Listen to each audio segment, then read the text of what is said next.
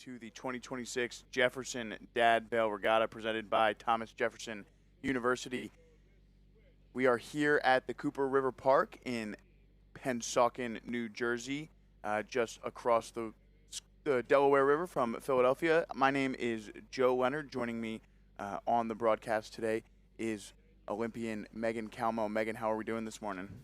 Well, I think we're looking at a long but really awesome day of racing. We just have a ton of boat water as per usual, as what we've come to expect from the Dad Vail, and we're already underway with our men's time trial in the men's single.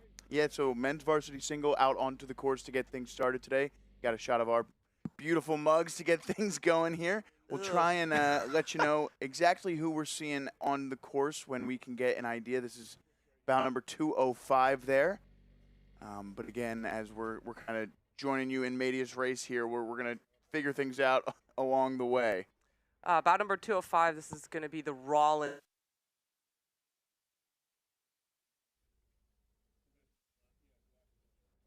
Looks like he's taking things pretty cool here in this single. Nice low rating. Looking pretty calm, pretty put together.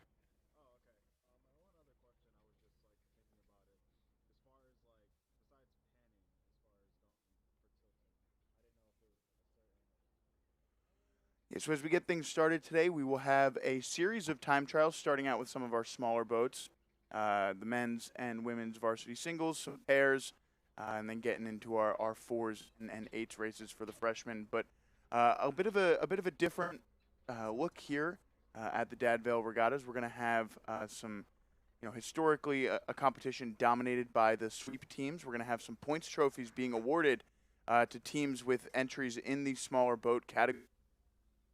A sculling and small boat points championship for the first time this year, as the sport has really expanded, college rowing that is, into the world of sculling and smaller boats over the last 10 years or so. And it's seen across the sport, but specifically here at the Dad Vails, where we get so many different teams from different levels and different sizes. And it's really important to be able to recognize all of those competitors. Yeah, it is. And, you know,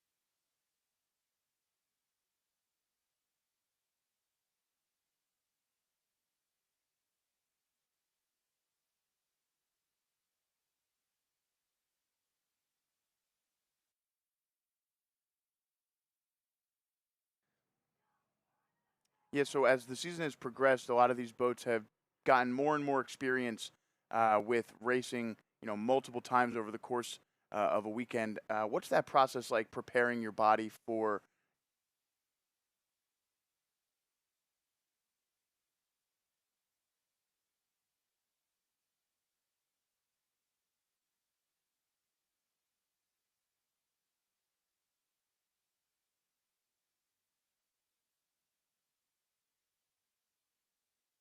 And if you have to do it multiple times, you end up feeling about just as tired at the end of the day, whether it's you and another person or you and a couple of your other buddies out there. So it's all about the recovery process for these athletes, no matter what size boat that they're in. Taking the time between your races, whether you're racing twice today or you're racing, twice tomorrow or twice today.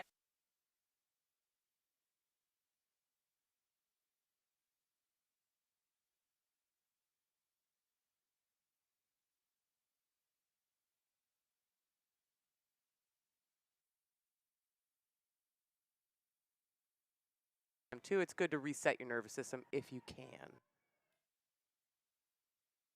From Washington College, briefly there on your screen. Now we're looking at a rower from Queens College here, and he is approaching the finish line. You can see those red buoys on either side of him, signifying that he's in the final 250 meters of the race, and you can see he's adding a little bit of extra as he approaches and crosses right there. So, in your experience rowing in these time trials, are these rowers going out there and trying to just put their best race plan no matter what to make sure that they can get into the top 12, or is there a little bit of basing it off of your known ability and maybe taking it a little bit easier on this first time trial of the day to prepare yourself, or do you not want to leave yourself in a position where you might not make it to the semis? Well, this is a really interesting question. I think it really depends on the individual, and then with the single in particular, this single time trial, it's up to you because you're the only person that can be accountable for your result at the end of the day. Oh, nice close finish between these two. It's going to be a little tough to see exactly who that was because the glare on the camera with the bow cards right at the end there.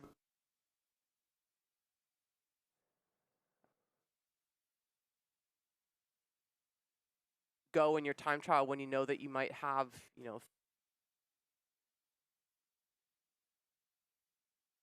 is your ticket into your final. So, if you decide that you want to go a little bit easier, but the other 15 people in this event decide that they're going to gun it and leave everything out there, maybe at the expense of some of their other racing, well, that's a gamble that you're going to have to take. I think a lot of these athletes do train so that they can put a full effort out.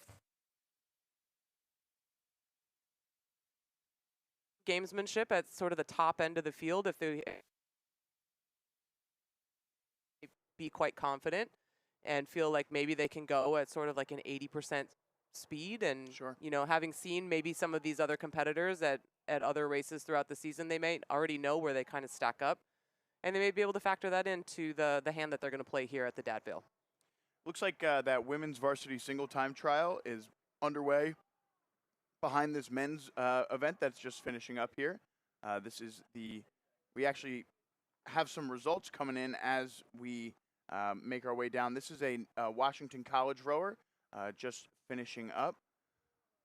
Looks like the fastest time so far in this men's varsity single was laid down by Queens College as the Washington College finishes up. The time to beat 7 minutes, just about, which is pretty solid time here in these men's varsity singles. And there is that women's varsity down the course to get things started. And that is going in.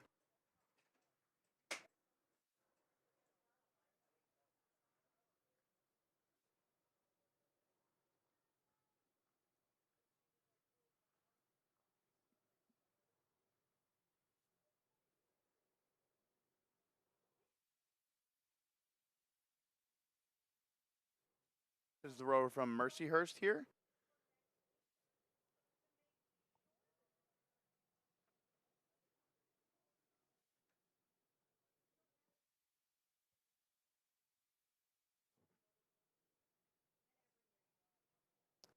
All right, this is another shot of one of our men's competitors. Again. Solid finish there out of Anakin. And we have a nice little bit of racing going on here in the women's event. It's bow number 224, the entry from William and Mary. And the MIT number right there is 218. Interestingly enough, seems as though the 218 bow number went off 6th here, or 7th maybe. Interesting that maybe that should be a different number, maybe 228, although there is a 228 later in the race, but so ignore me. But the MIT rower looked to be moving through that William and Mary rower there. Oh, that is quite curious. It's out of order on the list as well. Yeah. Huh.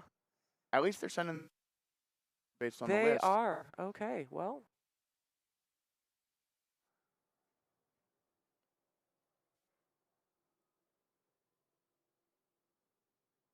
This is Mara Sell.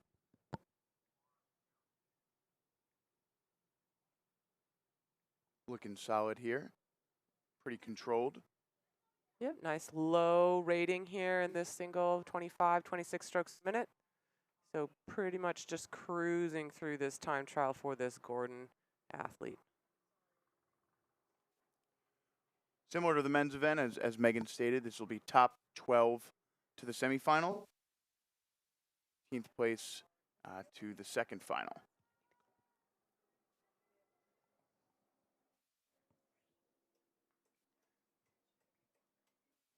Another MIT rower making their way down the course here.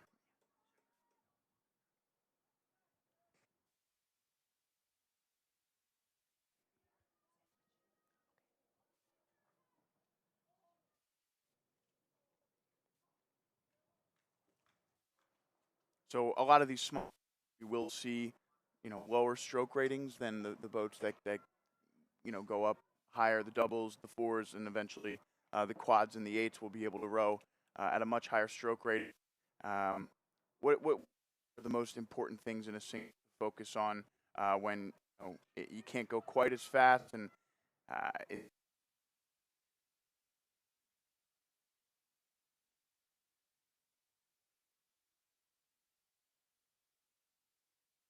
A little bit more challenging technically, probably one of the technically challenging boats you have on the program. So making sure that you get all of the little technical components right, including where your hands are, where the handles are, and what you're doing with the oars is probably paramount. After that, the single is going to respond really well to length as opposed to getting the rate up really, really high or rowing really punchy and short. The boat is moving really slowly compared to some of the other bigger, faster boats like the quads, the eights, even the fours that we're going to see. But really taking the time to make sure that you're getting the full length of the stroke and then maintaining the suspension that you can create at the front end of the stroke all the way to the back is the way that you're going to keep the single running really effectively for you. You can get away with that sort of punchier stroke when you're riding in the 8 because you just have to keep up speed because the boat speed in the single is a little bit lower and it's going to be prone to slowing a little bit more each stroke. It's really important that you stay in the water as long as you can. That having been said, we're seeing a little bit of a contrast between some of these athletes that are out on the water right now in terms of how they're attacking some of these. Some of the athletes that we just saw really taking the rate up nice and high, especially as we're coming through the line here. Because I think we are seeing some of these athletes being quite conservative in this time trial, kind of in that 25 to 26 stroke rate range, maybe just sort of laying down a solid sort of training piece in order to prime themselves for later in the program. And I do think that we can expect to see some of our top-end crews, our A finalist crews, our podium crews in these singles rating into the kind of to that mid-30s range because they're going to be quite comfortable to keep the boat up and spinning sort of at the rate of striking. This is the last entry here in this women's single event. The rower from Simmons, Sonia Provost here.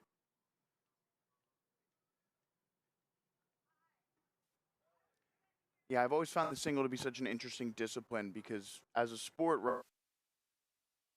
and the one event that kind of eliminates the team aspect is the single, and it focuses so much on the solo rower, but at the same time it can be kind of a really fun experience if you can nail it.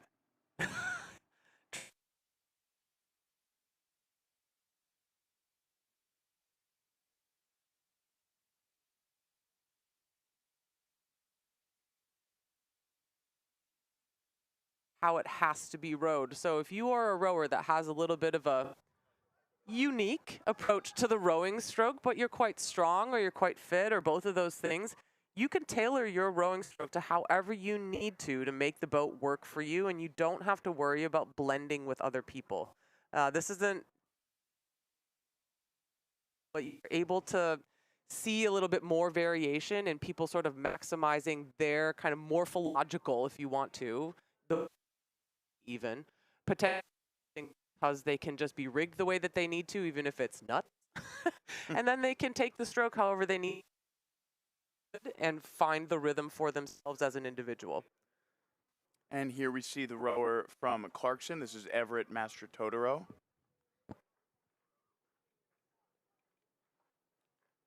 And we're starting to see some of these rowers finish up here. We saw Adrian cross the finish line, not too far out in front of that MIT rower, who seems to have moved through a good rower, Miss Thigpen there from MIT, looking strong early on.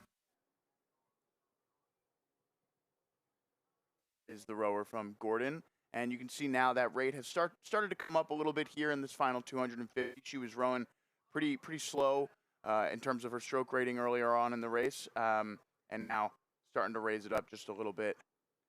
Yep. Oh, and just as you said that, she's even taken another step on. I clocked her coming through those red buoys closer to 31, and now she's up closer to 34, and she's going to drive last strokes to take it through the finish line. Nice finish there from the Gordon College rower.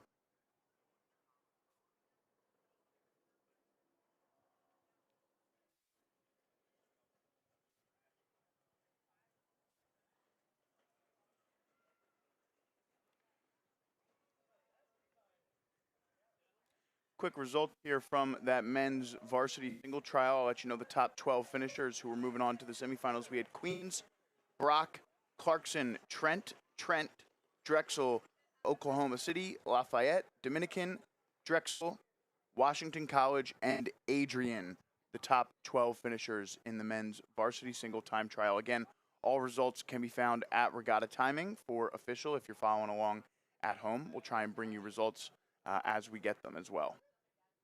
Well, I think we're going to get this shot a lot today, but this is just lucky we are to be in this gorgeous setting here at the Cooper River with fair conditions and beautiful sunshine today.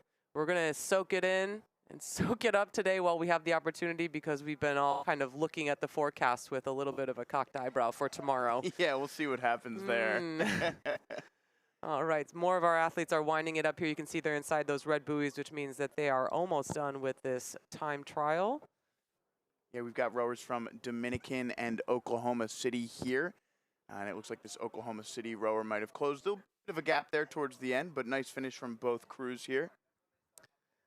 Yeah, so I'm not exactly sure the exact precise margin that our officials are looking to start all of our crews apart from one another, but they start in alternating lanes at the start. So there should be no issue with people needing to overtake if that is the case. Typically, we're looking at margins of about 20 to 30 and how many entries we might have in a given field. But 20 seconds should be kind of outside of almost shouting distance between all of these rowers. So it's multiple lengths of open water. So if we see athletes that are sort of within distance or within chatting distance even, that does mean that they've closed a pretty significant margin during the course of the 1900 meters. Yeah, so longtime fans of the Dad Vail Regatta might be aware of how the Schuylkill River is a bit of a metered course, with lanes 3 and 4 having a significant advantage. Not so much the case here in the Cooper River, although lane assignment still matters to a certain extent in racing. When you have 6 across, and although we're not doing that yet today, these boats will be competing for lane assignment in their semifinals and their finals. Is it still important in your mind, Megan, to try and get those middle lane assignments, even though there's no significant advantage?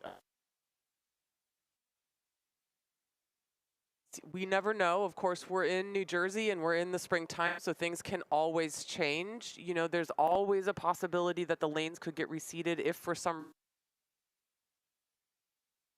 wind. We need to make sure that we take care of everybody who qualified kind of on the upper end. Let's make sure that we do a slant seating instead of a or a chevron seating. In that case, you want to have that better, more protected lane should there be some weather or any other thing that would impact kind of the reseating of the lanes.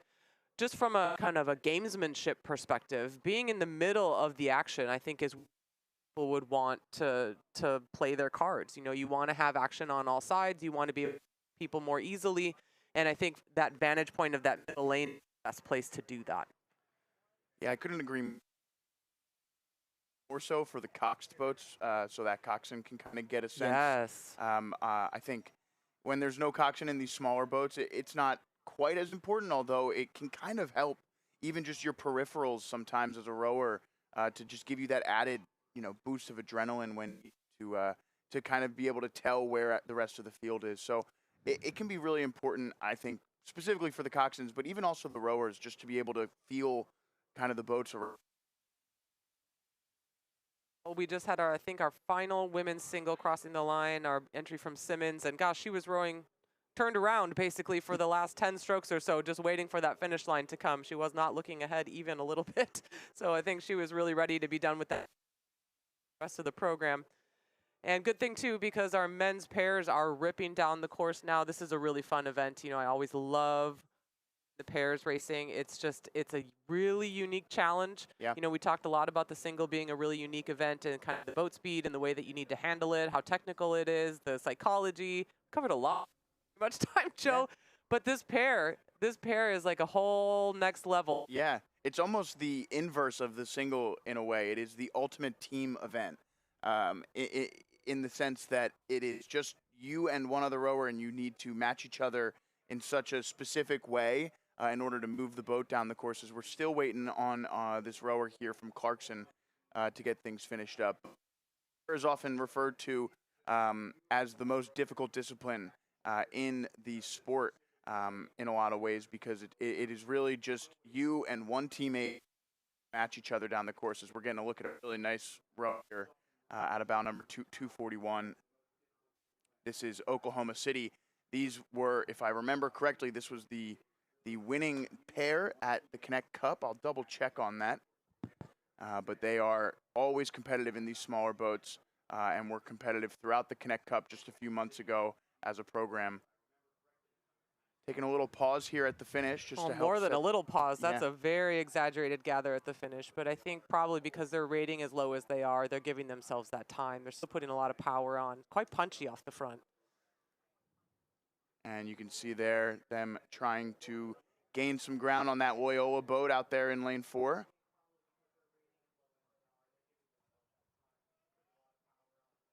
Yeah, I mean, really kind of a contrast you can see as those two boats row off your screen, kind of the different approaches. You know, Loyola really kind of rating as high as they dare at this point in order to try and fend off this approaching Oklahoma City crew.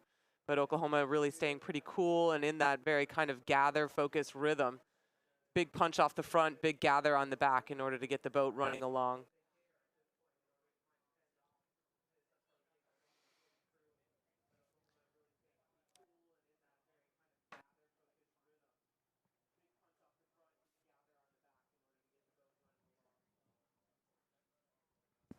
All right, and we think this is probably our North Carolina crew. A little zoomed out just to confirm that bow card, but we think that's probably who it is based on.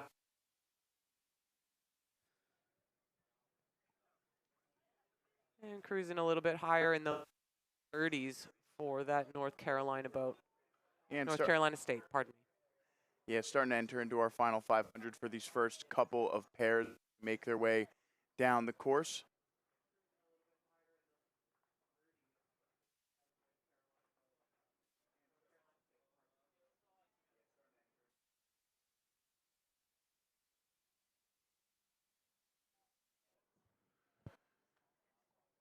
Here is the boat from Queens College.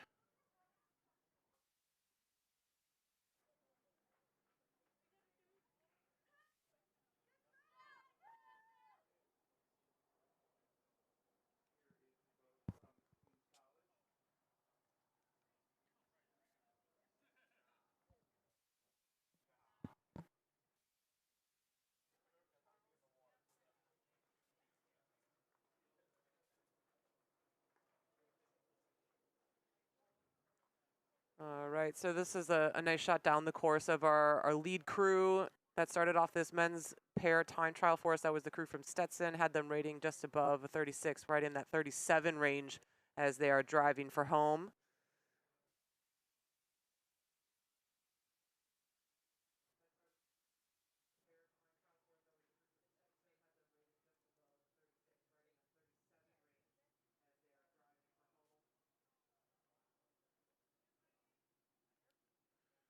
Shot of the Philadelphia area Drexel boat as they make their way down the course. First shot of a Drexel course.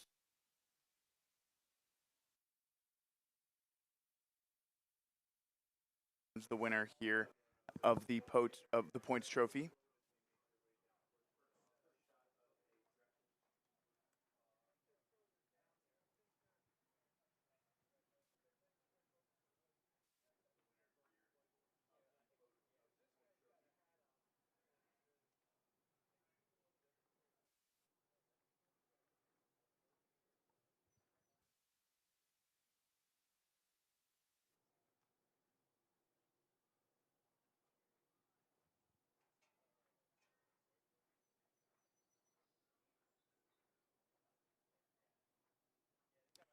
This here is Colorado.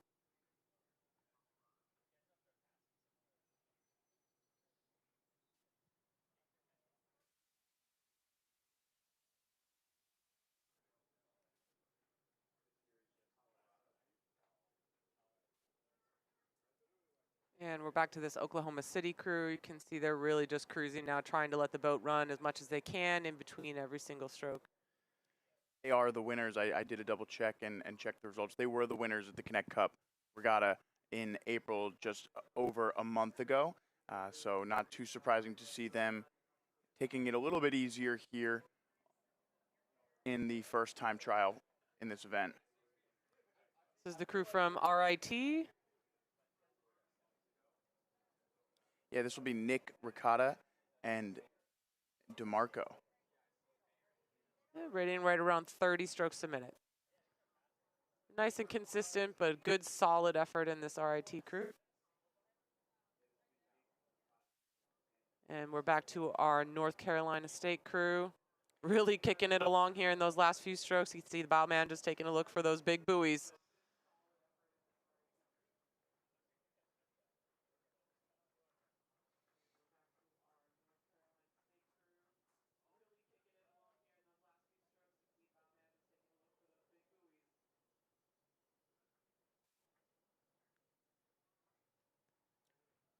It's my college here. Tough to tell without the bow marker. Do our best to try and identify them.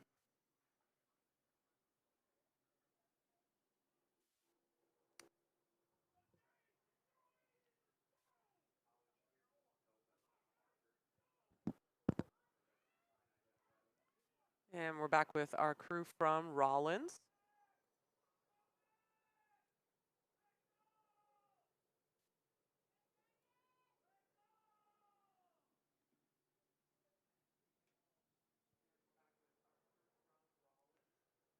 And you can see there they were fending off a right there from that boat out of Queens, most likely.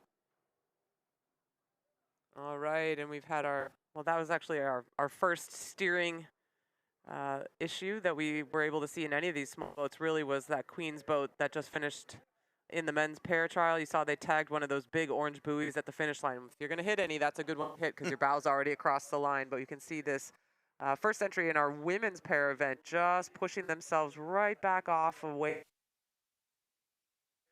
And you know, this is one of the things that makes the pair so interesting is that you get to do all of the steering yourself, and it's not typically done with pressure steering in the pair. We usually have a tow mechanism rigged up.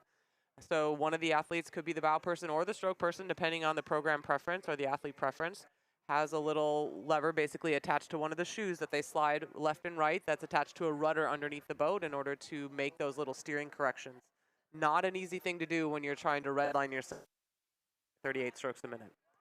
Yeah, so that was Drexel finishing up there. And just a quick update on my points info from before. Since 2013, Drexel has not won the points trophy only twice, with Temple winning in 2019 and 2023. But the last 2 years, Drexel has won both the men's and the overall points trophy here at the Dad Vail Regatta. So we'll see how the team fares this year as they look to add another, or if someone else can knock.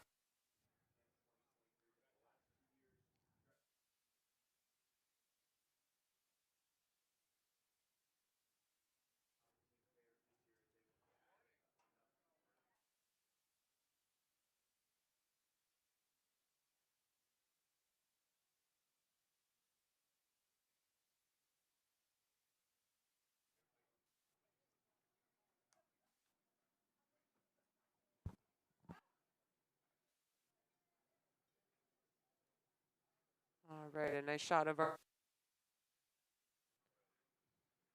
going nice and steady in this pair.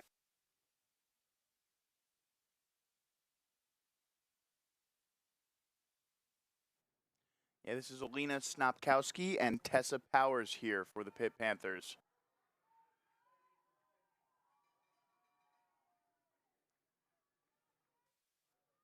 Yeah, and again, this pair is just one of the most technically difficult boats to row. I mean, we saw the singles come down, one person, 2 oars. Basically, you're making a single out of 2 people. So you really have to be tuned.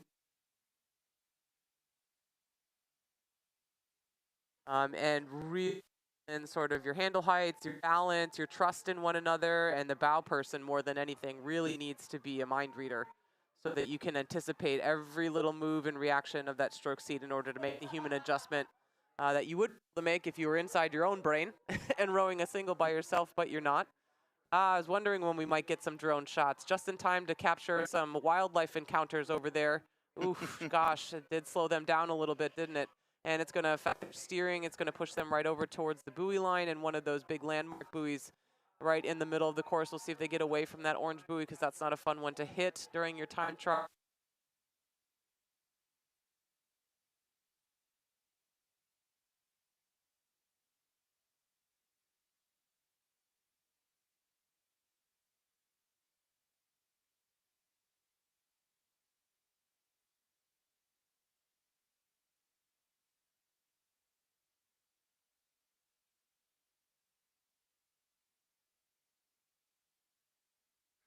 Have their fun right in the middle of the course, right?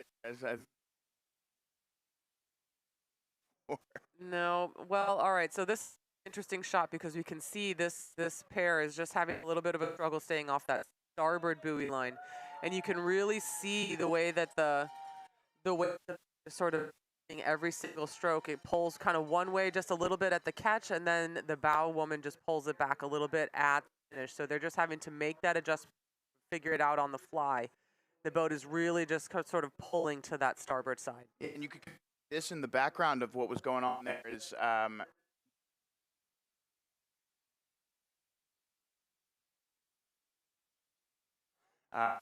problematic for some of these boats. And this is actually the boat from Gordon seating now to the Loyola Maryland crew, who is walking right through this Gordon boat. Well, this Loyola crew really means business. Of course, they're going to want to get back in their own lane. They don't want to travel too far over those port buoys, because they're close enough to this Gordon crew that they may be in trouble for some interference. When you are crossing over your lane lines, technically you can row anywhere on the course, as long as it does not impact the procession of anyone else in the race. So if you're clear and you're not bumping oars, you're not bumping boats, and you're not giving anyone some dirty water, according to the referees or the officials' discretion, you can row anywhere. You could start in lane 1 and row all the way to lane 6 if you're far enough away from everybody. However, that doesn't mean that it's the fastest course, and it doesn't mean that it's the smartest course either, because if you're traveling in the buoys and dancing with all those buoy wires, you're putting yourself at risk for a little bit of an oopsie. Yeah, so Loyola, with all that speed, now starts to move into the center of that lane 4 rather than trying to get back over into lane 3. But you could see that for a minute there, their port side was sitting directly on that buoy line. So nice little adjustment to get themselves into the middle of the lane, and they look like they're moving down the course now. They are. I had them clocked at about 35 strokes a minute, so I think they're out here to really, really lay down something solid for this time trial in order to get themselves a really good result for moving into the semifinals. You know, I almost wonder if it's worth it to take it maybe a beat or two down in order to get the steering right, because once we are 6 across,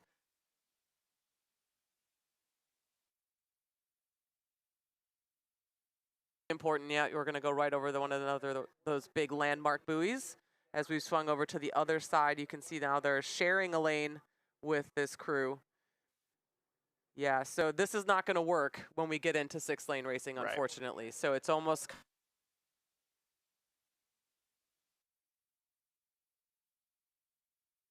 lane event. Yeah, you could see there that they were pretty much directly, and now as we lose picture, come back.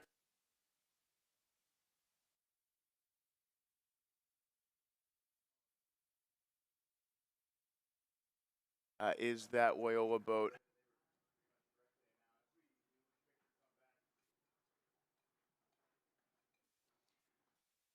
This is the boat from Lafayette. They went off.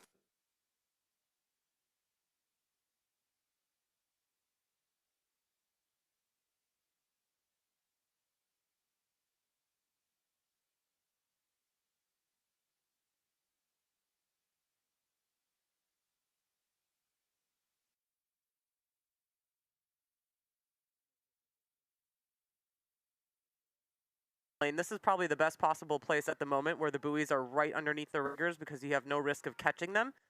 You're about right here. Yeah, this is worrisome. This is kind of the danger zone because you can see that basically the fattest part of the blade is ready to just scoop one of those buoys right on up. So you kind of have to choose if you want to be right on top of the buoys, which again is not ideal because you are technically in the lane at that point and could be at risk of interfering with another crew's race, or you want to be in the center. So it's kind of figuring out this steering with this crew, and it does look like maybe that bow woman just has the mechanical advantage and is just pulling that boat. I'm going to say it seems like she's just got a little bit more length there in the bow seat. Normally, I've seen some interesting pairs over the past couple weeks watching some high school racing, some college racing, and I think a lot of times in these boats where the rowers might not be super evenly matched, it can be, you know, on the bow per.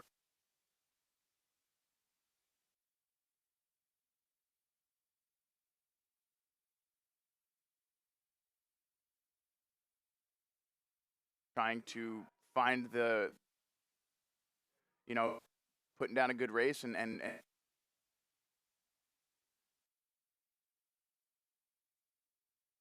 unofficially declared one of, if not the most difficult to row in the sport of rowing. I've heard a couple of people tell me in my career that the bow seat of the pair is probably the hardest seat to row in the sport.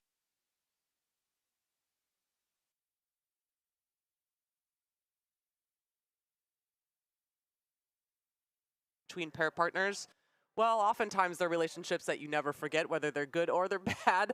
But it's really have some sort of chemistry, even if you don't like each other.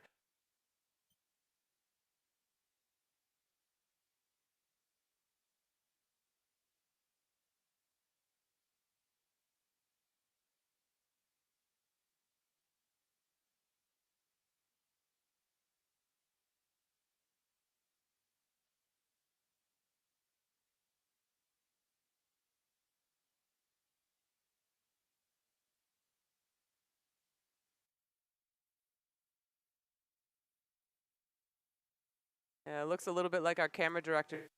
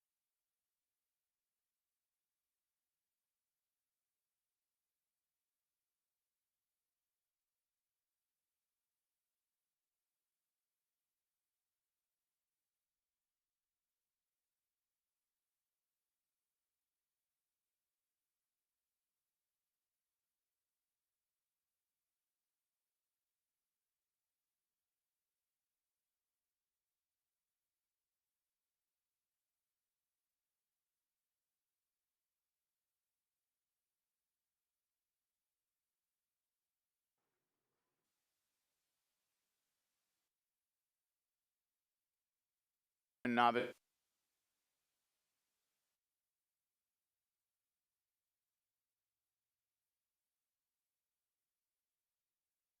So they could be sophomores or juniors. Freshman rowers, so it kind of spans a little bit further, allows these programs to add rowers at any point in their college career who might be interested in joining the. All right, so this should be our crew from Buffalo.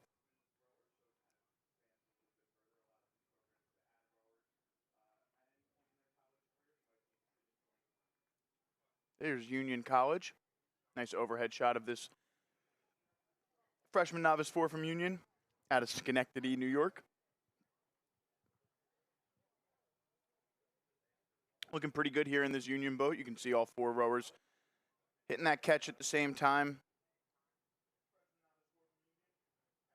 The coxswain is quite upright in the cockpit back there, sitting up pretty tall, seeing a lot of the coxswains, so not sure if they're just a little bit too tall for the cockpit or they're just trying to get a really good look of what might be going on. But this is a little bit more kind of what you would expect to see from the positioning of the coxswain as we're looking at this crew from Lafayette. A little bit more tucked into the bow, kind of just the head of the coxswain kind of sticking out, not too much of the torso upright. It's a little bit about getting the sort of center of gravity down low in the boat as it's kind of designed to be set. And also you don't want your head kind of bonking the bow seat as he's trying to take some strokes back there.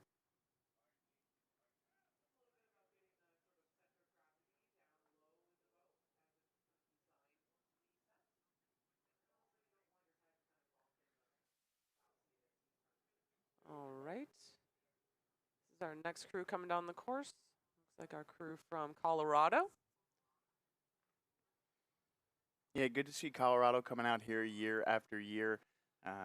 Always fun to get some of the more West Coast teams here at the Dad Vail Regatta, especially different programs than you might see at some of the bigger races throughout the year. Hot take, Joe Leonard thinks Colorado is on the West Coast. It's a Western school. It's west of the Mississippi. I don't know.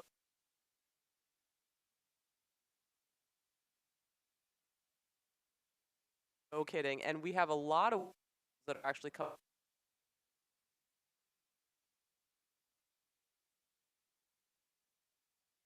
The 2V and the 1V8s for the guys later.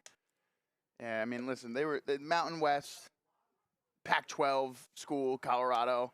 Oh, RIP. Yeah, RIP indeed.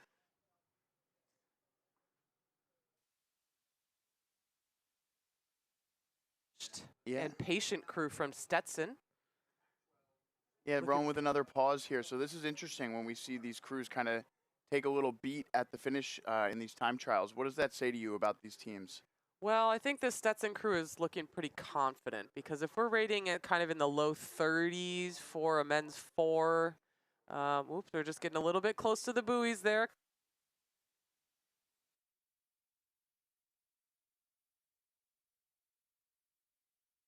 Way. I think it means that they're quite confident about their sort of bait speed that they can throw down kind of percent.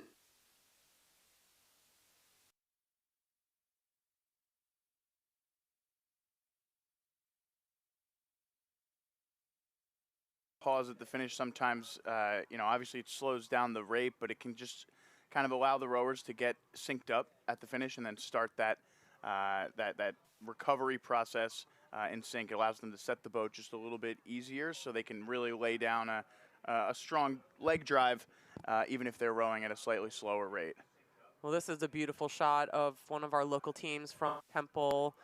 Clearly an experienced crew. These are some guys that have about that. You can see they actually just took a little step on in the rate. So a little strategic move that we were able to catch with this drone shot. Not a lot of body swing in this Temple boat, what we're doing. It'll be interesting if we can get sort of the lateral shot here. It looks like as we're going along. All right, here's one of the West Coast teams that we were talking about, Joe. We're looking at the University of San Diego. Talk about a long trip to come out to Camden. Yeah, San Diego, probably the furthest we're going to see from a team coming out here to the Philly area, but it's awesome to see that team from San Diego coming out. More Western schools this year than in years.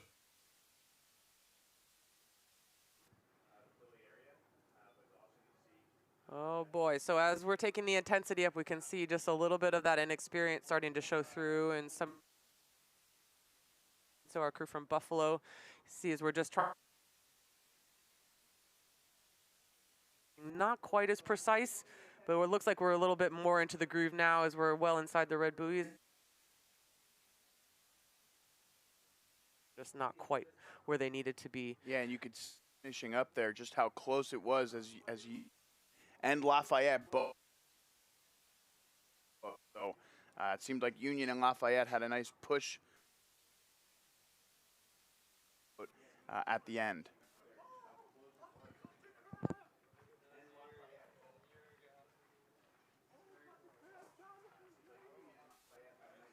All right, we can see a nice little shot of some of our next crews to hit the course. They're headed up to the start. We're looking at some men's doubles. So another one of our sculling boats that will hit the water very shortly here at the Dad Vail, as we're just waiting for the rest of our men's freshman novice fours to wrap up their time trials. 2026 Jefferson Dad Vail down in the media tent at Joe Leonard on the mic. Yeah, it's going to be some time trials here in the morning and afternoon before hopefully we get into some racing as the day goes along. But it's fun to be down here on the race course. You can hear some of the fans here. This is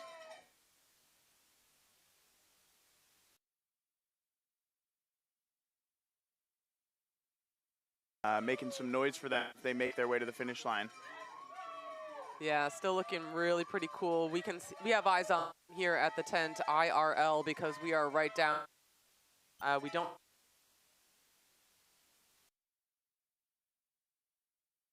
As they've come through that second half of the race course. So very, very measured, very cool approach in this Hatters crew. And we have a couple of our crews that are just really neck and neck as they're coming up to the line. Yeah, this looks like Temple passing the Rollins boat in the final 250 meters. Yeah, looking pretty strong. You know, I bet they weren't necessarily planning to take the rate all the way up in this Temple boat, but gosh, when you catch another crew and you get alongside, that racing instinct almost always takes over. It's really, really hard not to push just a little bit more in order to get your ball ahead, even if it's just the time trial, even if it's not actually a side-by-side race. It's, oh man, blood in the water is a tough one to tune out. Looks like we have our guys from San Diego just about ready to wrap up their race as well. The Toreros just about in their last 10 strokes of rowing. Quick update on some results from the men's and women's varsity pairs. Again, they were top 12 to the semifinals. We had in the men's varsity pair, Oklahoma City at 7:03, your fastest time, followed by Queens, Mercyhurst, Rollins, Lafayette, Drexel, Pitt, Jacksonville, Marietta, RIT, Stetson, and Loyola. The remainder headed to final number 3. In the women's varsity pair, we had Long Island out in front, followed by Simmons, Loyola, Maryland, William and Mary, Oklahoma City, Lafayette, Mercyhurst, Tampa, Pitt, and Gordon.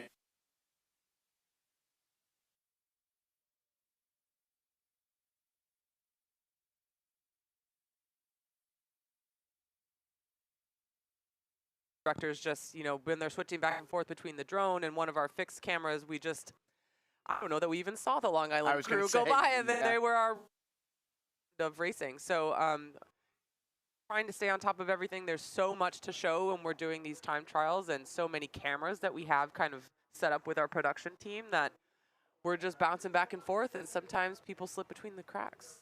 Yeah, this is now our women's freshman novice 4 out onto the course. The boat from William and Mary, your first to make their way down the course here. And again, I think one thing that I should have noted earlier is that these bow markers indicate what lane they're in. So the even numbers will be in lane 4. The odd numbers should be in lane 3. So this is William and Mary out there in lane 4. That should be able to help us as things get closer to the finish line to see if boats have moved across lanes or if passes have taken place and kind of what the distance between the schools is. But you can see at the moment, no one really too close to William and Mary through that first 500 meters of the race. Right. And, you know, the margins, again, we talked about this a little bit already. The margins are sort of an imperfect science at the start. You know, the officials do their best to sort of send people off at that 20 to 30-second intervals.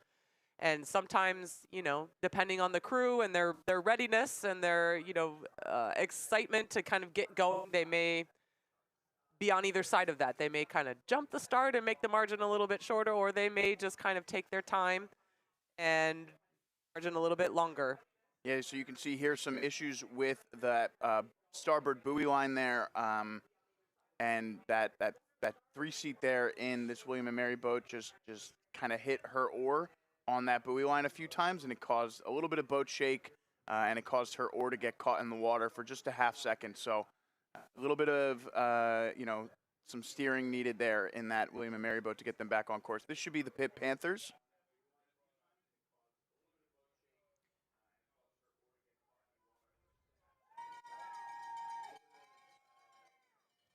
Pretty collected row here for Pitt at the moment. Yeah, very respectable 31 and a half, 32 strokes a minute for this freshman 4.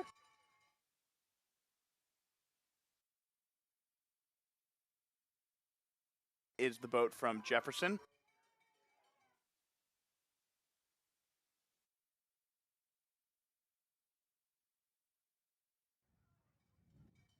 Yeah, about 32 strokes a minute for this Jefferson.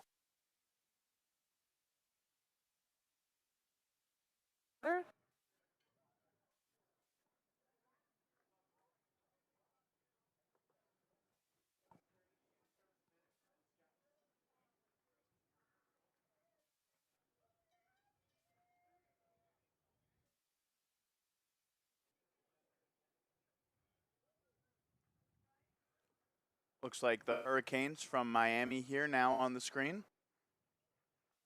And off in the distance there is Tampa. All right, so we're sort of working our way up a little bit in terms of the size of all of these boats, but we're still sort of on the smaller end of the spectrum when we're talking about the different rowing boat classes that are out there. So the 4 is still sort of in that category or under that umbrella of smaller boats, small-ish boats, and means that it's just that much more technical. So you just the finesse that it takes in order to row with all 4 blades off the water in this smaller boat, they're so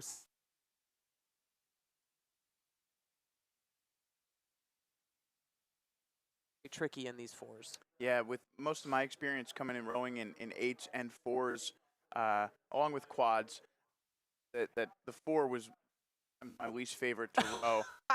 I don't think you're alone in that. No, it's just the heaviest boat for sure. The boats are huge compared to the amount of rowers and they feel heaviest and they feel the hardest, and setting the boat, as you said, is often a challenge, and if you can't find that rhythm with your teammates, it can be a really frustrating experience as well. Well, I have to say this at least once per regatta. You know, a 4 is the worst boat to have go badly.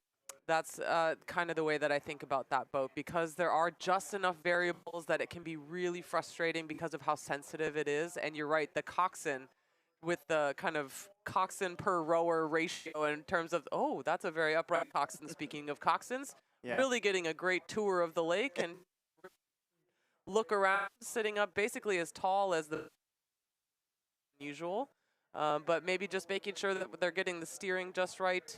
You know, one thing that we haven't talked about much already is, especially because we've been a little critical of some of the steering and some of the things that we've noticed with the buoy line, is that not all of these coxswains have access to a buoy line for daily practice. Right. So coming to race day and maybe having a practice row or actually racing on the course is going to be the majority of the time that they spend. This is an impressive looking row here from Brock at the moment. Yeah, very impressive. Looking very sharp, just ticking right along here. And that should be Robert Morris there in the background. Seems like the officials have sent this four race off at a pretty and as the boats get higher, we should be able to see more connection. There's so much variance in the pairs and the singles in terms of speed and experience a lot of the Yes. time.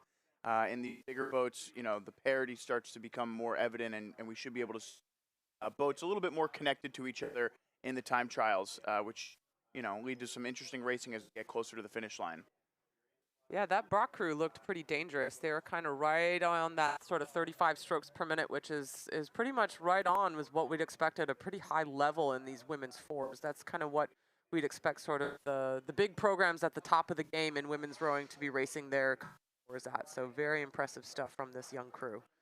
Yeah, it seems like we're sticking this drone right in the middle of this 500 here. You can see that 750 meter mark. That's 750 down, 1250 to go. That's Stockton here, and Loyola Maryland starting to make up some ground on them, just off in the distance, rowing at a much slower rate. So, and here is that Loyola boat.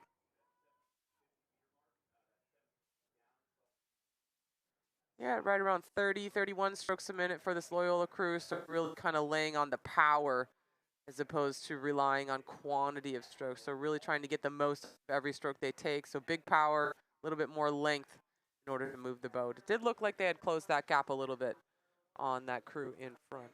Yeah, and again, as I said, to break that down, as the referees will often just there, especially if they're go. So it's an inexact science, but it did look as though that gap was closer than what we had seen from the previous iterations of the lanes 3 and 4. That is the 1,000 meter mark there, signifying halfway down, halfway to go. And we turn our attention up to the finish line as some of our boats end here. This is Jefferson making their way through that pit boat, and we'll finish out in front, crossing the line right there.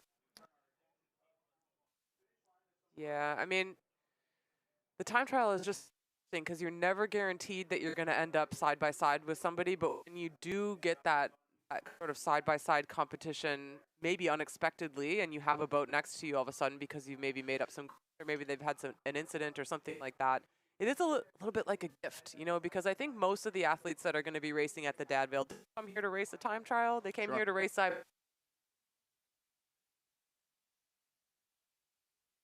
But maybe almost a little begrudgingly because it's a little bit less fun than having all of your buddies 6 lanes across. And so when you get that little gift of having someone next to you, I think it just adds a little something extra and makes the time trial a little bit less of a chore. Yeah, it's an interesting conversation about spring rowing and the time trial in general. Is I kind of I understand that it's not it is an interesting wrinkle into the race process as it kind of gives the rowers and teams a little bit of variance in terms of how they approach a race and what kind of plan they need to do. And teams can get surprised in a time trial, especially if they don't take it seriously enough, or if they overlook their competition at times. And sometimes teams can go out too hard in a time trial and kill their legs. I think it's a really kind of interesting rink. And I think for that reason, it might not be as exciting, but it is a bit more strategic in certain ways. Oh, for sure it is. And the thing is, like, even though I'm kind of ragging on it a little Sure. bit because we have this, all the teams are here, we all want to race each other, we want to Right. get out there and have the big party. But it's one of those, it's a skill. Right. It's something that these athletes are going to have to think about differently. It's something they don't get to do all the time, as you're mentioning. And they're going to have to improve themselves as athletes in order to step into the space of what does it mean to do a time trial? How am I good at it? Mm-hmm. If I didn't do well at it, what can I do better when we come back to the Dad Vail again next year, knowing that we'll have this opportunity again? So, they're student athletes, they're students of the sport, and this is one of those things that they just get to add to their toolkit when they come to the Dad. There is Brock finishing up. And you can see they just let it fly there at the end on the run.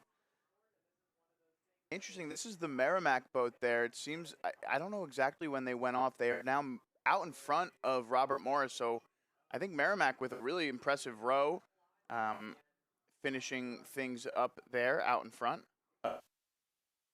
Meanwhile, looking ahead, we've got our men's freshman novice eights making their way down the course. This is Western Ontario. First out onto the course here. Yeah, well, this is, I mean, these freshman novice events are always really fun because there's just, you know, you touched on this already. There's a mix of athletes who have maybe never rowed before, and there's going to be athletes who have rowed at a very high level, Right. Potentially recruited to row at their different programs. Freshman eights. And so we'll get this sort of mix of skill and ability and experience and all kind of different approaches, real program. And it's just, it makes the event really interesting and really dynamic because you just, what you're going to get when you turn these. Shot of Fordham here. This is our first Fordham boat of the day. With this bucket rigged bow fore. Yes, maybe one of our first buckets that we've seen for the day. I know we saw freshman fours. Yeah. But this is a engine room bucket, so that means that we really need this guy who's in 4-seat to be in 4-seat, it looks like. So he's backing up our 5-seat, potentially just maybe, you know, a tool that the coach is in the seat to be the most effective that he can.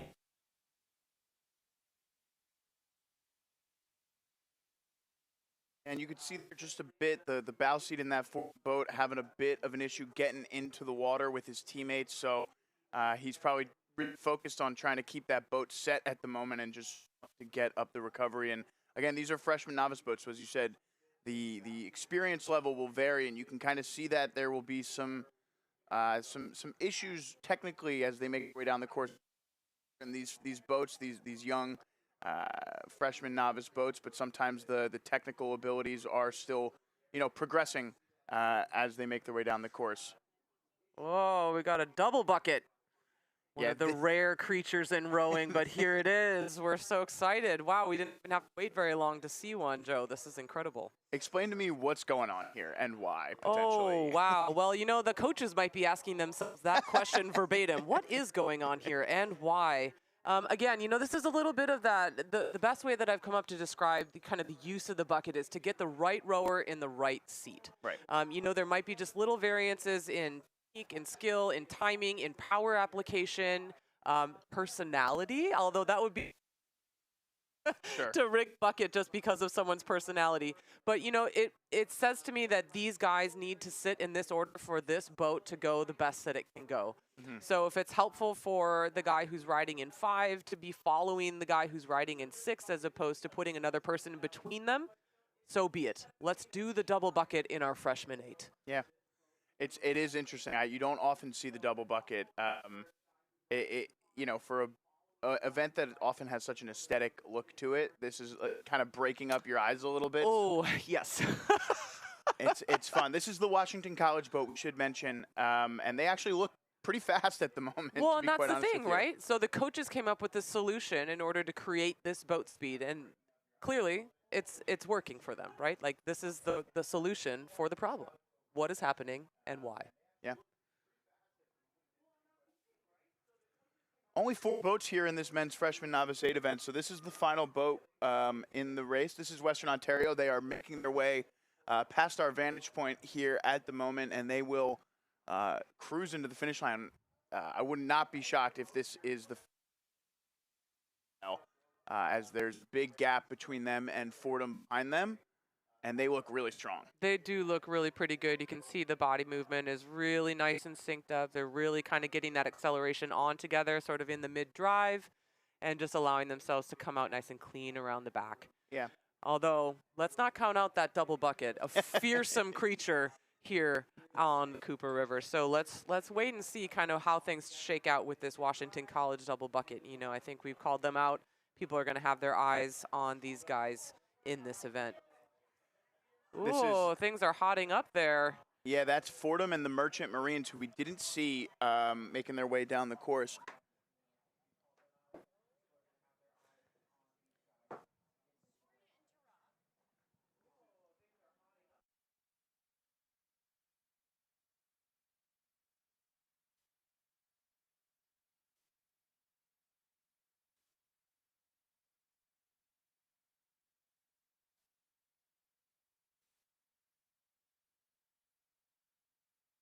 All right, so we have just our crew from Fordham coming down now, also looking really pretty sharp for freshman crew.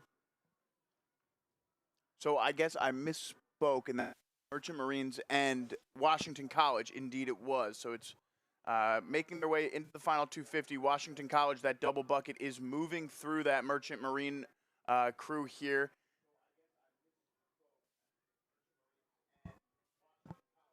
Meanwhile, on the screen now, the women's freshman Novice 8 making their way down the course.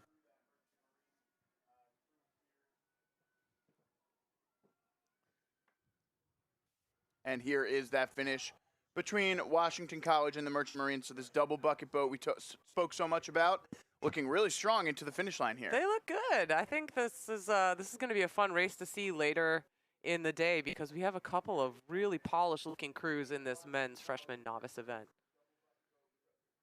Women's freshman Novice 8 out onto the course now.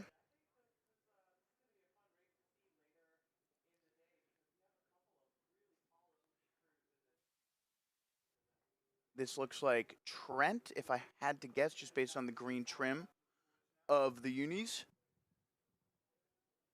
And the lane 4. Only 3 boats in this women's freshman novice 4 event.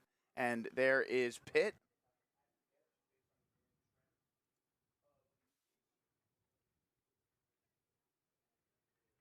LaSalle also in this event. So the 3 boats, LaSalle, Trent, and Pitt in this event. I'll try and get you some updated results from the men's freshman novice 4 event. Only 9 boats, so all headed to the semifinals. But in terms of the time trial, it was actually San Diego with the fastest time out in front of Temple, Lafayette.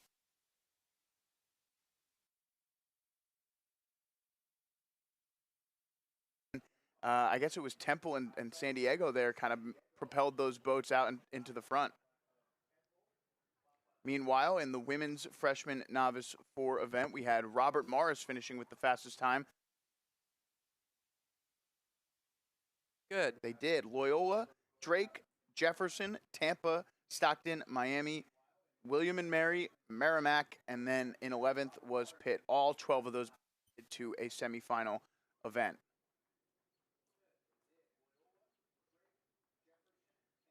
And the results from that men's freshman novice 8, Western Ontario with a time of 5:55.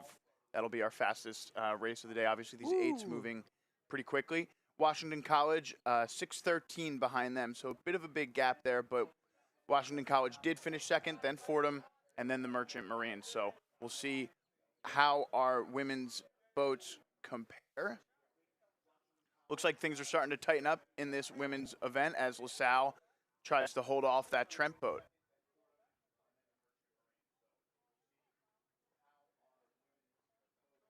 So I don't have information right in front of me in terms of how many of these athletes in this women's event might be walk-on athletes, athletes that just started rowing this year. I have a suspicion that there might be a few, which is no shade on any of these athletes. You know, I was a walk-on myself, and we all have to, start our careers somewhere. But it's always really interesting to see kind of what mix we have in these freshman novice events, whether there is a little bit of experience mixed in with some of these younger athletes, or if they're all just true walk-ons that are just picking up the sport this year, and how that impacts kind of the results and the chemistry of these boats as they come down the track. Yeah, well, it's fascinating, right? College rowing is such an interesting sport for that reason. People kind of come to it from all levels of experience. As you said, there are folks who have rowed since they were in middle school and rowed in high school. There's folks who started in high school. And then there might be people who played a different sport in college. Wanted to do something lower impact, higher fitness level type of event. Not to shade other sports at all, just saying, rowing is a more anaerobic. Just wanted to try something different, to have a different challenge in their lives, or they got tired of what they were doing. And there's people of all different types can kind of come to this sport. It's kind of one of the really interesting things, in my opinion, about rowing is that there's no one type of athlete necessarily that makes a boat move. No, for sure. I'm laughing a little bit about rowing being called low impact because famously it does get assigned that label, but you think about the impact on your soul And it's just really not in that category anymore. And it does attract a certain kind of person, no matter what your background is. You're totally right. There are lots of different backgrounds that lead people to the sport of rowing, but ultimately there is a common thread among all of us that keep us in the sport. And finishing up here in that girls freshman A.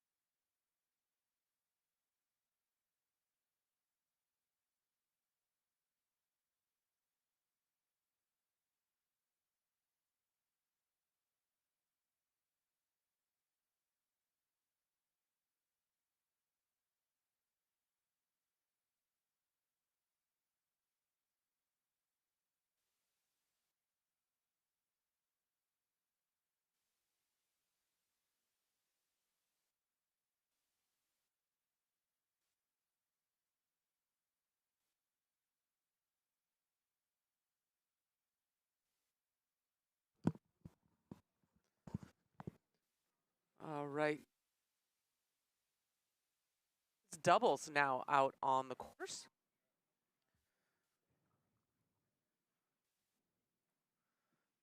This is always one of my favorite events as well because we get to see men's double race so rarely in college rowing. And so the Dad Vail is a great showcase for one of the most beautiful events in our.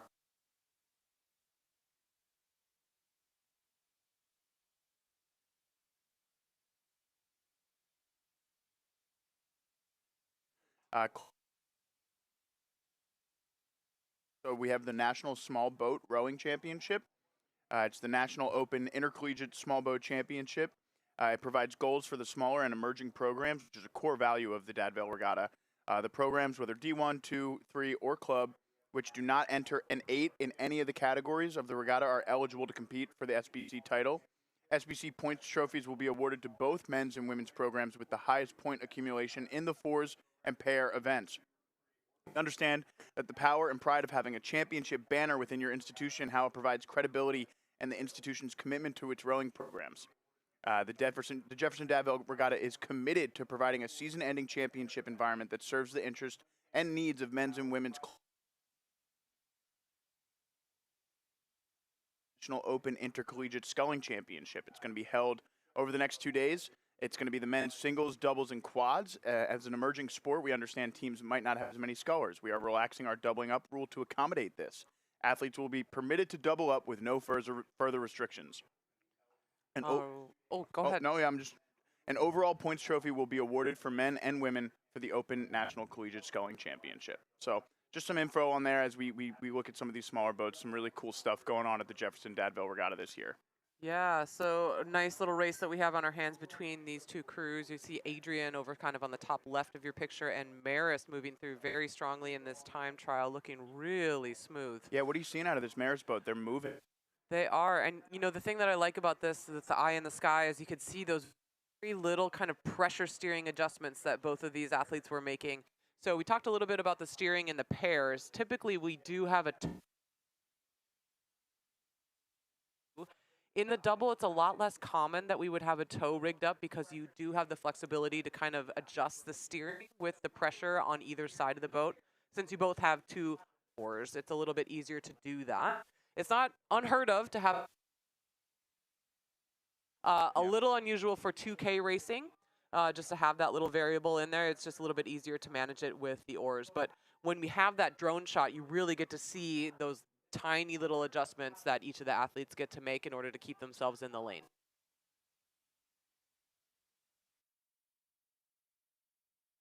Enter into some of these smaller boat races as well. We'll surely see them in the 4s and the 8s. This should be Dominican.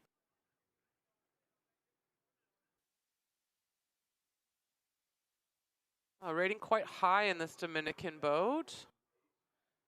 Kind of more in that 36, 37 range right now. So clipping along at a really pretty respectable pace. This is sort of, again, what we're thinking of when we think of sort of high-level double racing is going to be sort of in that mid to high 30s range. You know, these boats, often we'll see them, even though there's just the 2 people on board, we'll see them rating a little bit higher than we would see their counterparts in the pair. These little clip along in that little bit higher stroke rate. And this is Gordon. This looks as though we have bow number 327.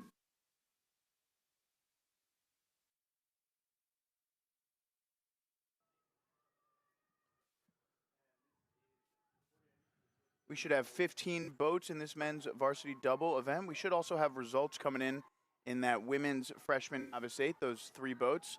And indeed, it was Trent with the fastest time, so they were making up ground on that LaSalle boat. LaSalle finished 2nd and Pitt in 3rd. Those boats all advance to the final.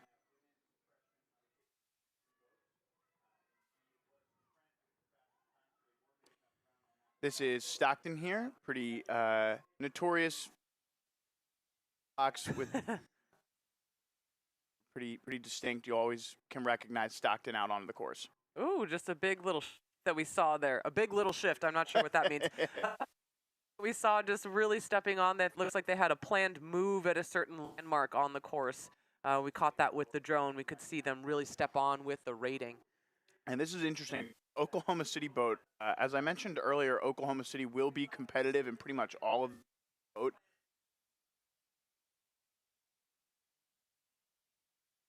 A really, really good sculling program that also can compete in some of the 4 events. And interesting to see them going off in, position 13 here. And you can see they're moving that Stockton boat. Just about 500 meters left to go for those boats now. But really impressive row from Oklahoma City so far. Yeah, pretty polished, just clipping along at about 34 strokes per minute for that OC. Despite having that little bit of temptation off to their left side to kind of ratchet things up and race really hard through that middle section of the race, but just kind of sticking to their race plan. 34 strokes a minute, I think, is a really nice, solid effort in this men's double. And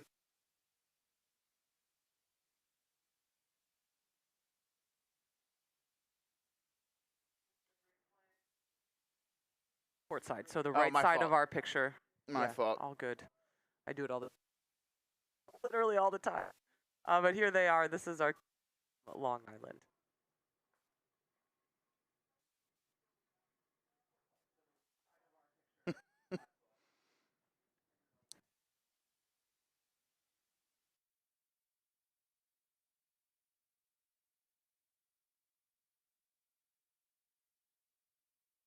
In the double because, it's very, very small, very tippy boat.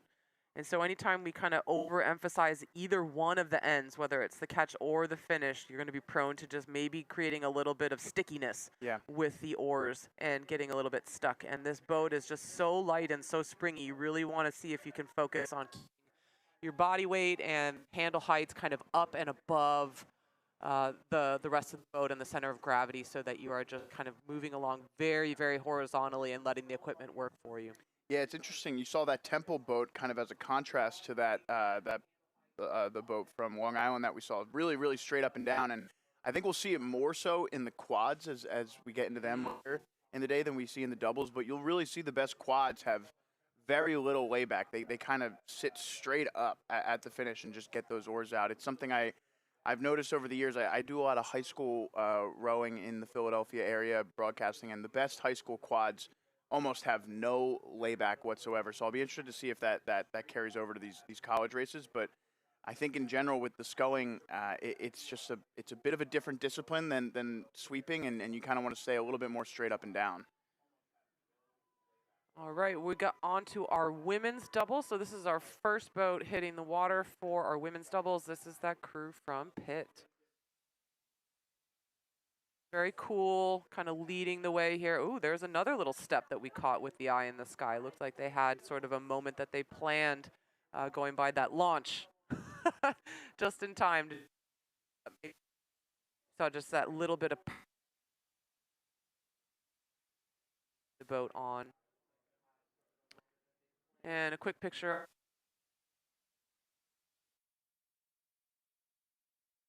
Are inside that last 500 meters. A big look over the shoulder from the bow woman, just tracking their progress through the quarter of the race.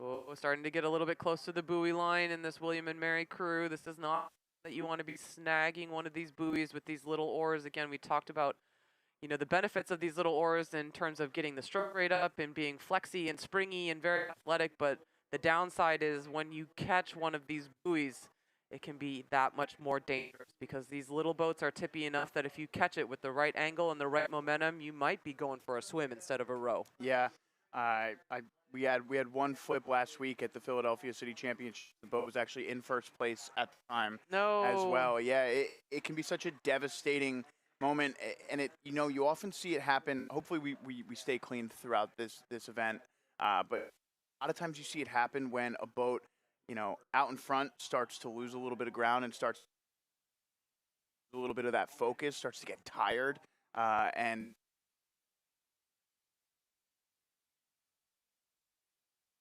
it can cause just the smallest issues, and you almost don't even know it's coming, and then all of a sudden your oars just totally caught. Catching a crab is, of course, a universal experience for rowers.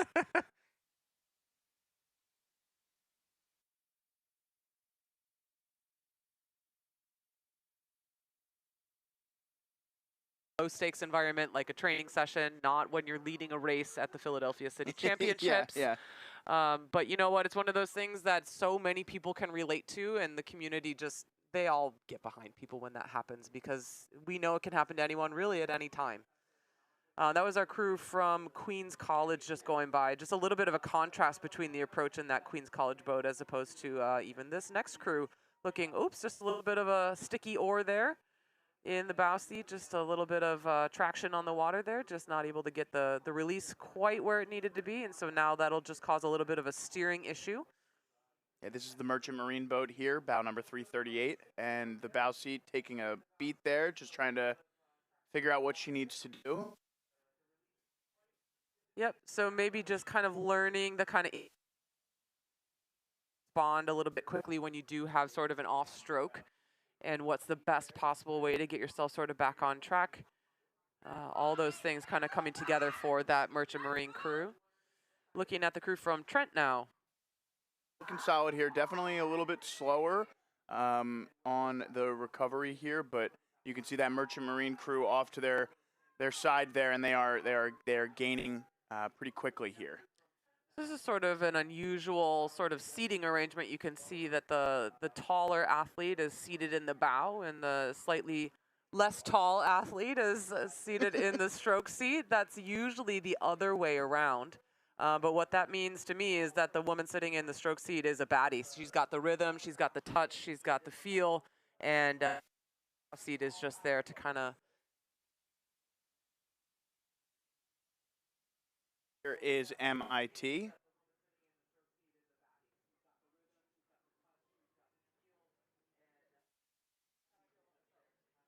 And a nice little race going on here between Gordon and RIT, or rather Monmouth there. And Gordon is moving through that Monmouth boat at the moment. Outstroking them as well. So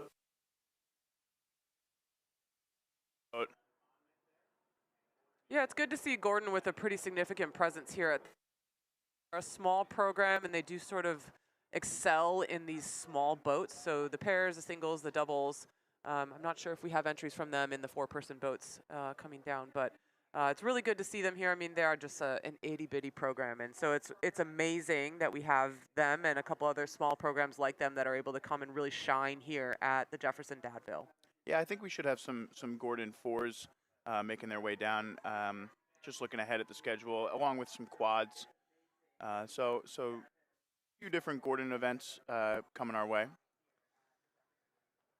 This should be RIT, pretty distinguishable with these orange unis. I mean, I'm just looking at entries for both of these doubles events, and even our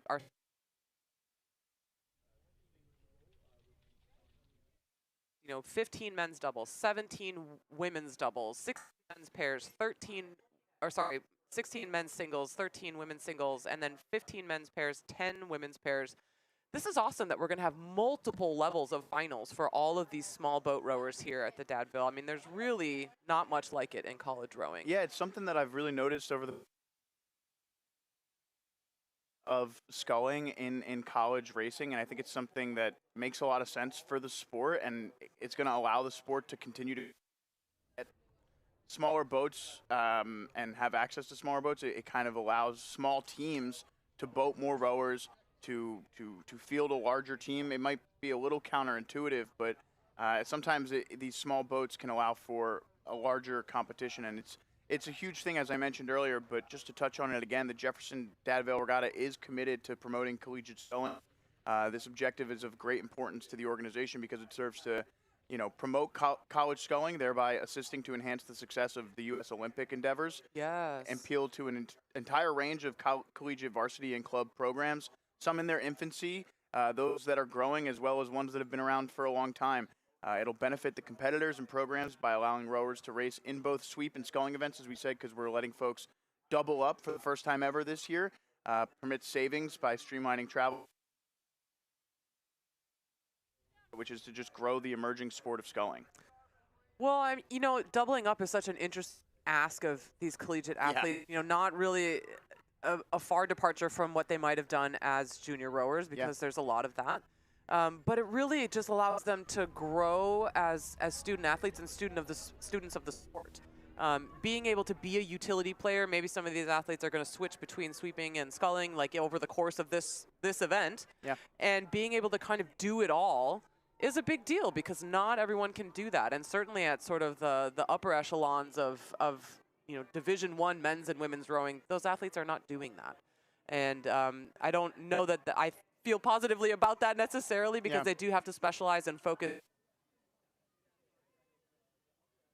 the middle of a big fast 8. But the skill sets that come along with being accountable in these small boats and doing a lot of it is really unparalleled in terms of developing these athletes. So we had a shot there just briefly of bow number 347. That was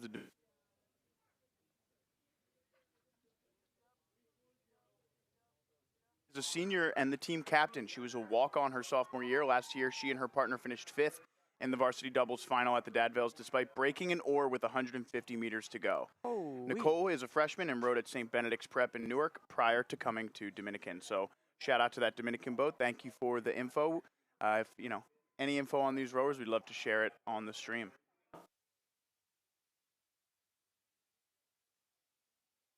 Well, this is the double that will most likely go on to compete in the double event at the IRA in a few weeks.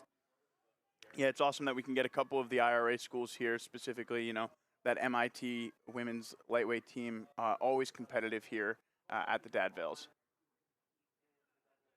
This is Trent, bow number 351. This is our final boat in the women's double event, just hitting the 1,500 meter mark here.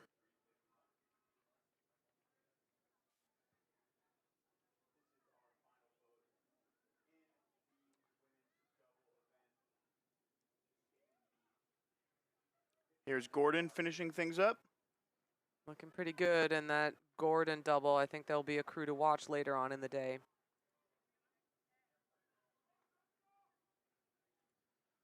And some results from that men's varsity double time trial. This was top 12 to the semis. And the remainder to the third final, we had in the top 12, Brock, Trent, Oklahoma City, Marist, William and Mary, Temple, Gordon, Drexel, Clemson, Dominican, Pitt, and Long Island. Stockton, RIT, and Adrian will head to the third final. This is a nice close-up shot of the crew from Monmouth.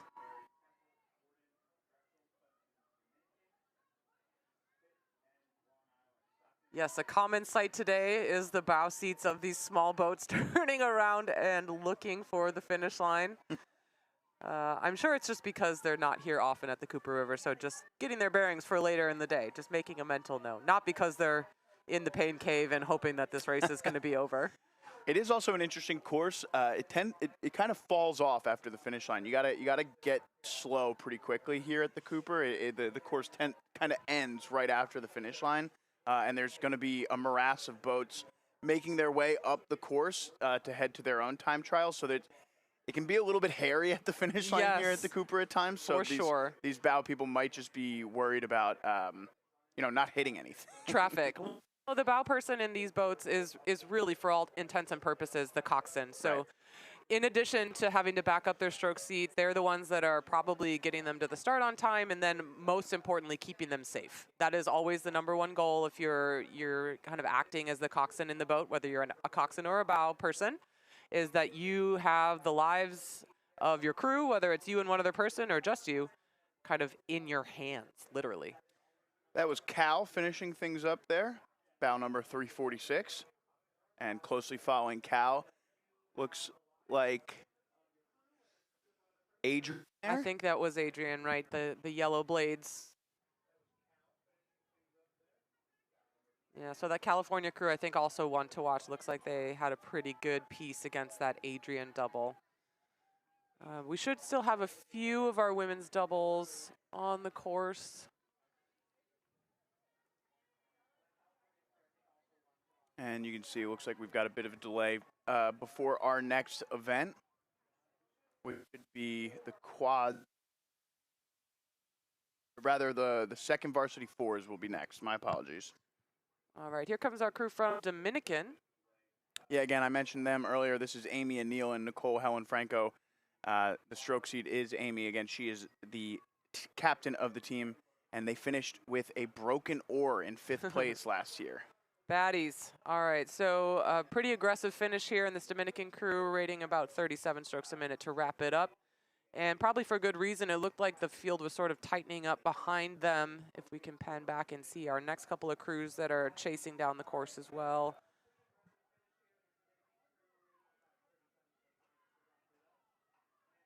Yeah, hot on their heels. I think that's probably actually our MIT double who would have passed a couple of crews en route in order to be tracking that Dominican crew. Yeah, and there is Haverford College. I think you were right about that MIT boat. And this should be Ooh-wee, look at this. Long Island and Trent there. So that Trent boat making a really nice push.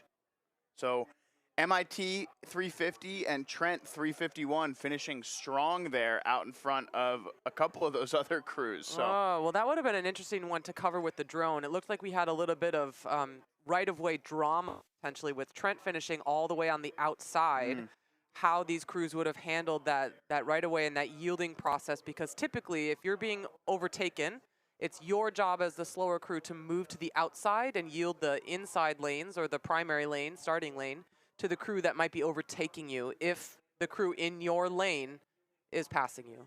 And so it looks like maybe between MIT moving through a couple of crews and then Trent moving through a couple of crews, some of those signals maybe got a little bit mixed, and then Trent ended up kind of, well, maybe not having right of way and having to finish on the outside of the track. So that could have been a cool, dramatic moment to catch on the drone. Results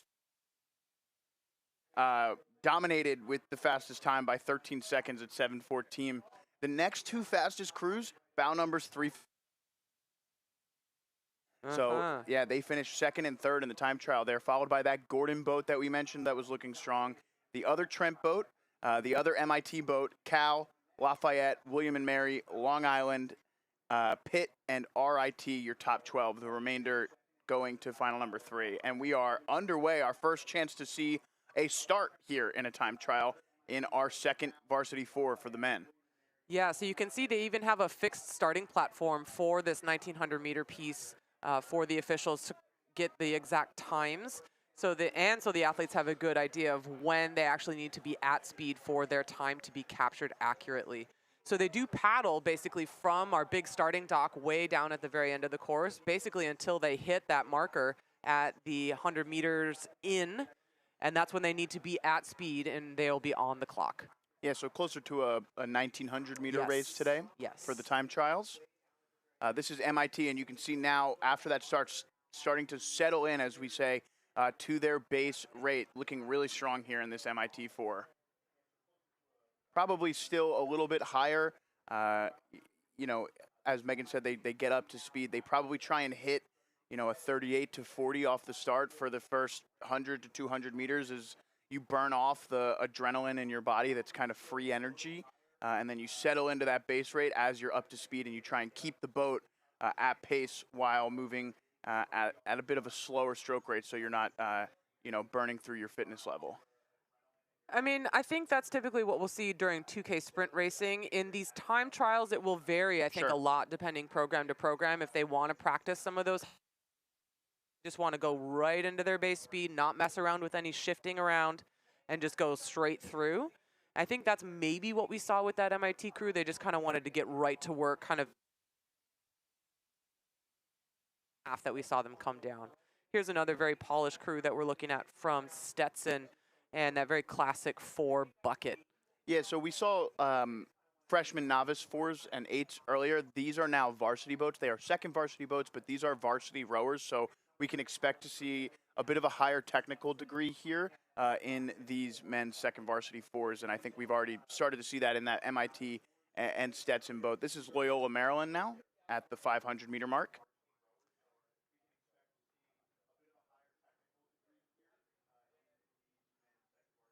Yeah, so this Loyola crew also about 34 and a half strokes a minute.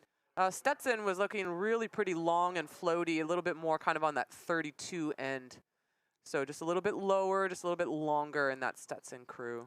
Something we've seen now twice over with Stetson, right? Their men's freshman 4 had a similar kind of vibe, and just kind of interesting to see how different boats across a program can reflect one another, kind of showing the coaches' specific flair, or you know, just how that program is specifically run.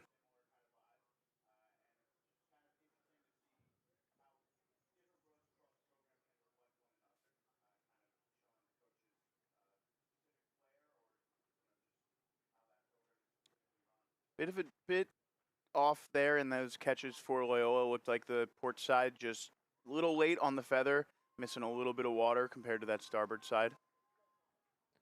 We've got off to their starboard side now.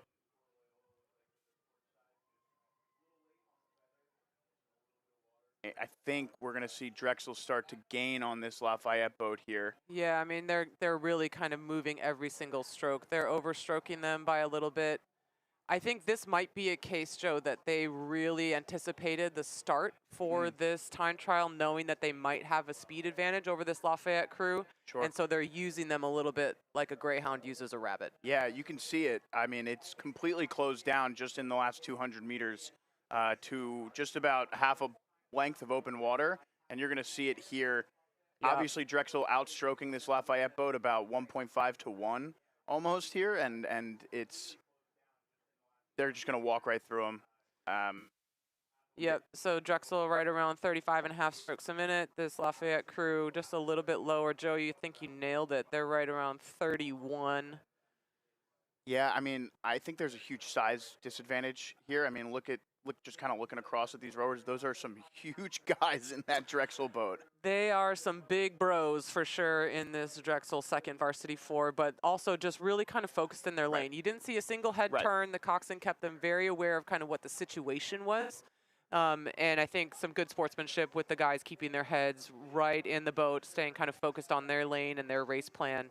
But still, I think getting a little bit of a bump, being able to pass a boat in this time trial. Yeah, I talked about it a little bit, but you do kind of get that extra little adrenaline when you see a team next to you. It just allows you almost to convince your brain to just give yourself a little bit more. Mm-hmm. But again, as you said, it is still important to kind of focus in on yourself. Rowing is whether or not you're 6 boats across or doing a time trial or to stay within the boat. I think it is oftentimes one of the most difficult things for new rowers to kind of learn. Younger levels, rowers just their heads around. I was guilty of it when I was younger as well. It's really it's something that's really hard to coach out of people who are newer to the sport. The thing that you want to just keep in mind is it's not that we don't want you to be competitive. It's not that we don't want you to have fun and kind of feel the rush of knowing what's going on, and et cetera, et cetera. But it actually can affect the set of the boat. When you're looking around and you're not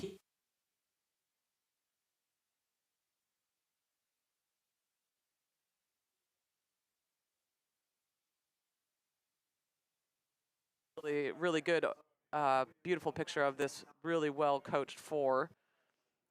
Yeah, that was Mercyhurst there for a moment. Now we've got LaSalle on our screen here.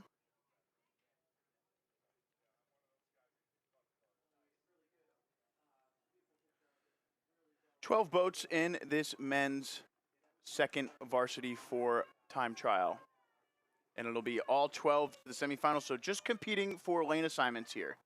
But again, you still want to get into those middle lanes, as we talked about a little bit earlier, and kind of touching on it through seeing these boats have the ability to catch one another. It gives you that adrenaline boost, and even as a rower in the middle lane, you can kind of have peripherals of your competition that allows you to, even if you're not throwing your head around to look, you can kind of feel as a rower in those middle lanes where everyone else is. It gets a little bit more difficult as you go to the outside lanes. I mean, actually, we're talking about advancement and using the time trial for seeding and stuff. Sure. I mean, we only have entries, so no one is going to miss out on a chance to move on to the A final. So as you said, it's really just about what lanes are we going to be assigned to for those semifinals, and that's really where the strategy is going to come in, as opposed to am I making the A-B semis or am I going straight to the final? Yeah, and I mean, there's still also like a little bit of an intimidation factor, right, to throwing down a big time. All of these rowers are going to get off the course and look at the results and say to themselves, "Whoa, this boat did this." Like it still matters to a certain extent. Here is 68. This is going to be Carnegie Mellon.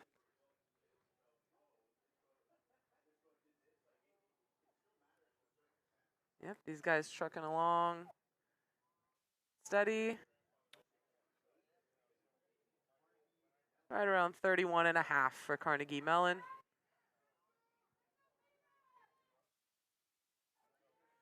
Yeah, 368 and then 370 Fairfield should be our final bow number. Not sure if they've moved past this Carnegie Mellon boat or if they are still behind, but we'll try and get a shot of those final 2 boats. Here's 362 making their way to the finish line. Nice finish there for Drexel. Yeah, and yeah, they're exhausted there at the end. They pushed that one. Yeah, it's a pretty sharp-looking boat. I think we need to keep them in mind when we come back to this event a little bit later in the program. Yeah, women's second varsity 4 is now out onto the course as well. This is Albany, the first boat there. Making a splash here at the Dad Vail, of course, in their first year as a varsity program. So, nothing like really jumping in with both feet. It's been really exciting to see them kind of move through this first season as a D1 team, and jumping in really kind of right away at the beginning of the season at one of the biggest events, one of the crown quartet of big invitationals. It's the Sarasota 2K, where they're racing against some of the top programs in the country. And nothing like just really immersing yourself in kind of the best that there is in order to see where you are and where you need to go. Yeah, so this is Lafayette finishing up. Talk to me a little bit about what that means going from, a club program to a varsity program, and kind of what that leap takes and what that means for a program specifically. Well, if you're in the middle of it, if you make that transition from not being a varsity athlete to being a varsity athlete, like what a glow up. It's a completely different experience in terms of your accountability, your support from the department, and kind of what resources you have access to. But then also I think it's really important to acknowledge that that transition attracts a certain kind of athlete. It's a person who says, okay, this is where this team is. I want to be a part of building something as opposed to jumping into a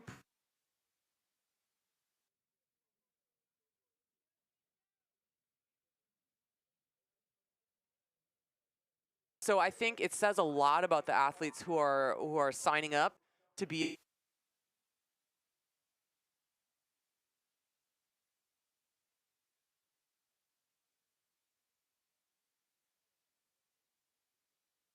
Men are starting to finish up here. I think that we did end up seeing that Fairfield boat 370 had moved through the field a little bit.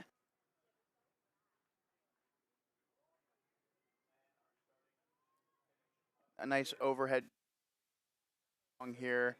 Try and figure out exactly what that boat might have been, Florida Tech or Mercyhurst there. I think it was probably Mercyhurst. Of course, we will always be able to recognize FIT from anywhere across the water due to those very distinct uniforms that we love so much. 367 finishing up. That's Colgate, and back out at that 500 meter mark, we're seeing more of the women making their way down.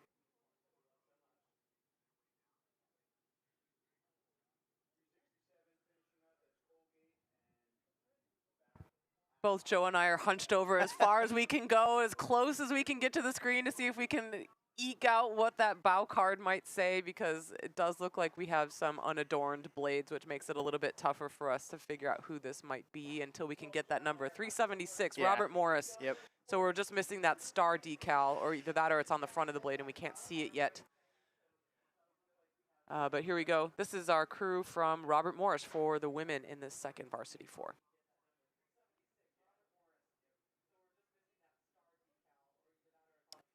Yeah, lots of white oars across programs Well, today. that is the default. They do come that way. Yes. And if you don't have time to paint or wrap them before racing because they are brand new, that's okay. We don't fault you for that.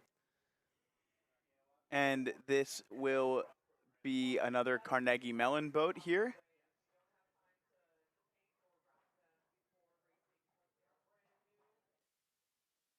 $383, I believe. Yes, that's right.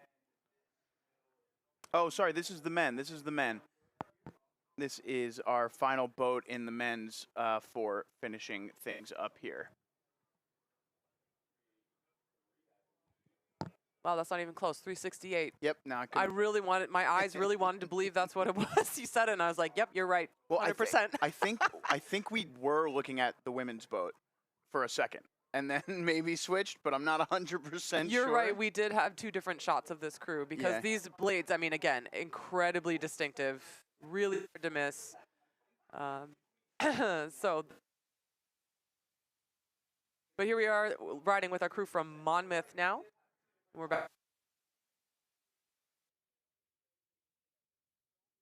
That Carnegie Mellon boat was the final finisher in the men's second varsity 4. I'll try and get results there, and I think most of them are in. Drexel boat with about a 12-second gap finishing out in first over Stetson, who we also mentioned looking really nice. So Stetson, then Mercyhurst, Colgate, LaSalle, Marietta, MIT, Loyola, Maryland, Fairfield, Lafayette, and then Temple and Carnegie Mellon. No official times there, but the next finishers. I think Temple might not have had a result come in yet, so keep an eye out there. Carnegie Mellon is technically in 11th at the moment with no time listed for that Temple boat.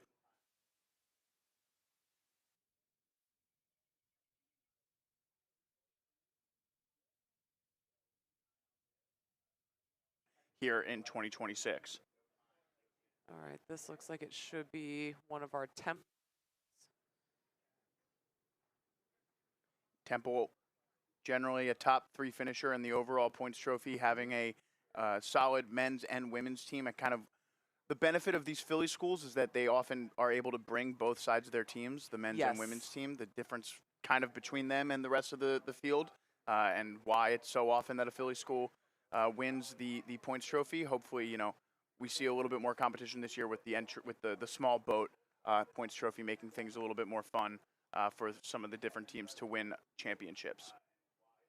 This should be MIT here.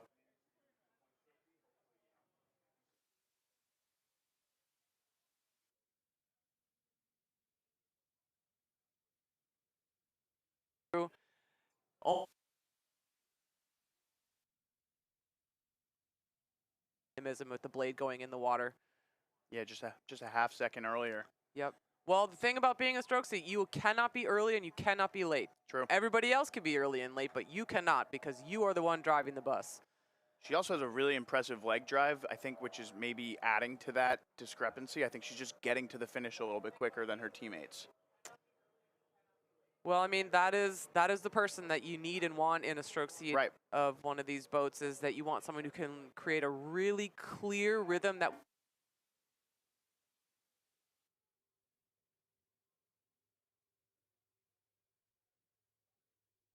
Oars. Oh, there they are. Yes, those lovely little stars. So 2 Robert Morris entries here. And look, it's like we got a little race going on here between Albany and FIT. Never miss those. FIT Very easy to pick out.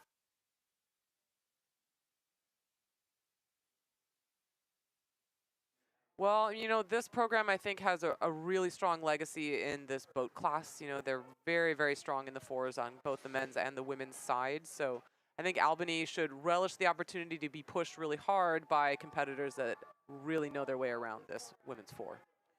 Similar to the men's event, only 10 entries here, so all will progress to the semis. We'll probably have 5 in each of the semis. And just an interesting, like as we said, time trial there just to get seeding for the semifinals, but also, you know, adding another race to their legs no matter what. But it'll be interesting to see how things break down and who ends up with the fastest time. Nice shot here of our Mercyhurst crew.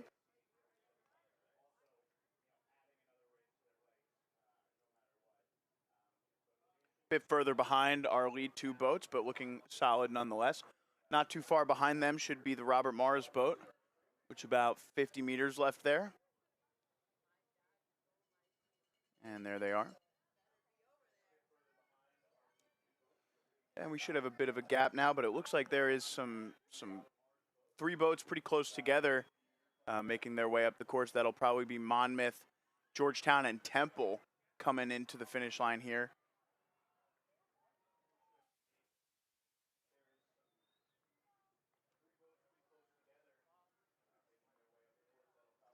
Looks like Monmouth out in front still at the moment.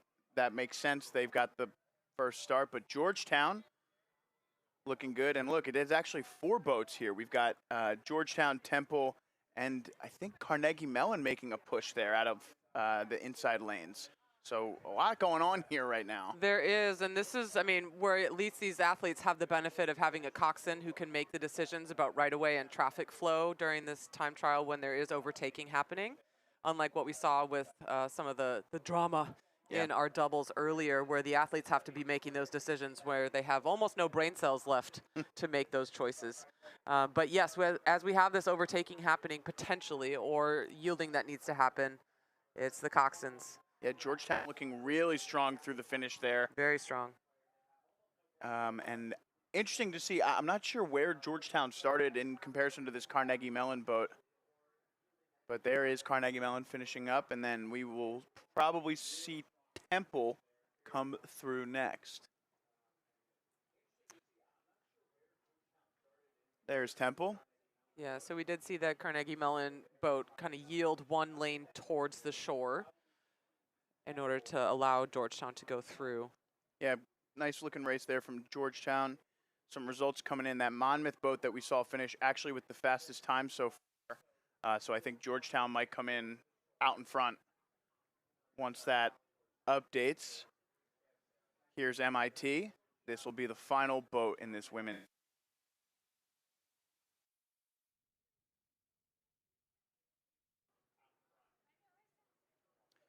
And yeah, Georgetown and Temple's times just got posted, and they are the 2 boats out in front by a margin.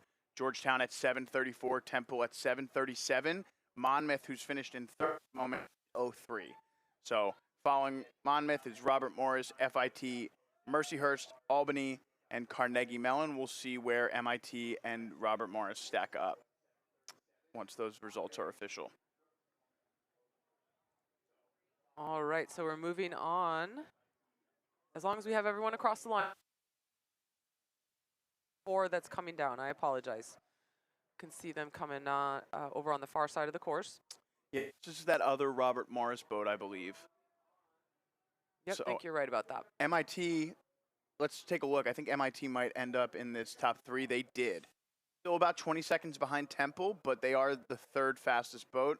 And then I think this Robert Morris boat will likely finish in 10th, but we'll get official results there. They're looking pretty solid to the finish, though.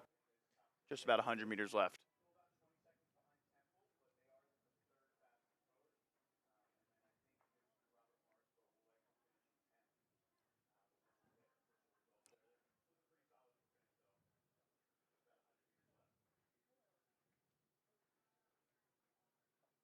Yeah, so you mentioned there are 2 of these second varsity 4.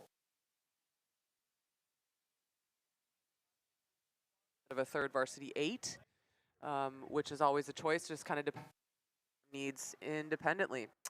All right, so that wraps up our 4s. We're moving on to some of the big boys now. We're into our 3rd varsity 8s for the men.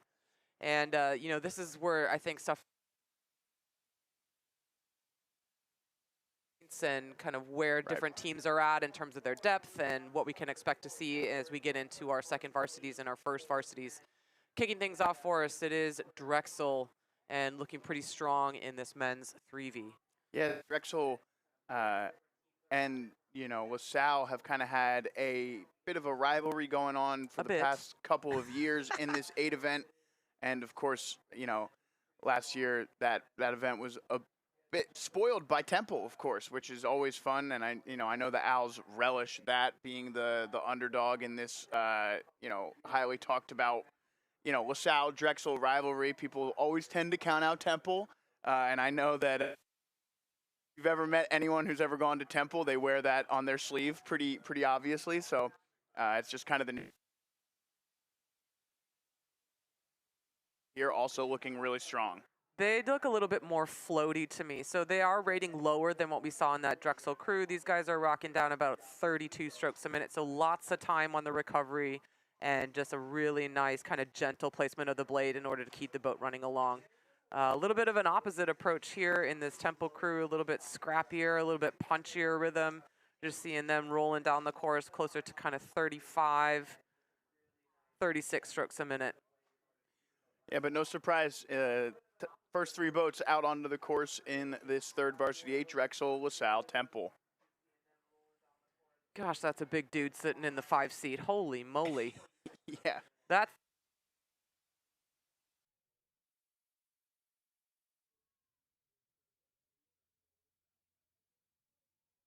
isn't big enough for him. Well, there's a little bit of a size discrepancy between him and the rest of the crew. Yeah. But just kind of an interesting thing going on there. This is that LaSalle boat, and as you said, they look really in sync here. They're not checking the boat down much at all, keeping it right off the river. Well, you know, if this is the LaSalle crew again, which, you know, based on the blades from this high angle, we can't quite see the design clearly. It does look like you might be right. They have stepped on with their rating. So maybe they're sort of building throughout this time trial. I might be mistaken, actually. Those oars looked slightly different. That could have been I that was Hobart wondering boat. if it was maybe as Hobart, Yeah. because that was closer to kind of 35, 36, and that would be a big jump for them since the last time we saw them. So maybe just no decals on those oars. Ooh, a little bit close to the buoy line there. Coxin and the Santa Clara crew. Another one of our West Coast teams that have come out here to test their fortunes at the Dad Vail for IRA qualification. Yeah, an actual West Coast team. Oh, Joel, come on. It's okay. No, I'm joking. I was messing around. Colorado is, you're right, not West, but I'm going to think about it for the rest of the day. They're Western. Yeah. I'll give you Western. Yeah. It's funny.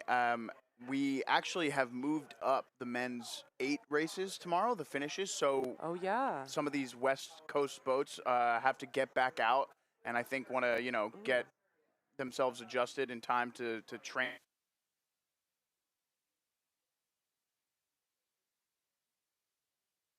They want to move that up so they can, consider their travel for these men's eights boats. So it's nice to see.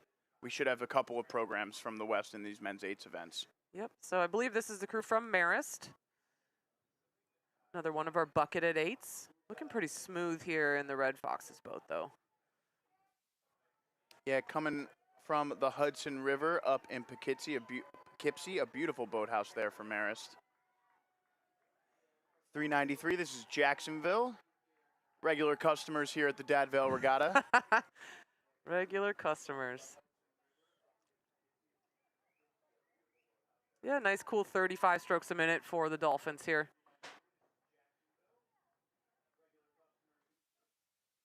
Focused.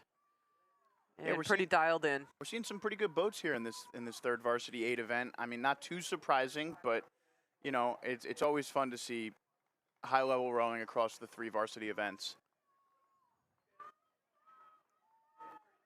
Only 9 boats here as we see the Hawks of St. Joe's.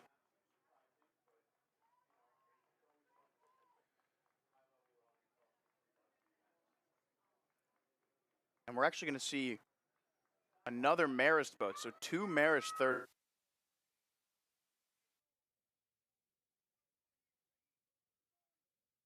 And they're all rowing at a pretty high level.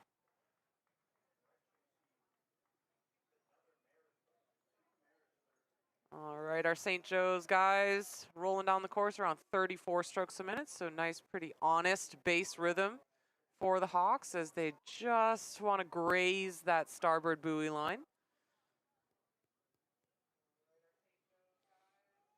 There's that Marist boat. 395 there. That's our final entry in the men's third varsity 8. So you'll see they're making their way down the course pretty quickly. That's the 1,000-meter mark there, halfway through the race for our final entry in the men's third varsity 8.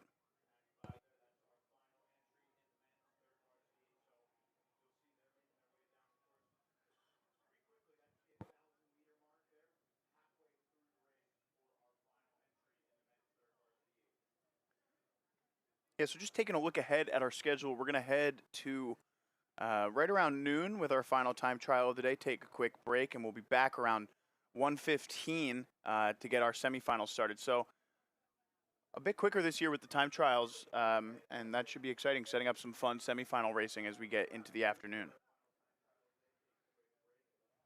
Some fun semifinal racing, no doubt. I mean, we've already seen some really high caliber stuff, and getting all these small boats side by side, that's where the real fireworks are going to be, I think.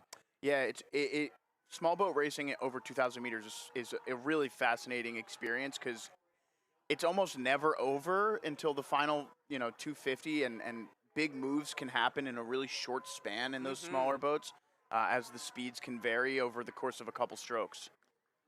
All right, we have our first women's third varsity on the screen now. This is the crew from Temple, and I believe they may have already overtaken that Georgetown crew. That's off the picture, but when we zoomed in on these two crews, it looked like we had the Hoyas off in the right-hand side of the picture.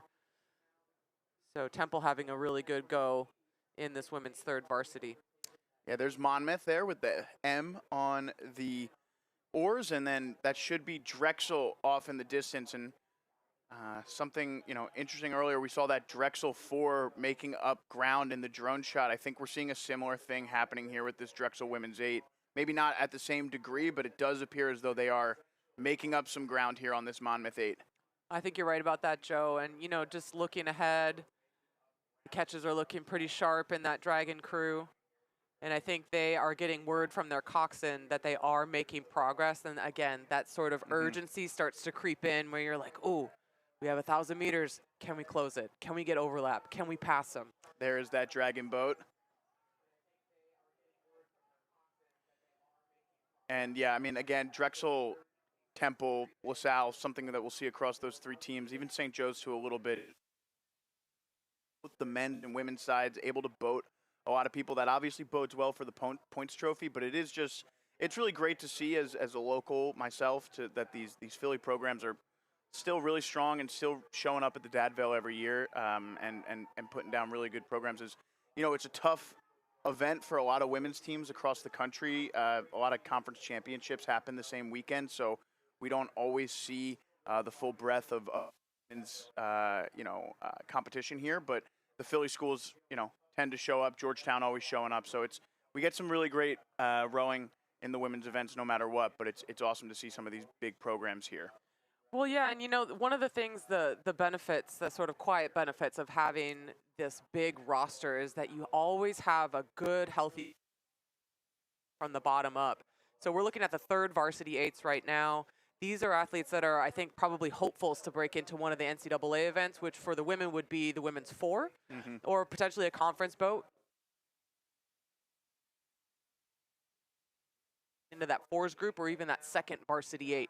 So these guys are going to be really hungry for the opportunity to get into one of those boats, which means that they're pushing to improve themselves all the time, which in turn pushes the athletes in the 4 group or the 2V group to keep stepping on to defend those seats. And then that affects the 1V above that. It really helps to have that bottom pressure really pushing from every single athlete in these 3Vs all the way up to the very best person in your first varsity 8. Yeah, and Drexel definitely gained on that Monmouth boat there as we followed them up this course, and even potentially that Georgetown boat, as you mentioned, unless that's Temple, it's difficult to tell, obviously, from this angle. But Monmouth and Drexel, but Monmouth able to kind of close down that distance a little bit and keep Drexel at bay. So not a total walkthrough there by that Drexel 8 as they make their way into the final 500. So still an impressive row from Monmouth, as Georgetown, we see here, making their way to the finish line. So Georgetown looking really strong here. Will be the first to cross. Ooh, it's going to be tantalizingly close, though, as we wind it up in this final quarter for those last 2 crews, with the potential for Drexel to overtake this Monmouth boat. This is the crew from Georgetown that's going to be wrapping up now. Yeah, good row there from Georgetown. And again, as you mentioned, Temple was starting to cede some ground to that Monmouth and Drexel boat, so we'll see. Temple still, a good distance out in front, but Drexel and Monmouth were able to close it down, and we're seeing them come to the finish line now. Drexel does look like they've gotten into contact with that Monmouth boat, so that finish should be pretty close.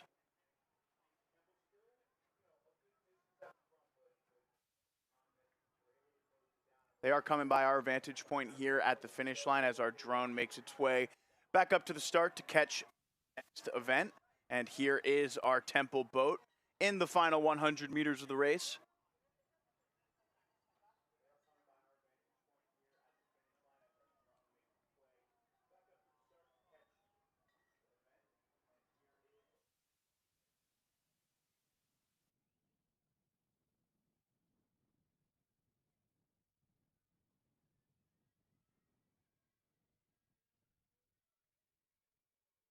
Own here just because Monmouth and Drexel are fighting each other at the moment and just gaining some speed based off of that. Drexel fighting really hard to try and get their bow ball out in front here. I don't think they're going to be able to do it, but it's still. Oh, we got the 2 women in the Drexel crew taking a look twice there in the last 250 meters. They wanted it. They wanted it bad. 3 times, yeah. I mean, I always say when you have people in the bow pair taking a look, that's when when the momentum has shifted to that crew, because they're the people that have the best vantage point and they can sense the first when that movement is starting to happen. All right, this is now going to be our third varsity eights, the second varsity eights. The men's second varsity eights out onto the course. I think this is LaSalle, so I think Drexel. Oh, no, it is Drexel. Okay. I missed the decal there for a moment, but this is the Drexel boat out in front. There is 500 meters down, 1,500 left to go. Similar to that third varsity 8, we're going to see Drexel, LaSalle, and Temple, the first 3 boats out onto the course in this men's second varsity 8. And Drexel looking really good. Again, we didn't see it at the start, so we didn't know what that gap was, but it does seem like they are continuing to open it up there.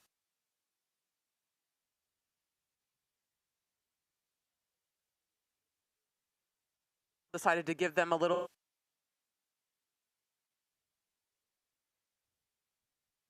data, because if you Right. do wait a little bit longer and create that big gap, strategically, if you're the following crew, it just makes it that much harder for the people in front of you to read kind of what the speed might be because you're just too far away. Yeah, here is that LaSalle boat now. Let's see how many entries we're going to have. Bit bigger of an event here. 15 boats in this men's second varsity 8. So we'll see a few different programs that weren't fielding third varsity 8s here. So nice to see a bit of a deeper competition in the second varsity 8. Yep, these guys clipping along. Here are the Owls looking really good here in lane 4. Yeah, that's pretty dynamic. Megan, for folks at home who might not, when we say like, oh, because I realize I'm saying that I can see it because we watch rowing a good bit, but for folks who might be watching for specific rowers, what are some of the indicators of a boat that's moving that might not be obvious to folks unfamiliar with the sport? Sure. Well, one of the things I'll mention while we have this shot is the blade angles is one thing that you can look at when we have this shot in particular. Are the rowers getting the same amount of length per stroke? Are they able to get as far up the slide as they need to so that angle when they get up to the apex of the catch is the same across all 8 rowers? So we can look at the angles of the blades. And then the timing is another really big one. Are the blades all getting under the water at the same time and creating kind of the same shape of the water when they go in? Yeah. Those are some things that we can look at. When we have this side shot, we might look at things like how they're using their bodies and how they're using their leg timing. Mm-hmm. So are their knees getting flat?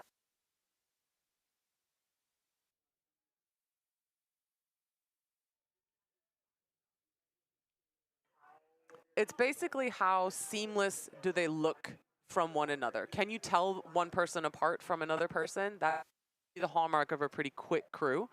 Although, as we've talked about already on the broadcast, there are always work if you're trying to row a lot of different ways in one boat. Yeah, I think a lot of that stuff manifests itself pretty obviously in the 8s, which is why they're kind of more interesting to talk about from a beginner's perspective of showing people what it looks like when a boat's moving really well. You can really see it at the 8 level. At the smaller boats, it can be kind of harder to discern. You can see it for sure in the smaller boats, but the 8s are the kind of the classic example of boats moving versus, you can see some clunkiness here and there that can slow boats down. And again, it's all about creating as little drag as possible on the recovery, and these boats kind of bob up and down, and the goal is to avoid that as much as possible. It's always going to happen, but the best boats are going to try and pick the boat up at the right speed together without creating any stoppage. Yes, any check is kind of the word that we would use in rowing. You don't want to make the boat go the wrong way before you're trying to make it go the right way. You think of it a little bit as like trying to nail the catch, getting the blade buried under the water and flexing the oar the same way that you would want to kick a skateboard along without on the road. Or if you're spinning a bicycle wheel, the way that you kind of grip the wheel a little bit with your hands in order to spin it along without slowing it down at all. It's the same kind of concept with rowing, except it's your whole body weight with a 9-foot oar that you're trying to pin behind you while you're already moving really quickly in this really tippy medium of these long, skinny rowing shells. So I think the rowing catch is actually one of the most complex and athletic movements in all of sport. It's right up there with hitting a round ball with a round bat in baseball. You know, it's like you really have to get the timing exactly right in order for it to be good. While we've been talking about the philosophy of the catch and matching, but one of our West Coast crew.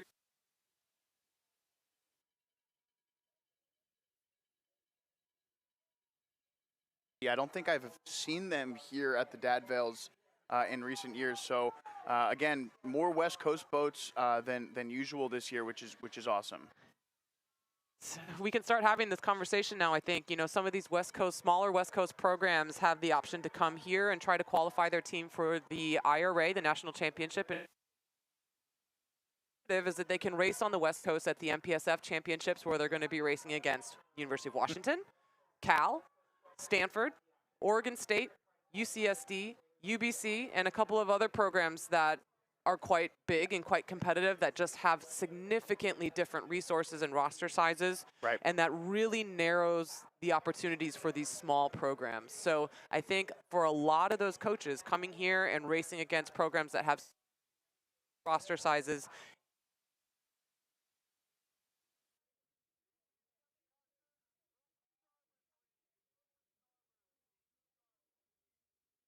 you know, one of the fun things about the Dad Vails is that it is a national event, Yep. International event, really. But yes, true. you know, with the Canadian schools making their way here as well. Not to mention these athletes are likely, you know, filled with international rowers as well. So it's fun to see, you know, more boats here, no matter where they're coming from. Yeah, it looked like our crew from Marietta that we had a nice picture from. This should be Jacksonville with those green unis. Jacksonville usually competitive in the men's and women's 8 events.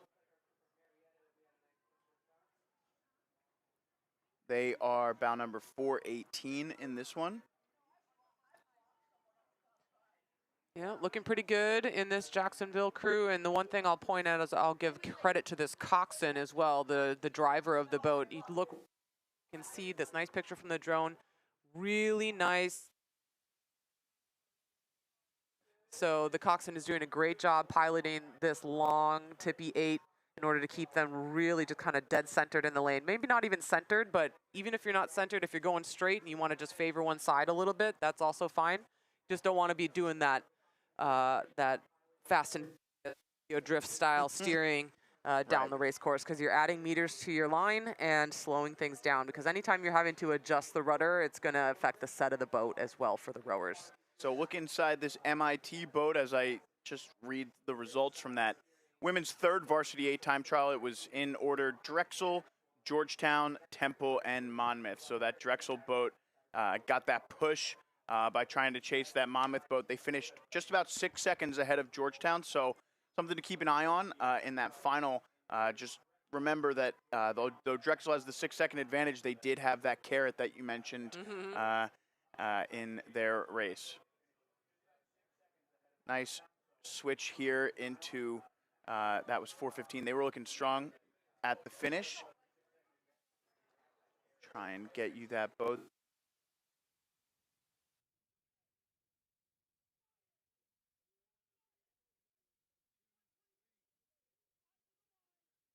This is going to be the University of San Diego next across the line.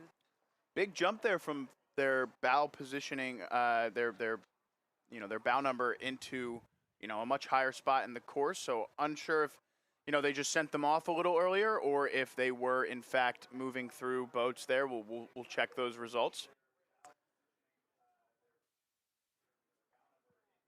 This is Embry-Riddle. Yeah, another one of our Florida teams. Yeah, engineering school based out of Daytona Beach. Here's SJU.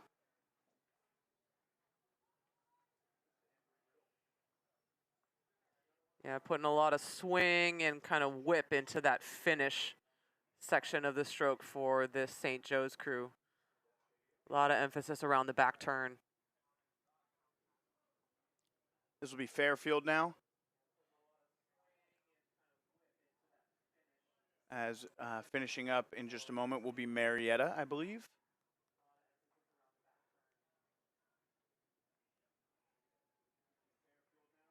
Here's that Marietta boat coming there to they the are. finish line.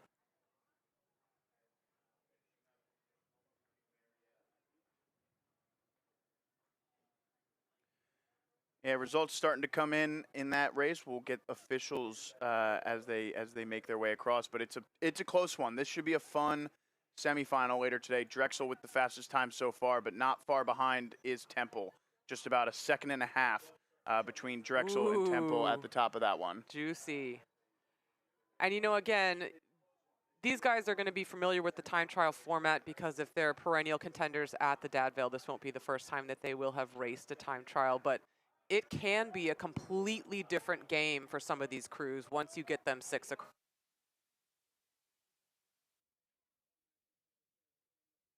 that can all be completely wiped clean once you get these guys lined up side by side and the killer instinct really kicks in with the noise and the adrenaline of having everybody right on top of each other. I'm trying to figure out exactly what boat that was making their way down. That was a Temple boat, but I didn't recognize the bow there. I think that's so the men's varsity 8s are on their way down the course next. Okay. So no women's second varsity 8, it appears. They're just next, yet. actually, yes. Okay. So they'll be the next program after the men's 1Vs. So a little bit of a discrepancy there. That threw me off for a second, but I was trying to figure it out because I was like, that's a men's boat from Temple for sure. Well, I thought we missed one of them in the third varsity 8. I thought maybe we had another entry from Temple, but I could be completely wrong about that. It would be odd that they would be running in this 2V event because their event already came down. Right. I think you're right. I think we're underway with the men's varsity 8s. We're looking at bout card 429. That's the varsity 8 entry for LaSalle. Here we are riding again with Drexel. So this is going to be the second starter in this event, and looking to put a big gap on this LaSalle crew. Although, again, you know, some gamesmanship potentially starting up at the race course when these guys are getting underway.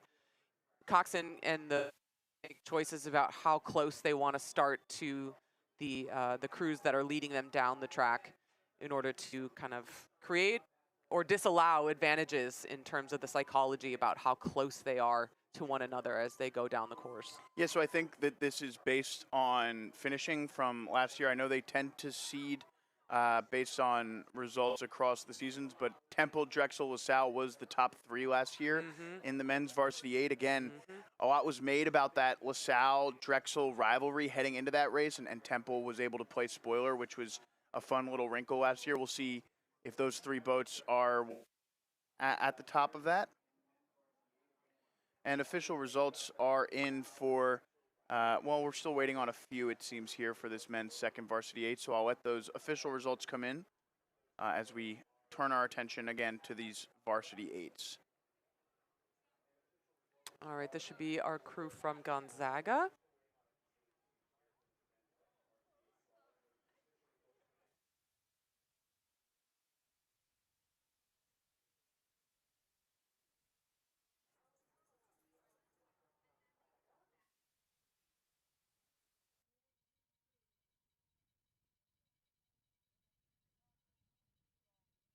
Santa Clara there. Yeah. You know, as one of our smaller programs, I've been pretty impressed with this group. You know, they look really sharp.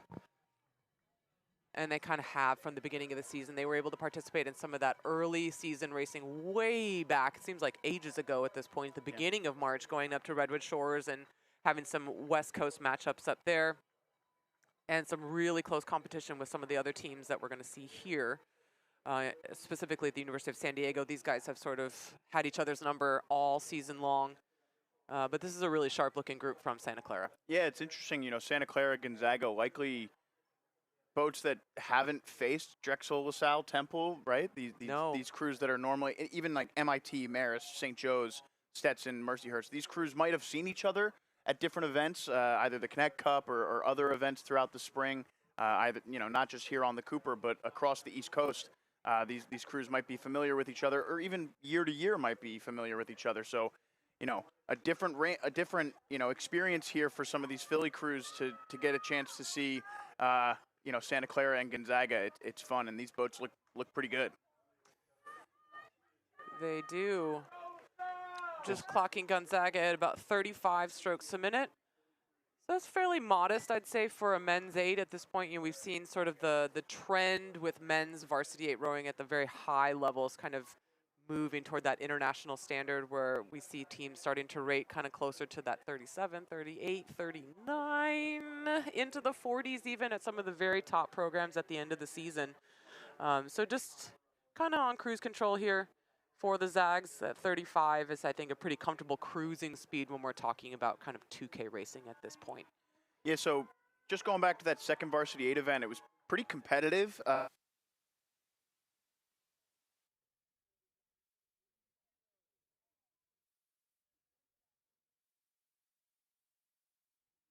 Gonzaga, Marist, SJU, San Diego, Fairfield, Marietta, MIT, Embry-Riddle, Jacksonville, and Florida Tech. So the boats missing out. Embry-Riddle, Jacksonville, FIT will head to the third final. But that top 12, only 20 seconds of margin between first and 12th. So should be some really interesting semifinals later today.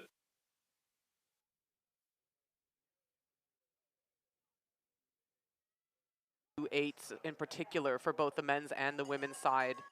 It's going to be electric, you know, really, really high stakes here at the Dad Vail this weekend with qualification for the IRA on the line for a lot of our men's teams. And then, you know, really important tune-ups for some of these women's programs as they look toward conference championships over the next week. Yeah. Here is that Jacksonville Varsity 8 now. 19 boats overall in this Varsity 8 event. So again, even more competition at the highest level here as compared to the second Varsity 8 event. Ooh, I want to check the advancement for that because that's one of those tough numbers, isn't it? Yeah.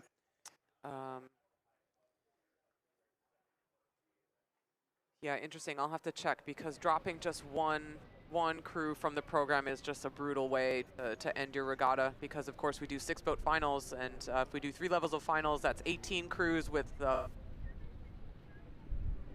being eliminated, but I think we would avoid that if we can.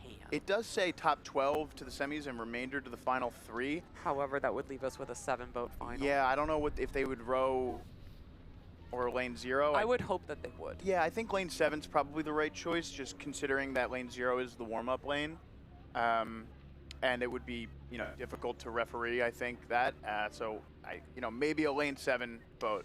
Yeah, just hoping that it's a 7-boat final as opposed to eliminating a crew is kind of where my brain is at. Because we have a couple of entries that are 13 as well, and that's another one of those danger numbers where we have to end up either with a 7-boat final or someone's party is over. So typically, I think if we have the capacity to run a 7-boat field, that's what the organizers would prefer. This should be Stetson now. Ooh, I like this. Looking pretty high there in this rate. Yeah, this is a little bit more what I'm talking about. Drifting.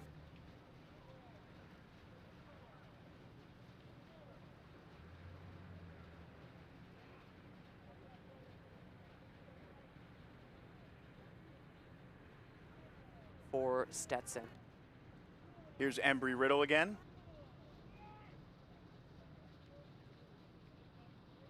And I mentioned engineering earlier. It's actually an aeronautical and space engineering school specifically. So some rocket scientists literally in this boat. Yeah, it's always so impressive, you know, just everything that these student athletes are taking on, you know.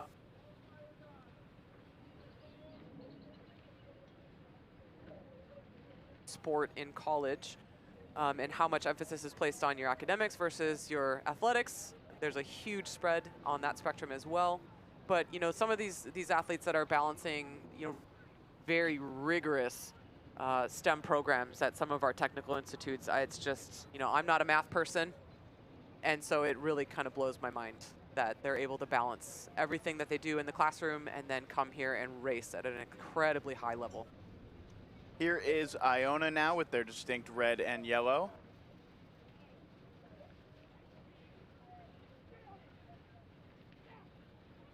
And this is San Diego.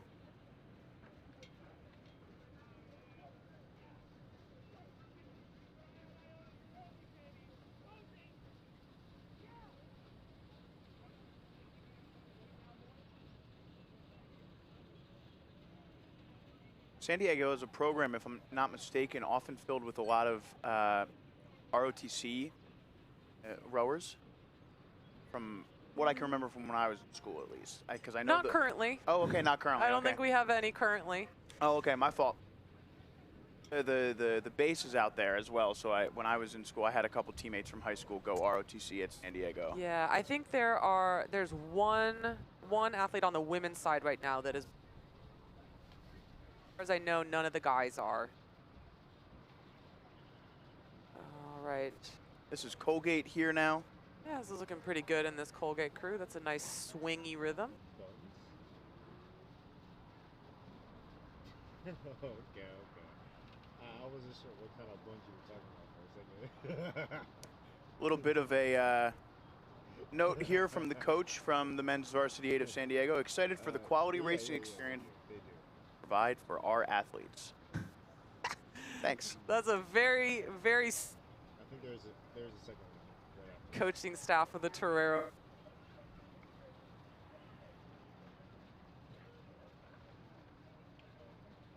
There's a third one coming. I mean, it's looking very athletic, very springy is the word that I use, you know, clicking along at sort of 37 strokes a minute, which is kind of right in the sweet spot for a men's 8, given the power and kind of the juice that they can put into these boats. And I think 37 is kind of a nice, well, not comfortable, but I'm going to use the word comfortable rate in order to kind of keep things kind of just moving along pretty fluid and athletically in that Colgate crew. All right, now we've got some women's boats making their way down the course. This should be the women's second varsity 8, as we talked about. And indeed, it looks like that's Albany and Georgetown. So, you know, last year's winner of the Women's Points Trophy, Georgetown, sign of, you know, a program year over year looking strong, because once again, we're seeing them consistently competing at the tops of these women's sweep events. As we take a look at San Diego there potentially finishing up. Back up to this head-to-head race between Albany and Georgetown.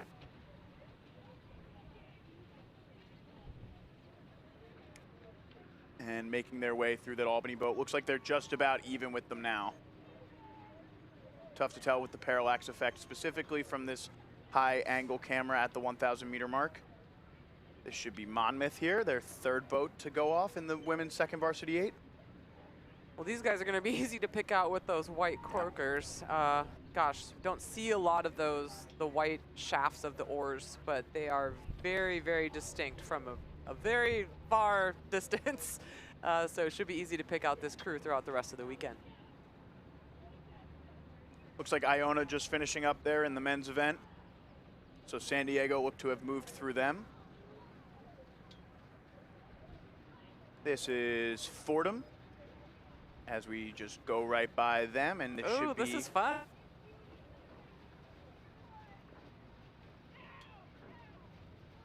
Pass underneath. Oh, the drone's gonna ride with one of our hometown crews now. Apollo.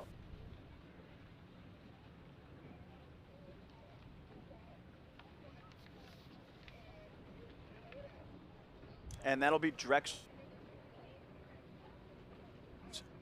I believe, Fordham now, making their way to that 1,000 meter mark.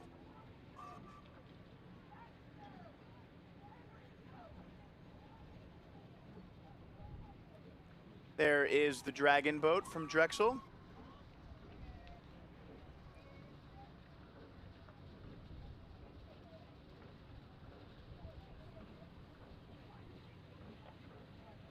Varsity 8.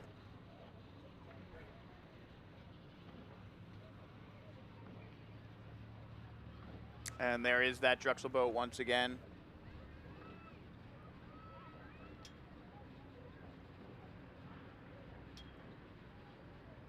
Pretty patient rhythm in this Dragon crew, really focusing on the length. Yeah, pretty solid, kind of 33 and a half, 34 strokes a minute for Drexel. So really, I think focusing on kind of the quality of the strokes as opposed to taking a lot of strokes. We've seen some punching it and driving the stroke rate up just a little bit higher.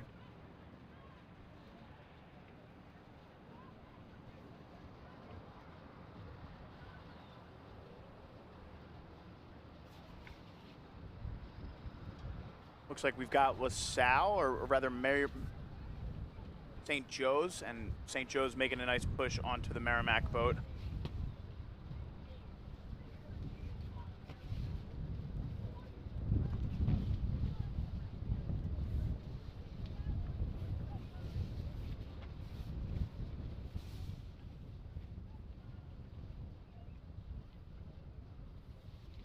Yeah, this is one of those angles from the drone we were talking about. What makes, you know, to your eye, what makes a crew look like it's going well. So we can see the angles in this Merrimack crew just not quite as sharp as the crew next door. You can see just a little bit of a discrepancy on the starboard side in terms of the length that these rowers are all getting. It's not totally uniform. And so that's a little bit to the balance and the overall set of the boat, as well as potentially the boat speed. Yeah, so what's going on in that 5-seat there in Merrimack that's causing that difference in kind of angle, potentially? Now, potentially just, yeah, again, just a little bit of difference in terms of mobility and the ability to kind of reach and get the angle. It actually looks like the 5-seat is getting a little bit more angle than the other row.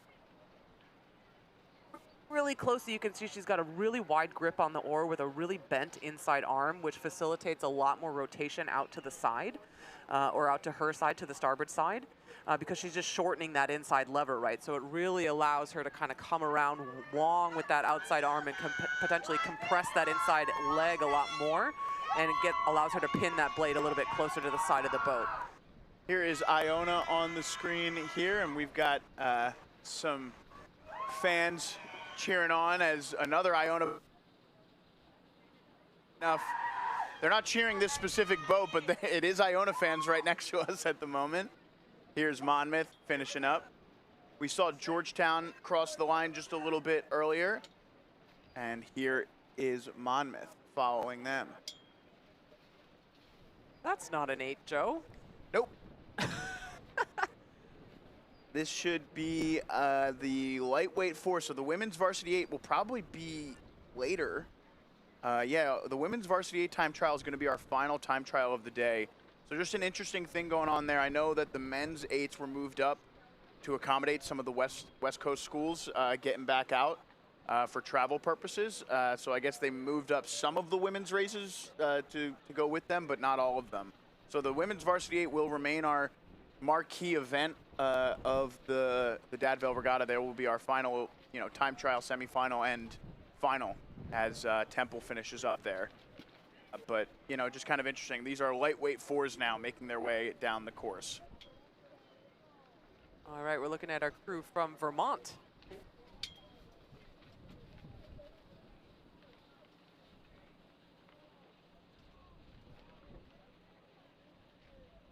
Not to be confused with the Wildcats of the University of New Hampshire. I made that huge faux pas last weekend. Got a bunch of hate mail. No, I'm just kidding. It's like oil and water. I couldn't believe I made that mistake. It was really embarrassing. Who could ever confuse?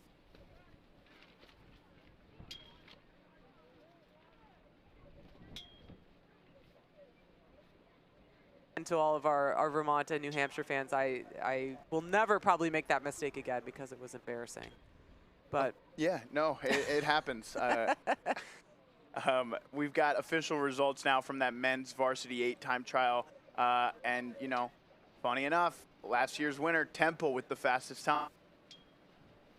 And there, the Temple V8, followed by Drexel, LaSalle, Colgate, Hobart, Marist, St. Joe's, Jacksonville, MIT, then Santa Clara. We had Gonzaga, Loyola, Maryland. That's your top 12 to the semifinals. And then remainder, San Diego, Embry-Riddle, Florida Tech, Stetson, Fairfield, Mercyhurst, and Iona will head to the third final. Hopefully we get all 7. Yeah, hopefully we do. Keeping that's a quick time that you're reading off. 5:22, kind of under that 5:30 is a great mark for a men's varsity 8. We have maybe a little assistance from the breeze, and there's always the chance that there might be a little bit of flow in the river. We can't always control all those variables, but keeping in mind this.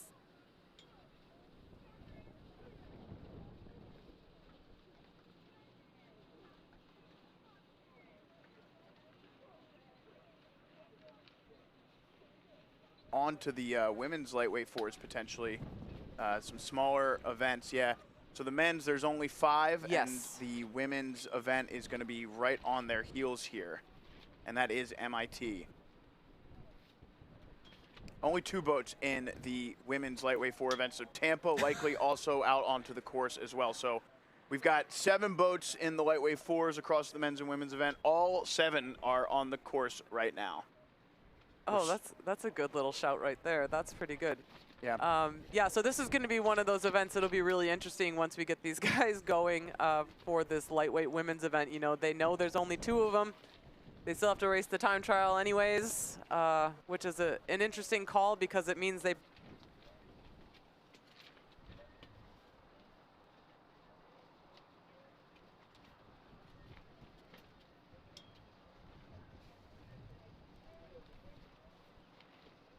the boat. Let me get back to that event really quick. That's going to be Brock with a really nice race there in that men's lightweight 4 event. On your screen at the moment is the boat from Vermont. Some issue there in that 2-seat, just getting his blades squared up. I don't know if that's a rigging issue or if he's just not really fully squaring, but you can see he's missing some water. He's got it fixed a little bit now, but just some interesting thing to look at there. I mean, what that says to me is that you've got a dude back there who is prioritizing just wailing on it as opposed to focusing on kind of the finer components of the technique. And you know what? There's nothing wrong with that. If you're going to ride in the 2-seat of a 4, whale away. There's only that one other person in the boat that has to kind of look at your rowing.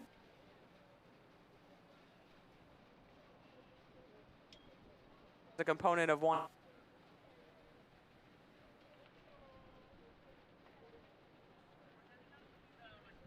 I think we might even now be moving on to a different event there after the women's lightweight 4. This might be a club varsity 4 on your screen. I think you're probably right about that. Thomas. Yes. So in fact, I think probably we already saw maybe our William and Mary crew come down maybe just a few moments ago. They're the kind of green yellow oars, top and bottom. So lots of different events out onto the course at the moment. Doing a good job of getting things started. Look at this. This is fun. This is going to be, I think, I think this is still that Club 4 event. I think, yes. Lafayette and Pitt on. You know, our different time trial fields that we have pulled up on.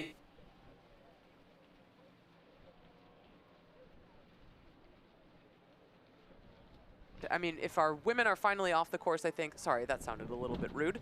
If they are indeed off the course, then we maybe are just down to the 2 events or even just the 1, because I think we have a few more entries in this men's Club 4 event than we did in either of our lightweight fields. Yeah, official results from that women's 2V are in. I don't know if Iona finished or got a time quite yet, but it was Georgetown, Temple, Drexel, Monmouth, St. Joe's, Fordham, Albany, LaSalle, and Merrimack in that order, and then Iona Iona does now just put up a time. Iona 9th, Merrimack 10th in that women's event. So now we'll turn our attention to the men's, women's lightweights finishing up and the Club 4s getting started.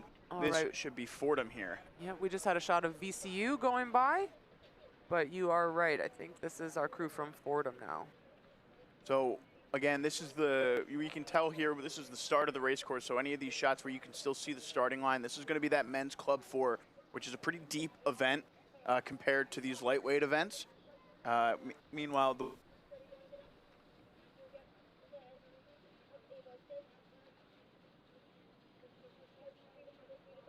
good race going on here for the women's lightweight 4 towards the finish line. Between Tampa and MIT, the only 2 boats in the event. Oh, you're so right. What an Of course, these 2 crews did start separate from one another, so MIT has made up some ground. Yeah, but Tampa doing a good job of holding them off in the finish. And actually, it looks like they're picking up a little bit of speed there towards the finish line. Nice finish there between our 2 women's lightweight 4s.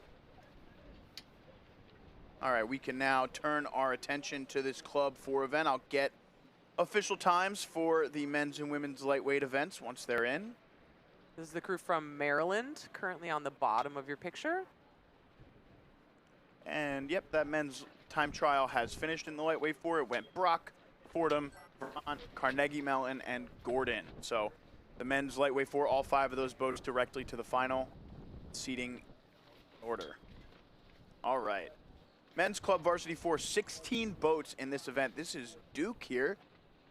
First look at the Blue Devils. But not rowing with Duke oars, it doesn't look like. Interesting. Oh, well, you know, The rowing community Yeah. is a very generous and giving community for the most part, with very few exceptions. So the chances that people need to borrow equipment can be high if it facilitates getting athletes with tight budgets to a big regatta like this. If they're able to work together and team up with people to cut costs and borrow equipment, I think that's something we see pretty often at some of these big regattas, actually. Good to see Duke here, no matter. I think that might be their only entry here, is that men's club varsity 4.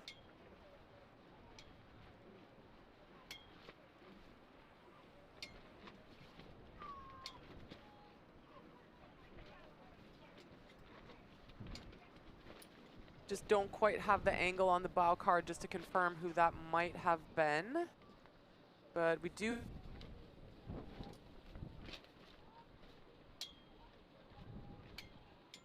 From Stockton. We're going to guess that maybe that was Haverford College that was just on your picture a moment ago.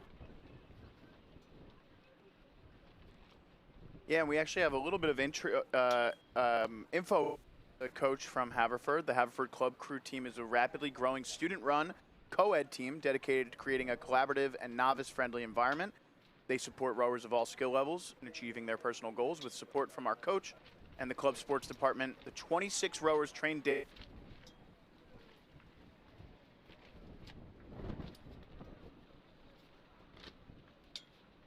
Crew, the coxswain actually sat all the way around, but unfortunately that was a costly error. Yeah. She steered her crew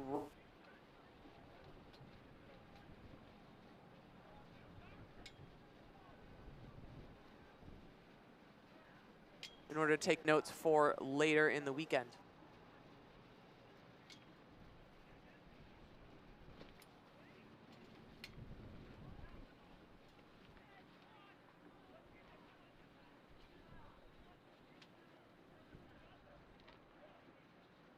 And another very upright coxswain over in that Maryland crew, just sitting basically all the way up out of the cockpit right now. Yeah, and that is 493 making moves here. That's Case Western. Looking really strong here. So 2 different Maryland boats in this event, actually. From what yep, 2 different Maryland bow numbers. So that is 492 Maryland as Case Western moves through them.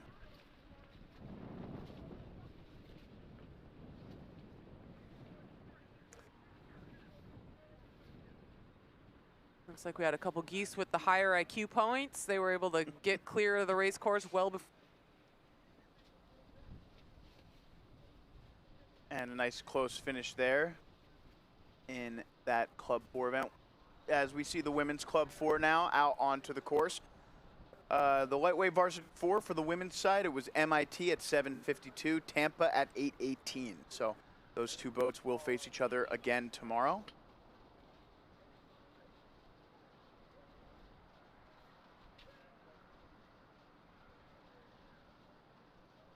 All right, again, we're just a little bit zoomed out from my old eyeballs to be able to determine exactly what bow card we're looking at for the women. There's a good chance that this is our leading Colorado crew. Yes, I believe.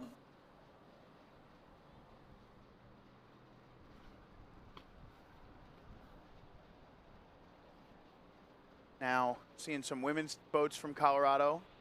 I think this might be the first women's boat we've seen there. A couple men's 4s earlier, pretty 4-heavy program out of Colorado.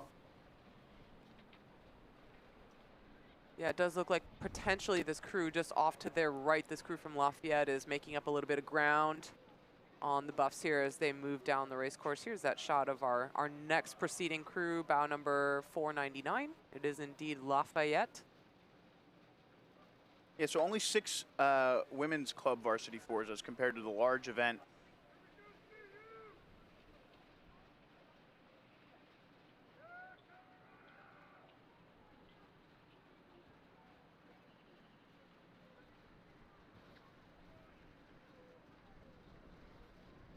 Lafayette crew just right around 30 strokes a minute for this women's 4, so pretty measured.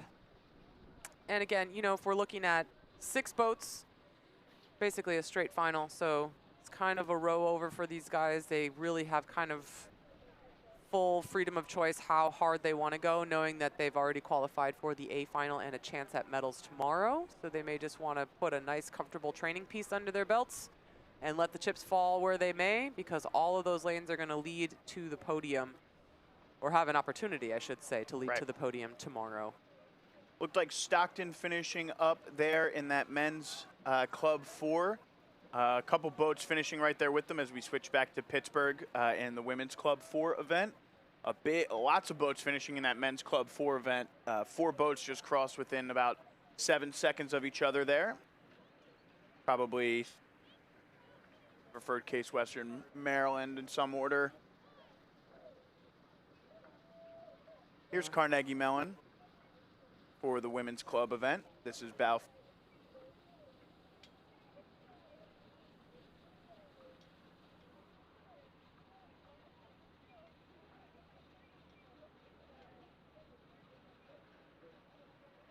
But as of now, Lafayette with the fastest time so far. All right, Carnegie Mellon right around 30 strokes a minute as well, so kind of on cruise control. Again, that's sort of on the lower end of what we might expect for race pace for these fours. I think when we see them line up for their final tomorrow, we'll see some of these stroke rates kind of creeping into that mid-30s range for the base pace. This will be William and Mary. As we take a look at the finish line, that's that Case Western boat, rather, that we saw passing Maryland.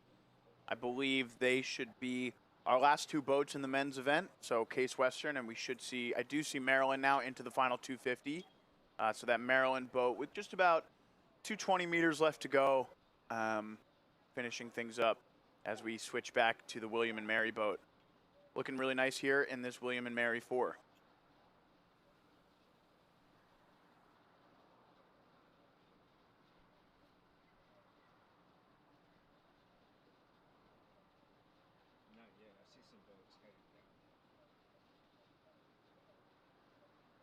Striking just a little bit higher than some of their counterparts in this women's Club 4, kind of more in that 33 strokes per minute range. Oh, I'm loving these unis, these terrapin unis with the turtle shells on the back. Great. Oh, I love those. I'm obsessed.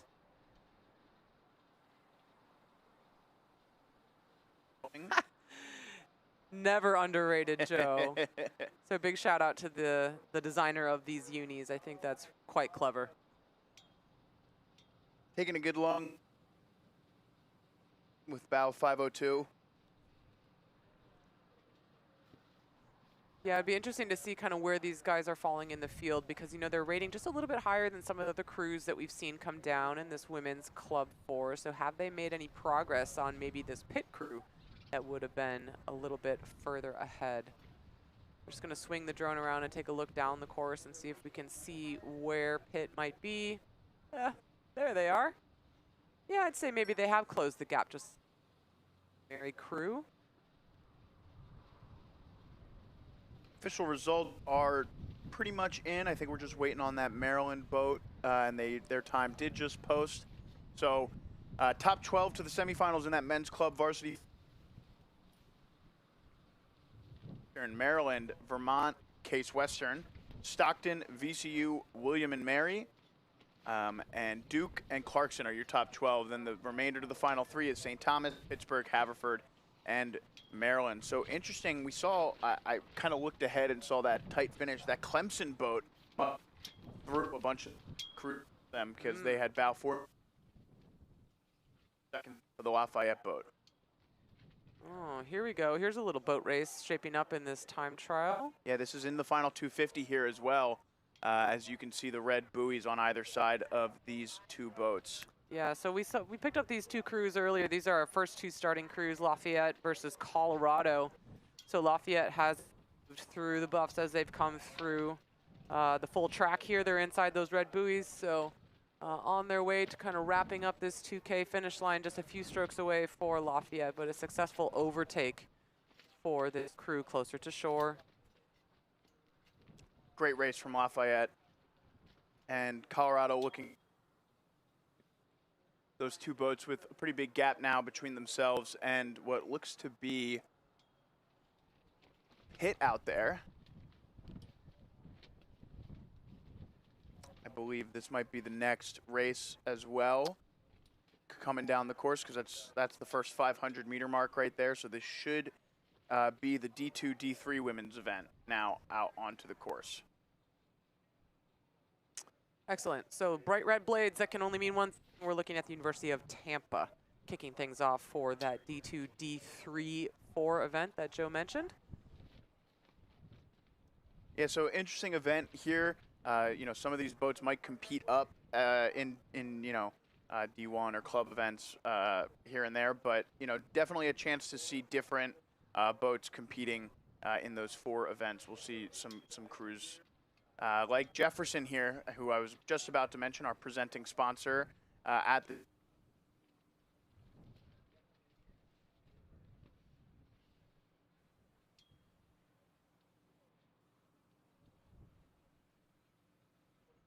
And yeah. Oh, go ahead. No, I was just going to say Carnegie Mellon reaching out in front of that William and Mary boat. And Mary closed them. To think about as we kind of get these events back to back with our D2, D3 programs coming down. This is a shot of the crew from Case Western. Especially if they're stacked like this in the program, you know, a lot of these D2, D3 teams may or may not get to race against some of these club programs. Right. They may or may not get to race against some of these D1 teams. But when you have everybody come and do some pieces on the same day, it's a really cool kind of data point that you can look and see kind of what kind of times you're able to throw down and where.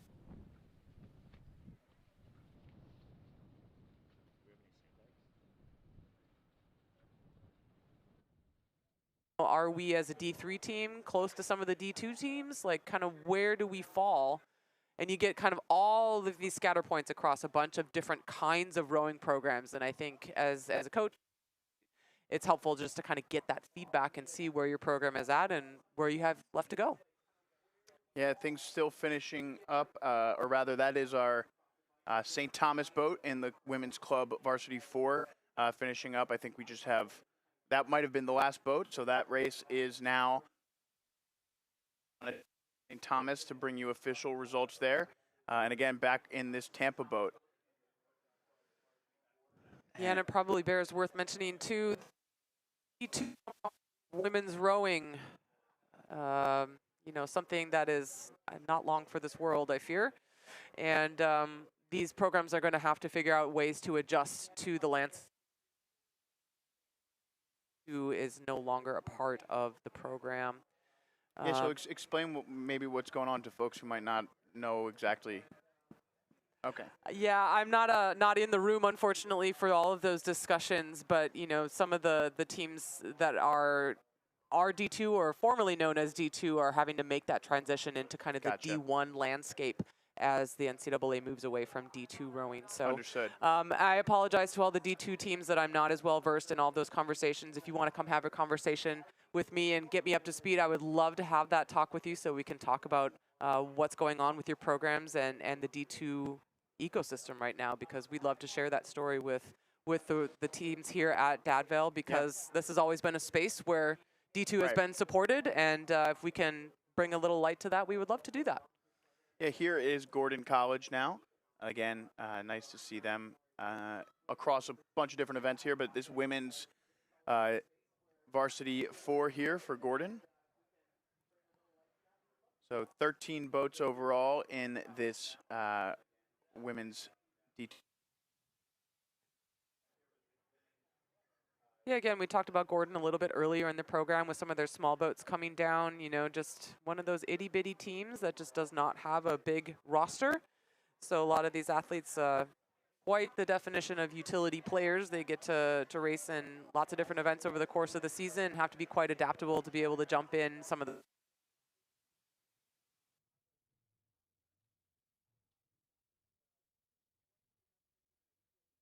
group.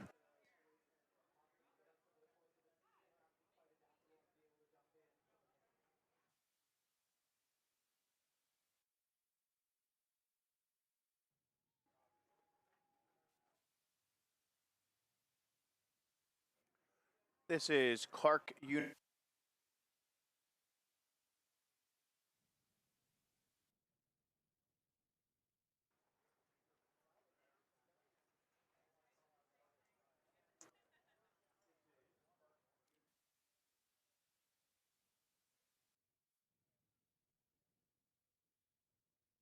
Although difficult to tell.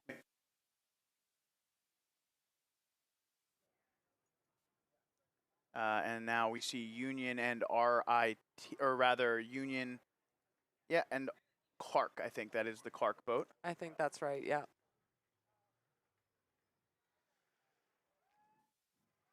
Union looking really nice here as they move through Clark University. So I'm going to be honest, you know, if there's a tone of asking sometimes when Joe and I are talking about which Yeah. crew is on the screen, this is actually one of the more challenging things that a commentary team cover. And I do a lot of race coverage during the spring season. I know Joe does as well. When we don't have 6-lane racing with set lane assignments and set start times and everything is exact and we can all of that, we are jumping back and forth between lots of different cameras, and we're not getting feedback from the production team in our ears where they're going at any given time. Sometimes it is a real question. We are actually asking because there are hundreds of entries that are here at the Dad Vail. That's what makes it so cool. Right. But for us, trying to keep track of exactly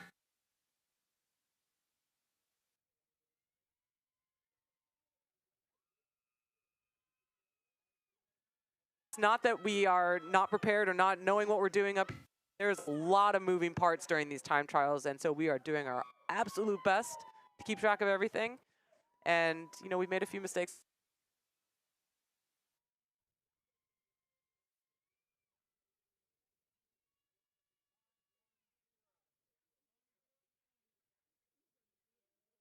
(2026). I know we are, but it does keep us on our toes. Joe is literally scratching his head this very moment. Well, one of the things that's interesting is like we saw that Clark boat, right?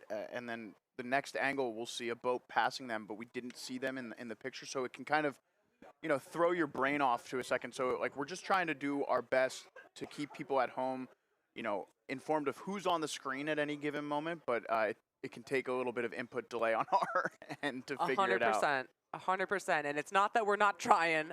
We are really trying to make sure that we know exactly what's going on as much of the time as we can.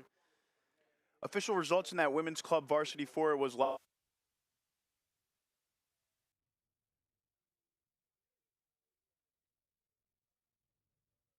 so 6 boats will head to the final tomorrow. And out onto the course now is the men's Division 2, Division 3, or rather just the varsity 4 event. My apologies. Men's varsity 4, and you can see there it is Drexel. We just saw RIT as well, so Drexel and RIT, your first 2 boats onto the course in the men's varsity 4 as we finish up in the women's D2, D3 event. I'm loving the flash of pink in this Drexel varsity 4. Very stylish. Yeah, I love to see it. My mother's actually rowing in a breast cancer awareness boat at White Marsh Boat Club at the Henley Royal Regatta this summer. So Excellent. to see the pink represented at Drexel, I don't know if it's an intentional breast cancer awareness choice, but either way, I love to see it.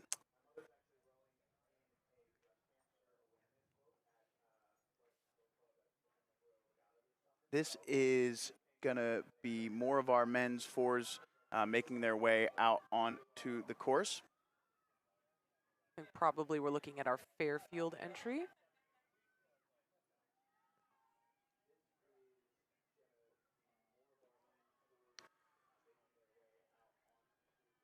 Should be Western Ontario here. Indeed it is. So this should be a competitive event. We've got 11 boats overall in this men's varsity 4. And again, depending on how these boats and these teams boat, these might be, rowers 9 through 12 in the program, 17 through 21, depending on, order of preference based on program depth and things like that. Yeah, that's where the conversation gets interesting Right. with these bigger roster programs like Temple, great example right now, because they had a third varsity 8. There's a good chance that those guys were a priority above this.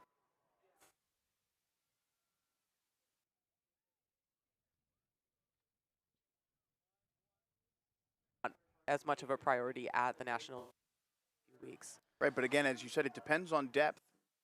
Sometimes these being a 4 as their top boat sometimes. Yes, absolutely right. So I think you might actually even see that in this Oklahoma City boat. Perhaps could be their top 4 sweepers on the team, especially if they don't boat in 8, which I don't know if they are or not. But again, Oklahoma City always competitive in 4 events when I see them here at the Cooper River. Yeah, I think you're right about that. I think there's a good chance that that was probably their top sweep event here, unless we're thinking back to maybe their pair, right? But about as big a boat that we're going to see coming out of that OCU program.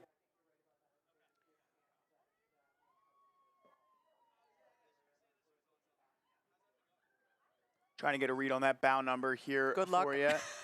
Might be Queens.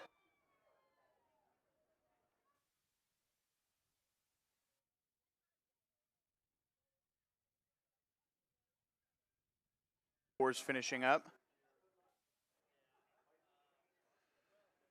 That, yeah, looks like we've got Simmons there, 2-seat, having some issue with her seat potentially. And I think that was the final club women's 4s finishing up.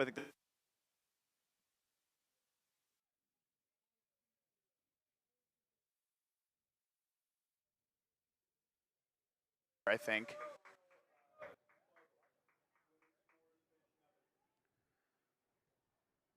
Drexel will be the first men's 4 to cross. It looks like they passed through that RIT boat. This is the crew from Mercyhurst, our men's 4 from Mercyhurst that we're looking at right now. Yeah, that's the final entry in this men's varsity 4. So they are right around the 1,000 meter mark. So just about 1,000 meters left for our last boat in the men's varsity 4 event. Oh goodness, this is going to be a little bit of an issue here. This is not where we want to be. This coxswain that's a big no-no to be that close to another crew. I'm not sure if it's a fault of maybe the yielding crew needed to get out of the way a little bit sooner. That is Iona. I think that's probably the case. I think Iona yielding to Rollins. So it's actually, I think you're right, both are even numbered bow numbers. So they are both lane 4 boats. So Iona Ooh-wee. needing to yield over there. And, it was tight, but they did get out of the way. Well, they probably should have done much, much sooner, and Yeah. that's, communication between the rowers and the coxswain, because with these bow-loaded 4s, they're not, the coxswain is not able to see until they are basically right there. So that, I would say, yes, that would have been fault of Iona in order to yield a little bit more quickly. That Rollins College coxswain having to do the best that they could just to be right on that buoy line. Ooh, it was nicely done nervy. by Rollins at the end.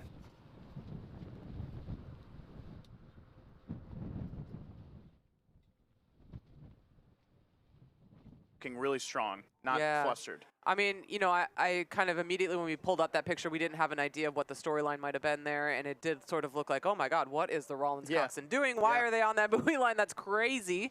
But all things considered, I mean, that was the best way that we get to handle that situation, and it's a matter of, 1, executing the steering so that the rowers are not getting trapped in the buoys, and then 2, communicating really clearly what is happening, because the coxswain is going to have the best vantage point, as they're overtaking this Iona crew. All right, guys. We're going to move toward the buoy line right now. I'm going to take care of you. I'm not going to put your oars on the line. I'm not going to catch you on the wires. But this is what's going to happen. This is how we're going to do it. I need you to just stay focused and trust me. And so it looks like best possible outcome for the TARS here as we're moving down through the middle of the race course. Executed successfully. If Iona wanted to come back into that lane, they could at this point. I'm not sure if there's a strategic reason to do that really. Probably faster just to stay in your lane and continue on down through the finish line at that point. Yeah, it looks like they did move back into lane 4 after you mentioned that, after being passed by that Queens College boat as well. As we take a look at our finish line, Franklin and Marshall go full picture there. That is Franklin and Marshall crossing the line.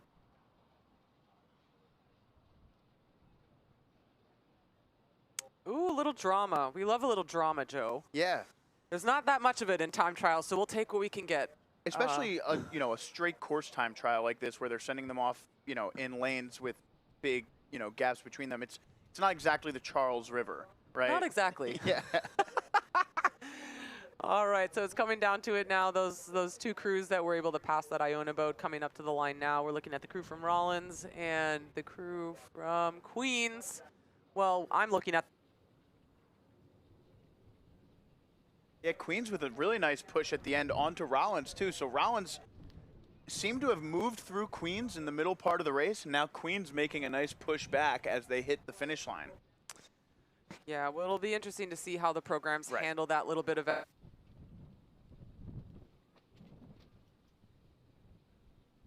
Impact on the overall time of this Rollins crew. Obviously, having to steer into the buoys is not ideal. So, gosh, not sure how that's going to shake out if the athletes will have something to say about that at the finish line with our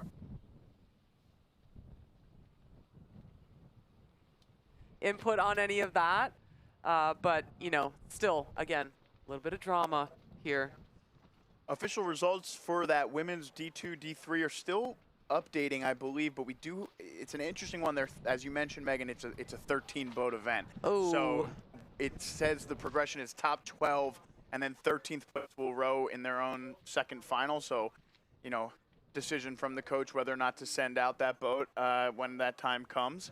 But it is finishing up with Union, who looked really good at their finish out in front at the moment, followed by Gordon, Rollins, Tampa, the two Jefferson boats finishing 5th and 6th.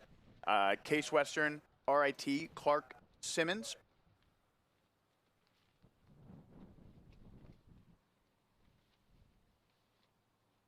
And Bryn Mawr boats, still nothing there. So unsure if those boats didn't get started or they were struggling to get official times there, but those are the two boats currently not with times. And then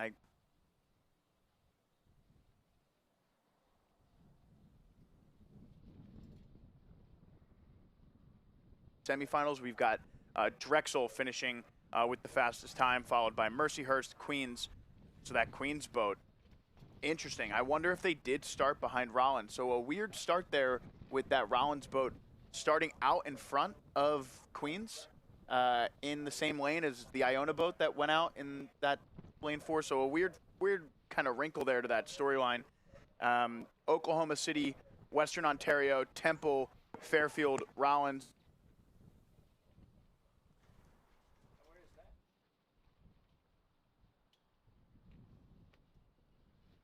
A beat here before we start our next time trial event, scheduled to start at 11:20 local time.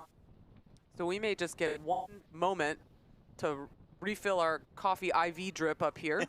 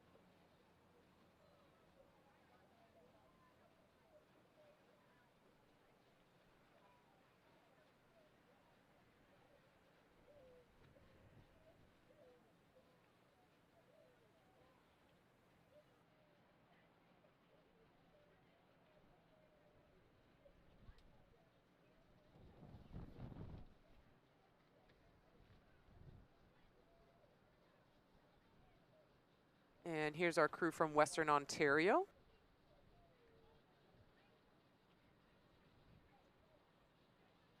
A little bit closer to 31.5 for Western Ontario here in this women's varsity.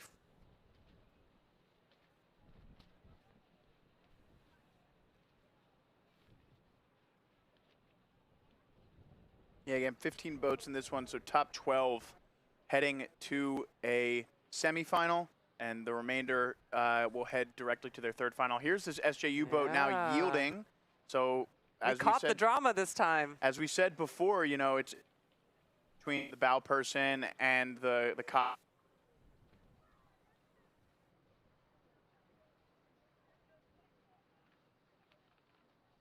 That boat behind them, a chance to pass.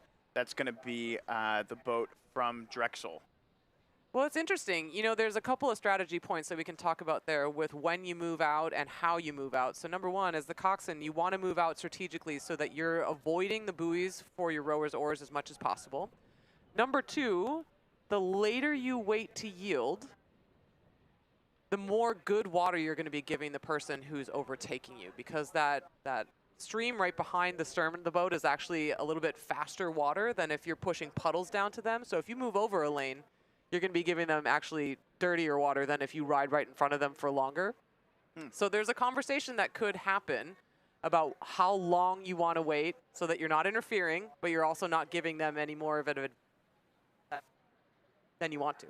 And here is that Drexel boat that they were yielding to, and you can see just off the screen on the left-hand side is the boat from Western Ontario. So now through Western Ontario here, and they should be able to pass through St. Joe's not too long after that. But, you know, Western Ontario, you can see those puddles just hanging on the left-hand side of the screen, and now our drone flips around, and there they are. And it's not Western Ontario, my apologies, that is going to be... Oh, they got crews on both sides. Yeah. To their right. I think it's going to be Mercyhurst there. That is Mercyhurst in the lane for boats. So I think Drexel just going off after Mercyhurst, and now both of those boats passing through St. Joe's. So a nice race between Mercyhurst and Drexel here. Oh, so Drexel's really getting their money's worth in this time trial, so getting pushed kind of doubly by both of these crews that they have an opportunity to really race hard against, potentially overtaking two different crews over the course of this 1,900-meter piece. Yeah, some boats starting to hit the finish line now in this Women's Varsity 4 event. Looks like Georgetown just passed through as we take a look inside our Robert Morris boat here.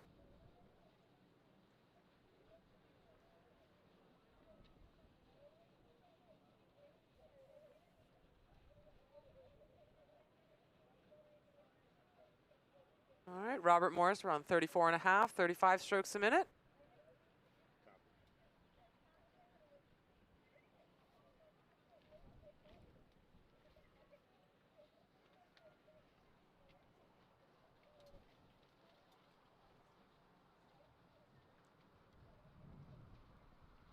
This will be Fordham. The infamous stroke seat sitting in the two-seat right now. You can see the two-seat blade just going in just a little bit ahead of the woman who's supposed to be driving the bus. So very enthusiastic in that two-seat, just really ready to get after it. Unfortunately, that sometimes has sort of a counterproductive effect, right? If you feel like you're pushing the two athletes ahead of you to put the blade in before they're quite ready to do it, to get that full extension, that full track, it can feel a little bit uncomfy, a little bit heavy. Yeah, it was interesting. It looked like that two-seat row had a roll up to the finish as compared to the flick that was going on. But as you said, it was kind of, you know, maybe superior blade work, but potentially detrimental in the end. Well, like I said earlier on the program, if you're stroking, you cannot be early or late. Right. You just are. You are the stroke, and so it's everybody else's responsibility to match what's going on, whether they like it or not. And we've got some picture-in-picture stuff going on here as we see bottom right-hand screen is your finish line. Top left is the boats making their way into the second, or rather, that is the third 500, the third, fourth of the race.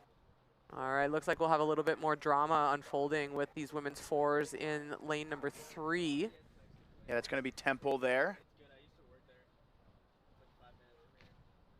But who's coming up after that? Looks like Robert Morris needs to yield to Loyola. And, Loyola maybe across lanes, although there are 4 boats left, so it's interesting to see maybe Albany, one of those boats. Yeah, maybe. We haven't seen them yet, have we? I think that might be Albany that needs to yield to Robert Morris then. Yeah, with 500 meters left to go, yeah. Yeah, when we're zoomed all the way out, it's a little bit hard to tell exactly. But, whichever boat it is that needs to yield, they are quickly running out of time to do that. We don't want to end up with a... that shows how close the margin has become. It does look like that is going to need to happen pretty soon. St. Joe's finishing up there. That means that, yeah, the boat's in front of them. Hurst already across the line. Here's the boat from Monmouth. First time looking at this 4. And they're going to finish things up here. And then it should be a little bit tighter. Fordham is out there kind of on their own in this final 500. And then Temple appears to be the next boat in line. All right, so we're seeing that we have boats across 3 different lanes now. So our yielding boat has indeed yielded to the outside. Looks like things have gone off the way they are meant to have gone off with the overtaking. Here is the Fordham boat approaching the finish line.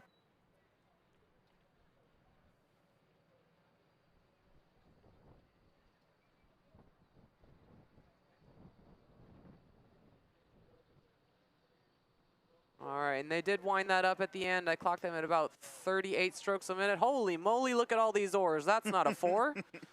Our first quad race making their way onto the course.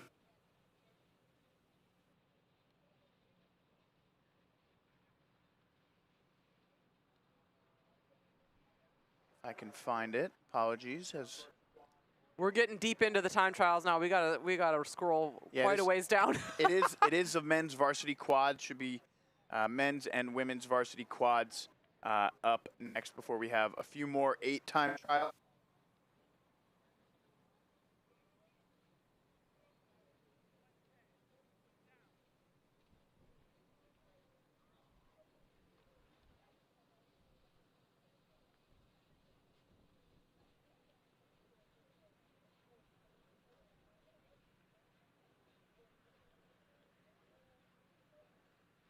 Odds now.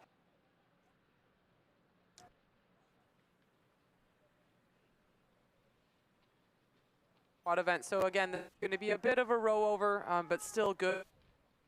Get a feel for the water, for the landmarks, and just open things up a little bit. Kind of do what they want with this time trial, whether it's run a full race plan in order to be ready to go when the gas is lit tomorrow, or if it's just to have a good solid training piece to keep things pretty chilled. Yeah, oh, yeah. A nice shot here overhead. That was a Dominican just on your screen beforehand. This boat appears to be, tough to tell, maybe Clarkson here, or maybe Oklahoma City. I bet it's the Oklahoma City crew. I mean, the way that they're rowing, everything is looking really sharp and tidy, and we got that hints of blue coming through in the uniforms. I think we're looking at OCU. Gosh, there are fewer boats that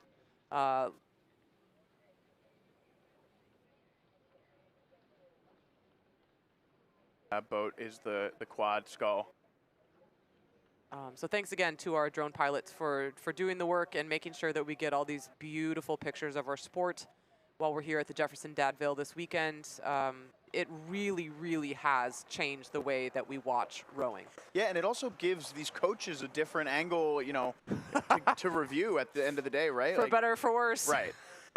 More information is not always better, but and you know what? In a quad, there is always a lot of information. It is up there with one of the most challenging boats to row, sort of for some of the reasons that we've talked about with, the single and the pair.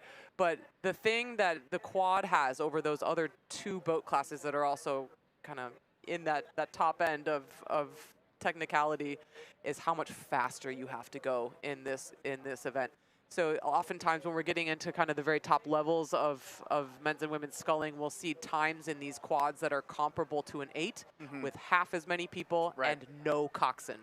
So the athletes are the ones that are doing the steering. Oh gosh, and perfectly timed, a little comment about the steering. And so these athletes are the ones that have to get themselves out of that buoy line. Oh, that's a big correction. This is an interesting. Did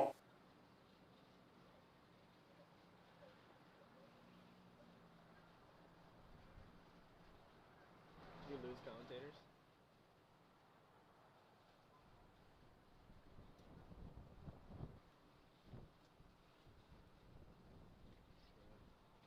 Entry and exit, but the two-seat, whether it's rigging or just a longer rower, and you can see he's got some long arms actually. That there. wingspan will do it every time. Yeah. So maybe some notes to take in terms of how to accommodate the rig just to get those angles matched up a little bit better, because he's getting close enough. He's almost pinching the two seats oars at a certain point in the stroke. All right, the women's varsity quad now onto the course. I'm going to get results from the women's 4 event.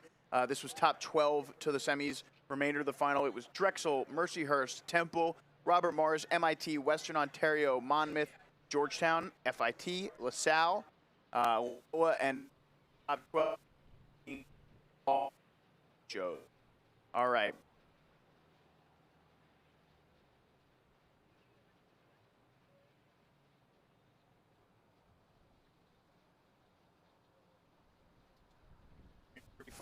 And now William and Mary behind them.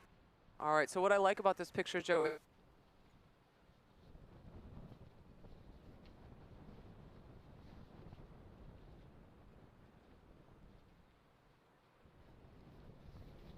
All I heard was scooch. I come back on the camera and I hear scooch, scooch.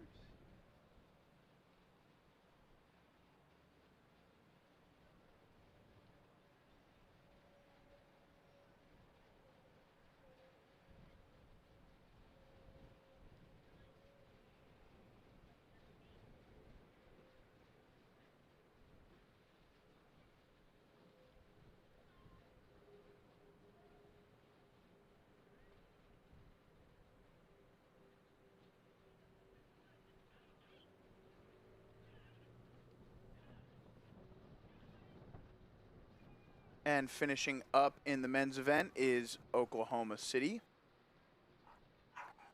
Unsure if they're out in front of Trent and Dominican and Colgate, who were scheduled to start in front of them. Here is the boat from William and Mary and the women.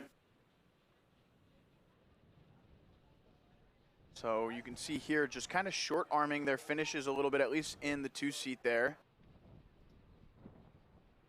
But, you know, they're working through it here in this William and Mary boat. Overhead now. Try and figure out exactly who we've got on the screen. Could be it looks like it's MIT. probably MIT, yes.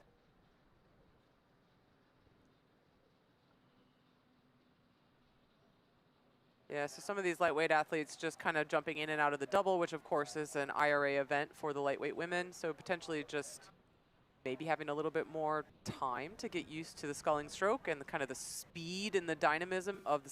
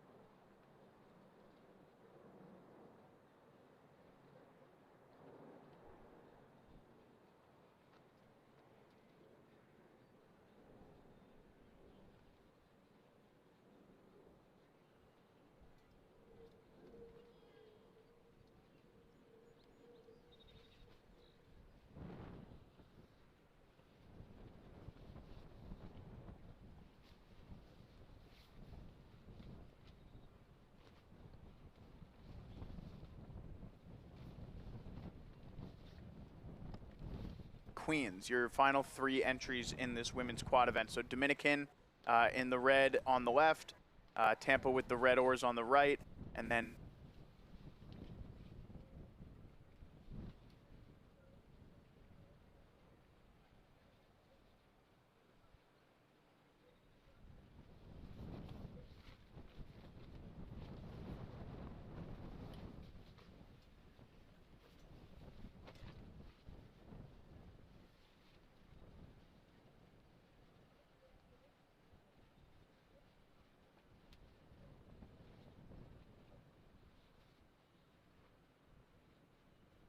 was a little bit further back in the previous picture.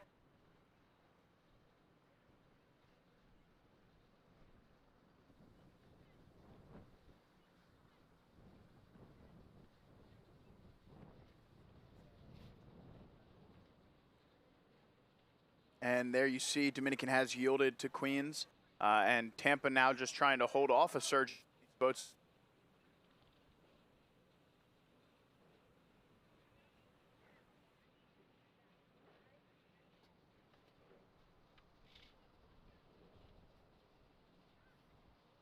The men's quad.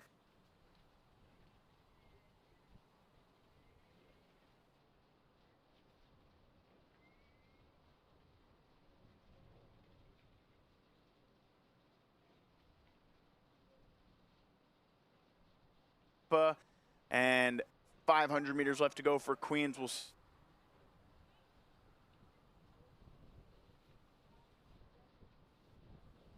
Queens boat, including the stroke rate. And yeah, yet, clocked about a 32 and a half in that Queen's boat. So relying on power quite a bit, because that's a little bit on the low side, I would say, for a women's quad. Tampa looks like they raised it there just into final 500, but a little just unable to get the speed to hold off this Queens boat. Really nice race from Queens.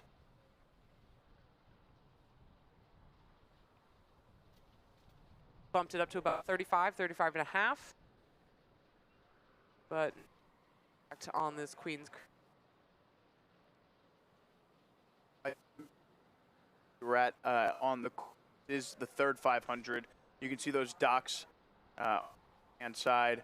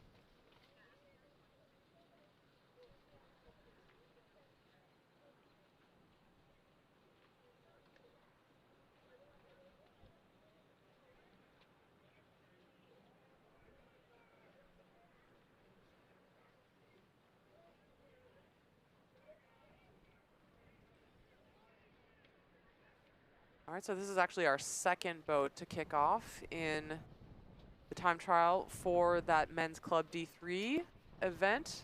We're going to pan back quickly to check in on one of our women's quads.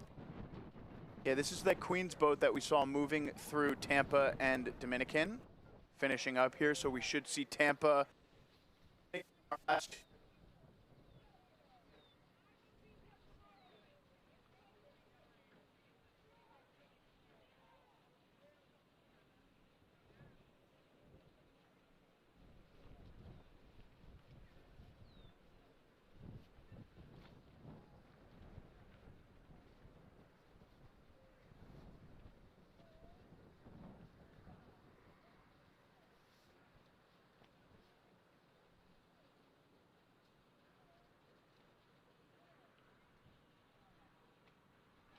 Regatta, Joe, do I sense that there might be a little discrepancy in the speed there as the Pioneers maybe are starting to move on this crew from Catholic? Yeah, I think Marietta, we've seen, you know, a deeper program potentially than this Catholic team. So, you know, Catholic with a few less rowers here, not seen in any. Normally we see a few Catholic fours, so maybe a smaller Catholic program this year. But great to see them here nonetheless as they make their way through the first half of this race. And the wind really starting to pick up. You're starting to see some white caps just a bit on the river, and we can feel it here from our point downriver. And as Megan said, it is a tailwind, a pretty strong one at the moment. It is. Gosh, this is a powerful looking crew from Marietta. Yeah. Really late. You know, I'm going to be honest, I'm a little disappointed right now. There's no Speed Hawk in this boat this year. I was really looking forward to that. So I guess I'm just not going to get what I was hoping for from this Marietta program. But nonetheless, I think we should keep our eyes on these guys over the course of the weekend. They should be very, very strong in this D3 club field. Really looking pretty dynamic. I didn't even grab a stroke rate for them because I was really looking forward to the Speed Hawk, unfortunately.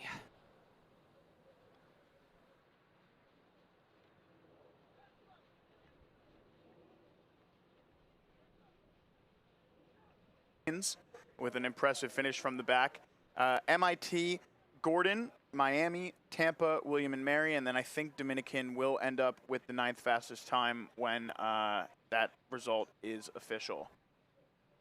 All right, check this out. Another move being put on this Catholic boat. Looks like the boat from the inside there, or rather this is Vassar, I think.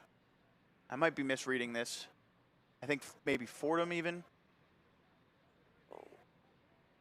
They're the same colors, so Yeah. it's really tough to tell. But that is the Catholic boat, so it has to. I think Vassar was a bit further up in the race, and now we're going to see them finish here. I think you're right. That looks like the Vassar blades that we saw go by. So this is RIT finishing right out in front of Vassar. So Vassar making some inroads on RIT. So that was that Fordham boat that I think had already gone by, potentially. Well, because we don't have that continuous storyline where we're trading off consecutively with our cameras down.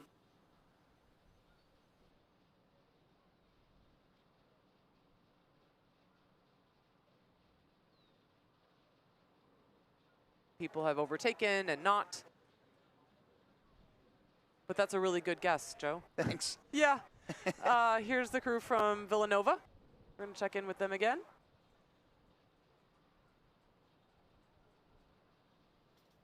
Yeah, Villanova's looked good here. Rowan out of that.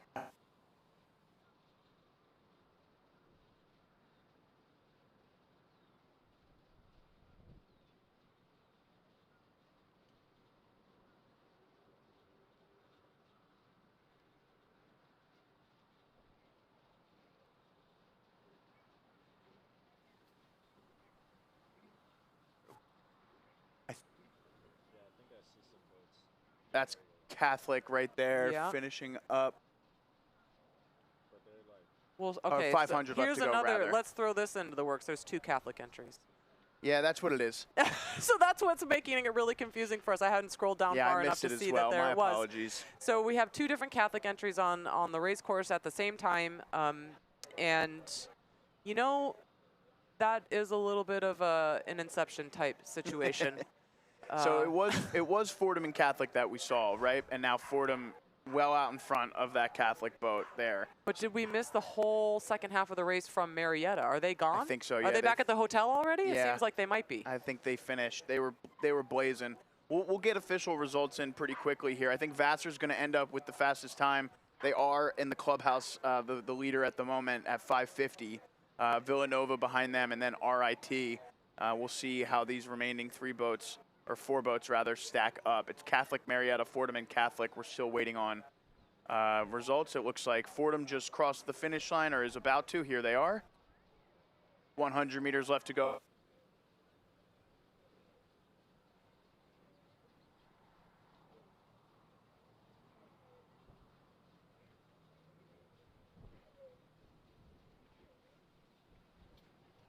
Crossing the line is Fordham. And Catholic will go after them as we head back up the race course. This is the women's Division II Varsity 8, and that is Rollins hitting 500 meters in, 1,500 meters left to go. A good-looking Rollins crew there as we go picture-in-picture with Catholic finishing up and the men's Division III club event. Yeah, so interesting with this picture-in-picture right now because we're looking up at kind of the first half of the race course on the top left of your screen and the very end of the race course on the bottom right of your screen, and you can see how the conditions accelerate as we go down the track. So this is a thing to keep in mind while we're talking about tailwind conditions, especially if they're quite brisk as they are starting to become right now.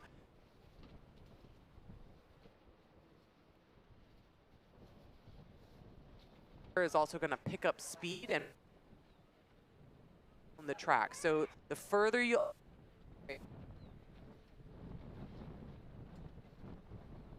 and if it starts to get a little bit too bumpy because it's accelerated too much, that's where it switches from a friendly tailwind to an unfriendly tailwind, and it becomes quite a technical challenge for some of these crews if the water starts to get a little bit too whipped up. Yeah, so Megan, you actually called it right away in that men's club D3 event. Marietta with the fastest time in the time chart. Fordham popping in right in second place, so both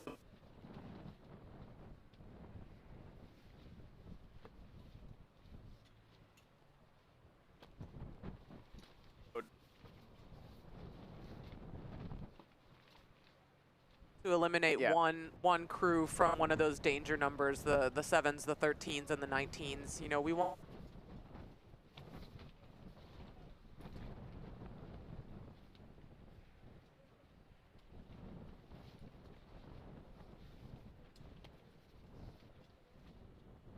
To Varsity 8 event. We've got Rollins and now Jefferson on your screen, and these are the Catamounts, Vermont, the final boat here in this.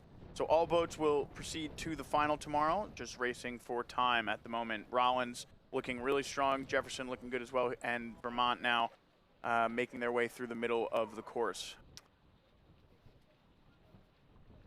Well, unbelievably, we've torn through these time trials this morning here at the Jefferson Dad Vail, and we are on to, gosh, is it our last event already as we kind of move through these D2 women's 8s?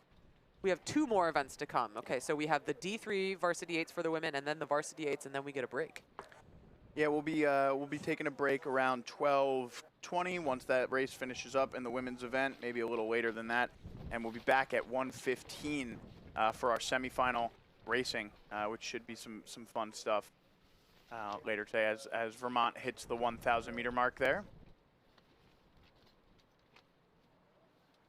Yeah, but pretty cool that we've really seen the entire spectrum of most events that are offered in the sport of rowing. I mean, we're short of the cox pair and the straight 4, seems like here, and some mixed boats. We have not seen any of those.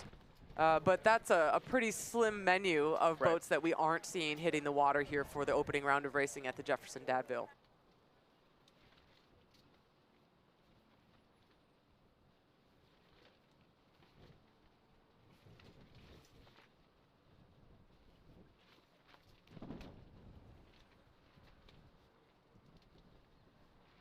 All right, so it does look like, okay, so we only have a few boats in this field, Joe, but look at the margins. Yeah. It looks like they're being pretty well maintained. Yeah. So this is exciting. So we're not going to have the overtake in the drama that we've had in a couple of these other events.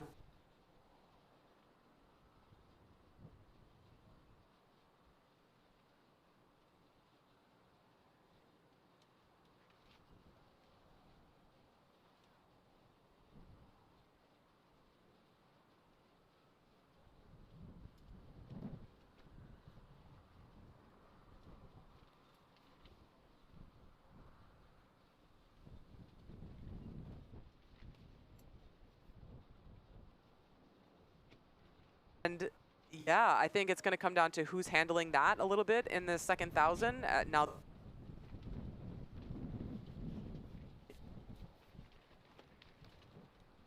oh, I don't even know if I had another thought there, but you know, how that's going to play into maintaining these margins as we get into the second half of the race course. Will they continue to stay the same for that first half, or will there be a crew that kind of stands out in terms of their technical handling of this water?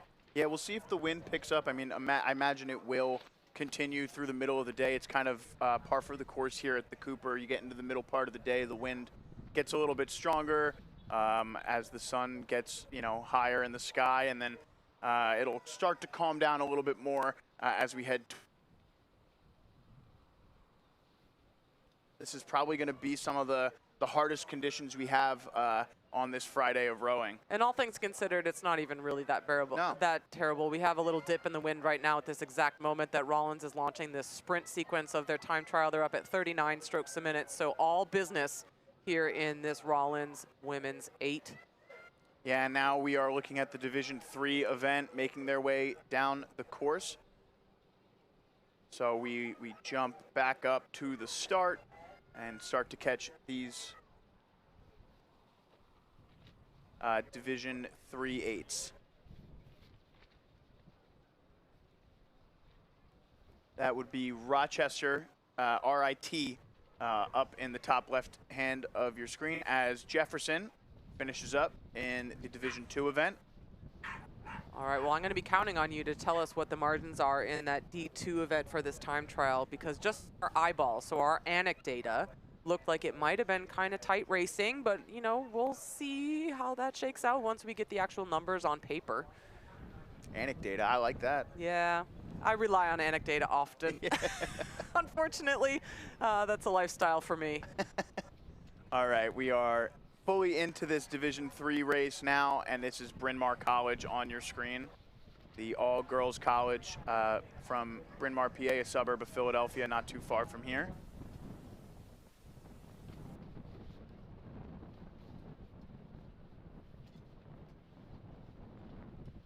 And this, I don't know why it stuck in my mind that they did, but we don't want to have another Catholic gate going on here where No. we have multiple boats on the water at the same time and we forget which one we're looking at. So this is going to be the first entry, the one being stroked by Ms. Conroy. If we're looking for our Bryn Mawr athletes, any of our Bryn Mawr supporters out there, this is the entry.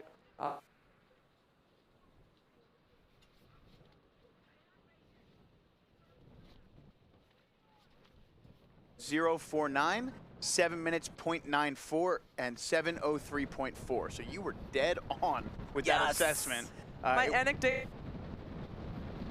Jefferson, Vermont in that order, but only 3 seconds between all three boats. So I love great that. shout, Megan. I love on that. That was a really good call on your part. Well, it's going to be so much fun tomorrow. I mean, Yeah. everyone who's in this field can look at that and be like, yes. It's ours. Yeah, we can easily take this. We've got more in the tank, you know. Well, and what a great matchup it's going to be. Everyone is going to be better having raced this race today and also again tomorrow. So great stuff that we can look forward to in that D2 event for the women. Yeah, and again, now we shift our focus to this Division 3 event, and then the women's varsity 8s right after that, which should be one of our better competitions of the weekend. All right, take a breath, Joe. I want to make sure that we're on the same page about this. There's Sure. also 2 Catholic entries in this Okay. women's event. So All right. I think we might be at the second entry potentially for Catholic right now. Okay. But let's see if we can zoom our gadget eyeballs in on that. Oh, gosh. I think that's 6:02, so I think that this is their first one. And they're kind of hitting the middle.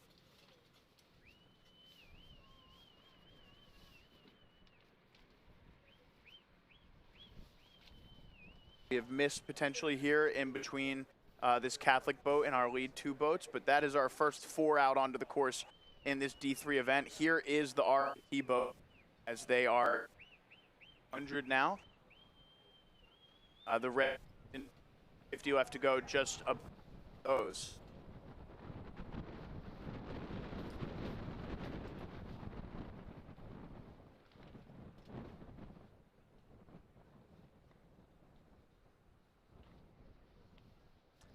I think your monitor's better than mine. That's what it is. It's not my eyeballs. It's definitely that your screen is better. No, because there's no way I'm pulling my screen right now. Yeah, it was.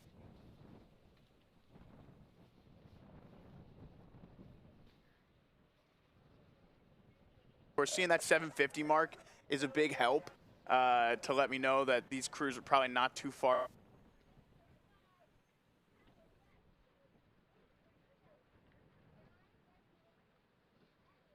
We kind of can, at least a camera, it's pretty easy to tell where we're at in the course. RIT here, just about finishing up, looking strong in this Division 3 boat.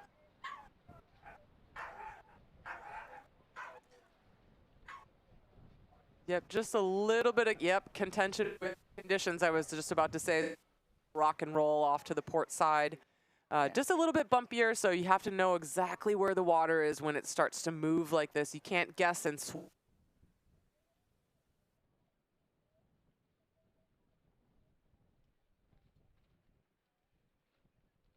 dealing with the conditions as they start to really heat up toward the finish line here. Yeah, this, we'll see. I think that might have been Franklin and Marshall, and this is Marietta now. Yep, I think you're right about that. So I think there's a Stockton boat that kind of snuck through along with that Clark boat a little bit further up. So we didn't get to see those boats. They are probably a little further down the course. Again, this is our Camden County Boathouse camera here. You can tell just a little bit elevated, right behind the 1,000 meter mark as we see bow 606 from Marietta.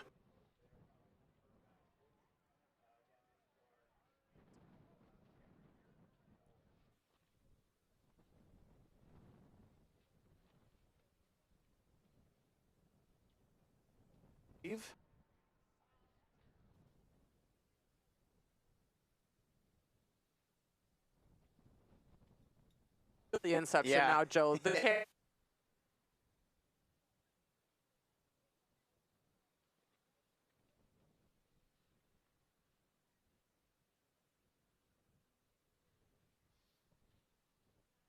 A Women's Division 3 event.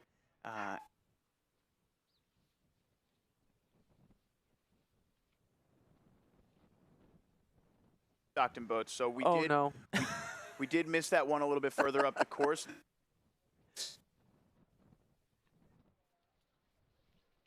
But yeah, with there's no real second varsity events for these Division 3 programs. So, if they're boating 2 8s, we're gonna see both of those 8s in this event.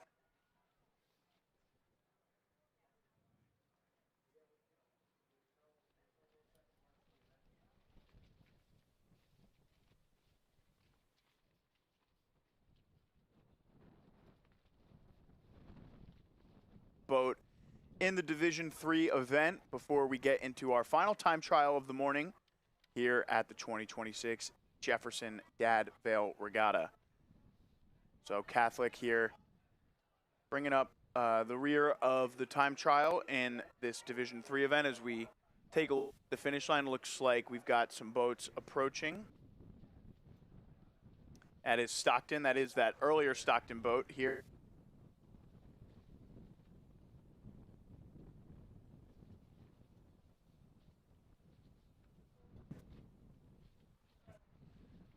RIT in the clubhouse at 7:01 in that.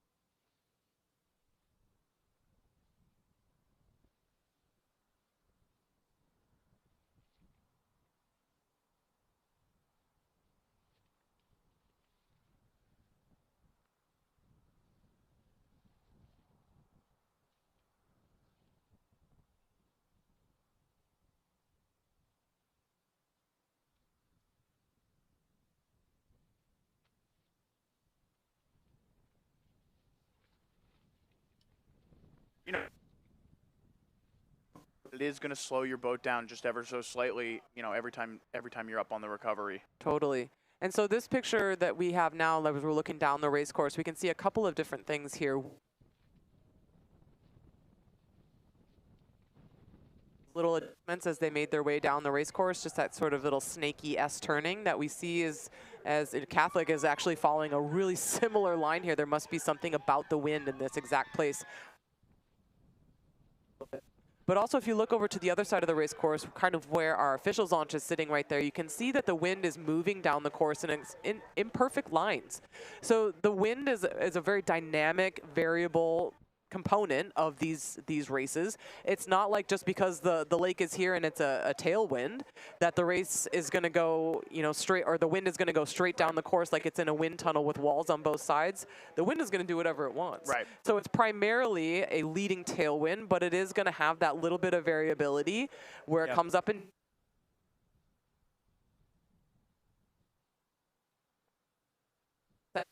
and aware and skilled these coxswains need to be in order to both and also respond to it. Yeah, looks like Marietta here finishing up, and again, as you said, there is some cross going on. It does feel like mostly south to north, so that's going to be coming across their starboard side to their port side. Is that wind kind of coming across when it does whip up that way? But as you said, it is. You can see it, you know, in the.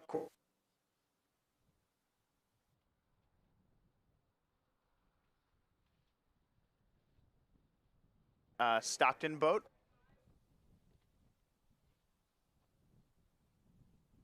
On the course.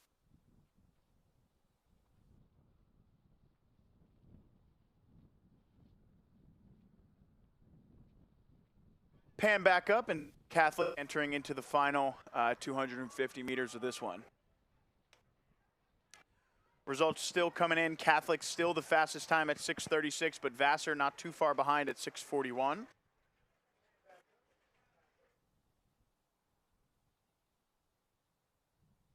I think we are just on the threshold here inside these red buoys, approaching Whitecap, just at the very tail end of this race course. Depending on who you ask, there may or may not be whitecaps out here because we're just right on that tipping point of when the water might start to turn. Yeah, you can see it a little bit. It's still not totally, you know, getting up there, but it's definitely affecting the race at this point. As Catholic crosses the line, that is our final boat in the D3 event. And we are a little ahead of schedule here, so the officials may not have sent off our varsity 8. They may just be waiting, and you can see there, it doesn't appear as though that race has gotten started. Beautiful sweeping drone shot here of our finish line area. And the entire Cooper River Park here.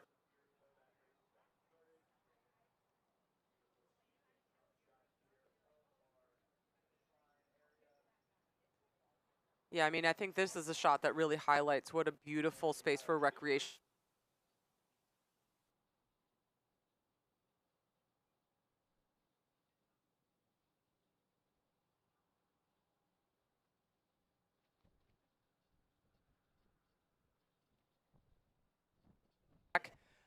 Just all kinds of space for outdoor recreation here. And of course, everything is leafed out and beautiful in the springtime here on the Cooper River. So it is a really, really awesome little gem.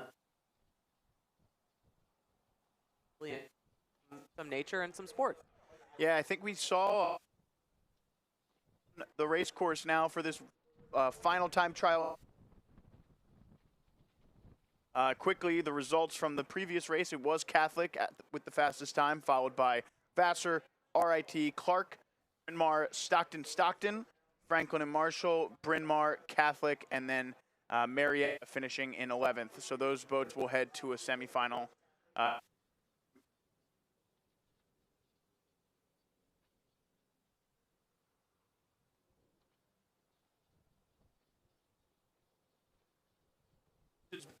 To meet these boats, and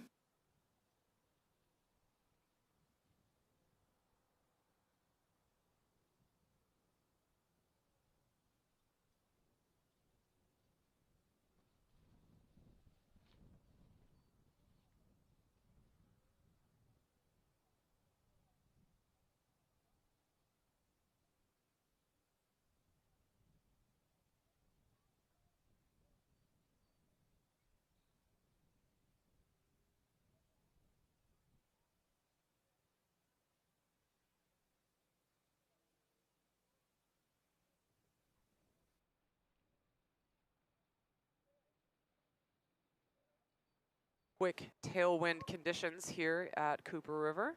Kicking things off for us for these women's varsity eights. They know, I think, that they're going to be chased pretty hard by this crew from Georgetown. So I think really getting it hot off the blocks and seeing what they can do early on in the race is a really smart strategy.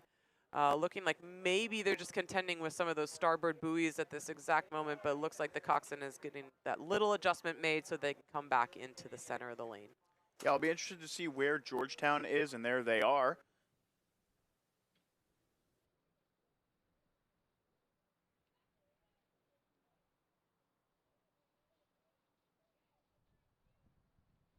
The winner, I believe, 2 years in a row at this point, maybe even more than that. I'll try and confirm for a second, but looking to make it 3 at the very least. Yeah, well, Georgetown, I think, putting some distance on the crew as well as looking to overtake this crew from Iona. So the next 2 crews to follow this Hoya boat are going to be the crew from Queens. Again, a lightweight crew. Looks like we have a little bit of drama unfolding between the 2 followers.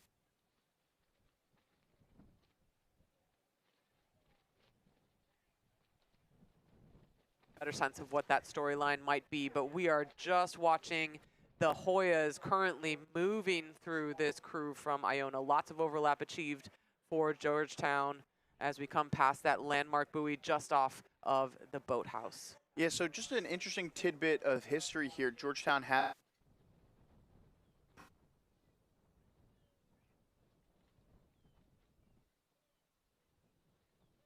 won the overall points trophy, was in 1993.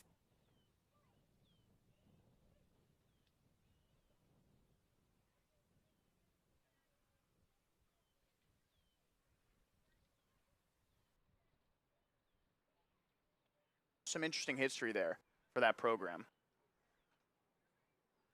All right.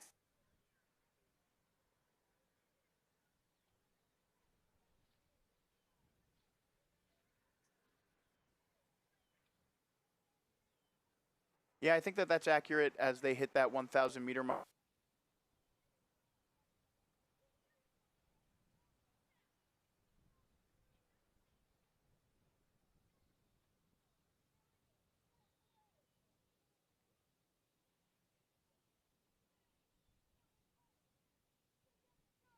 Some ground on Queens, or if Queens can make a counter move and reopen that gap over the second half of the race. As we take a look at what appears to be LaSalle now. Yep. Yeah, pretty interesting setup in that MIT boat. Again, the lightweight crew, it's a starboard stroke with a 6-7 bucket. So that's a little bit unusual. We don't see a lot of that. Yeah, that's a good point. Yeah, so that might be the only one of those. Another one of our crews to put on your bingo card here at the Dad Vail. And as you mentioned, that time just to get, and wow, there it is again. But this is a port stroke boat. Yeah. So a little bit more common that we'll see the 7-6. I've seen a lot of these over the past couple of weeks for whatever reason. People are just really working with their chemistry in a lot of these varsity eights because the 7-6 bucket is the hot thing in 2026. I guess it's just a matter of you enjoy, like you want that stern pair to be the stern pair. And that 6 seat might be a starboard coach feels strongly about as one of the or the 6 through 3 generally considered the powerhouse of the 8.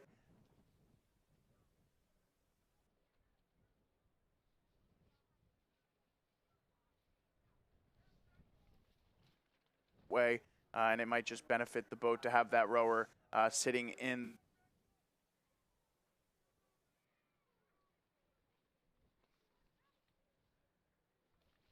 And Merrimack hitting 1,000 meters with Merrimack making up some ground on Monmouth. And then we head a little bit further up the course here. This is the purple of Western Ontario.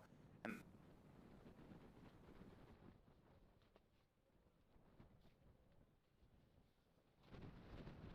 finish line camera here. This should be Georgetown. And you can see Georgetown had moved through Iona there. As we caught them in the middle of the race. Georgetown was catch up to Iona, and now finishing out in front is Georgetown. We'll see if that holds as the fastest time of the day. I mean, it looked like a full gas out.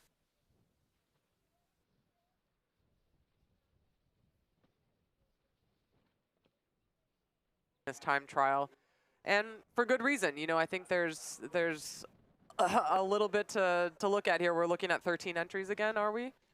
And danger numbers, you don't want to be on the wrong side of that 12 It does say advancement. 13th place to the second final, so that's again one of those. You know, does the coach send them out, or do they shut it down for the weekend? Hopefully, we see them row. I'm sure we will. Yeah. But nonetheless, you know, it's still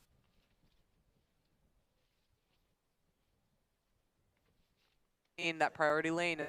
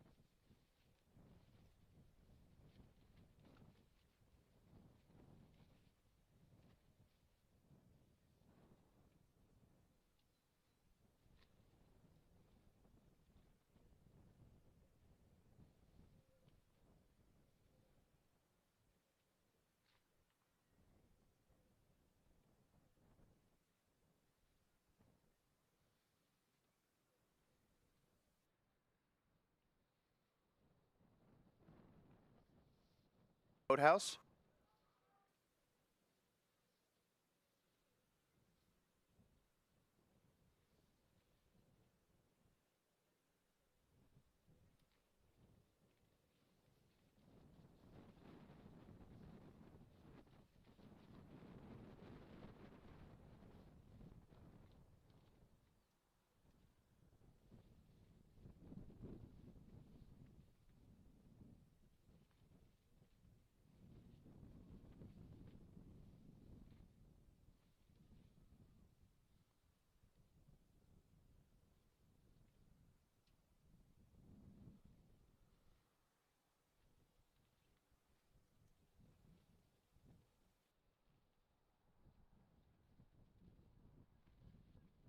Range. So maybe not.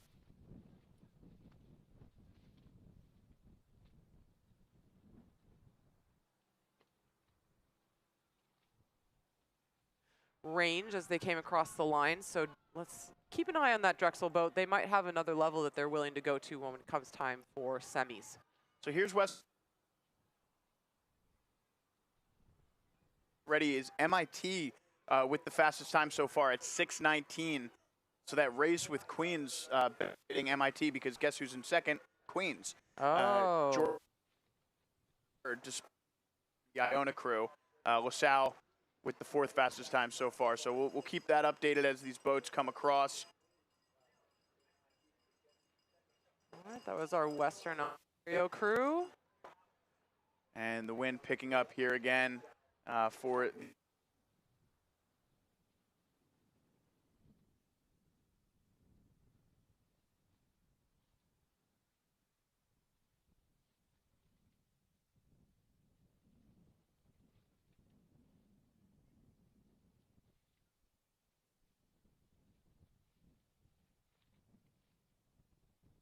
Fordham hitting that 500 left to go mark off in the distance. Here is the Hawk.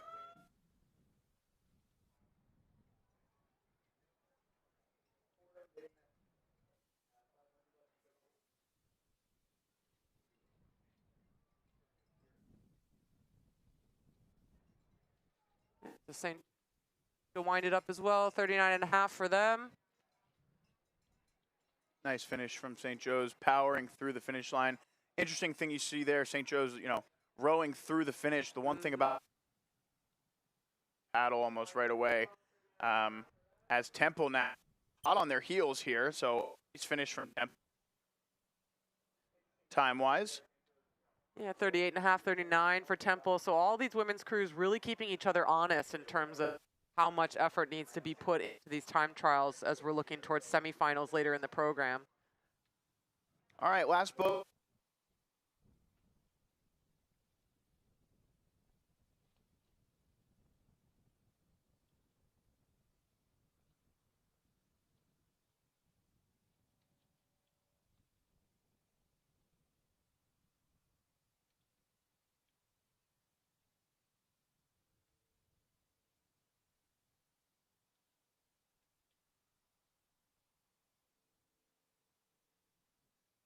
Yeah. But these big boats, the big heavy boats, the 8s, these are going to be the boats that are going to have kind of the easiest go of these tougher conditions because they're the heaviest and the most stable. It's our small boats that will say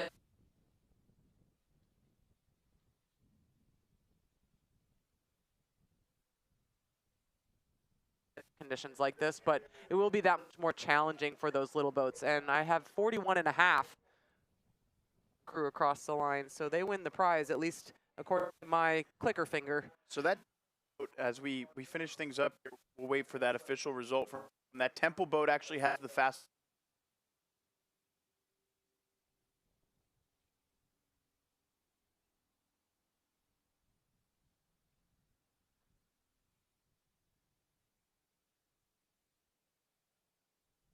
So Queens, Georgetown, LaSalle, and Monmouth, and we'll see, and then Iona.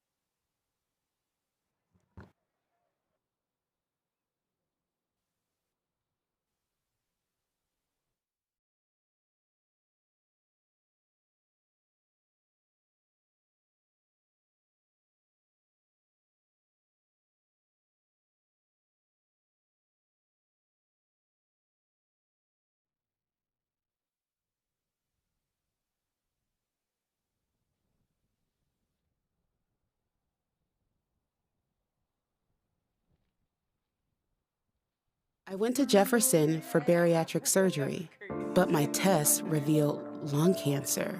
I was 38 and never smoked. How could I have cancer? But I was fortunate. My doctors found the cancer early, and at every step, they supported me. They were amazing. Thanks to them, I recovered quickly. Jefferson gave me my life back. The future isn't waiting. It's being built right here. At Florida Tech, we offer degrees designed for what's next in engineering, science, computing, aeronautics, business, psychology, and more. Whether you're starting your journey or leveling up your career, our bachelor's, master's, and doctoral programs prepare you to lead. Explore degrees designed for careers of the future at floridatech.edu.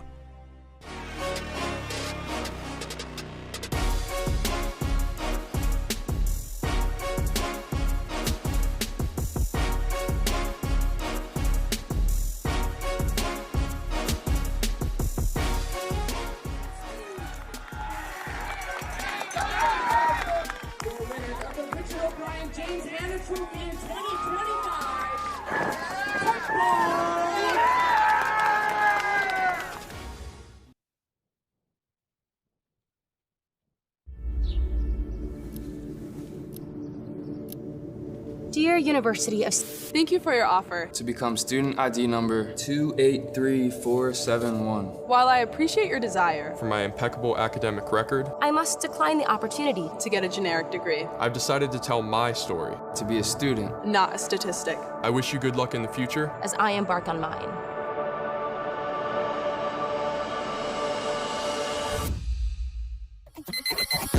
We do the most with the least.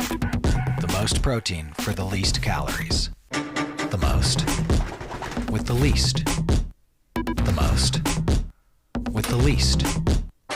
28 grams of protein, 150 calories, 0 grams of sugar.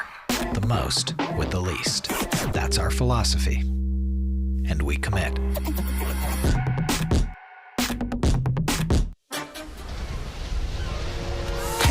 Seconds and counting. 9, 8, ignition sequence start. 7, T-minus 6, 5, all engines running. 4, 3, 2, 1. Liftoff. We have a liftoff.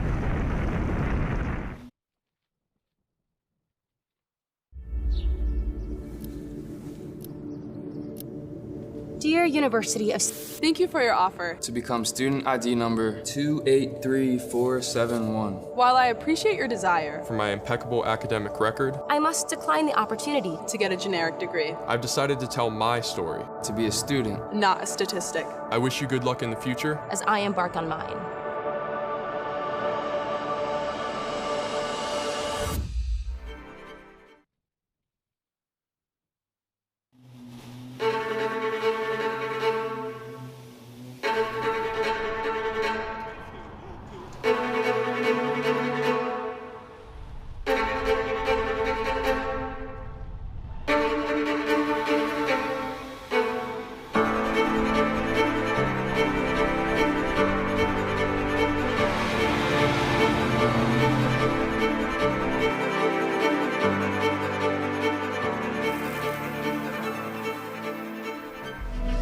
Who are Thomas Jefferson University students?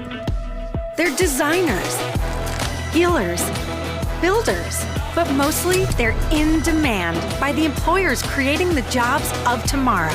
When you're trained to never settle, but to keep asking why, and your education crosses disciplines, these different perspectives ignite new ideas and make the impossible possible. Jefferson, redefine possible. There's a place where you can come as you are, see how it's made, and why we make it. You'll explore roads less traveled, steal a few moments, and slow down the clock. Then just kick back and stay a while. It's time to get away close to home in South Jersey. Head to visitsouthjersey.com to plan your trip today. We'll see you down the road. We are back here live from Avalon, New Jersey for the South Jersey Lifeguard Championships. Josabel, well done. 3-time Brigand team. South Jersey double champion. And we are back here in Ventnor, New Jersey for the first annual Women's South Jersey Lifeguard Championships.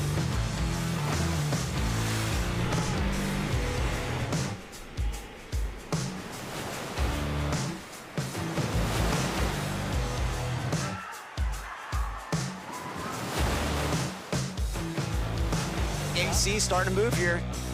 And right now, unofficially, Atlantic City is going to take the easy victory here.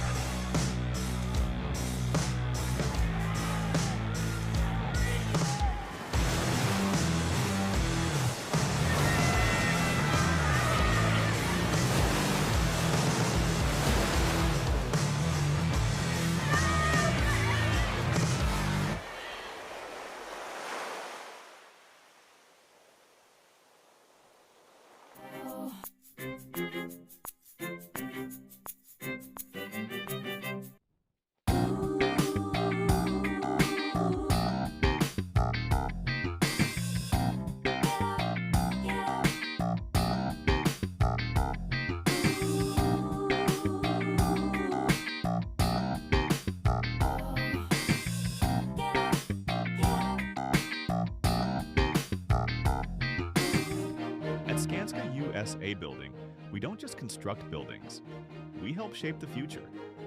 We provide full-service construction solutions, including pre-construction, general contracting, design build, construction management, and sustainable building expertise.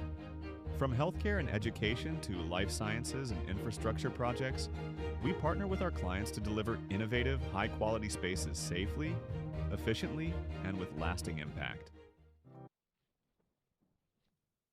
When we all first checked into Jefferson, we were strangers. But we spent months creating a lifelong bond, waiting for our new hearts. None of us will take for granted the second chance our doctors at Jefferson gave us. We're called the Four Heartbeats, but we prefer to call ourselves friends, family, forever. I love you guys. Love you. Love you, man. Love you too.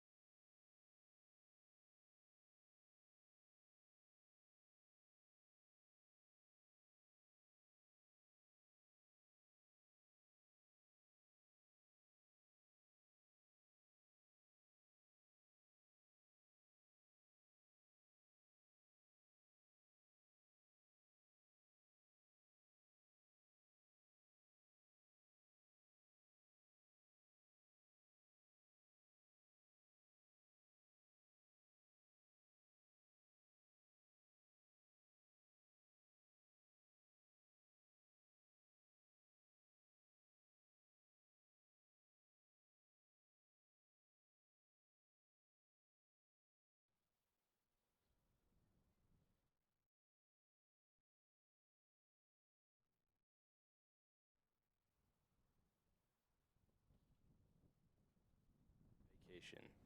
Temple, Suburban Wholesale Lighting.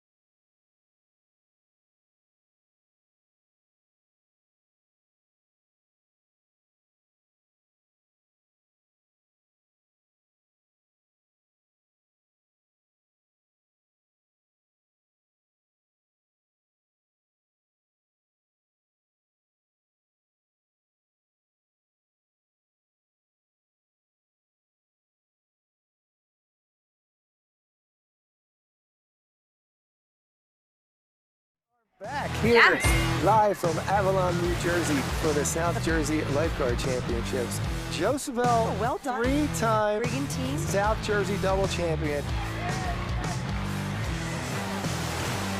And we are back here in Ventnor, New Jersey for the first annual Women's South Jersey Lifeguard Championships.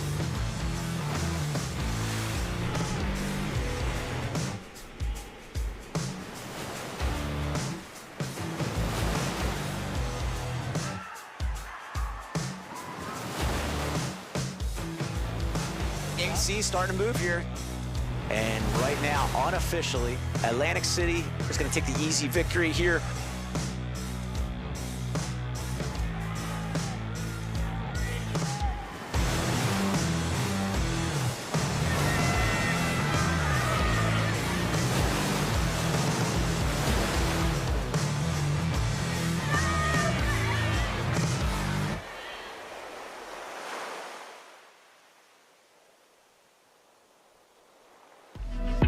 Who are Thomas Jefferson University students?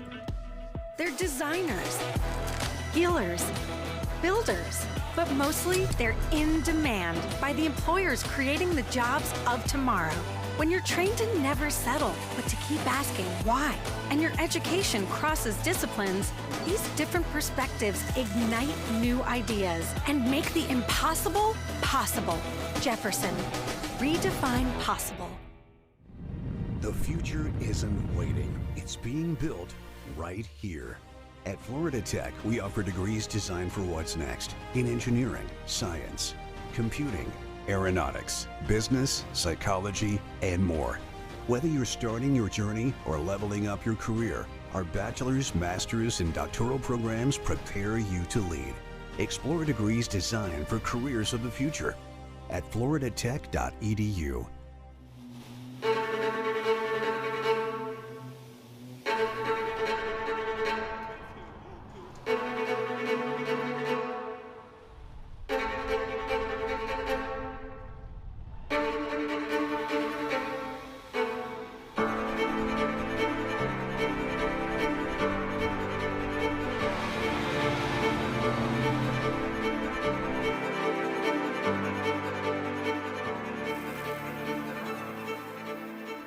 There's a place where you can come as you are, see how it's made, and why we make it. You'll explore roads less traveled, steal a few moments, and slow down the clock. Then just kick back and stay a while. It's time to get away close to home in South Jersey. Head to visitsouthjersey.com to plan your trip today. We'll see you down the road. We do the most with the least. The most protein for the least calories. The most with the least. The most with the least. 28 grams of protein, 150 calories, 0 grams of sugar. The most with the least. That's our philosophy. And we commit. I went to Jefferson for bariatric surgery, but my tests revealed lung cancer. I was 38 and never smoked. How could I have cancer? But I was fortunate. My doctors found the cancer early, and at every step, they supported me. They were amazing. Thanks to them, I recovered quickly. Jefferson gave me my life back. At Skanska USA Building, we don't just construct buildings, we help shape the future. We provide full-service construction solutions, including pre-construction, general contracting, design build, construction management, and sustainable building expertise. From healthcare and education to life sciences and infrastructure projects, we partner with our clients to deliver innovative, high-quality spaces safely, efficiently, and with lasting impact. 10 seconds and counting. 9, 8, ignition sequence start. 7, T-minus 6, 5, all engines running. 4, 3, 2, 1. Liftoff. We have a liftoff. When we all first checked into Jefferson, we were strangers. But we spent months creating a lifelong bond, waiting for our new hearts. None of us will take for granted the second chance our doctors at Jefferson gave us. We're called the 4 Heartbeats, but we prefer to call ourselves friends, family, forever. I love you guys. Love you. Love you, man. Love you. Dear University of... Thank you for your offer. To become student ID number 283471. While I appreciate your desire For my impeccable academic record, I must decline the opportunity to get a generic degree, I've decided to tell my story. To be a student. not a statistic. I wish you good luck in the future. as I embark on mine.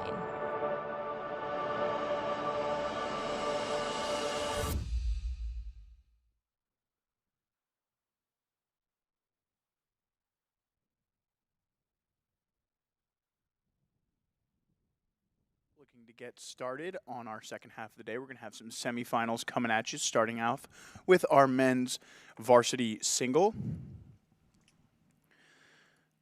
This is semifinal number 1, and from right to left on your screen, in lane 1 is Dominican, lane 2 is Trent, lane 3 is Queens, lane 4 is also Trent, lane 5 is Lafayette, and in lane 6 is Adrian College. So looks like we're just about to get started here in our second half of the day. We've got Queens sitting in lane 3. They were the pole position finisher in the time trial with a time of 7 minutes flat. Just about, a little bit over that, but right around 7 minutes was the fastest time by about 11 seconds. So look for that Queens College boat to be the favorite here, and they are off and underway. And Queens College immediately dealing with some geese, but looks like they avoided anything major there. Yeah, but gosh, that's one of the worst places to have sort of one of those wildlife interference moments. I mean, gosh, I think he's benefiting from it, if anything, because he's gotten his bow ball out ahead of everybody else. Maybe just a little bump in adrenaline, having that little surprise flurry of feathers coming off to his starboard side. But really, really good start that we're seeing from the middle of the race course here. Yeah, so again, we've got Dominican, Trent, Queens, Trent, Lafayette, and Adrian from right to left on your screen. So the second 2 fastest boats in this race based on qualifying were the 2 boats from Trent, that sitting in lanes 2 and 4. But at the moment, through about 300 meters into this one, it's going to be Queens College out in front, followed by the lane 4 Trent boat, And sitting in third at the moment, and it is a top 3 to the final, is going to be Dominican, the rower from Dominican. And I actually think we have a little bit of info on that rower. In fact, we do. That is Sebastian Edmonds. Sebastian is a freshman filling in for a senior who is ill, and he's been showing significant progress in the single. He rode at Hackensack High School in New Jersey before coming to Dominican. So he sits in third place at the moment. It is a top 3 boats to the final, and the remainder going to the second final. Yeah, so this is going to be really interesting as we kind of get through the small boat portion of the program as we're coming through these semifinals, because again, you know, we talked a little bit about this as we kind of concluded our time trials at the first part of the day. The water's a little technical out there. And in these little boats, they are very, very unforgiving if you are not ready and relaxed enough to handle the conditions. And I do emphasize that relaxation component because that is so much a factor in how the conditions will affect these athletes or not. It's that moment when you start to overgrip, you start to anticipate or get worried, or you let that tension start to creep into your hands and your upper body, that's when the components of the water and the wind and all of that is going to have the bigger and bigger impact on the way that you're rowing. Beautiful shot of our race right here as we can see the rower from Queens College maintaining a pretty solid boat length advantage of open water over the rower from Trent in lane 4. And then that race for third place is really fun behind them. And again, it is only 3 spots in the final. So Dominican looks to be about, you know, bow deck to stern deck with the Trent boat in lane 2. So the 2 boats on the outside also, that's Lafayette and Adrian, don't appear to be quite out of it yet, as the rower from Queens College makes his way by our vantage point here. As we have now moved, we were at the finish line earlier in the day. Now we sit in the beautiful Camden County Boathouse, right where this camera is pointed. So we see this rower from Queens College making his way by us right now. And here's another beautiful drone shot. You can see that advantage for Dominican holding over Trent in lanes 1 and 2, but a fun race developing there.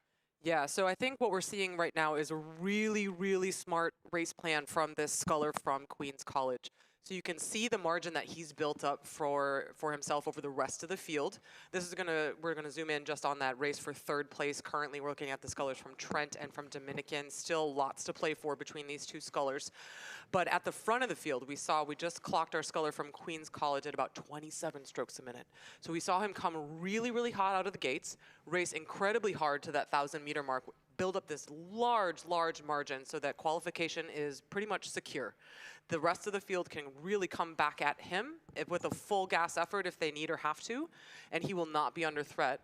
This is so important because as we get down the course into the second half of the race course, this is where the water's going to start to get dicey. Yeah.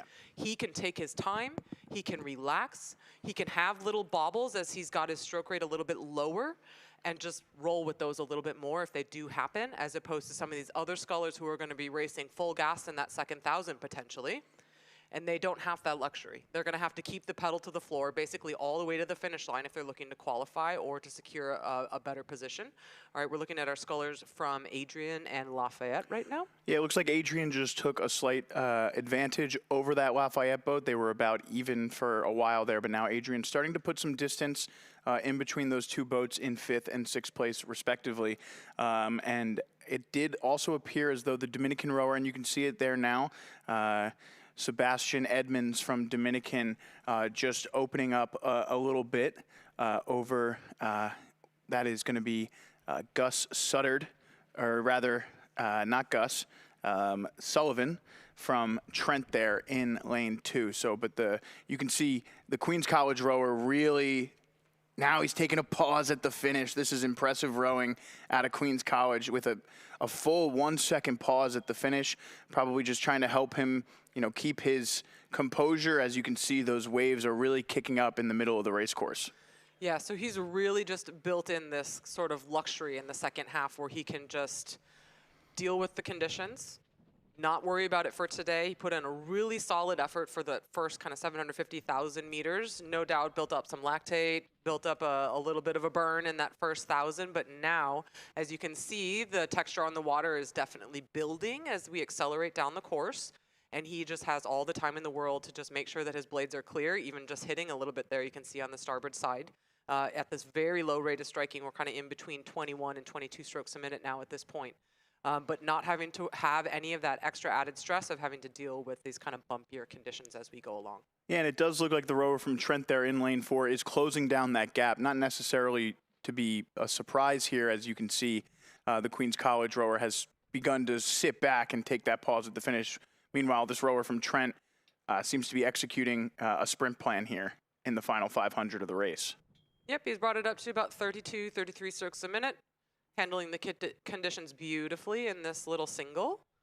Took a little peek over his right shoulder there just to see exactly how far away the rower from the lead boat in Queens was, and you can see him a little bit closely now, but I think the rower from Queens is, you know, well within control of this race and will be able to turn it back on if need be. And you can see there the distance between Dominican and the other Trent rower has really grown here, and now it is just a matter of rowing a clean finish here for the Dominican rower to advance to the final.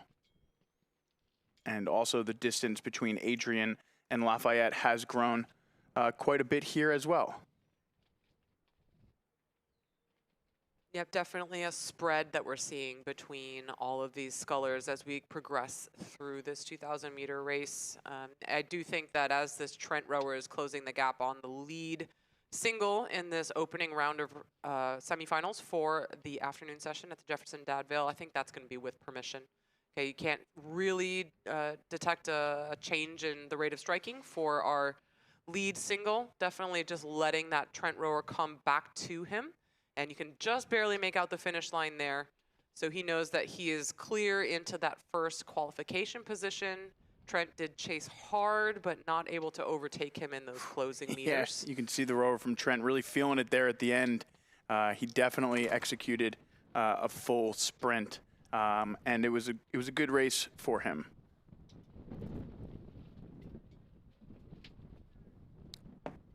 But definitely an interesting storyline there. You know, Trent will feel as though he has a good chance to, you know, make a push in the final, whereas the Queens College rower should feel confident with his own speed and hopefully, you know, set up a match with whatever happens in this second final, which we should see soon, as finishing 4th there was the other rower from Trent. And next up will be this rower from Adrian out there in lane 6. And we're going to have pretty immediate results popping up on your screen there. Looks like the rower from Queens with a 7:53. So based on the time trial, a bit slower in the afternoon, but again, it's a full 2,000 meter race as compared to the 1,900 meters with a running start. Right, and we did see him shut down significantly after the 1,000 meter mark. So there's for sure another level that we can expect to see from that lead single in that opening semifinal. Again, we are going to be on very short centers. Did we already talk about this? Maybe we didn't. Yeah. We didn't have time. Very short centers for our afternoon session. So we're picking up our next semifinal of the men's singles that when they are well underway. And we're going to miss, I think, a fair number of the starts of these races. And so we'll get to pick up the storylines as they unfold after about halfway often. Yeah, but lane assignments here for the men's varsity single. We've got Drexel in lane 1, Drexel in lane 2, Brock in lane 3, Clarkson in lane 4, Oklahoma City in lane 5, and Washington College in lane 6.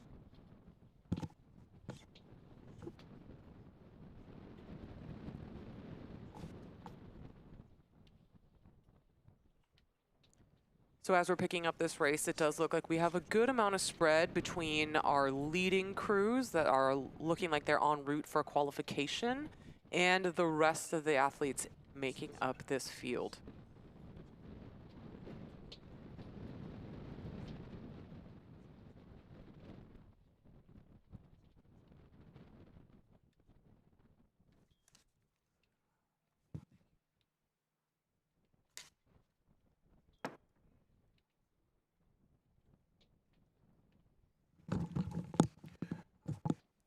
Yeah, and again, Brock here is your leader, and he had the fastest time in qualifying out of this group. with the second fastest time overall, right around 7:11.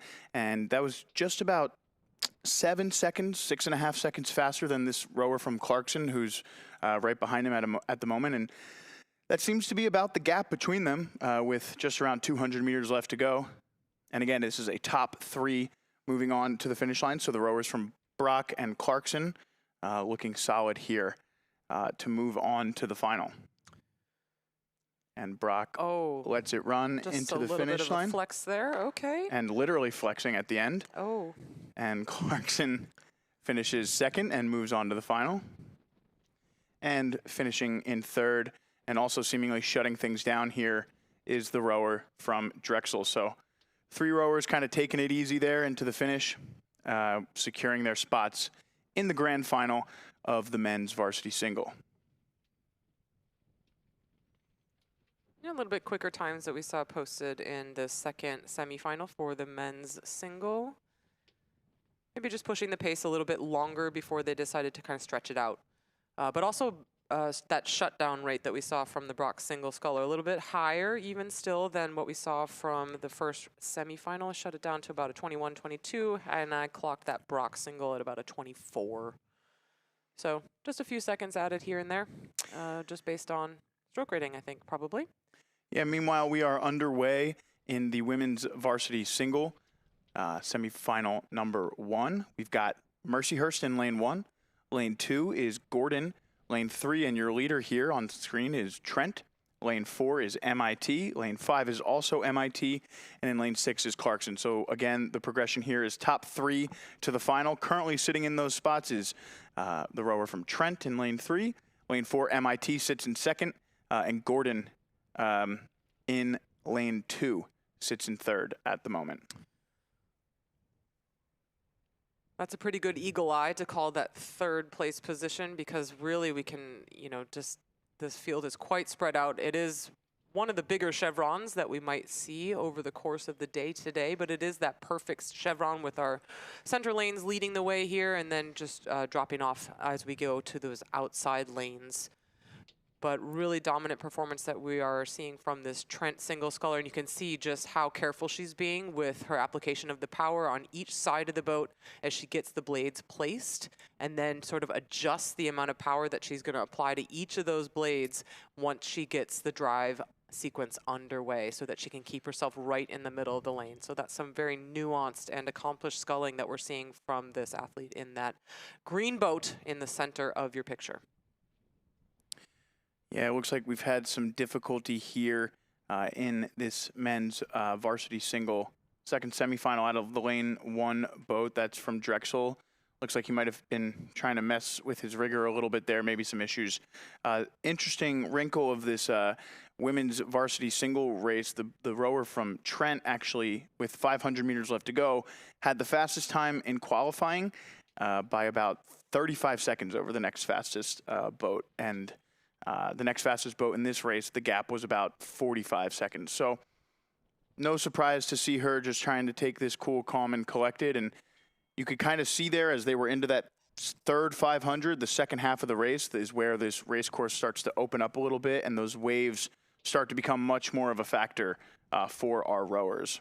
Well, again, and I think it's going to be really smart for these small boats in particular, that are going to be subject to a lot more variability in the water and the application of their power and the technical component of their stroke, to really establish their position in these races early on if they can.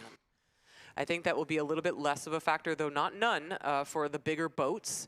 But I think across the board, getting out early in these very quick, bumpy conditions is going to be a smart move.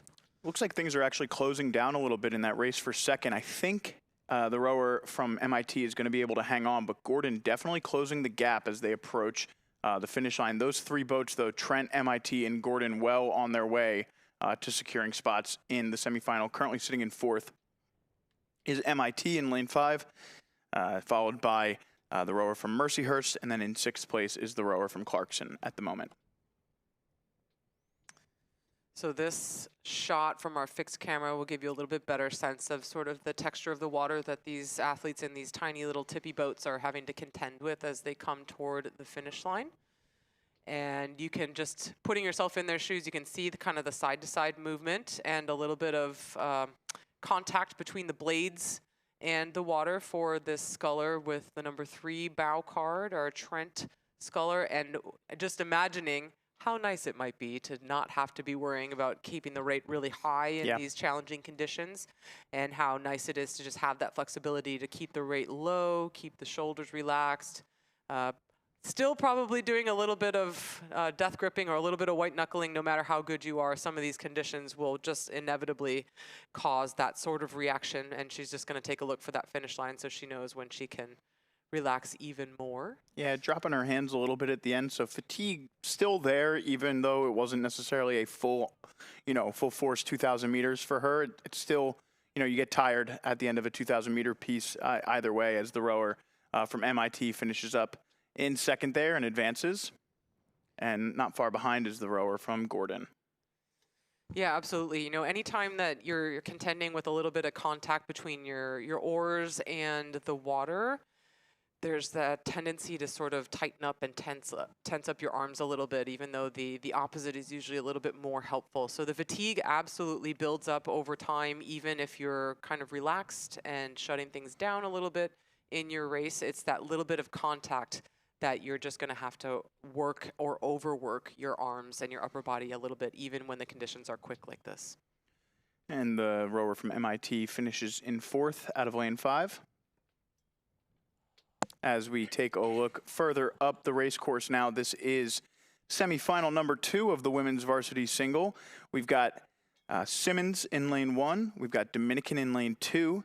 Drexel's in lane 3. On your screen there is our lane 4 Adrian rower, or rather lane 5 Adrian rower. Oklahoma City's in lane 4. I missed them. And William and Mary is in lane 6. So I think if I had to guess, this looks like the Simmons rower now, or potentially the Dominican. It is Simmons based on the lane, and that official seems to be riding towards the back with them. So I believe Adrian currently, if I had to guess, is sitting in 5th place.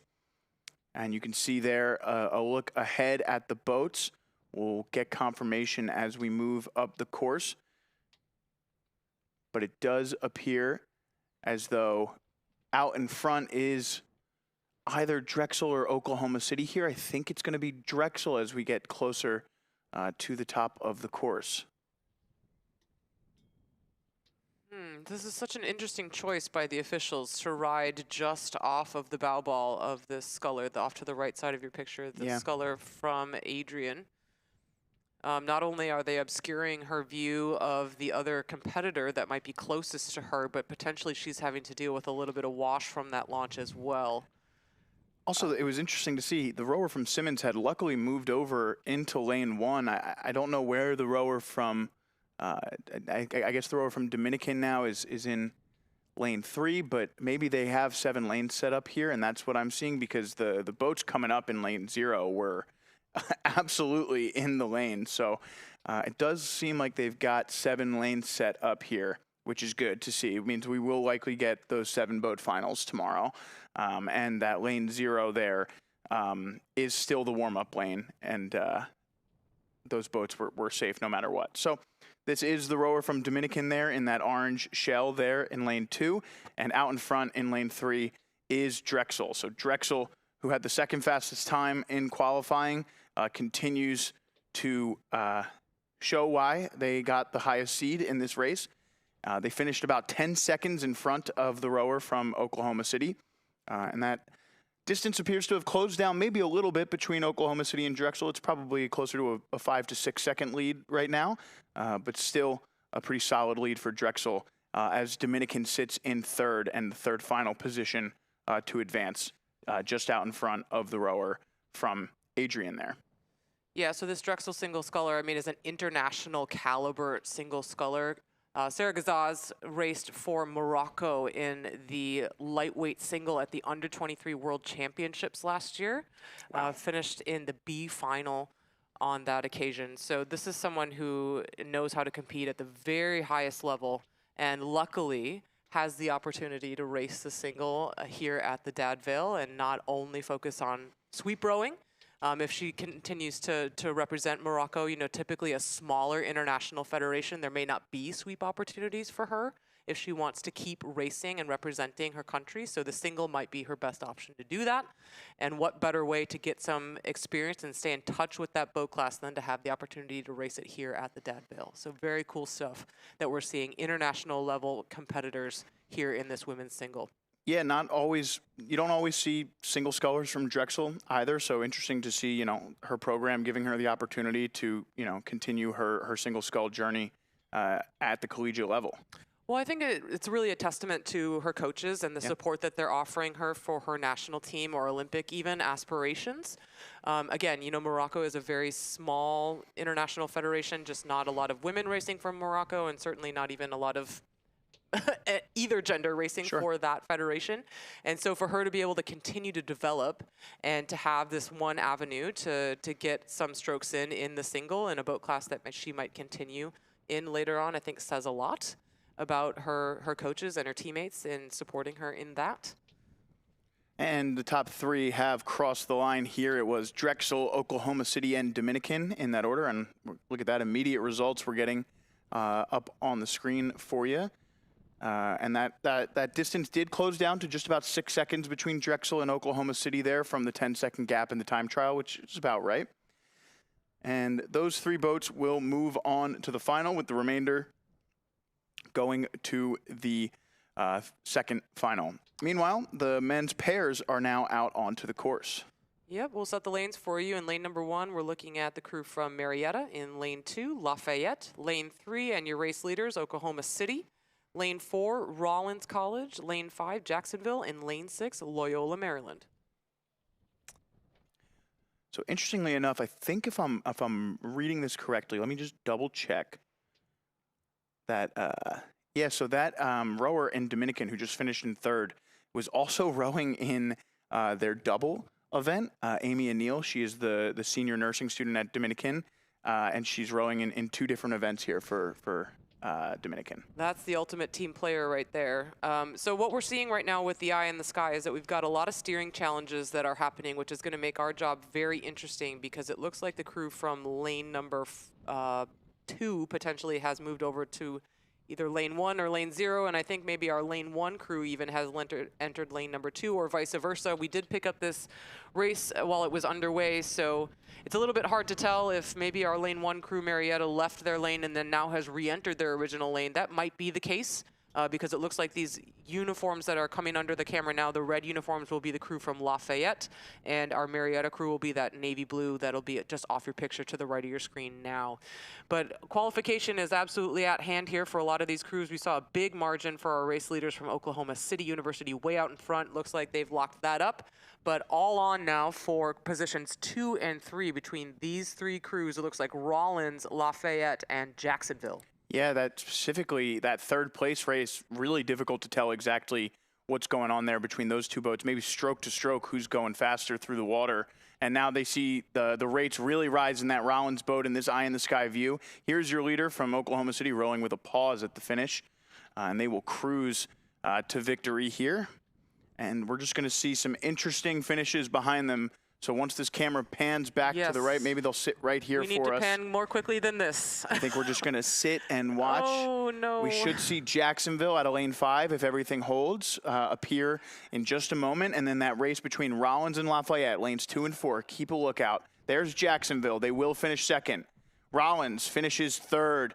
And with a great finish and a crab and a flip. He's going to go for a swim. And a flip at the finish, but it doesn't matter. Lafayette finishes fourth. Congratulations. You are moving on to the grand final, and now you're... They got to get them cleared pretty quickly, to be honest with you, because we're going to have boats moving through.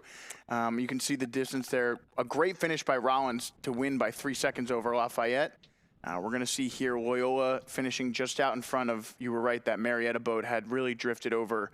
And they did, and they're getting scolded even, I would say, by our referees just waving the flag at them as they cut diagonally across the course. I can't even tell you what lane they're in at this point. So this is going to be a bit of a rescue effort here. The rowers, we can see obviously both heads above water. They seem okay. Their feet are out, so you know no major worry there, but they he's smiling. Well, they qualified. They did, and this isn't a joke. Safety is absolutely at the forefront of all these people's minds right now. But it looks like these two guys are okay. They're even handing off equipment. I mean, it's probably a little chilly in the water, Joe, but other than that, they've got their shell, they've got their oars, they're talking to each other, they're talking to the officials, and looks like they're just waiting to get maybe the shell attached to this launch so that they can get that maybe either flipped back over or towed to shore, and then they're going to haul these guys up onto one of these boats and motor them off to one of the docks and get them dry. So no worries if you're one of the Rollins athletes, families, they look like they're doing just fine. They have lots of people on deck to make sure they're going to be safe and taken care of. Yeah, I always try and look to see if their heads are at the side of the boat. I actually flipped during a race one time, and my feet did not pull out, so I had heel to ties, kind of. People. Yeah, we were not heel tied in, and I had to kind of get my teammate to get me unstrapped, and it was a bit of a hairy situation. But those Rollins rowers looked a-okay, and in fact maybe in good spirits and getting cooled off after. Well, they're going to be celebrities now. They're going to be the guys that flipped on camera at the finish line. So they're going to be signing autographs maybe. That was funny. All right, so we're looking at our next semifinal for the men's pair, which is well underway. We're looking at crews from RIT in lane number 1, Drexel in lane 2. Lane number 3 will be Queens College. Lane number 4, Mercyhurst. Lane 5, Pitt. And lane 6, Stetson. And it does look like it is that lucky lane number 3 again, Queens, that is out in front with a big margin ahead of the rest of the field, and lots to play for again for positions 2 and 3. Yeah, kind of interesting to see this gap between Queens and Mercyhurst. There was a bit closer in the time trial, but now Mercyhurst with a bit of a fight there with the boat in lane 1. That's RIT, as the Drexel boat seems to be drifting across lane 2 into lane 1 there. We'll see if the officials try and sort that out, but here's a nice shot of our lead boat from Queens. Yeah, this is how you know that the water is getting a little challenging. Looks like they lost their bow card sometime between when they launched and when they started racing, so probably taken off by a small tidal wave or typhoon that might have gone by. But again, they've gotten themselves into a nice, relaxed position where they can kind of watch the rest of the field either come back to them or figure things out for those 2nd and 3rd place positions. So looking pretty relaxed despite that little bit of contact with the water. And here's that nice overhead shot between that battle that we have going on between our crews from Mercyhurst and who's the other one, Joe? Is it going to be RIT? Yeah, I think that's RIT there in lane 1. Mercyhurst is on your screen at the moment. I think Queens is out of the picture at the moment ahead in first place. So this is Mercyhurst, RIT, and then Pitt. So Pitt's still well within striking distance. And again, we talked a little bit about it earlier in the morning, but these smaller boats, these gaps can really close down a lot quicker than they can as these boats can change speed in just a couple of strokes. Well, and particularly, just missing that landmark buoy as the RIT crew just passed by that big orange buoy. That's one of the ones you really want to stay away from. That's a no-no buoy, because you catch one of those and there's a good chance, as we just saw with our Rollins athletes, you might take a little dip. Yeah. Yeah, and Drexel looked like they might have even been riding along that that starboard side there in lane 2. That boat seems to have straightened out in their lane at least, so that's good as we take a look in at Stetson here in lane 6.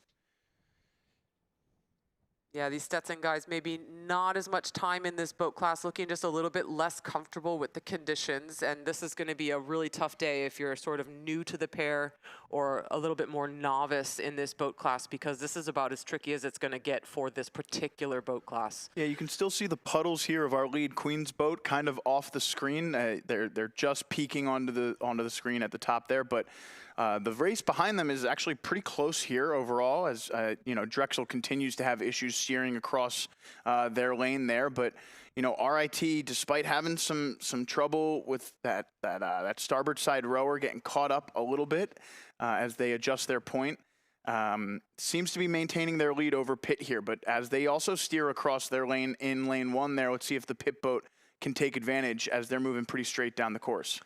Well, these RIT guys are really going for it. You know, they're at that sort of 34 strokes a minute in this bumpy water. That's a bold move, but they're being forced really into that position by this Mercyhurst crew, who have been a little bit cooler. I tracked them at about 32 strokes a minute. Oh, and there's even kind of an oopsie stroke in that Mercyhurst crew as we're quickly approaching this sort of a business end of the race, and they're looking to continue to push themselves away from this very feisty RIT crew. And Pitt has locked it up with RIT, maybe even give the advantage to Pitt here. It's a bit of an off-center finish, so it's not 100%. The inside lanes have a bit of advantage at the finish line. You can kind of see it there. It's going to come right down to it. Yeah, 500 meters left to go now. It does look like RIT hitting the 500-meter line, just about a few strokes ahead of Pitt. In fact, maybe even Pitt missing some water there in the bow seat for a few strokes, so slowing down just a bit there. Let's see if they can continue to try and catch this RIT boat as Mercyhurst well into second place. And there you see our leaders from Queens just totally out in front here. They are totally out in front. And again, I can't emphasize enough what a good strategic move that is to just build that big gap, because you're going to see, especially with this tight race between RIT and Pitt and even Mercyhurst in that conversation, who's going to be forced to make a mistake. I mean, we don't hope for that as spectators and commentators. We wish well all of our competitors, but this is where those kinds of things are going to be prone to happening. Even you can look at the rowing in this Queens boat. You can see kind of how much splash and dirty water is coming off of these blades, even in that sort of shut down lower stroke rate. I think I clocked them last at about 27, and they would probably just continue to let that rate just creep down. And look at how crazy the wind is going now. You can see it in the trees. In the background there's actually a really great shot, and Pitt really struggling, Mercyhurst struggling. This is a fantastic kind of image as to what's going on out there. Yeah, I just saw the bowman in that Pitt crew even stop rowing in order to take a look. Oh, they've stopped again in that Pitt crew. I'm not sure if they're having an equipment issue or they're worried about the steering and trying to stay away from the buoy line. That can be a very unnerving sensation when you get really close and you don't want to snag one. Yeah, I wonder if the stroke seat's seat might have popped off too, because he seemed like he wasn't getting up and down. So some issues there in the Pitt boat. We're going to stay in the Queens boat as they cross the finish line here. We'll probably sit at the line, if I had to guess, and we'll take a look to see when this Mercyhurst boat crosses. They should enter the picture momentarily. There they are.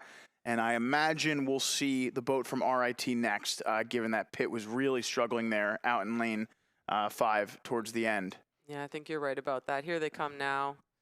Here's your RIT crew. They put up a really good fight. They're going to tag this buoy right at the end too. Ta-da! One more bonus buoy. And here comes that crew from Pitt. For whatever reason, just got a little caught up with some distractions and yeah, tough finish for them. Yeah. Tough finish for them. They were right there with it. Maybe they saw that they were disconnected and decided to just try and get their points straight. But disappointing finish for Pitt nonetheless. As we turn our attention to the women's pair coming down the race course now. Yeah, nice little boat race that we have out in front, it looks like, with a couple of our entries here. But let's set the lanes across the field for you. In lane number 1, we'll have the crew from Pitt. In lane number 2, Oklahoma City. In lane 3, Long Island. Lane 4, William and Mary. And lane 5, Tampa. So it looked like we were looking at the crews from OCU, Oklahoma City, and Long Island kind of going toe-to-toe out in front. Yeah, if you remember from the morning, we actually didn't get a look into this Long Island pair. We were kind of surprised to see them as the winner of the time trial, just because we hadn't gotten a chance to watch them come down. So a good chance to see that Long Island boat. And again, as you said, it looks like it's a close race between Long Island and Oklahoma City, a program who we expect to see often in these smaller boat events. We just saw their men's pair dominate their semifinal. The women now trying to follow suit after finishing 5th in the time trial, so maybe leaving a little bit out there in that time trial, as a top 3 has really crystallized here in this race. So, you know, a fun race at the top, but a top 3 really forming between Long Island, Oklahoma City, and William and Mary. Sitting in 4th there is Tampa, just off the pace. Yeah, so this is one of those events, you know, we just had the 10 entries, and we're looking at, you know, qualification into these semifinals, which meant that everybody was going to advance from that time trial. So you could have had a little bit of kind of games that were being played potentially with some of these crews not having to run a full gas effort in that first round of racing in the time trial and leave a little bit of a scary stroke for our OCU boat there over on the left side of your picture. Got a kind of a deep blade on that stroke seat, starboard oar. They've recovered though. But yeah, I think we're seeing just a little bit maybe that OCU just didn't have to punch it in the time trial in order to advance, and now they have a little bit more to show here. Yeah, but that Long Island boat is still quite impressive, rowing through the conditions really well here. A little bit of a shake there, but for the most part, they're rowing at a much higher rate than their competition and doing so pretty effectively. Yeah, I'd say so. I'm just going to try and clock them here because, you know, keeping the rate high despite having a pretty good handle on qualification is a brave move at this point. The pair, again, is very unforgiving in conditions like this, so I think that says a lot about the trust that these two athletes have in each other. We're looking about 33, 34 strokes a minute for this Long Island crew. But, you know, continually being pushed by the crew that's off to their right. The OCU crew is absolutely going right along with them. So, you know, if they want to secure that first place qualification spot in the better lane in the final, they're going to have to keep gunning it. Yeah, and you can see both of these boats having difficulty with the set. You know, obviously the pair we've talked a good portion about. Even all sweep boats have a bit of a difficulty when you know the wind picks up, just trying to keep the boat set. But when all of your movements are felt so strongly as they are in the pair, the wind can really make it difficult to pick the boat up and also keep it, you know, balanced, especially if you're not swinging at the same time, hitting the catch at the same time as those bodies move over the gunnels. You know, the weight shifts in the boat to do so evenly, and you can see pretty much every boat in this event is struggling with it at the moment. Well, you know, I used the word trust earlier when I was talking about these two athletes in this Long Island crew that are, you know, confidently keeping the rate high as they move down the track. And that's a big part of it, you know, like really making two halves of a whole here in this very unique setup that we see in the pair. And really being able to anticipate and trust really in the movements of your pair partner. If you're the stroke seat, you just have to trust that your bow seat is going to do what they're going to do. But the bow seat, really the same, even though you're looking at, you have that kind of extra bonus of having that visual component of being able to see what your partner is doing. It really comes down to just believing that you understand the patterns of what's going to be happening in your boat. Yeah, so William and Mary, they're kind of steering completely across the course, but it's not going to matter too much, although I thought they might have had a chance to track down that Oklahoma City boat because they were, you know, struggling on the starboard side there in the Oklahoma City boat as they caught a couple strokes at the finish there, just getting stuck a little bit.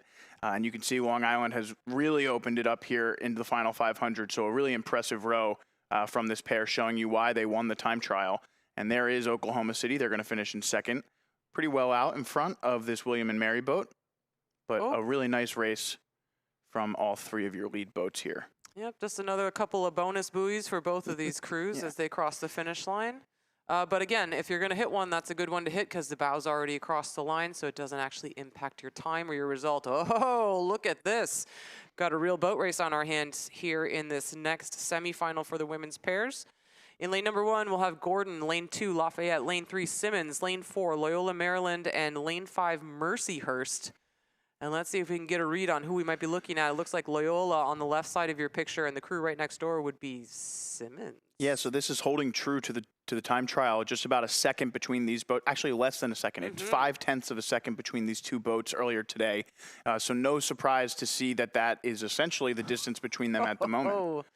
And again, you know, Loyola appears to be out in front here by maybe a seat or two. But again, the course does favor the inside lane by about a ½ inch or, you know, a ½ a foot. So it might be close. And now you can see Simmons is actually starting to push out in front. It kind of all depends on, you know, where the drone is in relation to each of these boats. There's not much between them is all we'll say. Well, right when you said that, there was actually a little bit of a steering course correction in that Loyola crew as well, that starboard or the woman in the bow just having to make a little bit of an adjustment to keep them away from those buoys. And it's a really great example of how that steering really impacts the margins on the boat in those fractional ways, because it's not much, but it was enough to just edge that bow ball from that Simmons crew ahead. And as we've talked about a lot with these smaller boats, those fractional moments can be felt so much more as speed can pick up and go down in much faster increments than it can in the larger boats. So you can really feel it, and every stroke matters, especially in a race that's this tight like this. Yeah, so to my eye, it looks like Loyola just overstroking this crew from Simmons. I have them about 31.5 strokes a minute. Uh-oh, here comes one of those landmark buoys. Hope they're going to be okay. They're just, a little bit of a tag there in that Loyola crew. So hopefully the stroke seat is okay. It wasn't too jarring or surprising. But those bigger ones, when they jump out at you, oof, it can be a little bit unnerving to have that happen in the middle of your race, especially when everything is all on and you're redlining like this with the crew right next door. Yeah, and I mean, if you get it during a sprint like we saw, it can injure you, it can cause your boat to flip, so it can be dangerous. And Loyola, despite having, I think it's clear at this point, Loyola has a ton of speed, but is steering across their lane and is now into lane 3. So this is a big potential drama point here as they are now, sending their puddles, and oh wow, you can see the Simmons boat has adjusted. This is an interesting wrinkle here. Both boats are fine, right? They're both going to qualify, so it might be, no big deal at the end of the day, but just something to keep an eye on as we move forward here. That that Loyola boat, despite having a ton of speed, is struggling here to keep their point.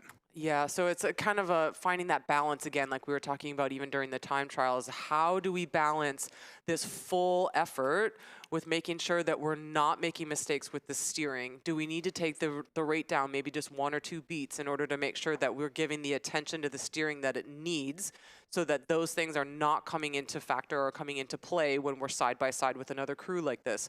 And I mean, hopefully those little mistakes are not going to add up and go the wrong way for this Loyola crew.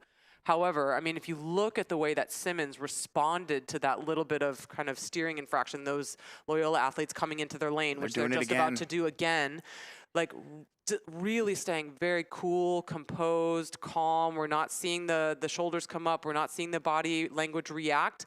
They're just staying in their lane. They're just doing their thing, rolling down the course. The bow seat's even going to look the other way as she's looking for some of the landmarks on the course to figure out where they are in order to wrap it up. This is a really important moment for this Loyola boat, right? This is a teaching moment maybe, and I think we might have even seen it in the time trial, as I'm starting to get flashbacks now to this boat with a ton of speed, kind of the bow seat just totally, overpowering the stroke seat. I think it might just be a coaching moment to that bow seat, like, hey, I know you want to pull on this. I know you want to give it your all. I know you're going crazy, but you need to move with your stroke seat. You guys have a ton of speed in that boat. You're fast, but the correction from the bow person is steering them over into that lane. It might just be a conversation with the coach to say, hey, you can go a little bit lighter and we'll move faster straight. Yeah, absolutely, especially when the buoys are coming into the conversation, because if you hit one, as we've already seen today, it can be the end of the day for you.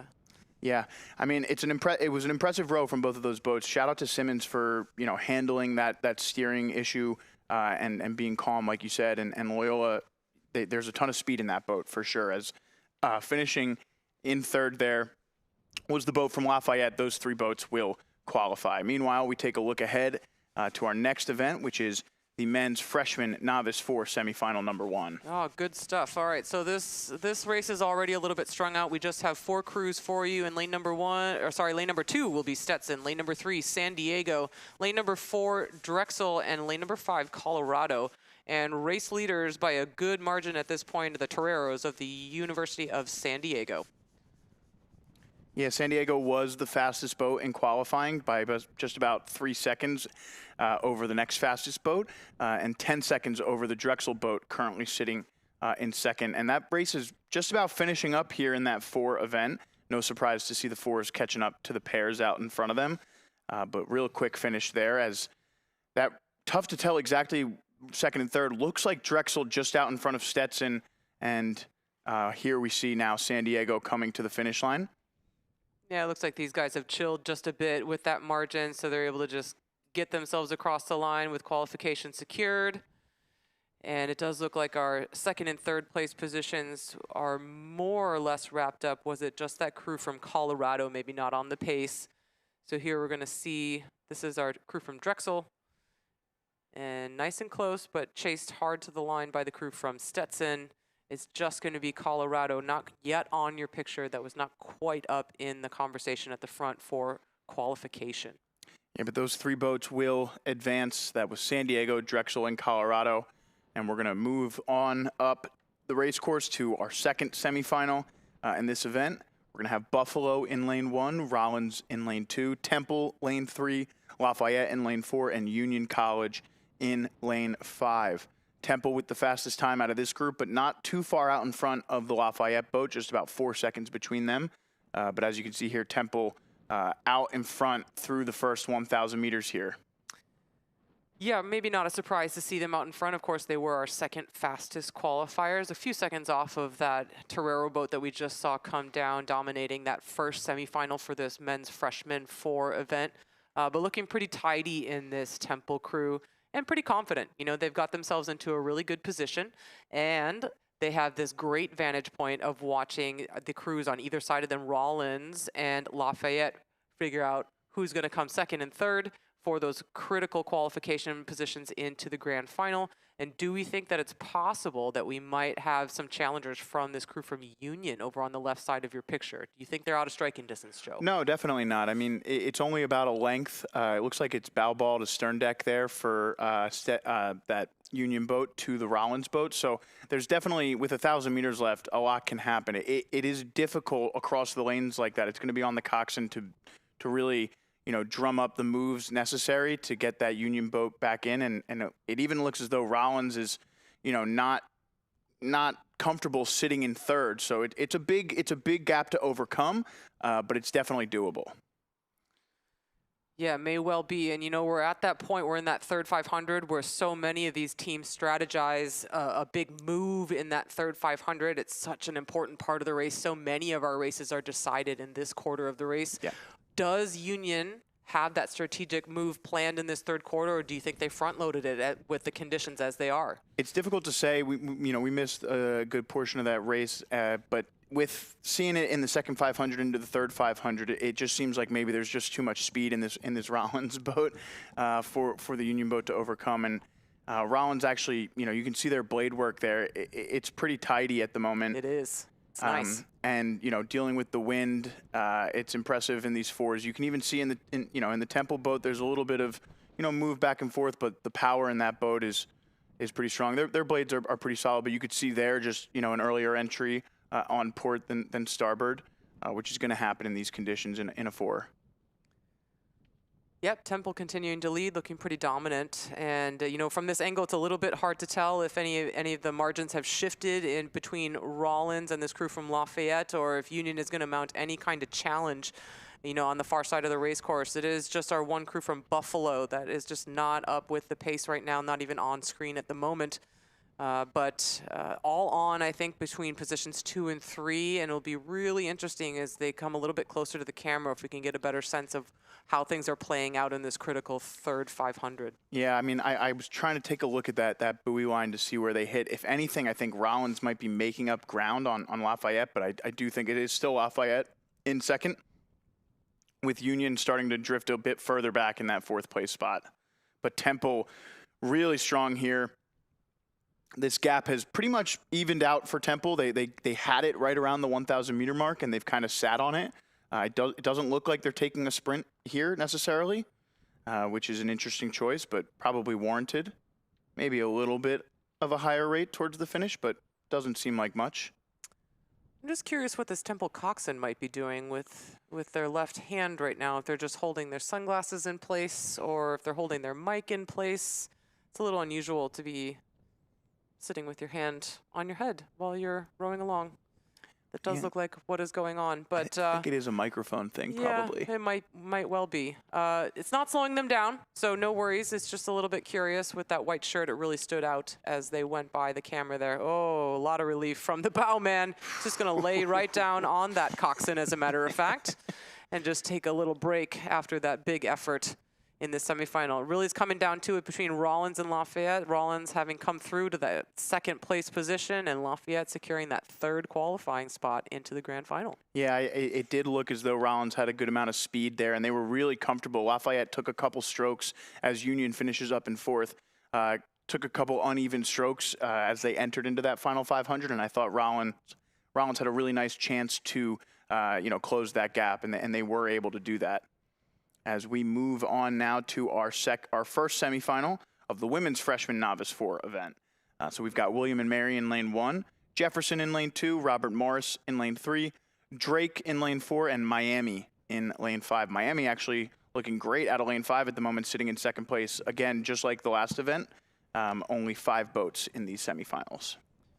Yep, so Robert Morris, our fastest qualifier out of the time trials by a pretty good margin. So not a surprise to see them out leading this field with a really dominant margin that they've already established as we're picking them up here midway through this race. Doing pretty well just to handle the conditions. It looks like the blades are more or less kind of free and clear of the water, which is one of the biggest obstacles on days like today, especially for young athletes that are kind of in that freshman, first year novice category. So doing pretty well, I would say, in this rough water and keeping the blades just moving along through the air and not on the water on the recovery. Yeah, it looks like they've shortened up the stroke a little bit, which I think can be helpful in conditions like this. It doesn't necessarily seem like they're going full slide, and they're definitely, you know, not leaning back a whole bunch here, but I think it's helping them out just to row through this choppier water. And, you know, you kind of see that some of the more experienced boats, again, this is a freshman novice event, so different levels of experience probably across the different boats. So some of the more experienced rowers might be able to make those adjustments more easily than some others. Well, you know, I had a coach once that told me that the tail one doesn't care how long you row, Joe. It only cares how fast you pick the boat up. And so I think you're right on with that analysis of rowing that little bit shorter stroke being rewarding in conditions like this. It's not about really how long you're keeping the boat, or sorry, the oars in the water. It's just keeping the boat moving and keeping up with the speed of the water, which is going to be quicker than what we're used to. Are we seeing a little bit of a move being put on by this crew from Jefferson over in lane number 2? It just was a little bit hard to tell if maybe they had started to push back onto this Miami crew over in lane number 5. Yeah, tough to tell the margins. I think Drake is also starting to make a push up, so we could have a really fun race materialize here for spots 2 through 4 as Robert Morris continues to walk away from this.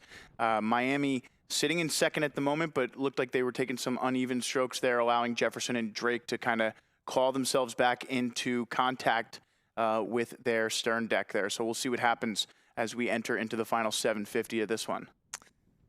Yep, so our race leaders just clipping along at about 34 strokes a minute, which I think is pretty much right on the money for one of these women's 4s, especially a little bit younger crew.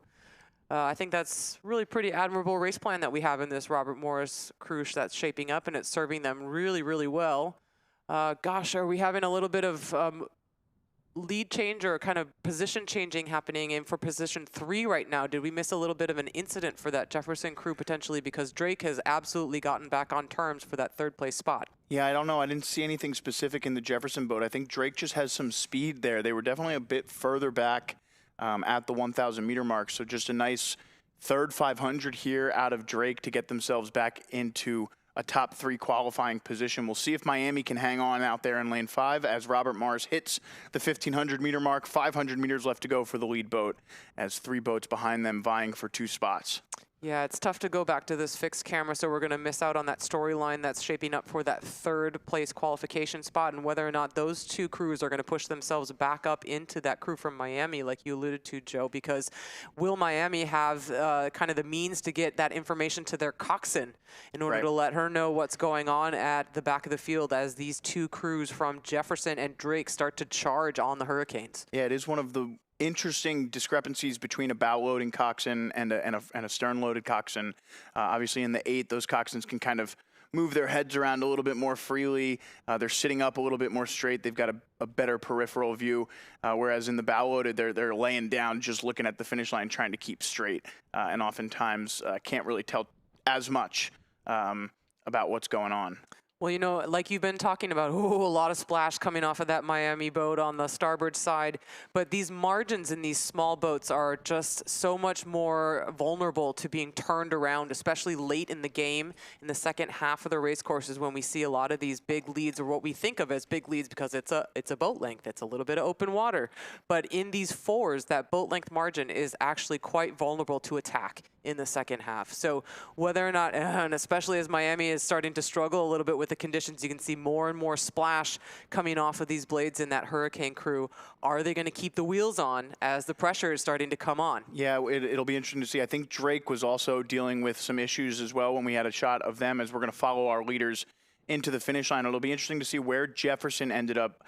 They were just, the port side of that Drake boat was having a tough time getting their blades squared before the catch. That was causing, some check. And the coxswain of Robert Morris just sitting up to make sure Miami's nowhere near. They're not.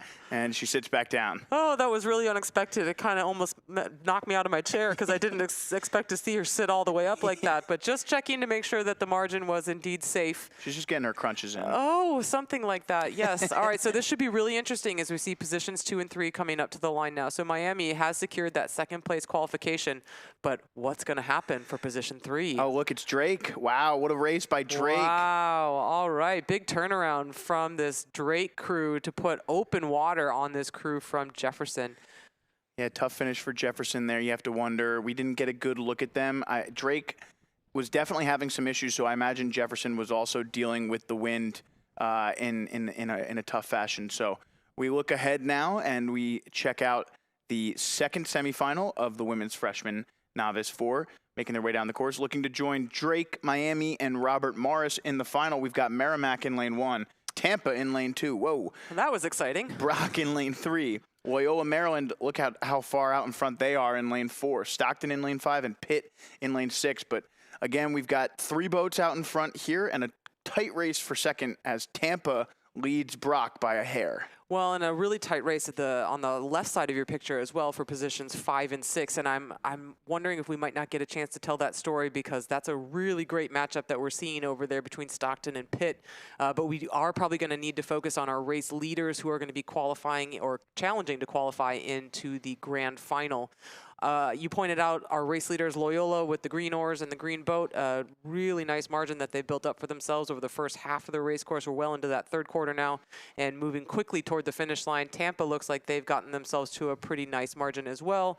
Do we think it's possible that Brock has a turn of speed to overturn this and kind of change their position at this late stage? I think for sure, just based on the time trial, we know that Brock has, some speed, but it is possible that Tampa played a little bit of rope-a-dope in that time trial, considering that they were a full 20 seconds behind that Brock boat and the Loyola boat, and now sit pretty comfortably in second place. In fact, seem to be moving away from that Brock boat into the final 500. So definitely left something out on the course. And again, we mentioned it earlier, it's only 11 boats in this event. So these crews knew that they had a semifinal later today. Actually, only 6 hours, maybe less from their time trial. So maybe not totally surprising to see some of these boats leave something out there in the time trial. Well, Tampa's really going for it. They're up at stroke rate 35, 36 right now. So really kind of hungry for this second half of this race course, despite the conditions kind of saying the opposite. Yeah. But we are going to swing around with the drone. We're just going to swing by this crew from Merrimack and that bright yellow boat on the left side of your picture right now to just take a look at this race that's shaping up over in lanes 5 and 6 between Stockton in that white boat and the other yellow boat in this field, the crew from Pitt. Stockton just starting to build an advantage at this point in the race over their neighbors from Pitt. Yeah, but it looks like they're getting stuck a little bit on that port side and, losing a little bit of water, and maybe Pitt can take advantage of that. Both boats, really picking it down the course here as we take a look at our leaders again from Loyola and Tampa trying to surge. I don't think that there's going to be enough water left, but Tampa with a ton of speed into the final 500. Yeah, no shrinking violets in that Tampa crew as they really attack this second 1,000 of the race, which is, it's commendable given the texture that we can see here on screen. Loyola just playing it a little bit cooler, which is a luxury that they've, kind of built up for themselves with this margin that they've gained over this first 1,500 meters of the race course. We are inside those red buoys now, so the last 250 meters of rowing for Loyola. Megan, let me ask you, when you're in a race like this where the blades are hitting the water a little bit, it's already 2,000 meters, it's your second race of the day, your fitness is being tested. Is it even further tested sometimes when the blades, start to hit the water? Does that fatigue kind of set in a little bit harder as a race like this goes on when you're slapping against the water like that? I think it does, because at least for me, and every athlete is different. Maybe these athletes are more mature and more poised than I ever was, but every time you get that little bit of kind of surprise contact with the water, you get just that tiny little, oh, is something going to happen? Oh, is something bad going to happen? No. And then you take another stroke, but then maybe it hits again. And it's like every little surge of mini adrenaline that you get is just going to add up over the course of the race to the point that you're just ready to be done taking strokes and having those little surges pop through your body. Yeah, I always felt like rowing in either type of wind, when the waves are going, your boat's not moving as fast, but afterwards you're much more exhausted, and you're sore in muscles that you're not normally sore in, right? You didn't even know that you had those muscles, Like your arms are fighting to stay even, and then your arm muscles are super sore. Your glutes and your abs start to soar up as you try and stay centered in the boat. It can be such a unique challenge rowing in windy conditions. Ooh, I'm just on the edge of my seat here as we're picking up this men's double race, and this, our lead double in this race. It does look like it's the Brock crew just trying to stay away from those buoys over on the starboard side. Let's set the lanes for you, though, as our lead crew is just really giving us a thrill and keeping us on the edge of our seats. In lane 1, we have the crew from Clemson. Lane 2, William and Mary. Lane 3, Brock. Lane 4, Marist. Lane 5, Drexel. And in lane 6, Long Island. So, gosh, yeah, just a little bit unnerving even for me watching from afar and above, I would say, as they just start to drift into those starboard buoys again. Oh, it's so close. I just really am willing them away from that buoy line as they make their way down the course. Of course, they've gotten themselves a really nice lead in this men's varsity double, but I'm really praying that they're not going to be making any mistakes as they dance with those starboard side buoys. Positions 2 and 3 look like they're pretty clear at this stage. It does look like the crew from William and Mary currently sitting pretty comfortably in that second place position. And then the crew all the way on the right side of your picture, that's the crew from Clemson that is currently in that third place position. We can see the crew from Marist, that's that red crew that's just off to the left side of our Brock athletes that are just coming off that buoy line themselves. Currently in fourth, but that's going to be a big overhaul that we'd have to see from the Red Foxes if they want to get back into the conversation for qualification into the grand final. Yeah, apologies as I just try and get my results back up. Thanks, Megan, for taking that over. I'm just having some difficulty getting these events up for some reason on my computer, but a really impressive race in the doubles so far. Yeah, looking pretty good. Not a surprise to see Brock out in front. They did have the fastest time qualifying through the time trial earlier today. So you can see they've already just not taken the stroke rate down terribly low, but you can see that just a little bit of relaxation and float as they're cruising along in that comfortable first place position. And then there goes our crew from William and Mary next across that landmark buoy, followed by this crew from Clemson. So this is maybe the kind of turn up in this race for me. This crew from Clemson was, 9 out of 10 in the time trial results. So as Joe would say, maybe a little rope-a-dope. His term, not mine, but maybe just a little bit of gamesmanship happening in that time trial for this Clemson crew in order just to move through that first round of racing in the time trial in order to get themselves into the conversation for this semifinal and then really let it rip once they were 6 boats across. Saw a nice look from the bowman in that William and Mary crew just to track the progress of, have we moved to... Oh, no, we're still riding with our first. I was worried that we had switched to another race really quickly just because we changed the angles, and I just wanted to make sure. But yes, this is indeed our William and Mary crew. Saw the bowman take a big look at this crew from Brock just to see what kind of margin they might have to work with at this stage. To my eye, from the drone, when we left these guys, it did look like it was going to be a big job for this William and Mary crew to overhaul your leaders from Brock.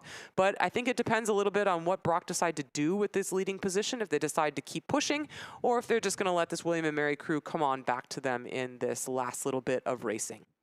Yeah, so interesting to see here William and Mary well out in front of that crew from Marist, as you said, finishing just about a second behind Marist in the time trial, but now pretty well out in front as we follow Brock, and they will cross the line in qualifying position here, finishing first. They will take lane 3 in the final, and a little little flex there from the finish as we see Trent, or rather William and Mary, finish up second. Another little bonus buoy for those guys. Here comes Clemson, the sleepers in the outside lane. Yeah, impressive race from Clemson as well, finishing pretty far off that Brock boat, closing down that time by about half from the time trial, as we see now Marist crossing the line. Yeah, so Marist 4th overall in the time trial, so I'm sure they'll be a little bit disappointed not to have moved on to the grand final. But a nice race from them here in this semifinal for the men's varsity double. We have a couple more boats in this round of racing to get across the line.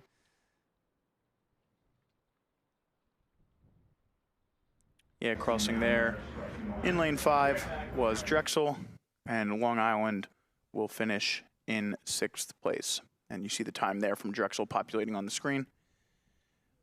And there is Long Island.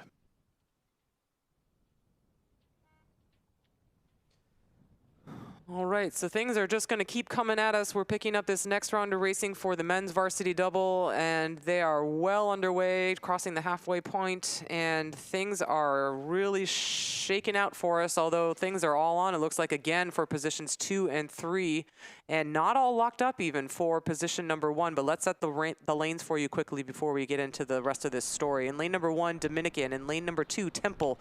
Lane 3, Trent. Lane 4, Oklahoma City. Lane 5, Gordon. And in lane 6, Pitt.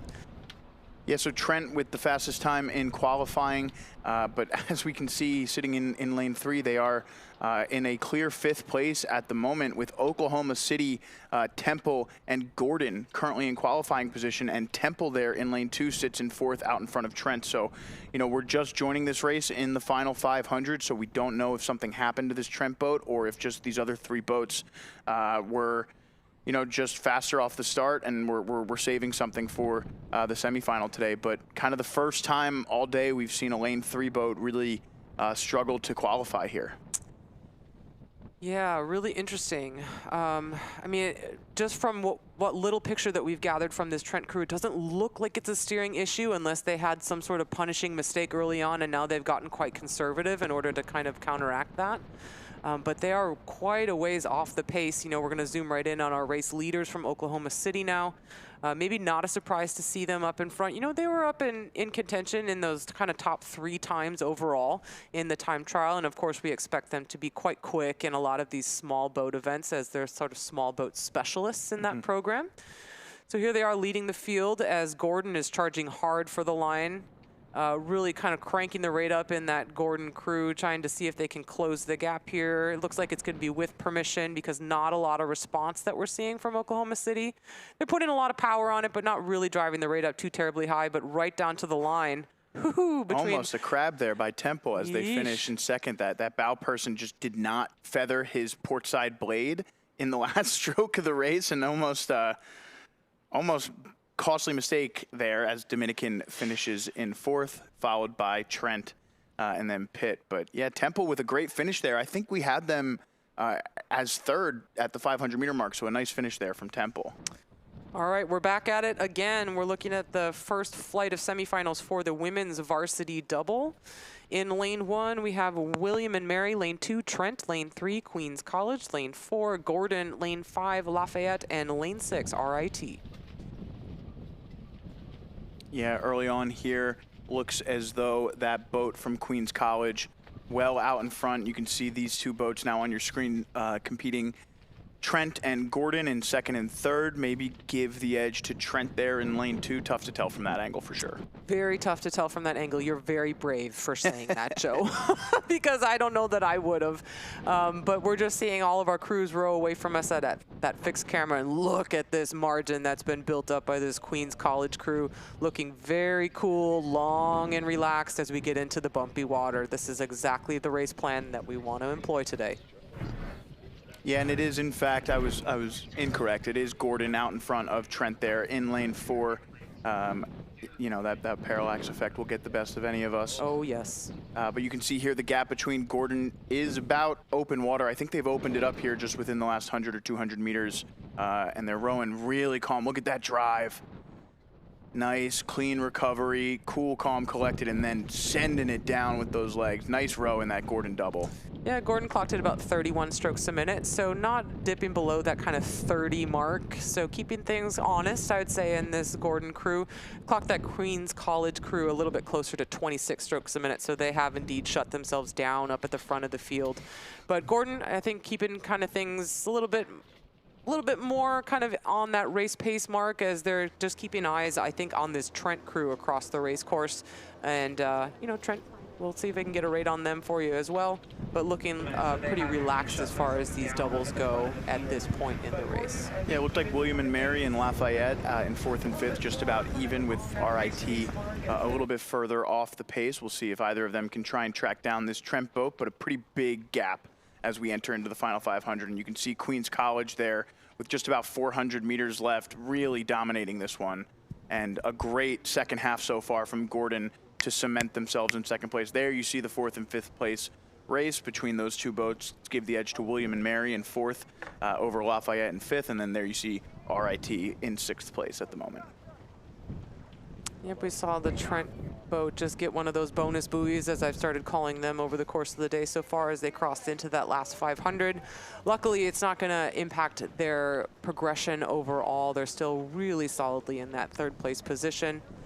I mean, do we think there's enough overlap between these two crews that we're looking at in this William and Mary boat and this Lafayette crew that these guys might have a little bit of push in this last little bit of racing in order to kind of charge and see if they can't contend for a slightly better lane despite not qualifying?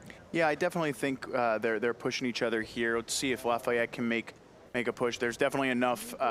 There's definitely not enough distance between them to call it just yet for William and Mary, and obviously you want to be in the middle lanes for that second final tomorrow, either way. And I do think William and Mary is kind of hanging on to that length advantage at the moment. Maybe 2 seats advantage for William and Mary, but again, the inside lanes have a slight edge based on the race course as we take a look inside our lead boat here as they finish things up from Queens College with the backwards 3. Yeah, it is backwards and upside down, isn't it? Yeah. Oh, maybe for good luck, like a rally cap, but a bow number. I like it. All right, so they've wound things down even a little bit more in that Queens College boat down to about 25 strokes a minute. You know, there's not really a lot of benefit to dropping it much lower than that, because you do at some point you just need to keep up with the speed of the water. And if you're going a lot lower than, you know, kind of that high 20s range, it's just going to start to be a little bit awkward even. All right, so our next crew across the line, there's our Gordon crew just taking a look. Oh, and they got a bonus buoy out of it as well. Just trying to keep eyes on some of those bigger buoys as they cross the line, so it's not a surprise when they're drifting a little bit close to that starboard buoy line. And William and Mary, or sorry, Trent, I apologize, across the line next to secure that 3rd qualification spot into the grand final. All right, and we're going to head up the race course now to our 2nd semifinal. And looks like 3 boats have positioned themselves here. We got Long Island in lane 1. Lane 2 is MIT. Lane 3 is Trent. Lane 4, MIT. Excuse me, lane 5 is Cal. And in lane 6 is Pitt. And it seems as though we've got a Trent, MIT, Cal race going on here with the leaders MIT potential, or rather Trent. I think it's 2, I apologize, it's 2 MIT boats and Trent out in front here. Trent, your leader. Yeah, it's a little bit confusing just because we're not seeing our lane 1 crew on the picture. That would be our crew from Long Island. So the crew that's on the far right of your screen at the moment is one of those MIT boats, and then Trent at the current center of your screen, and then MIT, the other entry, their top double entry. Will be the double that's currently on the left side of your screen in that 2nd place position. I wonder if that Long Island boat is in the race, because I think I see both referees are currently with these 5 boats, so I'm unsure if Long Island went out there for this one. We'll try and see, but I think it might just be 5 boats in this race, just based on the referees. But our leaders here from Trent looking really strong. Again, we did just see their counterparts in the previous race. finish in third. So now looking to put another boat in the grand final of the women's varsity double would be impressive for the program, to be sure.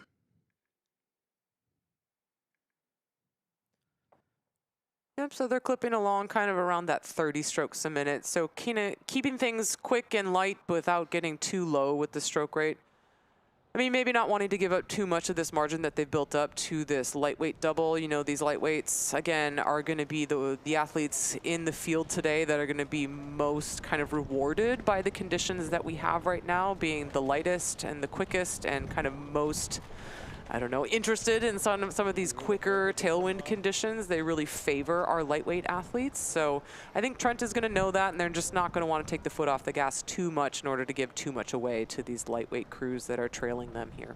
Yeah, 500 meters left to go, and you can see, yeah, no Long Island boat in this one. It is just 5 boats, as our drone gives us a nice shot of the entire course there. It is Trent, followed by MIT in lane 4, MIT in lane 2, and then that race for 4th and 5th is actually too close to call at the moment between Cal and Pitt. So a fun one out there for lane assignment in the second final. Yeah, I think I might be the brave one. I might call the advantage to Pitt at this point between those two. Yeah, and in fact, Pitt kind of with a steering issue there and has stopped rowing potentially for a second, or it's tough to tell exactly, but I think Cal might have just closed them down after you said that, but you were correct. Definitely Pitt with the advantage at the 500 meter mark. 250 left to go for our lead boat from Trent.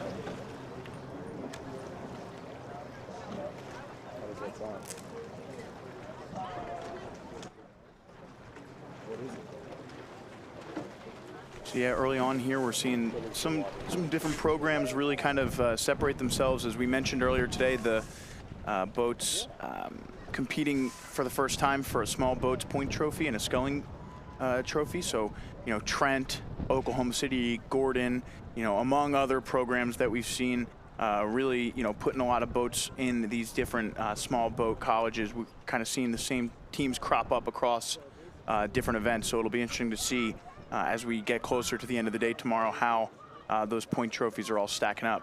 As Trent makes their way to the finish line here, just a little bit of an issue at the catch there on the port side, but not going to slow them down too much here. Yep, they've recovered nicely and are back underway. But yeah, just a little bit of contending with the conditions as we've been talking about during the program for most of this afternoon session, because it's real. It's a big part of the conversation and how these crews and these small boats are going to advance. And MIT out of lane 4 crosses in second. Kind of shut it down at the end there for sure, as they had pretty much secured that spot over the final 500. And we'll see their teammates enter frame in just a moment to finish in third. And there they are. And those 3 boats will move on to the finish, or to the final tomorrow.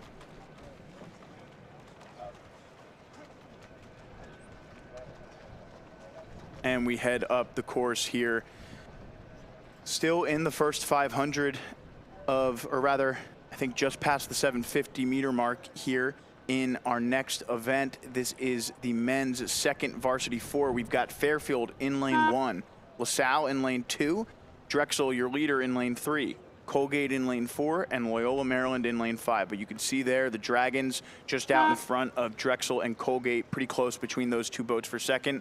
Again, this is top 3 to the final, so those 3 boats looking good so far. Don't see Fairfield and Loyola in our picture yet, but we'll do our best to let you know where they're at when we can. But look, these 3 boats, no one really near them. There is the boat from Fairfield a bit further back, and Loyola is in 4th there out in lane 5. But both Loyola and Fairfield struggling to keep pace here with the qualifying positions. We have the pretty classic chevron. Oh, that's a gorgeous chevron, as a matter of fact, as we're getting at that beautiful picture from the drone. Really nice tight margin that we're seeing between this crew from Colgate and LaSalle. Colgate with the advantage at the moment, but anything can happen as we're coming through this kind of business end of this 2,000 meter race. Your race leaders, no question, it's Drexel in the middle of your screen. Yeah, so Drexel just looking really strong across a lot of the different men's and women's events today. But this second varsity 4 rather, looking really good here. They will have had the fastest time in qualifying just based on their lane assignment here, and we'll see. Yeah, it was by a good margin, so it seems as though that margin is closing down just a little bit in this semifinal. Drexel with 12 seconds between them and the next fastest boat. And in fact, Colgate with the second fastest time in this heat was about 17 seconds behind Drexel, and maintaining contact with their bow ball on the stern deck of Drexel, at least for the moment. And as I say that, I think Drexel is beginning to open it up just a little bit more. Well, it's always so interesting when we get these sort of panoramic or the 360 views where we start kind of behind the boats, or I should say in front of them, and then the drone swings around and we get kind of the different angles that tells like very vastly different stories sometimes, at least to our eye, and what the margins might be, and whether or not that's actually reflecting a change in the margins or if it's just the way that the camera's capturing them. It did look to me like maybe you are right that Drexel was putting on a push there, because that looks like open water to me from this angle. But a good effort that we're seeing from both of these crews to really push away from LaSalle. That much is clear, because that was much closer just a moment ago. And these two really taking off. Colgate on the right of your screen, Drexel in the center.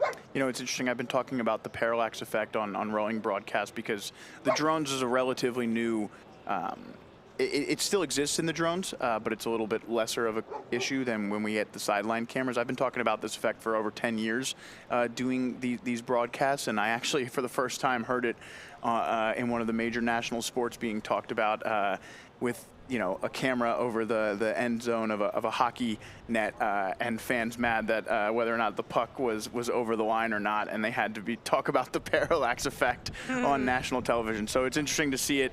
You know, it's not just the sport of rowing, even though it tends to crop up pretty much every broadcast here. It really does, just about everywhere, Joe. And I mean, I travel all over the country and I cover rowing at, you know, all the kind of major venues that there are. Yeah. It doesn't seem like almost anyone has figured out how to solve this puzzle of the parallax, especially in the last 500 meters, which is just crippling sometimes as a broadcaster, because so many exciting stories unfold in that last minute and a half of racing. And when we have the parallax that is just a little bit deceiving, it can be so frustrating, because you think that your crew is moving, and when in fact they are open water down. And it's just tough. But you know what's not tough is the margin that this Drexel crew has on the rest of the field, looking very, very strong all the way to the end, holding off this charge from Colgate despite that open water gap that they built up in that third 500. And the 2-man is down from that effort in that Colgate crew, well rowed to them, and a big gap, wow, that they managed to build over this LaSalle crew. Wow, when we picked them up, there was almost still overlap between this LaSalle crew and our two race leaders. That was a massive, I think it was really interesting to see Colgate was able to go with that Drexel boat. You know, Drexel clearly had the speed there, and Colgate said, all right, we're sticking with them. You know, credit to the coxin for being able to get those guys to do that, but that's a gutsy row from Colgate. And that'll get them pretty good lane assignment for the final tomorrow, either lane 2 or lane 4, or lane 5. Yeah, so we just saw Loyola cross the line there, just missing our crew from Fairfield to wrap up that first semifinal for the men's second varsity 4. Yeah, and we're going to move ahead now, or behind rather, to the first 500 here. We've got our bird's nest camera set up on top of the Camden County Boathouse. We've got Lafayette in lane 1, Marietta in lane 2. Stetson is in lane 3, Mercyhurst lane 4, MIT in lane 5, and lane 6 is Carnegie Mellon. So this is a fun one here. We finally got some pretty good competition at the top of the race between Stetson and Mercyhurst here. Not too far behind is that boat from MIT, and then Marietta, just off your picture, still within contention for one of the top 3 spots. Looks like Carnegie Mellon off the pace, and we do not have picture on Lafayette just yet.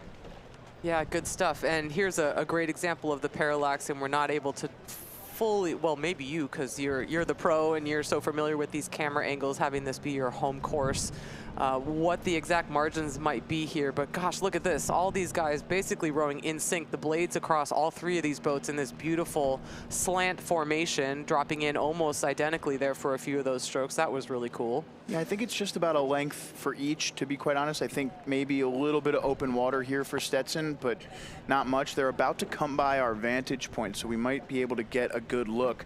But this Mercyhurst boat, rather not Stetson, but Mercyhurst here looking really strong. And yeah, you can see it there as they come by our camera. They should be just about even right there with the camera. So that is the gap between Mercyhurst. And it is actually second place at the moment to the boat from Stetson, or is that, I'm on the wrong page. Sorry, it's Marietta. Yes, Marietta with those checkerboard blades at the bottom of your picture doing doing battle here basically with Mercyhurst just 2 lanes away. Both of these crews trying to maintain contact with your race leaders from Stetson, but all they've got are puddles at the moment. Yeah, so that was Stetson out in front, and here's a nice shot of it. And it looks like, yeah, you can see there, this is tough to tell. We saw Marietta just out in front of the boat from Mercyhurst, and then Carnegie Mellon sitting in 4th, not totally off, or rather MIT, sorry, sitting in 4th at the moment, not totally off the pace, and then Lafayette and Carnegie Mellon in 5th and 6th respectively, pretty far off the pace at the moment. But Stetson continuing to open this up, and that race for second is a dead heat. Give the slight edge, maybe a seat or 2 to Marietta in lane 2. I'd say more than a seat for Marietta. That's a big gap that they've just put on a huge move crossing that 1,000-meter mark, and they're even starting to push and challenge this race-leading crew from Stetson. Yeah, there you can see it pretty well. Maybe they had started to creep into that overlap, but not quite there yet. But the momentum is absolutely with the Pioneers here on the right side of your screen, seeing what they can do to hunt down our race leaders in this Stetson crew. Great drone shot here. This gives you a pretty accurate view as we're pretty directly overhead of our lane 3 Stetson boat. And they, as you said, Marietta took that move. I think Stetson is now countering with a move of their own. This is the benefit of sitting in first place, right? Especially if your bow person can communicate with the coxswain well. You can tell them when that boat behind you takes that move, and you can respond. It is one of the best places in rowing to row from the front, as you said all day today, to try and get that lead, because then you can react rather than be proactive. And sometimes being reactive is really important in rowing. Yeah, I think you're right. This is a well-timed counterattack from the Stetson crew just to neutralize the momentum in this Marietta boat. But did Marietta just have another little turn of speed as we got past sort of that 1,250-meter mark? We're quickly approaching that last 500. It does look like Stetson is continuing just to build that little bit of incremental gap every single stroke here as we're crossing into that last quarter. Both of these crews, I think, rowing away now from this crew from Mercyhurst. Yeah, Mercyhurst is going to hang on to 3rd here. It doesn't seem like MIT has enough out there to really make a push onto the top 3, but, you know, Mercyhurst still needs to row a clean race over the final 500 to get there. And we take a nice shot from our finish line camera, and you can kind of see just how much the wind is affecting our camera here to give you an idea of what's going on in those boats, you know? Yes, our camera operator, no doubt, having a good time out there in the elements. At least it's a sunny day for them as we're out here on the Cooper River enjoying this beautiful setting for our racing at the Jefferson Dad Vail in 2026. If you're just joining us, welcome along. We're riding with our 2nd varsity 4s for the men. We've got a great race on our hands between Stetson and Marietta, occupying those first 2 qualification spots into the grand final. And Mercyhurst there in the white jerseys with the stripes, sort of in the center of your picture at the moment, currently holding on to that 3rd place position. All right, so despite this great effort that we saw in the middle of the race from our Marietta athletes, it does look like Stetson has handled it and has continued to just build their advantage over that last 500 meters or so. We're inside the last few strokes of rowing for Stetson at this stage. They look really unbothered, I'd say, just really sticking to their race plan, keeping the cadence exactly where they need it and want it to be, and letting the rest of the race unfold. Yep, Stetson crossing first, qualifying for the final. Marietta not too far behind, nice race. And Mercyhurst maybe even closed that down a little bit at the end there with a solid sprint. And you can see they're pretty gassed there in that Mercyhurst boat at the end. But a great race. You can see 6:53 to 6:59. Mercyhurst will probably be right around 7:03. So just 10 seconds between the lead boat and the 3rd boat. So should be a pretty fun final tomorrow as we take a look at the women's 2nd varsity 4 now out onto the course. Your lead boat here is Georgetown, the winner from the time trial. We've got Robert Morris in lane 1, Robert Morris in lane 2, Georgetown in lane 3, Monmouth in lane 4, and Albany in lane 5. And this is another top 3 to the final. And it looks like the lane 2 Robert Morris boat sits in second as we hit the 1,000 meter mark in our lead boat, whereas that race for third was on between Monmouth and Albany. Tough to say, maybe give the edge to the inside Monmouth boat. Yeah, I think you're right about that, but it's really, really tight between those two. And again, not enough of a margin for that secure feeling in one of these women's fours, because we've been talking about this a lot already today. If you are not, you know, at least a boat length of open water clear of your next closest challenger, you are still in the danger zone. And nice work by our drone operator here to get a look inside that boat. Looks like about just a 4-seat lead, stroke seat of Monmouth, just sitting about even with the coxswain or bow person of the Albany boat. So definitely, you know, only a second and a half lead for the moment for Monmouth over Albany. So definitely within striking distance. Even that Robert Morris boat there in lane 1, not totally out of it just yet. If they can mount a strong comeback, they're going to need a lot though. They're going to need to dig deep if they want to get into the top 3. Well, and it's just going to get harder and harder, I think, as we progress down the race course and the conditions just continue to build to execute one of those kind of special teams maneuvers where you're going to try and overhaul one of your competitors at a boat length or more. You know, it does look to me like maybe this crew from Monmouth is just kind of making the most out of this third 500 and is just continuing to walk away from our UAlbany crew over on the left side of your screen. I would be a little bit surprised if we saw this second Robert Morris boat get back into contention at this stage. That's a big enough gap, I think, that we're talking about, that sort of boat length or more of open water in order to kind of get back up in there. So it does look like that's a nice move by that Monmouth crew to kind of lock up, potentially, that qualification spot.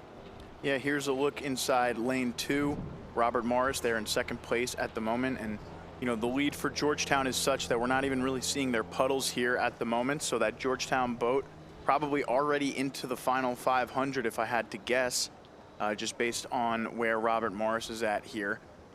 So good race, and then a little bit of missed water there on the starboard side of this Robert Morris 4 for a couple strokes, but they're back on track. Yeah, it looks like most of these 4s are just having little off strokes here and there, which is maybe not a surprise, you know, if we're looking at this, well, potentially our second and third 4s, if we're talking about this Robert Morris program. These are not going to be the athletes that are kind of at the top level of the 4s group. They're going to be, you know, 1 or even 2 boats down from that. You know, of course, we talked about this a little bit. The 4 is an NCAA event for our D1 programs for our women that are racing here this weekend. So this is an important boat class, even though it may not be the varsity 4, kind of the top level 4. These are the athletes that are going to be pushing that bottom pressure kind of experience, those athletes that are populating that top 4. So hopefully a lot of these athletes that are populating these second 4s are athletes that are competitive and kind of on the bubble for making that NCAA travel squad. Yeah, so Georgetown here into the final 250. It did look as though that Robert Morris boat in lane 1 had kind of pulled slightly even with the Albany boat, but you were right, that Monmouth move that they took in that third 500, the way they rode that third 500 seems to have, you know, allowed them to move with the lane 2 second place boat and position themselves in really good position to qualify. We'll see if they can continue to hold them off here over the final 300 to 250 meters of the race, but we take a look inside now of our lead Georgetown Hoya's boat here. Again, this women's program from Georgetown, impressive throughout all the sweep events today. We'll be seeing much more of them in the grand finals tomorrow, not just in this second 4 boat, but across the sweep events.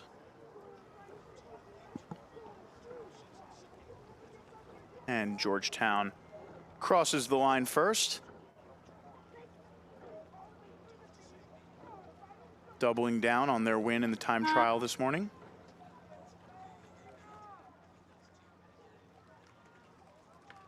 We should see lane 2, Robert Morris, peek onto the screen next.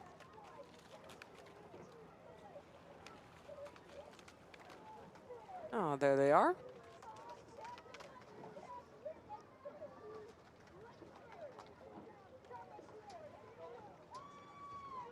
And they finish easily in second.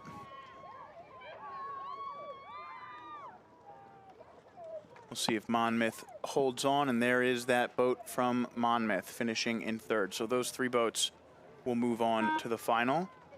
And we'll take a look here. Maybe we'll be able to catch the finish, and it is, there you see Albany and Robert Morris, and it's close. Looks like Robert Morris. Oh, actually, I might have said that too soon. Yeah, we're gonna need to wait for results on that one. Even Joe's not willing to call the photo finish on that because it really did come down to the line. 0.2 of a second, Robert Morris. I thought they were out in front, but as they came to the finish, it was so close. 0.2 is really difficult to tell, specifically from, we're just looking at the angle on the monitor here, but Robert Morris finishing 0.2 in front of Albany for fourth.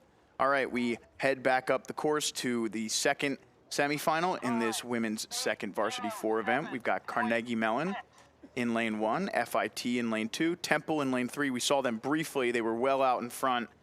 This is MIT in lane 4 and then Mercyhurst in lane 5. So you could see there FIT and MIT locked in a battle for second and third. Mercyhurst sits in fourth, and Carnegie Mellon on your screen there currently in fifth. But Temple well out in front here, and they were the second fastest boat in qualifying this morning.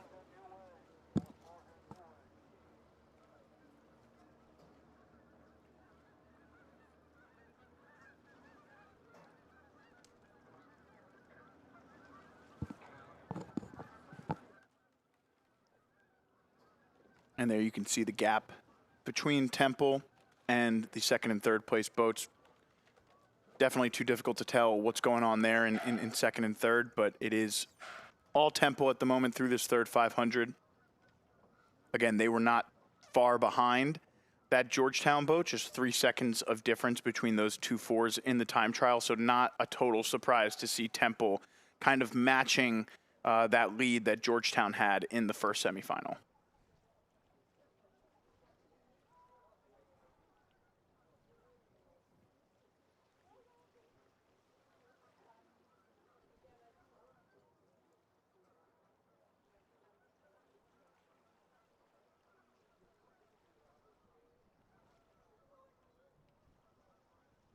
Well, we have this sort of distant shot of not 1 but 2 of our officials following launches. Let's take a moment to thank all of our officials for being here today, because my goodness, what a job this is to keep all of these student athletes kind of in line and on time and following the rules, and everything else that goes along with safe and fair racing at a regatta this size is really something. I really can't overstate how big a job it is and how organized and professional you need to be in order to keep the regatta running on time and keep everyone safe and keep everyone following the rules and everything else.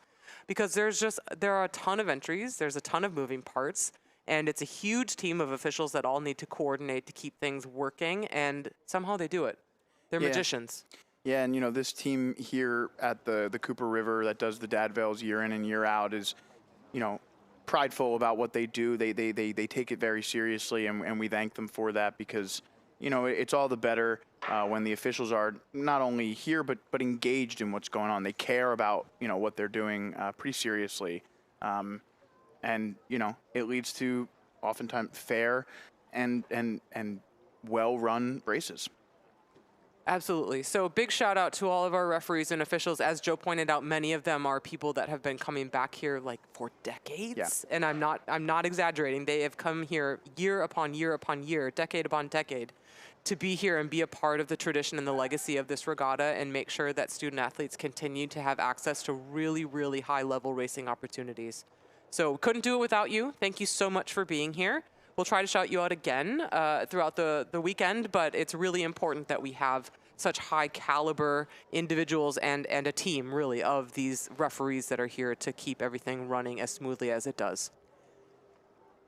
Just saw a race go by our vantage point here that is really interesting. We're going to have some 8s coming up after these second varsity 4s. Temple making their way to the finish line, putting finishing touches on a dominating performance in this second semifinal for the second varsity 4. And there they cross the line. Pretty calmly there, setting up a duel between themselves and the Georgetown boat tomorrow. Yeah, that'll be really interesting tomorrow. Meanwhile, this race for second has crystallized into FIT out in front of MIT here over the final 100 meters of this one.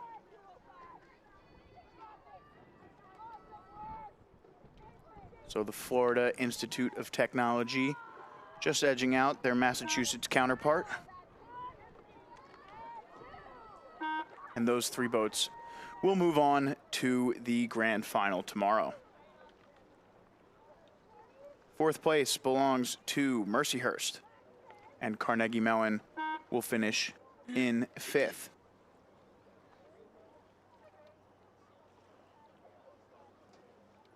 All right, so good stuff from our women's second varsity fours. I think Joe is excited to pick up this third varsity 8 race that we have underway for the men. They're just rowing away from us here down at the boathouse on the Cooper River. And maybe some things have already shaken out a bit since we saw them go by outside the windows. Here comes a wildlife encounter for that crew in this race. It does look like was that the LaSalle crew, unfortunately, just coming into contact with some of the local denizens here. But Drexel looks to be out in front and not contending with any wildlife, so double whammy for the Dragons at the moment. And then we're just seeing our crews from St. Joe's there in the center of your screen at the moment, and Marist off to the right side of your picture. Yeah, the only reason I mentioned it was because when they came by, they were flying here, and that there was not much of a difference between Drexel and LaSalle as they came by the boathouse. But as you could see there, entering into the second half of the race, Drexel had begun to open it up just a little bit more on that LaSalle boat, and looking really strong here. And in fact, they are into the final 500 of the race, so that bird's eye view from the top of the Camden County Boathouse pointing all the way down to the final 500. So a nice look there into our lead boat from Drexel. This is going to be top 3 to the final, so St. Joe's still looking good to make it to the third varsity 8 final. LaSalle sitting pretty calmly in second at the moment, but you know, these two boats have likely, actually all 3 of these boats have likely seen each other, you know, not just during practice, but you know, in any race that they might have seen. Can't escape one another. No. Yeah, I mean, I think what we're seeing is probably a pretty solid race from these 2 lead crews to the 1,000-meter mark, and then what happens, happens. You know, I mean, I think Drexel is happy to come away with a good margin and the first place qualifying spot in this men's 3v8, but the qualification is pretty clearly locked up for both of these teams. You know, the race is pretty strung out. It's going to be the 3 Philly crews that are going to be advancing in this round of racing, with just Maris not really up on speed with the rest of the boats in this race. So I'm not sure that we're even really necessarily seeing full effort from any of the boats in this race. You know, Drexel, again, locked up that first place qualification position there. We're going to want to hold on to that. But did they really have to push it? Did they really feel challenged? Was anything really on the line after qualification was secured? No, not really.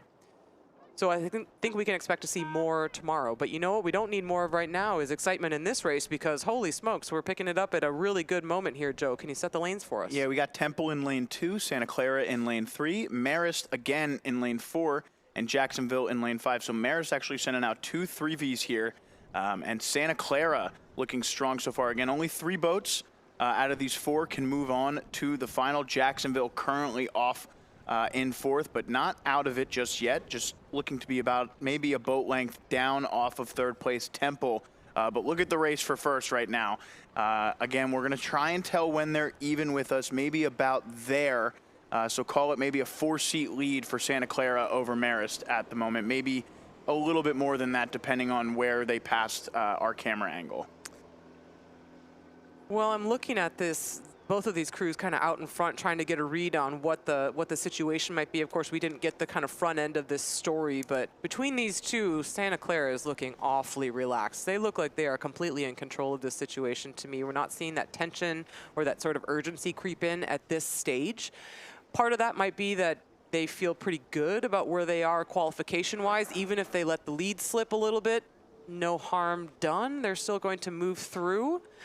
But let's see what's going on with positions 3 and 4, because we got Temple on screen right now. And last time we saw kind of the full field, they did have the advantage for qualification moving into the grand final. Does Jacksonville have something to say about that in this 4-boat race? Yeah, I was trying to get a slight read, and it looked like maybe 3-4 seconds down from that 1,000-meter mark. Looked like Marist hit it just about 3 seconds ahead of Temple, which is just about a boat length in an 8. So Temple trying to hang on. Again, not much information to be gathered here from our finish line camera as they are in that third 500. The wind might just be keeping our drones off the course at the moment. We'll try and get them back up when possible. But yeah, the conditions here making things difficult across the board, not just for our rowers, but for the broadcasters as well. Yeah, I mean, for all the good things that we have to say about the drones and the drone pilots, there are a few vulnerabilities for the little robots in the sky, which is rain and wind. So, you know, for all the advantages, again, you know, they're quiet. They can zip up and down the course. We can get full coverage of the full 2,000 meters. They do not cause any disturbance to the rowers with wakes that we get with camera boats. And they can give us all sorts of really dynamic, kind of evolving pictures as they move along with the racing. We love all of that, but we are an outdoor sport, and we do have to contend with conditions like wind, unfortunately. So when it is a little bit breezy, we just keep the drones on the ground just to make sure that everything's safe and that we're taking care of the equipment. So, yeah, 500 meters left to go now, and if I can tell, it does look like Temple is out in front of Jacksonville just based on when they hit the buoy line. Not really basing it off of anything other than that, but I think maybe about a length there for Temple, just hitting it about a few seconds in front of Jacksonville.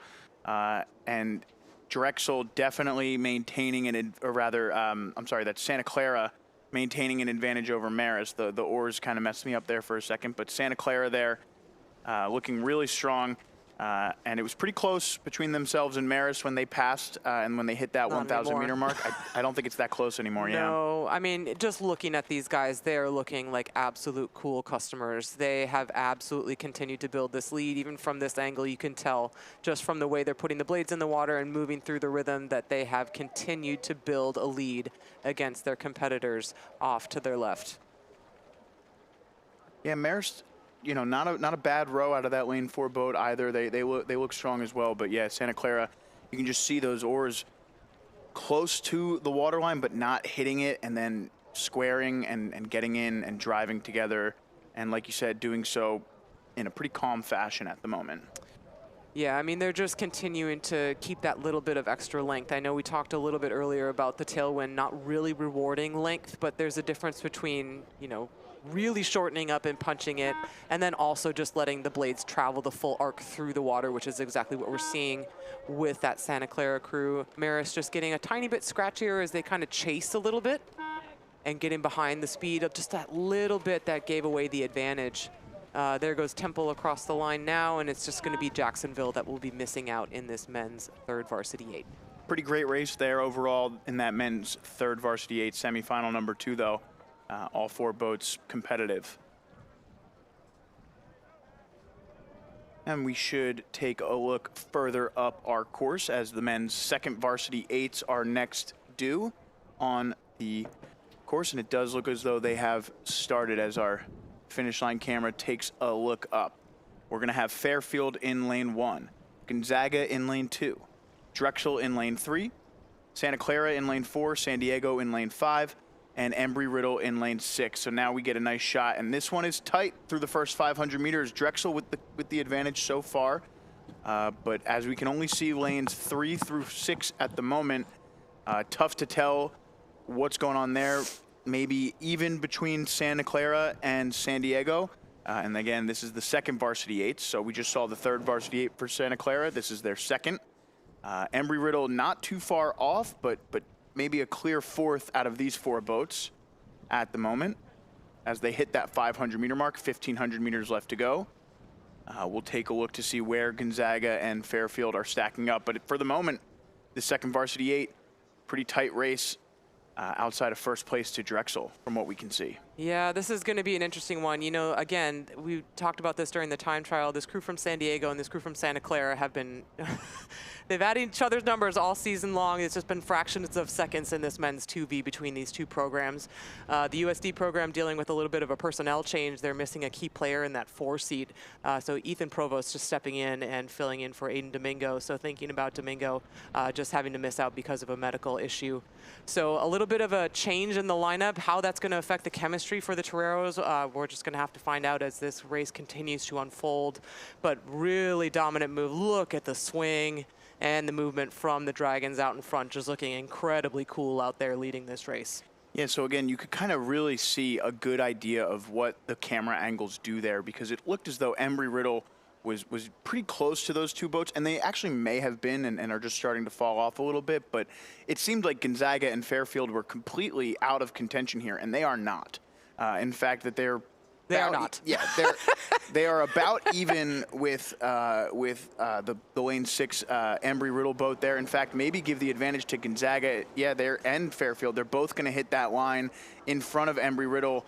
And Gonzaga not too far behind this San Diego boat at the moment. So now San Diego, as Santa Clara starts to move out into sole control of second, San Diego now just going to try and hang on over the final 1,000 meters as Gonzaga and Fairfield make a push for that final spot in the grand final. Well, you're saying hang on, but this men's second varsity from USD is known for being really fast finishers in the second 1,000. Seems to be their specialty and their favorite part of the race. So we'll see if they're able to turn it on. Again, you know, they have a little bit of a personnel shift in there in the engine room of this 2V from USD. So we'll see if the magic is still alive for the Toreros in this second half. But wow, it's a really tight field kind of across the board here in this men's second varsity 8 semifinal, all on for qualification into the grand final. Great fight that we're seeing basically all the way across the field. Yeah, and again, you know, just to shout out the Drexel and the Santa Clara, you know, the depth of these programs at the moment, seeing them with that, you know, really tight finish in the men's third varsity 8 semifinals, both of them kind of winning their semifinals in the third varsity 8, and now here they are in the first semifinal of the second varsity 8 in qualifying position. So just, you know, 2 programs to shout out the depth there, showing up across the 8 events. And, you know, this is going to be a fun one as it comes to the finish line. I don't know what is happening out there. It looks like it's so true. It's so painful. It looks like San Diego and Gonzaga are pretty neck and neck at the moment. I think they hit that buoy line around the same time. We don't see Lafayette, so we don't know, or rather Fairfield. So we don't know where Fairfield's at in comparison to those lanes 2 and 5 boats, but it does appear as though Embry-Riddle a little bit further back there out of lane 6. So just keep an eye out for where Fairfield might be. But again, that race for third is on as Santa Clara continues to move out into sole possession of second place. Yeah, that's a powerful move. Oh, that was a scary stroke in the 5 seat, or the 6 seat, I should say, of that Santa Clara boat, just as we were talking about them. Just almost laid him out. You saw that big extra layback in that 6 seat as his oar just got really sticky. Oh my goodness, that could have been disaster for Santa Clara. Just still even recovering now from that dirty stroke. They're having some issues there, but I think they're going to be okay. They build up enough of a buffer that they can maintain that advantage. But check out this Drexel boat. This is an awesome finish for them. Yeah, just winding it up even a little bit. They've been quite cool all the way down. I didn't get my trigger finger quick enough on the gun there in order to clock them right at the end. It looked like they took at least 1 step on. All right, here we go. This is second place now, Santa Clara, but all on for third place and qualification into the grand final. Will it be Gonzaga or USD? It is going to go the way of the Zags if they can keep their blades clean. And USD settles for 4th. Followed by this crew from Fairfield, and then all the way across the course, Embry-Riddle rounds it out in 6th place. Yeah, that was a great race. Drexel with a dominant finish, and we are well underway here in this second semifinal. No time to eulogize the first one, as we see Marietta in lane 1, Marist in lane 2, Temple's in lane 3, LaSalle in lane 4, St. Joe's in lane 5, and MIT in lane 6. And you can see there Temple out in front here, but a closer race from 1st through 4th at the very least in this one. Yeah, so just our first 4 crews on the screen now. Basically, Marietta, Marist, Temple, and LaSalle in shot at the moment. We're missing our crews from St. Joe's and MIT, which should be off to the right of your screen. That's just due to our fixed camera focusing on our lead crews. Oh gosh, and we've switched over to the finish line camera already. Just a very short glimpse of sort of the middle of that piece for these men's 2Vs. So nice little race. I think it is our 2 Philadelphia schools that are kind of leading the way and setting the pace here in the center of the race course. Our crews from Temple and LaSalle with the advantage at the moment. And Marist up in the conversation as well. Not able to get a good track on where St. Joe's and MIT might fall into this puzzle. Yeah, I think they might just be off the pace a little bit here. Again, it's tough to tell with the angle, but Marist and Marietta putting up a good fight. LaSalle definitely off on their own in second there. Temple, though, your lead boat. And again, something just to keep an eye on with Drexel out in front of their event here. I'll try and see how this time trial went. I would assume in lane 3, Temple would have had the second fastest time in the time trial. And in fact, they did. Ta-da! Yeah. Yes. So not a, yeah, as you say, not a big surprise to see that they're out here, they're doing it. Yeah. They're leading the way and looking good doing it. You know, look at the splash that we're getting off the oars on both sides. We have kind of the advantage of both sides of this Temple crew right now, and that's some beautiful splash, I would say. Really well timed. And nice height that we're getting kind of equally across all the blades. So entering the water with sort of the same momentum even. And yeah, so it's pretty snappy. I had coaches in across my time that loved backsplash. Some that didn't as much, but you know, I had certain coaches across my career that loved to see all those blades just getting a little bit of backsplash at the catch. What's that tell you, and why would a coach really enjoy that? Well, it goes back to this conversation we were having earlier about the catch in rowing, the catch of the rowing stroke being one of the most difficult maneuvers to execute in kind of all of sport. And getting the timing just right so that you're really kind of scooping the blade back in behind you at the perfect moment so that you're catching the boat at the right moment in order to keep it from slowing down too much, allowing the blade to really catch the water, bend the shaft of the oar, and then bring it through with your leg drive and letting that snap happen with the carbon fiber in the oar so that the equipment is actually doing some of the work for you instead of you kind of this idea of pulling the oar through the water. We're not trying to do that. We're trying to anchor the blade and then lever the boat past that solid anchor point. Yeah, so Temple finishing first there. Just about 5 seconds out in front of LaSalle as Marist snags the final spot in qualifying. Tough to call 4th and 5th there. We'll see what the official results say, as finishing in 6th is St. Joe's, but close finish between Marietta and MIT. Probably only a couple tenths of a second there, and you can see just 1/10 of a second between MIT and Marietta. Yeah, so 5 seconds. That I wanted to highlight that. It looked like the 5-second gap between Temple and LaSalle, and that's just about the gap between them in the time trial. So really always fascinating when those results hold from the time trial. You often think that they won't be exactly the same, but when they are, it's almost as if, okay, those boats went out and rode their race in the time trial. Yeah, and I mean, as we're getting into sort of the upper echelons of the 8s racing, I think we're going to see a little bit less of that gamesmanship because they just can't afford it. You know, you really can't afford to give anything away, whether it's lane placement or margins or whatever it is. You have to go out, you have to row at a really high level every opportunity you get. There's always a chance that we might lose a round of racing. We haven't talked about that with inclement weather. I don't know that we're on track to have any kind of drastic action taken for inclement weather, but that is one of the rules of racing. If conditions get too unmanageable or untenable for these athletes, that the officials will cease racing and then we lose that round of racing. You have to go off results from the previous round. In this case, that would be the time trial. You do not want your progression to be affected because you decided to take a day off or a round off in the time trial. All right, so we've got semifinal number 1 of the women's 2nd varsity 8 now. We've got Iona in lane 1, St. Joe's is in lane 2, Georgetown is in lane 3, Monmouth in lane 4, and LaSalle in lane 5. There is the boat of the Hoyas out in front there in lane 3 from Georgetown. Looks like second place to Monmouth. SJU sits in 3rd at the moment. Yeah, pretty clear lead for the Hoyas at this stage. And again, super smart race plan to get yourself out in front. Big gap that they've built to the next boat. So they're sitting pretty, letting the second and third place qualifiers kind of figure that out with a great view of the party from up front. Yeah, so Georgetown had the fastest time in qualifying by about 10 seconds over the next fastest team, Temple, and then 15 seconds to the next fastest boat, Drexel. Oh no, we've got a little bit of an issue here in this SJU boat. The bow woman has caught a crab, and the coxswain has not stopped the other rowers from rowing so that she can get that oar away from the side of the boat. Yeah, the 7 seat is not happy about that. That's a bad crab. And the stroke seat is just talking her off the ledge a little bit. A lot of high emotions in this SJU boat as they're getting back underway now, knowing that that could be a big issue for contention for qualification. Looks like they're still in contact with that crew from Iona.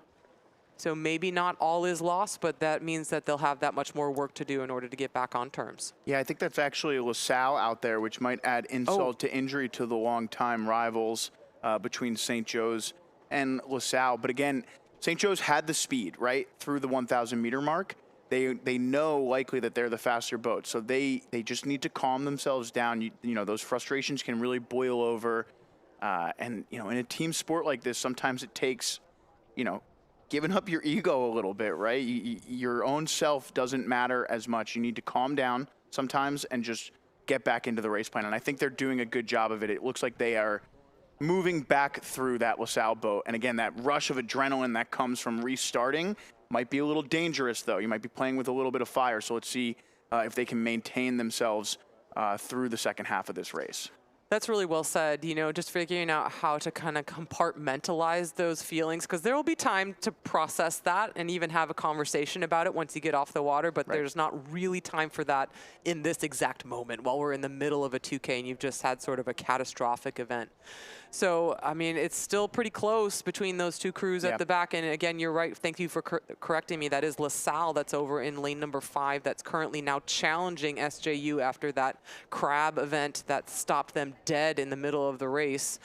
It does look like the advantage is starting to go to SJU. They're just building that momentum and getting themselves back on pace, but it's still a big gap between themselves and our two race leading crews in the center of the race course. Yeah, but at this point, you know, just qualify. You might have had a shot at that Monmouth boat if, you know, you hadn't had the crab. It's not the problem anymore. You don't care necessarily about finishing in second. You just want to qualify and beat that boat from LaSalle at this point, as we see our lead boat from Georgetown rowing pretty easily through the final 500 of this one. Yeah, and you know, I mean, there's something to be said for getting that out of the way. You know, if there's a time to have it happen, it's a time where you have the opportunity to recover, to process it, and still get the result that you want, which is qualification for the grand final. That always has to be the primary goal in your semifinal racing. If you're able to improve your placement, you get second instead of third, or you get first instead of second. That's icing on the cake, really, but the primary goal always has to go to just that qualification standard. I'm fascinated right now by the stroke seat in this Georgetown second 8.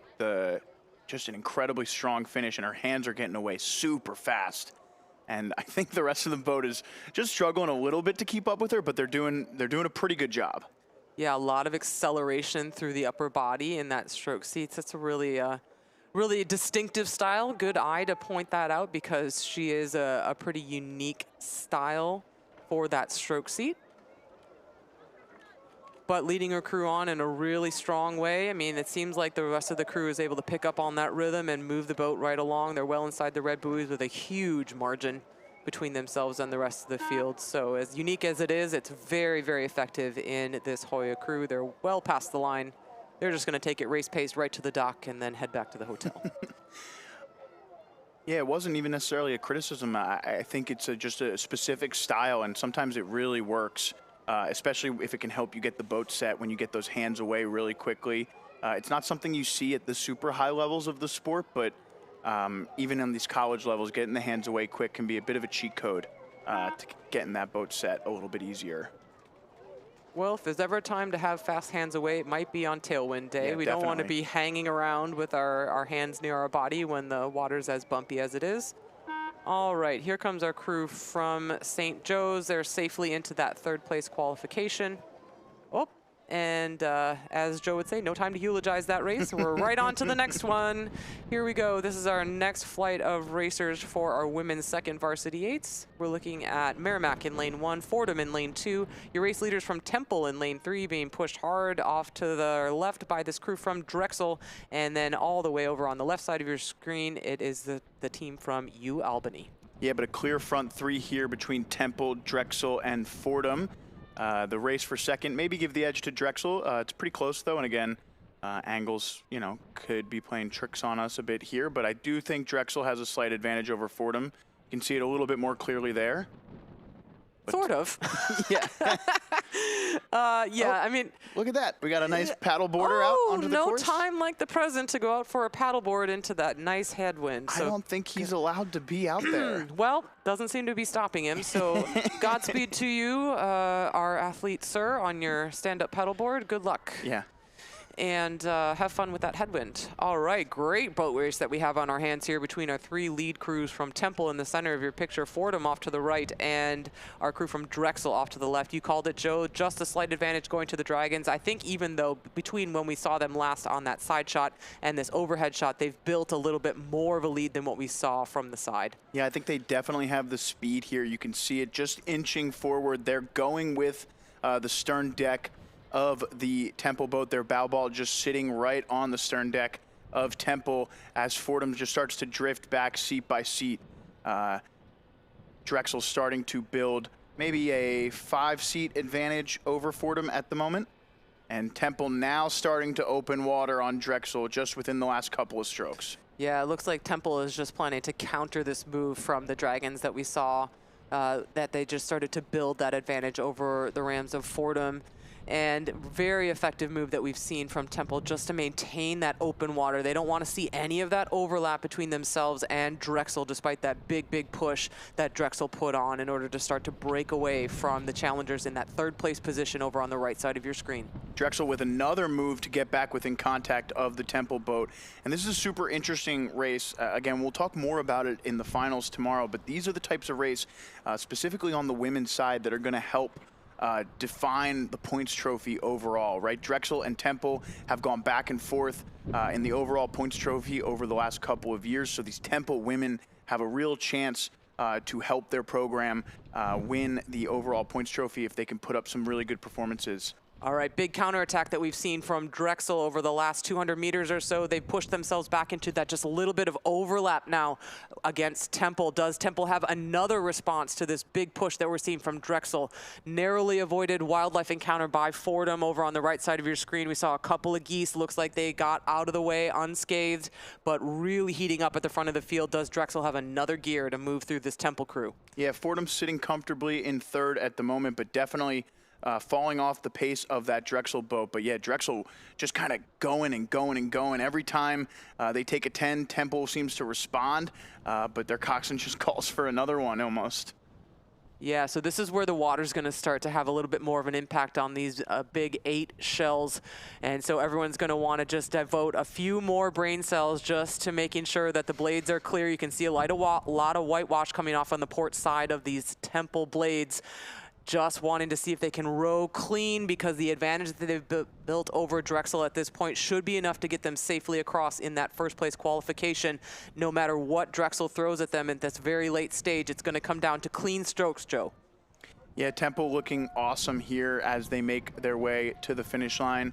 Doesn't seem like they've gone too high up, maybe a little bit of a sprint here, but nothing much, not compared to what the Drexel boat is doing at least. Yeah, I think that's just a risk that they might not be willing to take at this stage. I think they're willing to gamble that the margin that they've built up is enough without having to take up the rate, letting Drexel just have a little bit of momentum to reel them back in if they need it in order just to keep the blades clean, get themselves across, get that coveted center lane for the grand final tomorrow. And well done by Temple just to hold off this very fierce charge from Drexel. Left Fordham just out of the conversation a bit in that second half of the 2K. Yeah, I was going to say it looked like about a 4-second difference, and in fact, it was 4 seconds between Temple and Drexel there, so not insurmountable for the final tomorrow, but you know, definitely an advantage for the team that finished second in the time trial and then won their semifinal.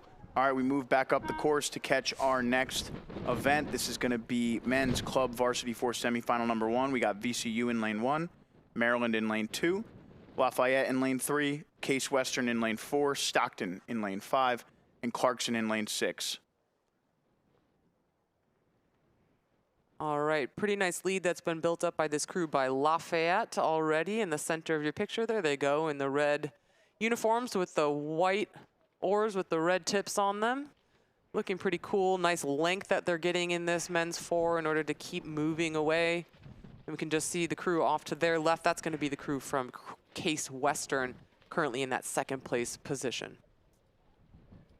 Yeah, it looks like we've got some cloud coverage now as some bigger clouds roll in today. So a little bit darker out there on the course, and the wind still pretty strong out there. So you know, not too much reprieve here for these rowers as the afternoon goes on.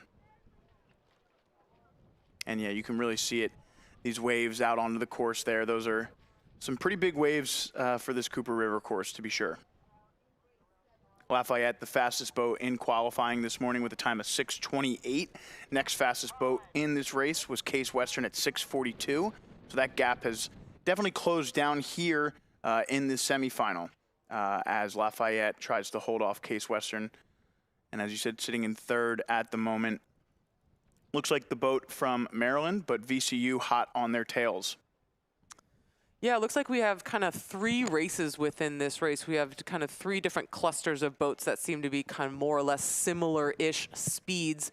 So we can see it pretty clearly on the picture. It's our crews in lanes 1 and 2, VCU versus Maryland. Maybe just a boat length between those two. A similar kind of margin shaping up between our 2 lead crews right now. And then over on the left side of your picture, you can see a nice little race that we're seeing unfold between Stockton and Clarkson.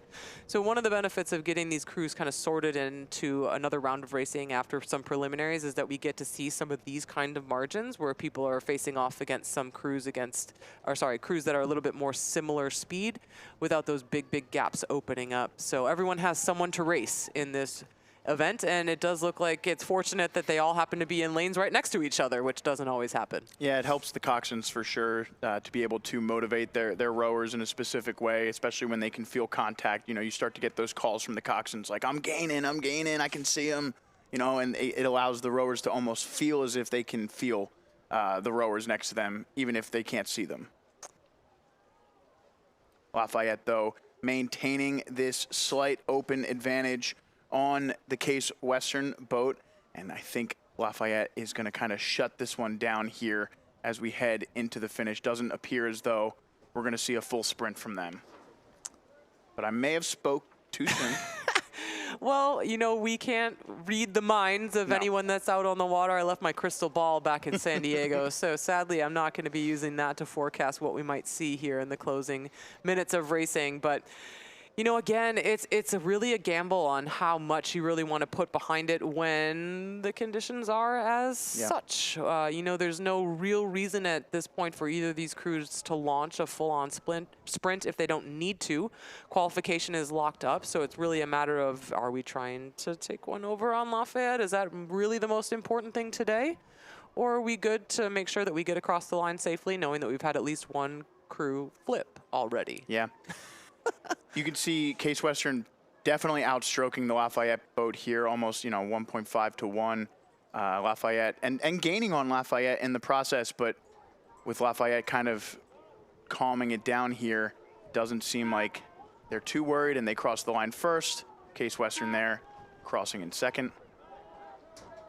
Yeah, and that's going to come down to a call for the coxswains. You know, I think the Lafayette coxswain was aware of what the margin was, how much room they had, and how much track was left to run out, no matter kind of what Case Western threw at them and whether or not it was going to be possible for them to be overhauled. Here comes Maryland. Locking Sigh up. of relief there in the Maryland boat, holding off VCU there. Yeah, blocking up their advancement into the grand final. And as the finish between Stockton and Clarkson takes place, we see our paddle boarder once again. Oh, there he is. He's made his way up to the starting line as we see the second semifinal for the men's club varsity 4 underway. We've got William and Mary in lane 1, Vermont in lane 2, Clemson in lane 3, Fordham in lane 4, Case Western in lane 5, and Duke in lane 6. Pretty tight race here so far. A couple of ACC schools here in Clemson and Duke. Obviously not in the ACC for rowing, but, you know, traditional ACC programs. Clemson out in front at the moment, followed by what appears to be Fordham, and then maybe Case Western out in front of Vermont there for third, but it's tight between third and fourth here. Duke sitting in fifth. Potentially we don't see William and Mary in lane 1, so no clue exactly where they're falling in the hierarchy. But Clemson here, your clear leaders through 600 meters. Yeah, and these geese are getting a little bit braver, just spending a little bit more time in the center of the race course right now with all these rowing boats coming by. I can't imagine why they would want to be out there because, again, we're on 5-minute center, so it's not like they're getting a lot of peace before the next round of racers come by. Luckily, all of these encounters that we've seen in this men's 4 race have been uneventful. All of the geese have cleared a path for these guys to get by. Yeah, and we're going to keep praying for that. I'm not sure the geese have a ton of situational awareness. No. I was driving down the Atlantic City Expressway a couple weeks ago, and there was a geese just walking across the expressway that we had to stop for. So. Oh, yeah. One of the first things I did when I arrived here in Camden yesterday was I got to stop traffic for a family that was crossing. So. There's a lot of them out right now. Yeah. You know, it's just that time of year. They're all over the place, and gosh, there's nothing to do except to keep rowing. Yeah. You know. It is unfortunate. We haven't seen anything crazy today, but pretty much once a race, you'll see a boat almost get stopped by the geese here. So nice to see it hasn't been too major of a factor yet, and hopefully they can hold off tomorrow as well. The 1,000 meter mark for the Tigers as they make their way into the second half of the race. Following them is Fordham, and then appearing to hit the line third. I think we give the advantage to Duke there over UVM, but it is very tight between those two boats as William and Mary is the next boat to hit the line, followed by Duke, rather. So that was Case Western and UVM. My apologies, I misspoke. Case Western and UVM battling it out for third. Give the edge to Case Western.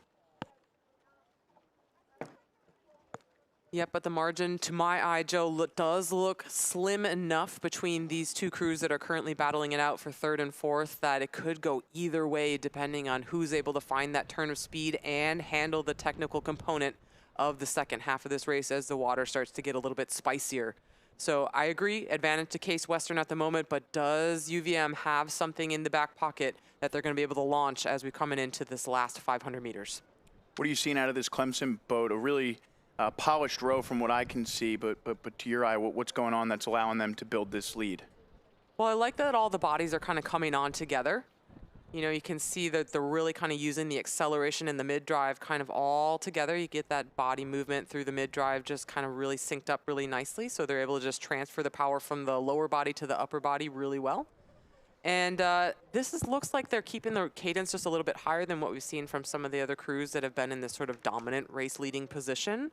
So I think just continuing to kind of stay in their rhythm and stay right on their race plan has allowed them just to stay really kind of in sync and tuned into each other and get into the flow as they wrap things up. Yeah, 500 meters left to go for our lead boat from Clemson, trying to put the finishing touches, and it does look like they're going to take a sprint here as they just kind of hit that line and went for a move. Megan is letting me know that it looks like UVM is starting to pull. I think they are. Out in front of Case Western. I think we're going to get stuck with a finish line angle of those two.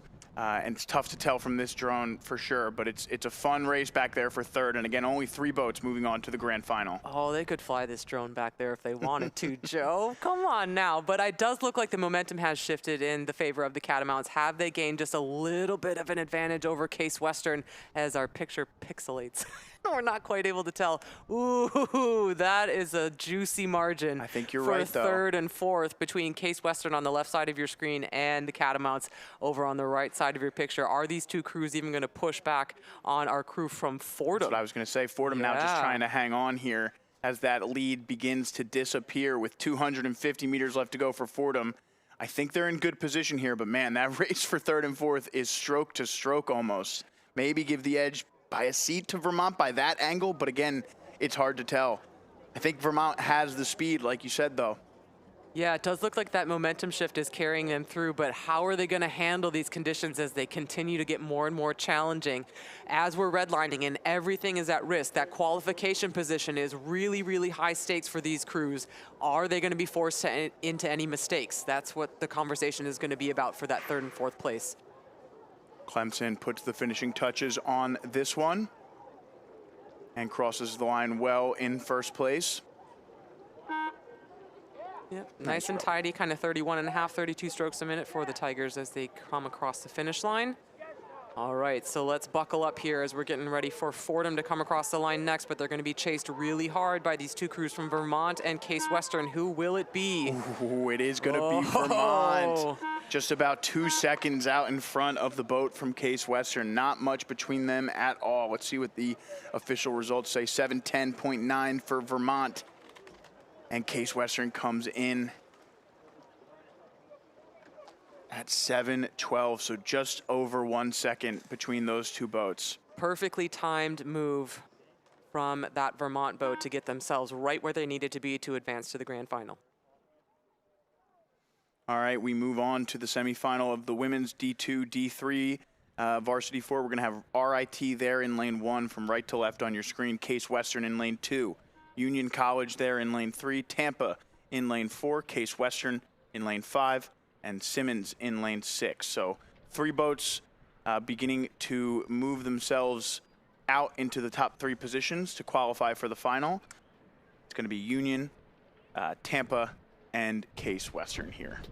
Yes, so these are margins that I think we are kind of outside of striking distance, barring any kind of catastrophic incident in any of our 3 race leaders. We're not hoping for that. We're not manifesting that. Of course, they all look quite comfortable handling these conditions as it is right now, but they've established a big enough margin even in these small boats that I think that they are pretty safely locked into those qualification spots. I think the real question is going to be, is there going to be any movement between any of these placements? Will we see Case Western challenge Tampa, or will we see Tampa challenge our race leaders from Union? Because these are the margins that I think are narrow enough that we could see a turn of speed that could lead to some of that movement.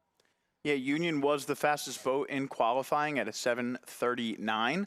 Next fastest in this event was Tampa at 7:53. So that seems to have closed down just a little bit here in the early goings. We'll see if Union continues to push away and opens it back up to around a 10 to 15 second lead on the field. Case Western finished about 7 seconds behind Tampa in qualifying. So that's definitely closed down here over the first 750 meters between themselves and Tampa.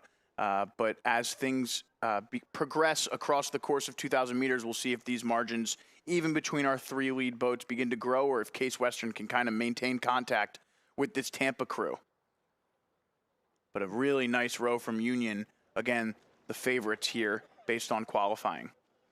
Well, both of our crews kind of occupying these lesser spots, the 2nd and 3rd place positions, clocked at about 33 strokes a minute. So it's going to be really, seems like they're pretty evenly matched in terms of stroke rate. Uh-oh, here comes a steering error from our Case Western crew. What's going on there? I think a bit of missed water on the port side. Ooh, just drifting over to those port buoys. They're well over that buoy line now. That's going to be a big adjustment. And when things are this tight between these 2 crews, the margins are that narrow, that's going to be a costly error. Yeah, it looked like the 2-seat in that Case Western boat might have just not fully gotten her oar in for 1 or 2 strokes there, causing the bow person to row it around. But to be honest with you, they do have some speed in that Case Western boat. Maybe the coxswain calling a counteractive move to try and get them right back within nipping distance of the Tampa boat into the final 500. Well, you know what, Joe? I'm going to be honest here, and this is real talk from the rower seat. There's very little fuel that will make you kind of hit the jets faster than anger. Yeah. And hatred. Not that any of these rowers hate their coxswains, but if you're not happy about what might just happen with that steering situation, you might be able to put that behind the oar and get a little bit of a boost. And look at that. Wow, they're going to turn that little error right around and turn it into a success here because they've pulled level or maybe even ahead of this crew from Tampa. Yeah, that's impressive from Case Western to be able to respond like that. And like you said, sometimes, and we even saw it in that SJU boat after that major crab. Oh, boy. They went down big. and were able to, funnel that anger that we saw. A little bit of a slippery stroke there in the stroke seat for our Union crew, just almost a whiff, just missing the water in that stroke seat. With the conditions just getting a little bit dicey, and I think they're starting to feel the heat as Case Western is starting to press back and move through this Tampa crew, overturning that margin. Is Union just going to be forced into a little bit of error play there? Yeah, the course really opens up in the final 1,000 meters of the race. You get, a ton of wind starts to whip across. This is quite a casual pose that we have from our Union coxswain with just one arm outside the driver's side window here.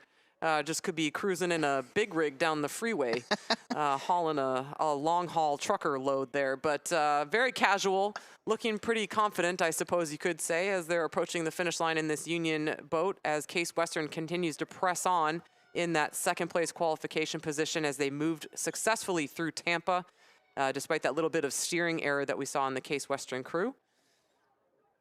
Yeah, Case Western appears to be out in second on their own. They definitely closed down the gap between themselves and Union there. And yeah, the coxswain for Union just pounding on the bow deck there a little bit. Oh, she's just become my favorite athlete at this regatta so far. That is a true character moment there in that Union crew. Goodness. All right. Well, exciting stuff in this women's D2, D3 varsity 4 semifinal. Thrills and spills, as they say. Yeah, results there on the screen. You saw the top three, just about 5 seconds from first to second and 3 seconds from second to third. As we move on to our second semifinal in this event, we're going to have Clark in lane 1, Jefferson in lane 2, Gordon College in lane 3, Rollins in lane 4, Jefferson there in lane 5, and in lane 6 is Simmons. So lane 3, Gordon out in front. Yeah, but not by much. I mean, this is another one of those margins. And granted, we're picking this race up a little bit earlier than we have done on some of our more recent races that we've had to pick up at after the 1,000-meter mark sometimes. But, Gordon has gotten themselves out to maybe a full boat length, maybe not quite. This is going to be a little bit trickier to see exactly what the margin is here with this side shot. But just about that full boat length between themselves and the crew from Rollins, and looking just to see if they can continue to build that margin as we're still inside that first half of the race course. Yeah, and as they come by here, it does look like just about a length for Gordon, and maybe, a couple seats there for Gordon, or for Rollins there to Jefferson. So those top three, though, looking comfortable here with an outside shot there for the other Jefferson boat in lane 5. Clark and Simmons out of the picture at the moment. And coming by our vantage point here, it looks like Clark is kind of steering across the course in lane 1 there, sitting in 6th place at the moment. I think Simmons, actually Clark in 5th, Simmons in 6th, as we see them both pass our vantage point here. All right, so we should probably make sure that we don't have a racing incident here. We do have the 2 Jefferson crews in this race, so we'll try and make sure that we're talking about the correct crews. I mean, there is a significant gap between the crew that's in contention right now and the crew that is not. So the lineup that we're looking at on screen would be the crew that's being stroked by Ms. Weber, that Jefferson entry. Yeah, only a second between the 2 Jefferson boats in the time trial, but as they make their way through the semifinal here, it does appear as though the lane 2 Jefferson boat has put a pretty significant gap. And meanwhile, the race, that lane 2 Jefferson boat has started to fall off the pace of our lead 2 boats. It looks like Gordon has started to move out and Rollins going with them, maintaining contact between the 2 boats here in 1st and 2nd. But you can see there your 4 lead boats well out in front of the Simmons and Clark boats in lanes 1 and 6, respectively. Gosh, look at the picture on the left side of your screen of the wind that's coming down the race course. You're really getting a good sense of sort of that push on the tail breeze that these athletes are contending with or taking advantage of, depending on how you want to frame that. I'm sure my therapist would appreciate me framing it a little bit more positively. Let's take advantage of the tailwind and not contend with it. But nonetheless, we've been talking about it quite a bit, basically every single race, and making sure that we're giving credit to these athletes for being out there and working with the water, as challenging as it is, because it's not easy. you know, it's definitely turned away from that sort of friendly tailwind at this stage in the race course to making it a factor and a real point to deal with while you're out there. Yeah, I think in that end of that third 500 there, it looked like Rollins took a little bit of a move. And as I kind of talked about earlier, rowing, you know, from the front allows you to be reactive. And it seems like Gordon is being reactive now, taking a move of their own into the final 500 and starting to open things up a little bit more. But this top three has really solidified itself. So barring anything major, we should see these three advance. Lane 2, Jefferson. Lane 3, Gordon. And lane 4, Rollins. Gordon really rowing slow here with a really dramatic roll up into the catch. I think Rollins is actually going to try and maybe take a shot at them. Yeah, just in the back shot of that last camera angle that we had, we saw just kind of a danger zone stroke for that Jefferson crew currently sitting in that third place position, just a little bit wonky on the port side. Looks like they've recovered and maybe even got that little boost of adrenaline from having kind of a near miss with one of those scary strokes, but they're definitely not taking the foot off the gas. Looks like they are continuing just to keep their rate of striking nice and high, right where it's been for kind of the duration of this race. And here in the Gordon crew, I think you're right, Joe, they're just being quite intentional with the placement of the blades, making sure that they know exactly where the water is before they try and drive. I think that's one of the mistakes that you can make really easily when the water is really quick like this, is trying to kind of row it in, or you get behind the speed of the boat or behind the speed of the water a little bit, and so you miss, you end up chasing, and then it feels even faster than it needs to feel because you're just not quite with the speed, and then the boat and the oars kind of take you along, and you're not really prepared to kind of handle the way that the equipment is engineered to react when the blade is fully locked on. So Gordon here will finish things up, crossing the line at speed, rowing through the finish line, followed by Rollins. And there is Jefferson. So just about 4 to 5 seconds between each of these boats here. Oh! Call it 6 there. A little air punch from the 2-seat in that Jefferson crew. Seems like she's quite happy that they'll be moving on to the grand final. Yeah, maybe there might have been a little bit of talk between the two Jefferson boats after finishing just a second between each other in the time trial. As we head up the course, we are onto the men's varsity fours. This is semifinal number 1. We've got Franklin and Marshall in lane 1, Western Ontario in lane 2, Drexel in lane 3, Oklahoma City in lane 4, and Rollins in lane 5.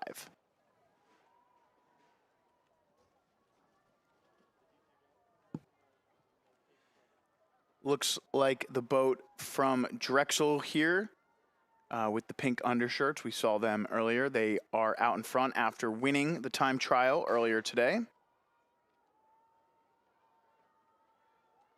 Yeah, getting some free speed from those pink undershirts, no doubt.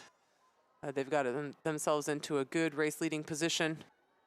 Oh gosh, and are we even, I don't know if this is maybe one of our, or two of our crews from the race ahead. Simmons and Clark from the previous race are just reaching the finish line now. Drexel and Oklahoma City catching them. There is the Clark boat and now the Simmons boat.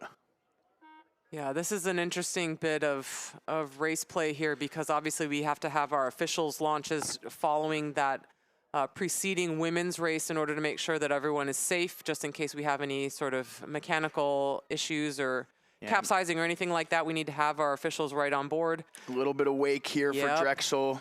And that's the byproduct of that, is that these athletes will now have to contend with some launch wake from those following launches, unfortunately. So not a great situation, unfortunately, just because of the big gap in the speed between our race that was leading this one. But good finish there between Drexel and Oklahoma City, finishing in first and second. Unclear what happened for third there as we went up for the semifinal. We'll try and get results. Meanwhile, the second semifinal is underway. We're going to have RIT, Temple, Mercyhurst, Queens College, Fairfield, and Iona in lanes 1 through 6. So your lead boat here, Mercyhurst in lane 3. And then look at this. We got a nice race going on for second, third, and fourth between Temple, Queens College, and Fairfield. Let's give the edge to Queens College there in lane 4. Yeah, but only just. It's going to be just maybe a seat or half a deck, if you want to call it that, for Queens College at this early stage. Well, it's not even that early anymore, is it, Joe? Because we're getting kind of into the meat of this race, or the business end, as I like to say sometimes. Gosh, we talked about this earlier. These are some big bros in the Temple boat, and I'm going to be on record for saying that twice in a row now. But really, these are some guys that are going to have some big power in this Temple crew in order to move this men's 4 along. Yeah, and I just want to give a quick update. Western Ontario finished 3rd in the previous semifinal, and that will send them to the final. It was a pretty good distance between themselves, about 10 seconds between Western Ontario to Franklin and Marshall, who finished in 4th, Rollins in 5th. So yeah, Temple now starting to move out into 2nd, trying to go with Queens College there, and then falling off Fairfield a little bit into 4th place on their own. Yeah, so I think we've just lost our drone again. Maybe just have to do a little battery swap for our little flying robot as we pick up this lovely shot from our fixed camera further down the course. It'll be really interesting to see how the big bros from Temple fare in these very quick conditions because, well, I'm going to be honest, on paper, being a bigger crew is not going to be, this is not really going to be your day. This is going to be a day that's going to favor kind of the lighter, more agile crews. Not that these guys aren't agile, I'm sure they are. But kind of the big heavyweight guys are going to struggle, I think, a little bit more to keep the boat up and running in these very quick conditions. Doesn't mean that they're not going to do well. Doesn't mean that they're not going to qualify.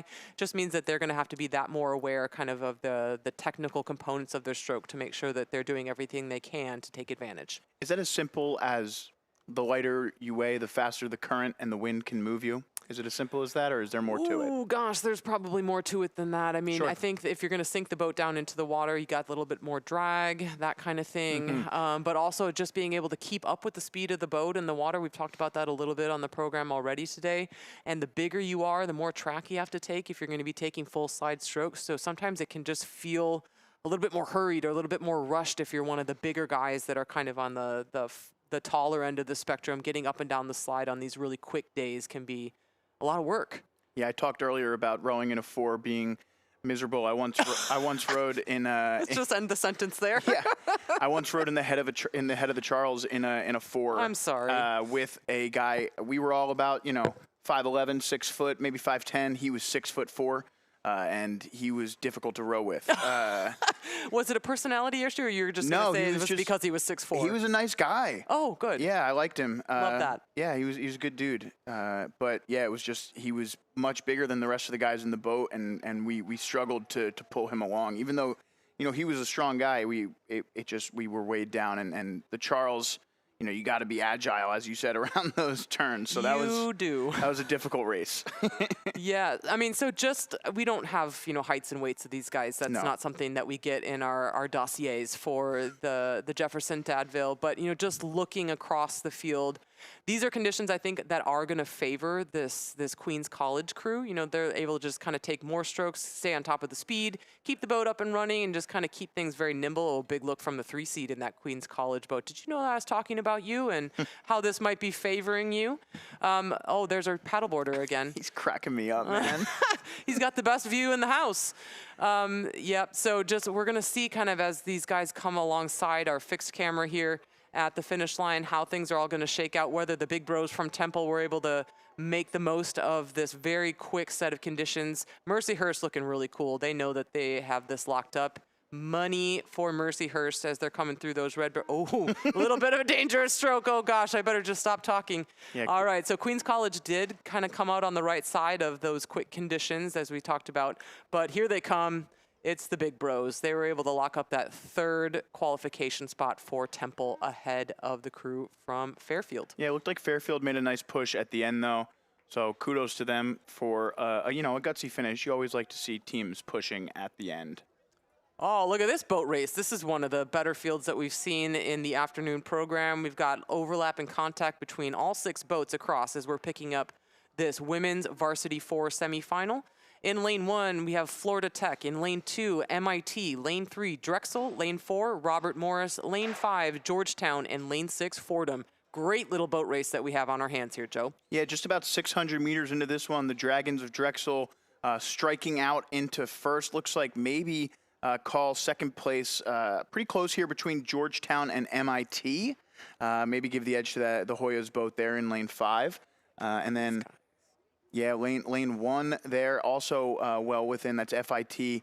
But look how close. This is definitely the closest 6-boat race we've seen all day in the women's varsity 4 here. 100%. Some exciting stuff. Lots of contact. There's going to be a lot of noise, too, because all of these coxswains are going to be within earshot of one another. So all these athletes will have a lot of feedback and stimulation kind of across all 6 lanes of racing as we're crossing the 750-meter mark right there. Ooh, a little bit of whitewash coming off the starboard blades in that Hoya crew. They're being pushed really, really hard by this lightweight component of the MIT squad in that red boat near the bottom of your picture. But here comes FIT in that dark boat in the stripy unis down at the bottom of your screen as well.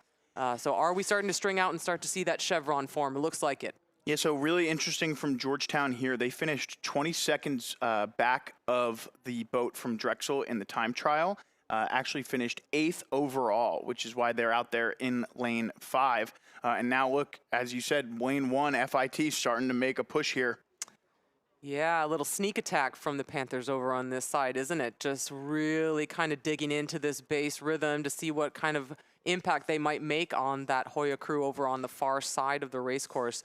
Drexel, I think, just continuing to stride away here. They look pretty confident. Lots of clearance on the blades at this stage in the race for the Dragons to continue to push on. But MIT, I think, not really letting them have it all their own way. Of course, this is the lightweight team from MIT, so these conditions will favor these lighter athletes who are, of course, no stranger to terrible conditions, given that they row on the basin on a regular basis. Yeah, and interesting here, Georgetown and FIT finished just a second apart, actually less than a second apart in the time trial. So not totally surprising to see those 2 boats duking it out for 3rd place here. Again, only 3 spots available in the grand final. Looks like Drexel and MIT beginning to stake their claim on 1st and 2nd. So 3rd place between FIT and Georgetown. And don't count out Robert Morris, who had the 2nd fastest time out of all of these boats in qualifying. A bit off the pace is Fordham in lane 6. Robert Morris put in a lot behind it. Look at the energy in that body swing as they're looking to close the gap between themselves and Georgetown. Good feedback they're going to be getting from that Georgetown crew, and their coxswain is going to have good eyes on that contest for that critical 3rd place spot. No doubt she's going to be urging them on to see if they can't close the gap. Are we seeing a little bit of a surge from the MIT lightweights there in the middle of your picture, just looking to get that overlap between themselves and Drexel? That's a big move that we've seen from the engineers, and continuing just to creep up that Drexel deck. Yeah, so FIT kind of left out on an island here. Georgetown getting this push from the Robert Morris boat could put them in a really good position, but that is closing down, Megan, as you just pointed out. Yeah, that energy, you could really see it kind of surge and pick up in this Robert Morris crew once we got into that kind of go time moment where they realized, hey, we're going to start to run out of racetrack if we don't launch an attack soon. It looks like it's gotten them absolutely back on terms with this crew from FIT who have left themselves vulnerable and now just ceding that 4th place position to Robert Morris. And will they have another turn of speed to continue to close the gap on Georgetown? I think the Hoyas have responded. Yeah, and now FIT, I think, starting to make their push as well. Robert Morris, they had to go. Did they go too early? It's possible, but of course they had to. They were too far back not to make that push at that moment. So you have to respect the call from the Robert Morris boat. Georgetown now, again, reacting rather than being proactive. It's the benefit of getting that early lead. Yeah, well, it'll be interesting to see how this all shapes up at the front of the field. Just a little bit of sticky water for the Dragons out in front as MIT is continuing to push hard in that 2nd place position, maintaining that overlap, just that little bit of decks crossing between our 2 lead crews. Can't afford much more sticky water as we're getting into the pretty late stages of this race with qualification on the line between our lead 5 crews, 4 crews, 5 crews. And Georgetown splashing a little bit there, having a little bit of a downturn on either side, stroke to stroke. So we'll see if that affects them a little bit here. I think they still maintain an advantage over Robert Morris. You can see Robert Morris, though, in the frame. Yeah, it's really going to come down to who's going to handle the conditions the best and make the fewest mistakes. Who's going to have the least amount of white water coming off, the least amount of sticky water on either side of the boat as we're coming through these red buoys. Drexel looks good to lock up that first place qualification position. MIT not quite on the screen. I'm not sure why we can't see them yet. That's an interesting angle. There we go. There they are. That's that number 2 bow car. Drexel able to reopen that open water margin between themselves and the engineers. Well rowed between those two, but it's going to be all on for that critical 3rd place position. Here comes Georgetown on the right side of it. They were able to move away from Robert Morris with a great late surge from them, and then FIT just not able to match the pace in that second half. Yeah, tough. They had a tough lane assignment there with that push from Robert Morris. Georgetown was really able to get that kind of slingshot effect. Oh boy, here we go again. We don't even have time to talk about our last crew that needed to cross the line. That was Fordham that we didn't get to see cross that finish line. We're back at it with another round of racing for the women's varsity 4s, looking at LaSalle in lane 1. It looks like your race leaders, in fact, over in that outside lane. Western Ontario in lane 2, Mercyhurst in lane 3, Temple in lane 4, Monmouth in lane 5, and Loyola Maryland in lane 6. A little bit of a shake-up, not a chevron to be seen, Joe. Yeah, so LaSalle here in lane 1 with the 2nd slowest time in qualifying out of these 6 boats. Your leader through 1,000 meters. Sneaky little stinkers in that outside lane, just pulling one over on everybody. This is a really nice margin that they've set up for themselves, but not out of it, because that is within what we call the danger zone in the women's 4, because it's not quite yet more than that little bit of open water between the challengers from, oh gosh, let's see if we can get the lanes right now, Monmouth and Mercyhurst. Yeah, and I think or Temple. Temple. I'm so sorry. No, I did a shot in the dark with all these backlit crews, and it was false. So Temple, the other Philly school in this race, out there in 2nd at the moment. Western Ontario looking good as well, but just steering across their lane a little bit. And then Mercyhurst sits in 4th. Let's call it Loyola there in 5th. Definitely not out of it out there in lane 6. And Monmouth currently sits at the back of the pack. There in 6th place. But again, one of our closer races so far, and one of the first times we're seeing lane 1 lead throughout the day today. Maybe the first time we're seeing it. Yeah, the sleeper in lane 1, LaSalle. A little bit of gamesmanship maybe happening in that time trial, but looking really pretty confident and cool. The nice thing about this is that they just have to look one direction and see kind of the rest of the action unfolding in this race. And there's plenty of it to see, because look at these margins that we have on our hands. For places 2, 3, and 4. Do we even have a surge coming from this Mercyhurst crew to get back into the conversation for that 3rd place position, or even 2nd at this point, because it's almost leveling out between Temple and Western Ontario. Yeah, so 500 meters left to go. Mercyhurst with the fastest time in qualifying in this event. It would definitely sting to put up that time in qualifying and then miss the grand final, but they are struggling to keep pace as Western Ontario catches up to Temple here. It's just a couple of seats between Western Ontario and Temple. And if Western Ontario continues to move through Temple, can Mercyhurst follow their coattails and catch that Temple boat? It'll be interesting to see. Well, and it looked even just as we went away from the drone shot that our crews that are challenging for these critical qualification spots may have just closed the gap on your race leaders from LaSalle, who up until this point have been rating at a really pretty cool, little bit of sticky air blade there for the bow woman in this LaSalle crew, just getting knocked a little bit off balance. Look at that margin just getting eaten up by Western Ontario and the crew over on the far side of the course from Temple. Here they come now, Western Ontario putting on a huge charge to claim that 2nd place position. There goes Mercyhurst, definitely just raising the rate here in the end. Do they have enough to try and claw back, or are they going to fall off the pace here? LaSalle with a really impressive row, maintaining this lead. And here comes Western Ontario. It's going to be a tight finish. I think LaSalle's going to be able to hold them off. Just a couple hundred meters left to go now. Well, we'll see if LaSalle is able to bring anything else to the table. You know, they've been rating really pretty conservatively between 30 and 32 strokes a minute for the duration of this race, but everything is coming back to them now. So they have a good vantage point on the rest of the field, but do they have another gear? It looks like they're being forced to take the rate up now. Maybe they didn't have that as their plan A, but they don't have a choice, because here comes Temple, here comes Western Ontario, Mercyhurst clinging desperately to that 4th place position to try to get back into it, but LaSalle maybe just holding on now as the rest of the field has come back to them. Oh, playing it awfully close, right down to the line, photo finish for Temple and Western Ontario, and Mercyhurst just not able to match the speed in the second I half. think it's going to be about a half second here for Western Ontario over Temple, maybe less, as Loyola Maryland finishes in 5th.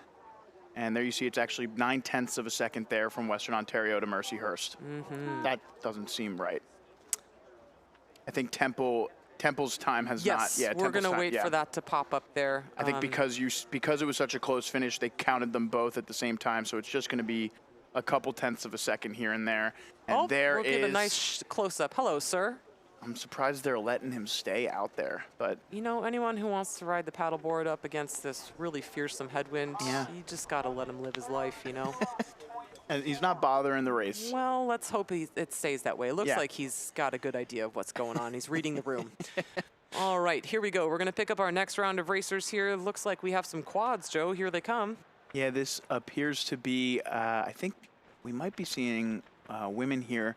Not 100% sure. Yep, well, that's what's on the schedule, is we should have our women's quads coming down next. I see 3 crews. We'll set the lanes based on what's on our heat sheets. We have Gordon in lane 2, Trent in lane 3, MIT in lane 4, and William and Mary in lane 5. So I can see our 3 crews. There's Gordon with the light blue blades here on kind of the bottom of your screen. Your race leaders does look to be Trent. And then we can see MIT just on the left of your picture right now. We don't see that 4th place crew. Are they just being covered potentially by our sponsor logo at the top? Or maybe are they not there? It's a little hard to tell. Oh, that looks like... Yeah, they're there. There they are. Or is it an officials launch? Yeah, but they're following that 4th place boat. Okay, so we're just dealing with a little bit of a gap. Yeah. Oh, it looks like we had a little bit of an issue in this Trent crew. They've slowed down, a little bit of sticky water. Didn't see anything major, catastrophic, just enough to slow the boat down and give a big advantage to the momentum shift going the way of the engineers. Almost drawing level with that mistake. Yeah, that's super interesting. And again, as you said many times over, sometimes those mistakes can spur you on. It seems like Trent responding well. Again, it is definitely closed down here. MIT, maybe the bow person was able to call for a move there, or maybe it just coincided well with the mistake of the boat, but it definitely seemed like they were able to put it into a different gear there. Wow, look at how close that is now. Yeah, the great equalizer is the sticky water here in the middle of the race course. So, oh gosh. Yeah, you can see those oars traveling along the surface of the water for the Trent boat, and they were the fastest boat in qualifying by a pretty good margin, MIT finishing 22 seconds behind them. Yeah, and now it's really going to come down to it, isn't it? Who's going to respond the best or take the most advantage of that little shot of adrenaline that maybe both crews are getting, in fact, from understanding that a mistake was made. We'll see. I mean, this angle is basically impossible when the margin is this close to know who might have the advantage between these two. It looked like maybe it had gone the way of the engineers when we last left them. But no doubt Trent will be hungry to reclaim that 1st place position when things are this close, and that favored lane will be on the line for the grand final.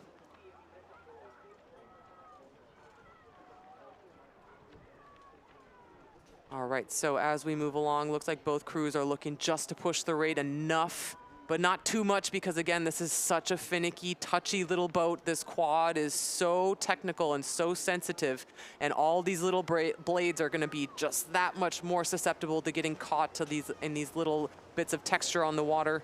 Trent does look to have regained the advantage, but only by a few seats over MIT. Yeah, left the door open in the final. MIT will feel pretty confident that they'll have a shot tomorrow, especially if Trent makes another mistake, or if the water is as choppy tomorrow. We don't know necessarily what tomorrow will bring, but the white cap's pretty prevalent there. You can see on the surface of the water as the afternoon has gone on.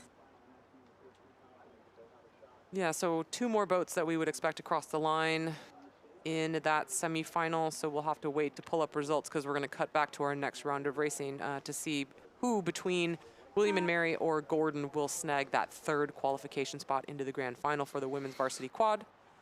But our next round of racers are underway. In lane 1, Dominican. In lane 2, Miami. Lane 3, Oklahoma City. Lane 4, Queens College. And lane 5, Tampa. So pretty clear margins, it looks like, set up so far for our race leaders. Looks like Oklahoma City out in front by a little bit of open water over this crew from Miami. And then over on the right side of your picture at the moment, in that third place position, will be the crew from Queens College. Yeah, so interesting from Miami here. They finished pretty far behind the Queens College boat in the time trial, but right now just up by about 4 seconds on that Queens College boat.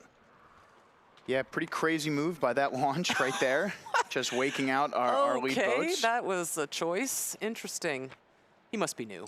There is a boat in Dominican is in lane 2 or lane 1, so I don't know. Not for long. Yeah. Watch out. Nothing like having a launch coming at you while you're going full gas down the race course. Alrighty, well, back to the race at hand. Oklahoma City doing well out in front, just taking their time, and I think being quite conservative now that they've established this lead, just to make sure that the blades are going in where they need to, and that strokes are happening one after another, being very consistent so that no mistakes are being made in that lead crew. Yeah, and I don't want to speculate too much, but I think this Queens College boat might have shut it down here pretty early on as these 3 boats have gone out into qualifying position. Well, you know, we can conjecture that if one of our launches is zooming up the race course in an active race lane, there's a chance that the margin is big enough that he either doesn't see the crew that's in that lane that's meant to be coming down, or they are, you know, just far enough in the distance that there's room for him to still peel off around some of our crews that are warming up here in the outside. And you could see Tampa there in lane 5 in 4th position, just off the pace here. These 3 boats in really good position with just about 800 meters left to go to qualify. We'll see if Miami can make any inroads here on that Oklahoma City boat, who, as you mentioned, rowing really calm here. They also appear to have taken it down a shift. But Miami still seems to be rowing at maximum effort here. Yeah, pretty good effort from the Hurricanes crew. Looks like they're staying honest with their race pace and their effort. I think you're right about that. And, you know, I think there's arguments to be made on both sides of this. You know, as the conditions are going to continue to kick up and these little blades are going to be more and more vulnerable to those kind of oopsie moments. If you're in a good, solid, I don't want to say safe, that's always a dangerous word, but safe position for qualification, why not get some experience in the conditions that we may or may not have tomorrow? You'll be that much more prepared to handle them if they come up. Ooh, we're just going to gently kiss those port side buoys here in this Miami crew. We'll see, just nudge that boat right back on into the center of the lane. There we go. No big deal. They do seem to have closed down that lead a little bit from Oklahoma City, who, again, is kind of sitting on this one just a little bit with 500 meters left to go. But definitely, you know, worth the effort here for Miami to, you know, try and get themselves back into the race, you know, lay down a measuring stick. And again, after finishing so far behind the Queens College and Oklahoma City boats in qualifying, it'll be a bit of a confidence boost heading into tomorrow for the Miami boat to put down this time.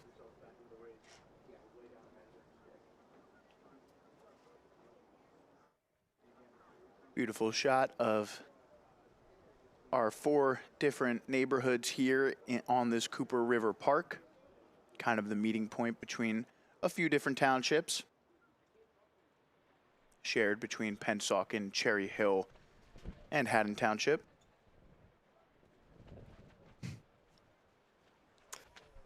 guy on the paddleboard is a real champion. Look at him go. That's a good workout. That is a good workout when the wind is this strong, I'll tell you what.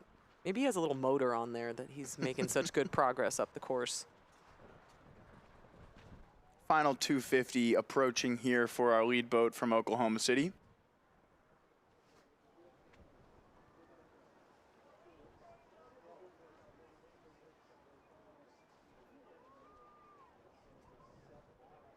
Yeah, these race leaders looking pretty cool. Able to stay nice and relaxed despite that occasional little contact point with the water as they're cruising along. Which is really the key. I mean, when the conditions are like this, it's so easy just to get progressively more and more tense. You know, every time you have that just little bit of contact or that little bit of touch or side-to-side movement, it's so easy to start to get grippy and start to let everything come up in the shoulders and the neck and move the work out of the lower body where it needs to be. But just able to manage it, looking pretty cool. This 3-seed in particular, leading that boat with that relaxation, lots of confidence, just being very, very composed in some kind of hairy water.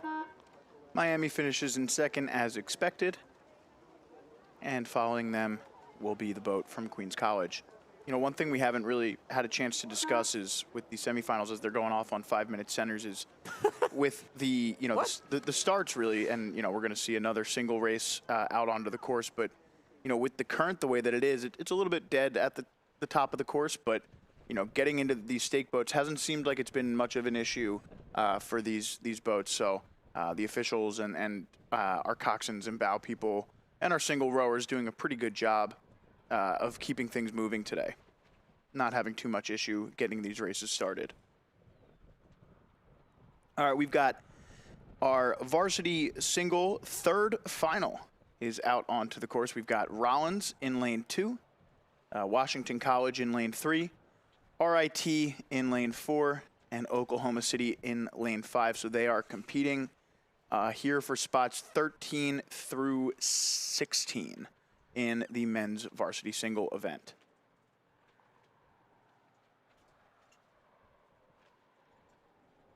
Yep, so again, these guys are going to have a real task on their hand just contending with the water. These little boats are just so sensitive. We're just taking a look at our crew in lane number 2, our sculler from Rollins. You can see just every time there's just that little bit of contact with the water, ooh, and just kind of a little bit of a digger there on port side, just taking some time to just take a beat, take a little moment to recollect, let some of the tension go, get recentered, and then keep taking strokes. Yeah, so interesting bit of the schedule here as we get through a couple of our third finals in the smaller boat events before we go back to semifinals for a little bit. Have a few more third finals and end our day with a couple more semifinals. So the scheduler is just trying to get some of these third finals out of the way today. I wonder if that is an effort to try and move things up tomorrow to get out of here before some of the inclement weather is expected. All right, so we're seeing sort of a similar approach. Well, some of these scullers are choosing different lanes as we're moving along, and everyone's sort of shifting over to that starboard side. It must be the way that the wind is sort of pushing them. And just sort of that feeling of hesitation or uncertainty every time that there's a little bit of a missed stroke or a sticky stroke. And oh gosh, I really feel for them. I can feel that right in my gut because I've been in some of these really dicey conditions when I've been out on my single, and it's just everything that you are worried about. You don't want to flip. You don't want to be close to flipping. All of those things are really just at the front of your mind, and it's so difficult once you get into that space where you're rowing from a place of a little bit of fear or apprehension to get out of it again, because there's no way for this to be over except to get to the finish line. You just have to take those strokes all the way to the end. And it's just a little bit of kind of getting almost into that sort of survival mode or feeling like you just need to get to the end. And you really want it to come quickly, but you also have to take your strokes with a little bit of care and a little bit of caution. And I think we're seeing that come through in some of the styles that we're seeing in some of these athletes as they're making their way down the course.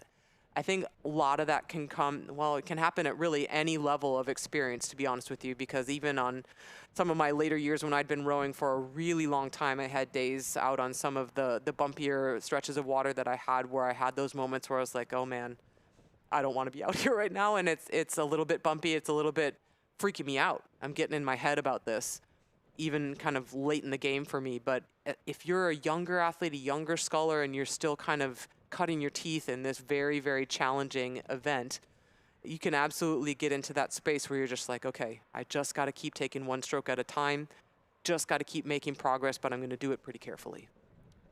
Here is our rower from Rollins looking to finish here in 13th place.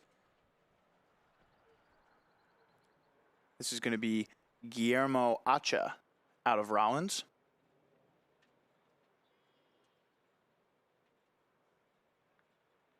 And he will finish in 13th. He's got a couple more races ahead of him, it seems like. Yeah, all things considered, looking pretty comfortable. I mean, just with the amount that he's willing to turn around in the boat and take a look at. Of course, I just correct myself really quickly. That was Washington College. The 4 boats had me turned around there, so that was the rower from Washington College. Well, as we did discuss, they were kind of choosing different lanes as we went down the race course, so it does make it a little bit tougher to remember who is who. That was Andrew Montero out of Washington College crossing in first. So we should have a race on our hands between Rollins, RIT, and Oklahoma City. I think it might have been Rollins and Oklahoma City vying for second and third, or rather 14th and 15th, and Oklahoma City will cross for 14th in the men's varsity single. Yep, so we're just waiting for our last 2 athletes. And that is RIT. Oh, one last sticky stroke right before the end. Managed to stay on top of it and across the line. Good stuff. And the rower from Rollins will finish in 4th. All right, we're going to head back up, and we've got some more this is the 3rd final between the men's varsity pairs. We got 3 boats in this race. Colorado's in lane 2, NC State is in lane 3, and Washington College is in lane 4. So the Wolfpack there out in front, again, competing for spots 13, 14, and 15 overall in the men's varsity pair. Yep, so just a little bit of a steering correction that's happening in our lead crew from North Carolina State. Just get themselves right away from those port buoys. And with these smaller boats and the 5-minute centers, we're going to see races kind of approaching the end a bit faster here, as they take a bit longer to get down the course. So we'll see races overlapping here. That was the boat from Colorado. And again, take a look here at the NC State boat out in front. Washington College, again in this race, sits in 2nd at the moment.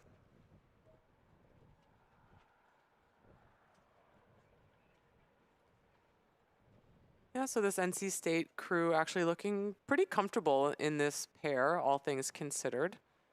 I'm trying to recall kind of how things played out in the time trial, if maybe there was a steering component on that occasion that might have led to them ending up on the wrong side of a margin for results. Yeah, I think you might have actually touched on that this morning. They were really close. They finished just a second off of 12th. So really not much between themselves and a position in the semifinals. So, trying to put maybe a statement row out there for the 3rd final here to finish in 13th place. Yeah, because I mean, to my eye, you're looking at these guys, and again, I'll use the word comfortable. They look quite comfortable in the boat, which is not an easy thing to do in the pair. That kind of trust that you need in order to split the boat and get out to each side in order to make the boat set and run correctly. Not an easy thing to do. But when we're talking about a margin of a second over, a 1,900-meter time trial, it could easily be chalked up to just having to do a little bit too much steering when other crews just don't. And that could be the difference here because, it doesn't look like there's a lot of technical things that, to my eye, would preclude them from contending in one of the semifinals for the A or B final. And just finishing up here, hitting that starboard side along the buoy line. You can see the bow person struggling with that a little bit, but they've got back into the center and a little bit of speed towards the end, trying to take a couple clean strokes. Nice finish for NC State. They will finish in 13th. Washington College will take 14th as they cross the line in just a few seconds. There they are. And Colorado will finish in 15th place in the men's varsity pair. All right. Next up, we have a good old-fashioned drag race, a 2-boat race in this 3rd level final for the men's varsity double. We're looking at Stockton over on the right side of your picture and RIT over on the left side of your screen.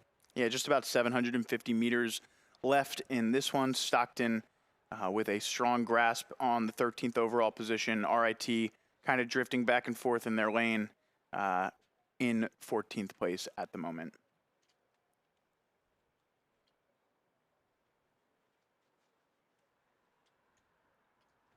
All right, so despite this only being a 2-boat race, it really looks like Stockton is going after it. I mean, they're really not shrinking away from the stroke grade or the kind of the aggression that they're putting into this 3rd level final. Looks like they're staying really on top of it and going after it from a strategy perspective, despite this big gap that they've opened between themselves and RIT. Yeah, into the final 500 meters now goes our trail boat, RIT. And this gap kind of holding true to the time trial earlier today where Stockton finished just about 26 seconds out in front of the RIT boat. That looks to be close to the gap that we have here, just around a 20-second gap between these two boats.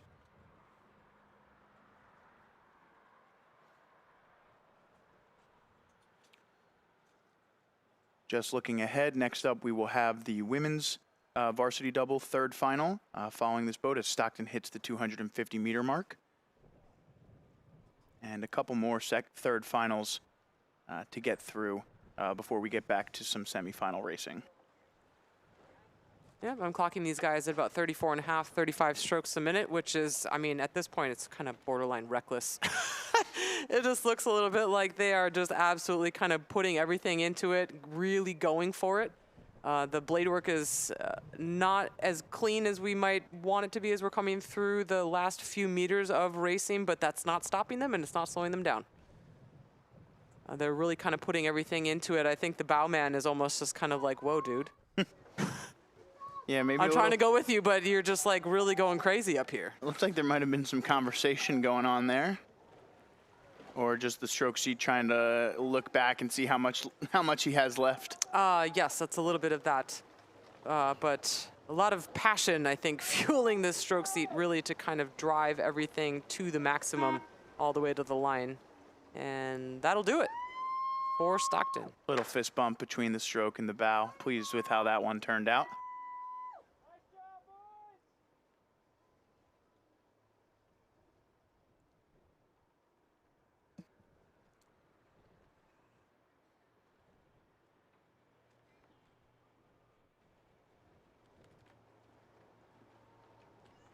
And there's RIT finishing up.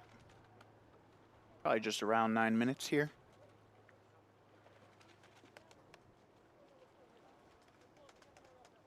And we'll head up the course and catch our women's varsity double. And I think we might even be missing one of our boats here, but we should have 4 boats in this one. We're going to have the Merchant Marines in there in lane 1.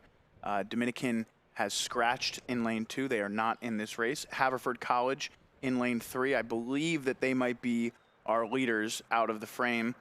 We've got Adrian in lane 4 and Monmouth in lane 5. But as I look at it now, I do think that that is Haverford and Adrian. Yes, I think you're right. I think we're missing our Monmouth crew. So maybe they are either out in front or didn't start. I can't tell per se here. Well, we would like to hope that our drone is picking up our race leaders, even though this is a great storyline. So if they're not the race leaders, it's still a great thing to focus on here because they're really just going toe-to-toe in this Adrian and Haverford matchup in the center of the picture. I don't see a trail line in that outside lane, so I'm going to assume here that it is Haverford versus Adrian.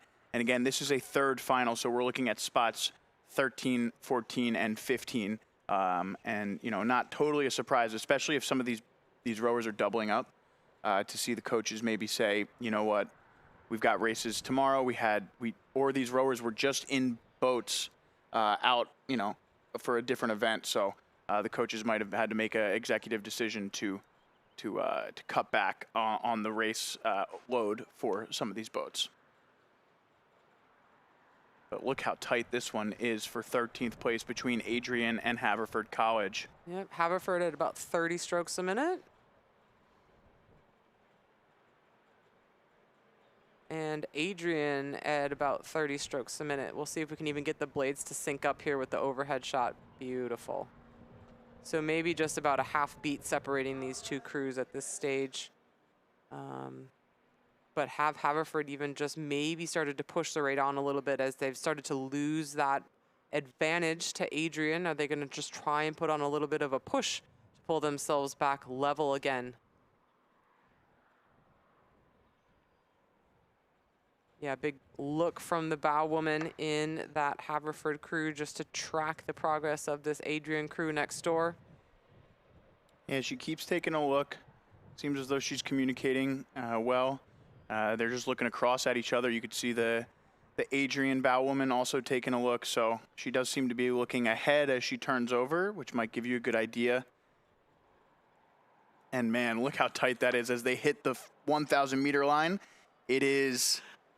It's pretty much a dead even heat. Maybe give the edge by, a foot to Adrian here. I would give the advantage to Adrian at the moment. I think we're just seeing those constant looks back and forth between the bow women, just letting each other know kind of that they're keeping tabs on one another and that they're not going to let the other one get away. What's great about this, and we've touched on this a little bit, as we're going to continue to get people sorted into their finals, is this is the product of the time trial. That preliminary round of racing is that you get sorted into a field of crews that are going to be pretty closely matched to where you're at, with a very few exceptions in the event that we have a little incident here or there. But this is about as close as it gets when it comes to rowing. As you say that, in the time trial, the difference between these two boats, 0.2 of a second. Love that. Oh my God, that's amazing. And look at this little push that we're seeing from Haverford right now. They're just going to pull themselves level. Yeah, it looked like Adrian took a move right there before that move, and now Haverford just drawing back even, and now maybe starting to inch out in front here. But again, it is move to move. It's 10-10 between these two boats. Yeah, gosh, nothing to call between these two. Now, this is what we're talking about when we say that we got a drag race. Yeah, just going back and forth, taking counteractive moves. And in fact, Haverford now starting to look really strong through this third 500. And the bow woman there taking a look over, trying to see where that 500-meter buoy line's going to come up. Well, it looks to me like the crew in the Haverford boat is just being a little bit more brave with the stroke rate. They're just willing to take that little bit of extra risk in order to get a little bit more out of the rate of striking in order to move through. And look at that. They've really punched it here. That's a full boat length that they've decided to launch this big attack. Oh boy, we're gonna have to watch the steering though, as we're coming up to this last landmark buoy to make sure that we don't offer any interference or move into the wrong lane. Yeah, and I like this move a lot. You mentioned earlier when you were rowing that you were a stroke counter. I was the same, maybe not a stroke counter, but a meter counter. So, I love the idea of right before the final 500 saying, hey, let's take a move right here. The final 500's free. It's not necessarily true, right? You can die and you can totally lose your speed at the end of the race, but it's all about sometimes tricking your brain into believing that you have what's left in the tank. So take that move and try and fly and die before that final 500. I respect it from Haverford College here. Yeah, that's real. I mean, having to lie to yourself a little bit in order to get to next levels that's a real part of high-level sports psychology. Convincing yourself that it's not going to be as hard as it is, or it's not as long as it is, or whatever it is, that is real. It's an actual tactic that very high-level athletes use. So you're up there, Joe. Yeah, sure. That's you. I think anyone who's ever done a 2K piece on an erg understands that, though, right? You get to that final 500.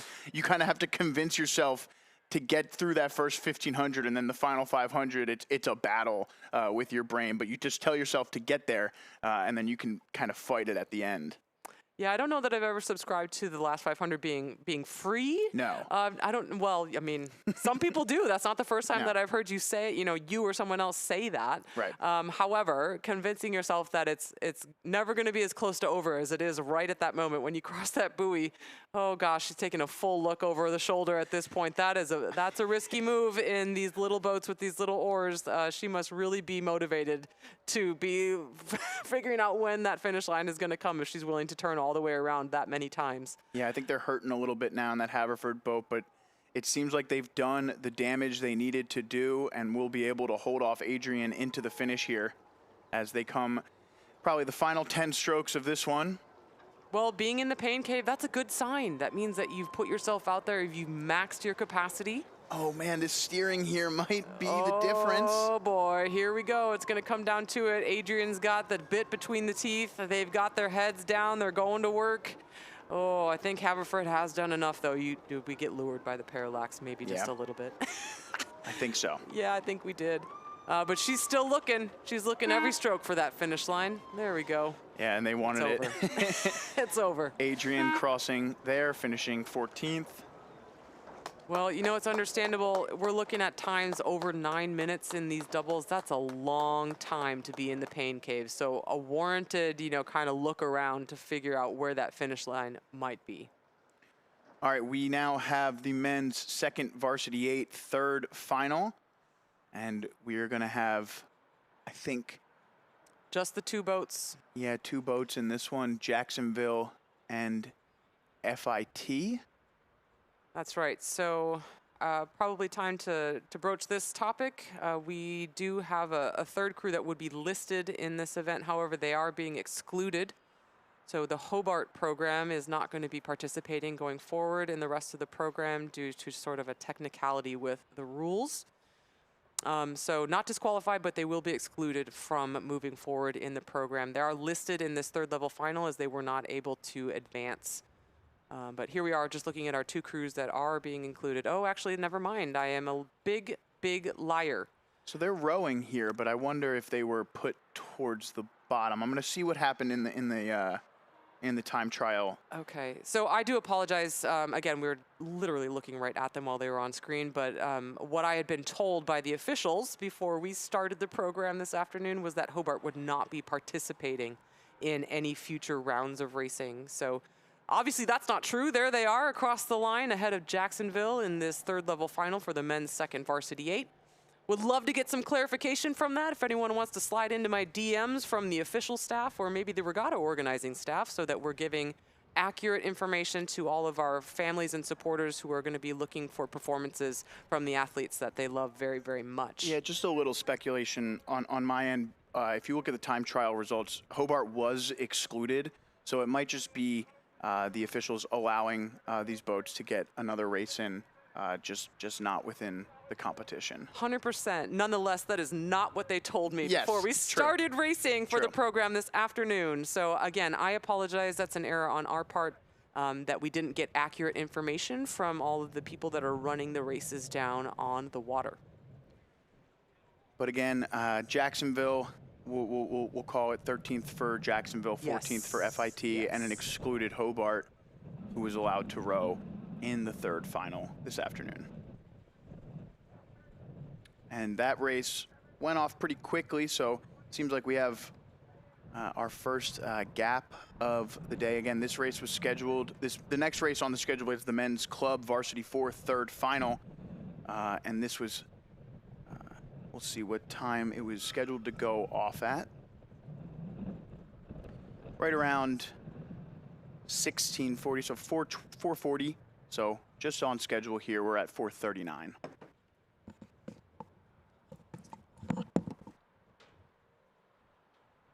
Beautiful shot of the Philadelphia skyline as we sit and wait for the men's club varsity 4 to get going.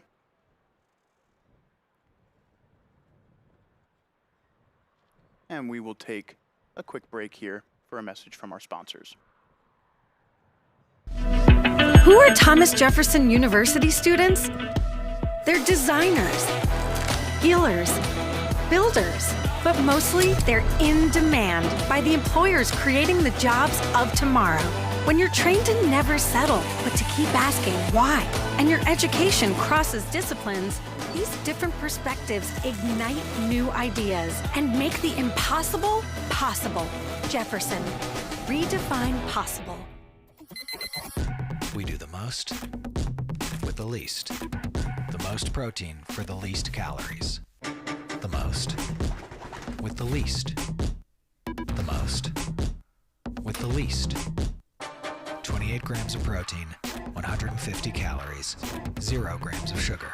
The most with the least. That's our philosophy. And we commit.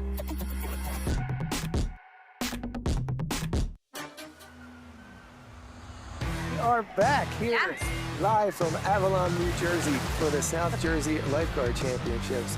Josabel, well done. three-time Rigging team. South Jersey double champion. And we are back here in Ventnor, New Jersey for the first annual Women's South Jersey Lifeguard Championships.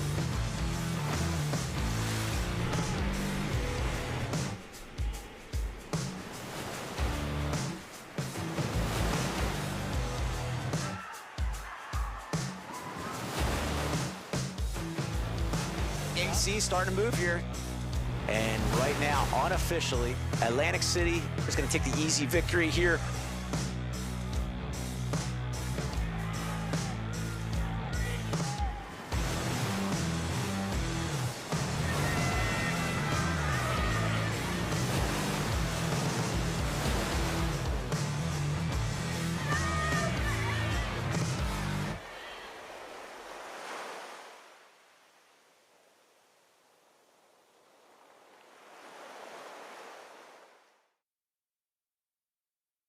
Delay, I would be, oh, there we go. And now we are underway here in the men's club varsity 4, third final. 4 boats here. We've got Haverford College in lane 2, St. Thomas in lane 3, Pitt in lane 4, and Maryland in lane 5. So again, competing for 13, 14, 15, and 16 overall in this club varsity 4 event. All right, so pretty clear out in front. The bright purple uniforms of St. Thomas leading the way here in this third level final. And looking pretty confident. So nice and steady here with the rating out in front as they're leading the way here and setting the pace for these men's club varsity 4s.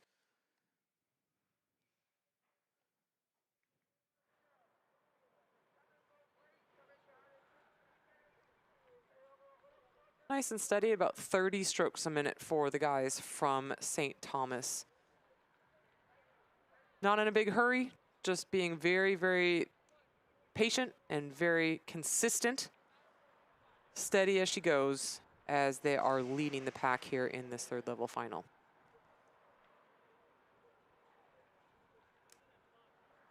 All right, the rest of the field looking like it's just kind of starting to string out behind them just a bit.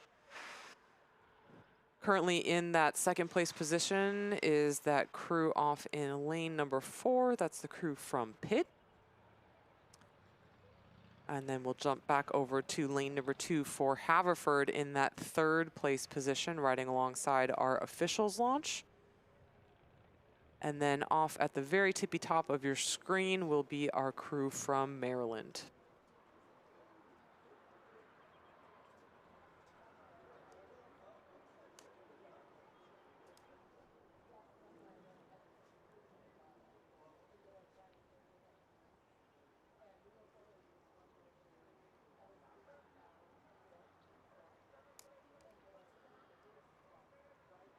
Yeah, so this St. Thomas boat just 7 seconds off of the top 12, finishing just about 20 seconds in front of the boat from Pitt.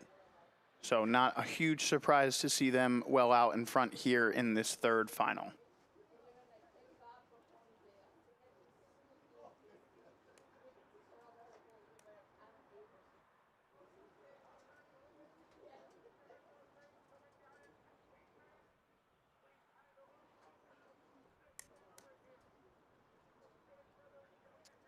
Yeah, so this is a debate that I've had with some of my teammates over the years, Joe. So this is what we would call, at least in my circle, and this is not meant to be a disparaging term, but a nice boring race. Yep. Okay, so you've done your work early on. You've gotten yourself out to this really monstrous lead, we'll say, at this point for the St. Thomas crew. And so then you just kind of get to row over the course for the duration of, you know, however many meters remain for the guys who are out in front. I had teammates that I rode with for a long time who this was their preferred outcome. This is what they would love to do. They love to be out in front by a mile and then just row, you know, the rest of the race kind of in that vantage point. I was in the other spectrum where I was like, no, give me a race where I am dead level with someone who is really, really like my actual equal or as close to equal as we can possibly be. because I want that boat to push me to my absolute maximum, past my maximum. Yeah. I want to be in that situation where I'm going to be growing from that racing experience because I have no choice, basically forced adaptation. And I really want to see how fast both of us can go. Which camp do you think you fall in? I think I agree with you.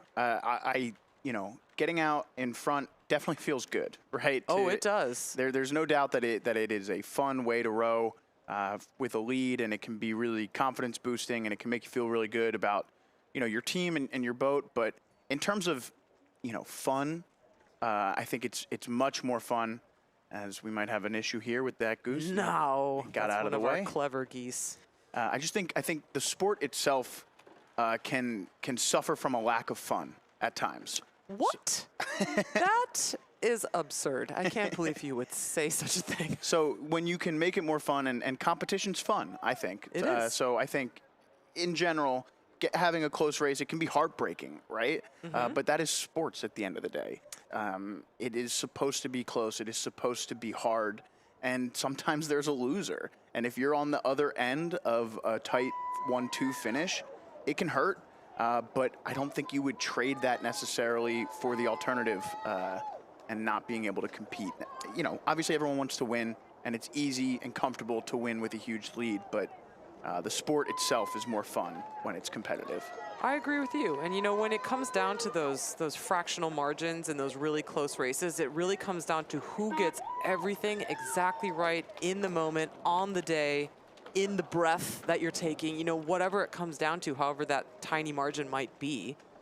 And who knows, like if you race that same race against that really close competitor again 10 times, it might go 5 ways one way, 5 ways another.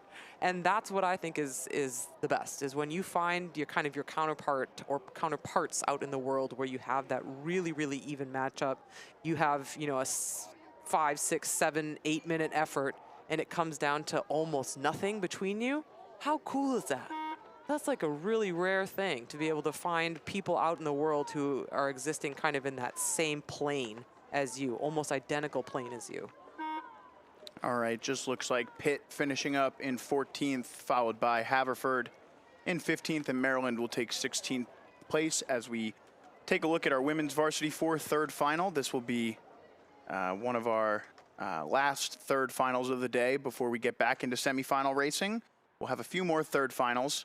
Or rather, looks like maybe just the one more in the men's varsity 8, and the rest of the way will be 8 semifinals outside of the men's varsity 8 third final. But turning our attention back to this race, St. Joe's is in lane 2, Drake is in lane 3, and Albany is in lane 4. So Drake out in front here with just about 600 meters left to go, and the race for 13th, and or rather for 14th and 15th between Albany and SJU is a pretty good one here.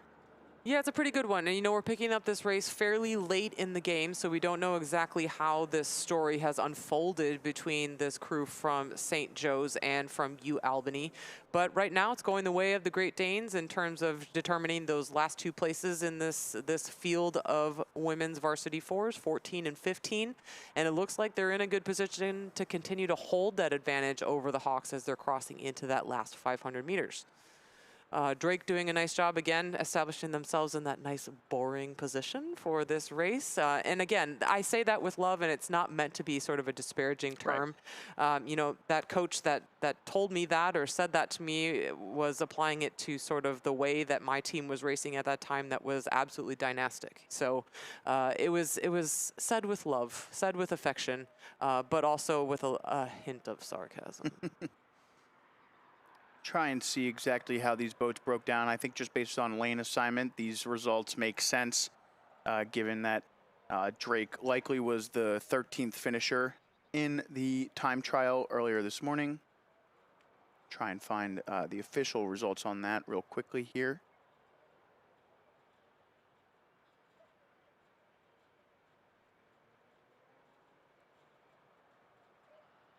All right, so this is a nice picture of your race leaders trucking down through this last 500 meters.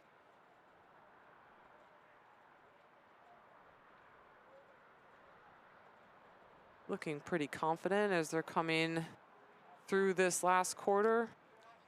Yeah, so a bit of a statement row here from Drake. Again, finishing just 2 seconds off of 12th place. So looking and a good 17 seconds out in front of Albany and St. Joe's. So, you know, definitely looking to dominate this one, and it seems like they've accomplished that goal for sure.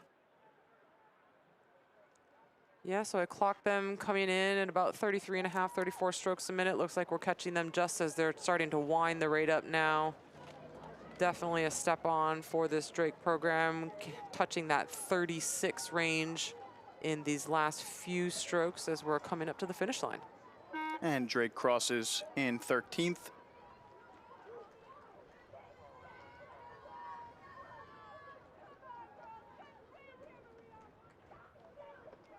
There's Albany for 14th. And St. Joe's will settle for 15th, crossing the line right here. All right. And yeah, you can see there we are underway in semifinal number 1 of the men's varsity 8, and this is a good one. This is going to be top 3 moving on to the final. We've got Santa Clara in lane 1, Marist in lane 2, Temple, your reigning champion, is in lane 3, Colgate in lane 4, MIT lane 5, and San Diego in lane 6. Yep, so San Diego were the beneficiaries of that Hobart exclusion, you know, finishing in that sort of heartbreaking 13th place out of the time trial, but now getting another shot here in the semifinals. Looks like they are sort of getting left out of the conversation at this stage in the race, just that full boat length even off of 5th place. Over on the other side of the course, their rivals from Santa Clara. Yeah, meanwhile, Temple well out into first. They look comfortable here. They've got about a boat length lead on the competition. Meanwhile, 2nd, 3rd, and 4th, it's a dead heat. Marist, Colgate, MIT, 3 boats for 2 spots here as they come into the final 500. Look at that. There's nothing between these 3 boats. But we're dancing with that buoy line, aren't we? That's a dangerous move here when everything is on the line for qualification. You cannot be putting your port blades into the buoy line. A very, very dangerous move by that coxswain. Yeah, that's the Colgate boat there in lane 4. And it looks like they have just moved over a little bit, and I think it costs them, as it seems as though they have drifted back into 4th now on that steering adjustment, but it's close. Oh, I don't know. It looks like they maybe are just getting it on the surge. I will maybe give them the advantage over Marist at this stage, but it is all on Joe and everything to play for with qualification on the line. Again, remember the finish line favors the inside boats just by a hair. It's on a slight angle. But I do think we see MIT in 2nd at the moment, but you're right. I think Colgate and MIT are starting to pull away from Marist. Yep, unless Marist has something really special in these last 250 meters, I think it might be game over for them, because that was a big recovery surge that we saw from this crew from Colgate to get back on terms, really pushing against this engineer crew over on the left side of your picture in the silver boat, but nothing is stopping this Temple crew. They are surging to the finish line in that solid 1st place position for the Owls.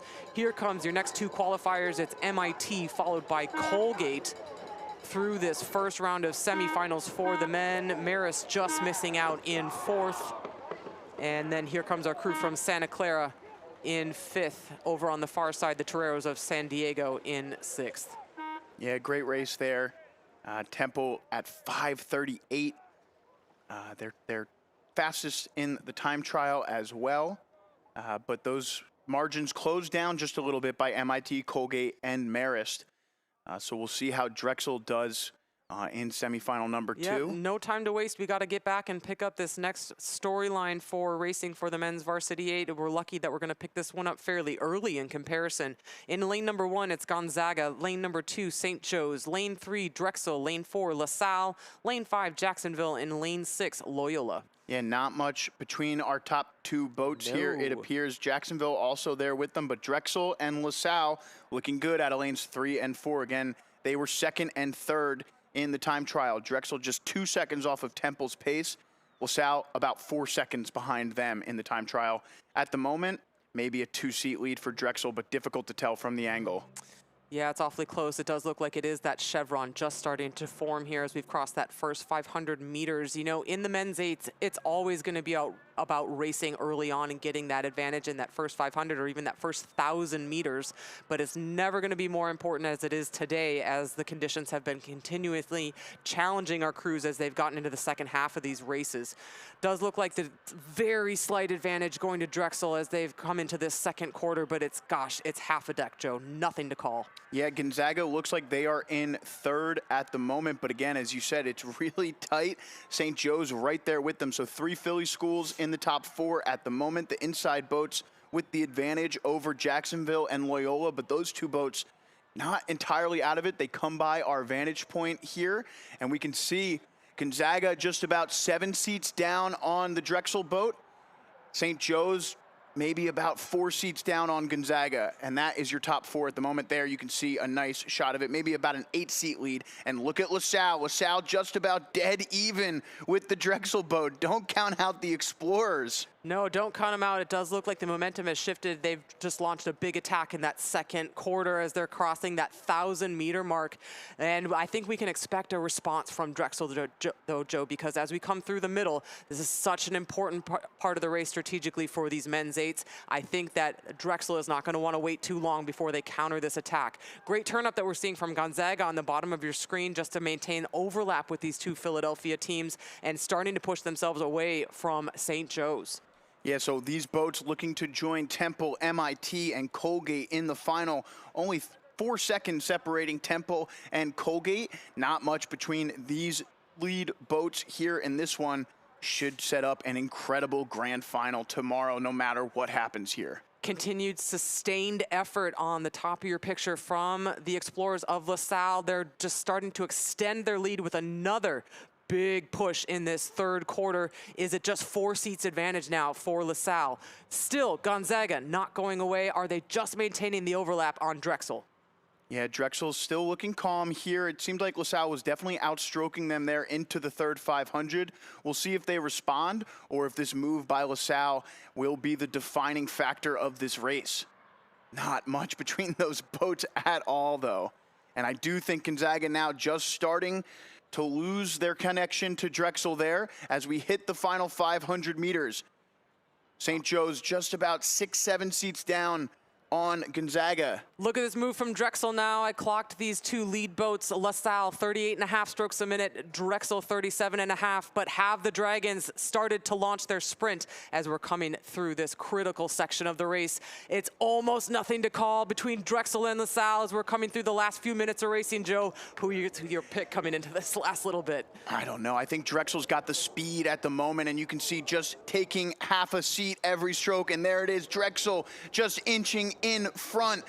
It's Drexel with the speed, about 350 meters left in this one. Our overhead, you can see a little bit of a divergent path at the moment between these 2 boats, kind of going in opposite directions. Which coxswain has the better angle? 250 meters left to go. It's Drexel by 3 seats. And Drexel driving the rate on to 40 strokes a minute. Do they have another gear to go? It does look like they do. They're just going to continue to accelerate the boat speed here, building their lead with every single stroke. See just a look of pain from that 6-man in the LaSalle crew as he's seen that contention move away from them. It is going to be Drexel with the advantage coming through these red buoys. Here we go, LaSalle throwing everything at it in this last few strokes, desperately trying to claw back that advantage with Drexel. You can see the 2-man in the Dragon boat just looking desperately for the line, looking to defend that advantage that they've built over the last 100 meters. Here we go, I do think they're gonna do it. Drexel by just 3 or 4 seats at the very, very end. And snagging that critical third place position will be Gonzaga over St. Joe's, bumping the other Philadelphia crew into the B final in this men's varsity 8. That's gonna sting. Tight race here. Looks like Jacksonville, or rather Loyola, finishing out in front of Jacksonville in 5th.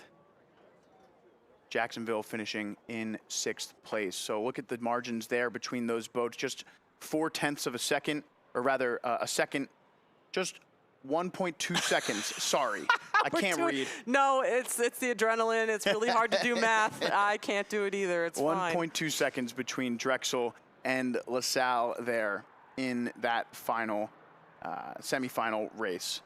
And they will be in the final. Temple, MIT, Colgate, Drexel, LaSalle, and Gonzaga.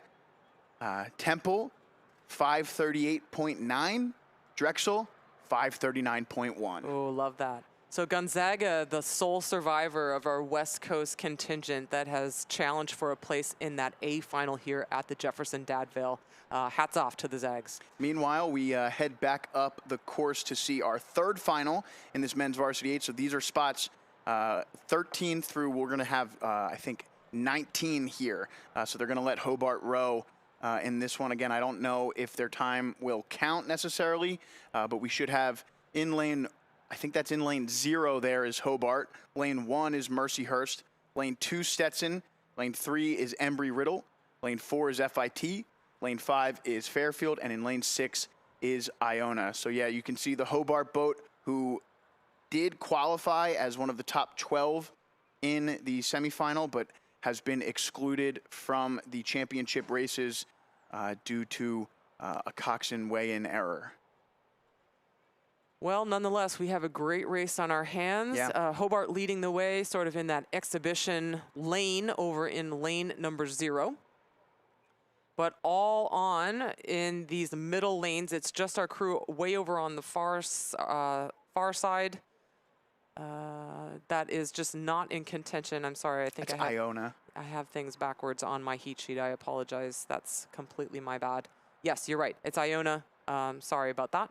Over on the far side, that is not up with the pace, but what a great field that we have in the middle of this pack between these crews from Fairfield, Florida Tech, Embry-Riddle, and Stetson, and just maybe not Mercyhurst currently in the picture.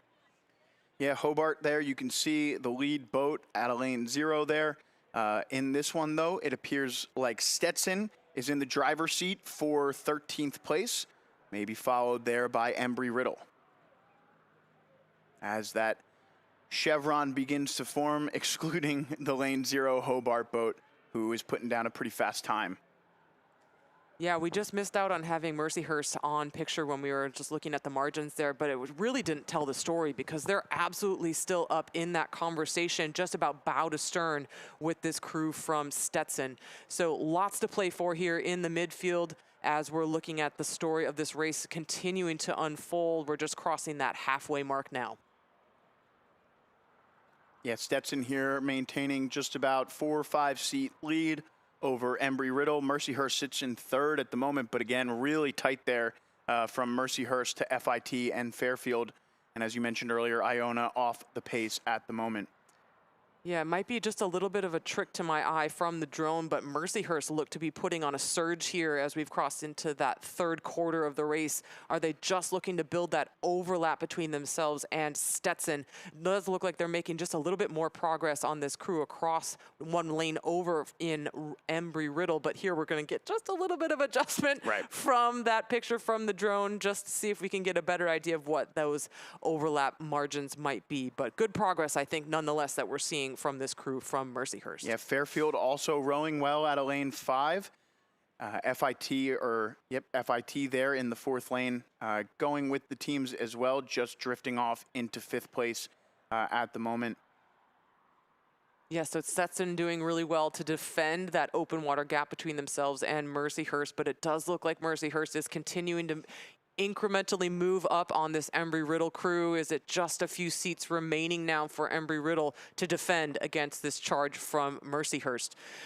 Good push that we're seeing as well at the front of the field. Stetson, or I should say the 2nd place position in Stetson, just continuing to push back on this, I guess, rabbit, you could say, in this Hobart crew, because again, they are excluded, so they will not be placing in this round of racing.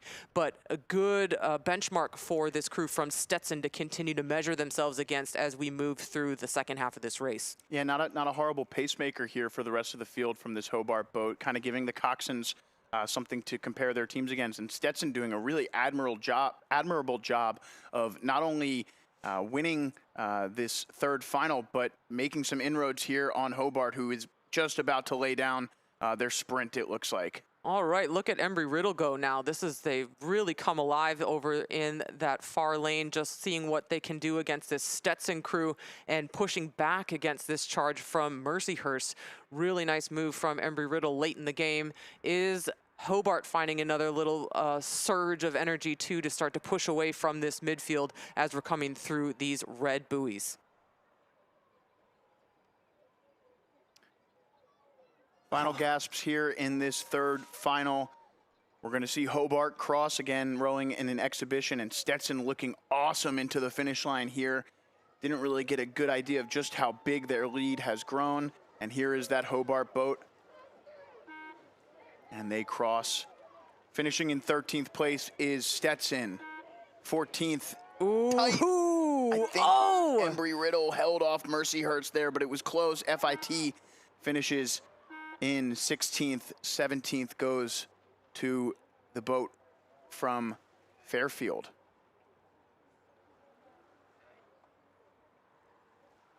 Really good stuff. And again, you know, this is a reflection of the function of the time trial, getting these crews sorted into speed order so that we get thrilling final races like that. Look at this beautiful shot as we're going to zoom back up and catch our next race.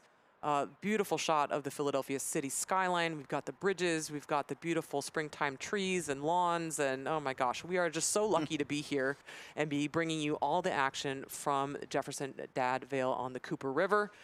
If you're joining us at home or here at the regatta, welcome along, and thank you for joining us and supporting all of these student athletes and all of their hard work and their fantastic racing out here on the water today. I'm Megan Kelmo and Joe Leonard bringing you all the play-by-play from the boathouse at about the halfway mark on the race course. We've had a great day of racing so far. It looks like we're just looking at one more crew looking to get locked on before our next race. Yeah, this is going to be the women's Division III Varsity 8 semifinal number 1. We're into our final 4 races of the day. We're going to have our D3 Varsity 8s, 2 semifinals, followed by our Varsity 8 Division I semifinals. So just 4 more races left, 2 more events, and we will start off with the Division III women. Looks like Bryn Mawr just trying to get into that lane 1. Yeah, backing into the stake boat is no easy task, trying to get these skinny, long skinny boats that are engineered to really go as fast as possible in the other direction is not always the easiest thing. It's no big deal though. They've gotten themselves locked on. You know, the people that they have doing the volunteer stake boat holding up there, very experienced, no doubt, and I'm sure they've seen much worse. So here we go. A nice overhead shot of all of our crews resting peacefully at the start. We're looking at 2 entries on the right side of your picture from Bryn Mawr and the bright yellow boats, bright yellow blades. Next door in lane number 3, one of our entries from Catholic. In lane number 4, the crew from Clark. And in lane number 5, Franklin and Marshall. Catholic, the pole position finisher in the time trial with a time of 6:36. Next fastest boat in this race was Clark, who sits in lane 4 at 7:02. So a bit of a big gap. So we'll see if Catholic can maintain that advantage on the rest of this field. Again, three boats headed to the grand final and the rest to the second final as we have a breakage here from Bryn Mawr in lane 2. Try and get them reconnected. Yeah, it do be like that sometimes, unfortunately, when we're making those adjustments up at the start. It's really important. You can see right now, great example, the 3 women in this Bryn Mawr boat that's just getting reattached is sculling the boat around, is what we call that. She actually has the handle of the 2 women's oar that she's using to just try to maneuver the boat a little bit more laterally instead of back and forth, as again, these boats are engineered to do. So when we pin the blade a little bit closer to the side of the hull, it allows us to kind of engage that thruster action so that we're moving more side to side instead of back and forth. And we should see these boats begin to sit ready. Just a final adjustment from this lane 1 Bryn Mawr boat.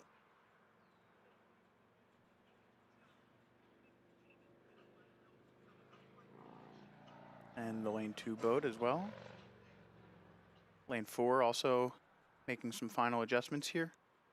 And we have another breakage. Shoot. So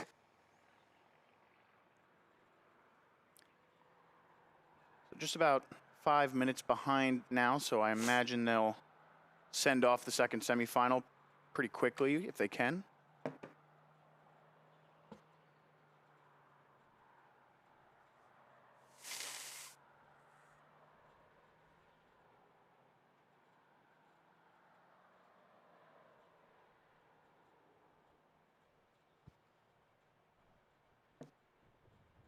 All right, so it is some tricky business up here. It's not uncommon on days that we have a little bit of wind up at the start affecting our crews that this will happen, that we'll have some sort of repeat detachments from the stake boat as we're making these adjustments. So today is just one of those days. Looks like all boats are sitting ready at the catch. And they're off. Ooh, boy, this is going to be a tricky start for this crew over in lane 4 for Clark. They're headed right into those starboard buoys. That's some pretty handy steering from that Clark coxswain just to get them kind of back on course quickly. Unfortunately, that's an inopportune time to have to do some steering when we're trying to get the boat up and running sort of at max peak power with these sprint level strokes for the start. Catholic off to a good start here and an immediate advantage for the Catholic boat. Again, 3 spots up for grabs in the grand final tomorrow. Catholic out to an early lead. Looks like Clark and the Bryn Mawr boat in lane 2 are following in 2nd and 3rd. Pretty tight race there at the moment.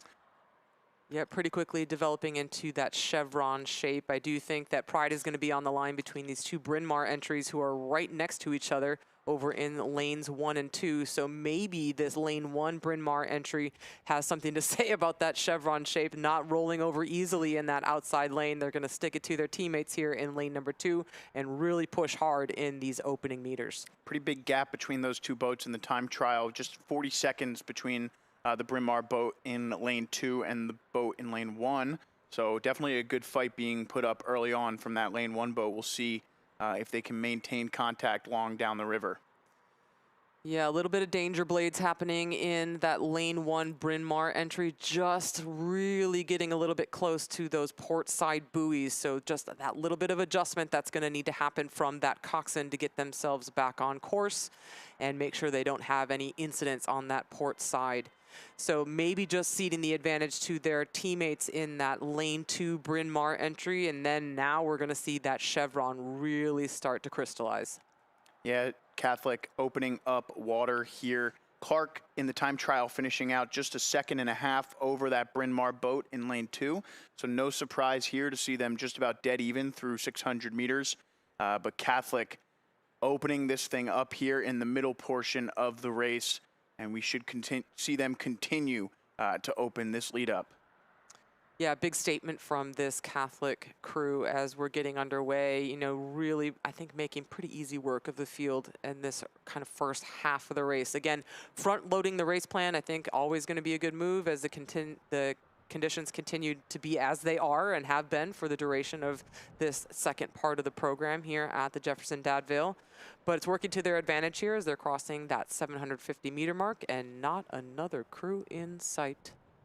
Yeah, passing our vantage point here in the Crow's Nest at the Camden County Boathouse. Just approaching 1,000 meters down. They should see that 1,000 meter buoy line in the distance here in just a moment. There it is, the 1,000 meter mark on the sideline there. And Bryn Mawr, the next boat into frame. We'll see Clark join them. They're probably still quite close together.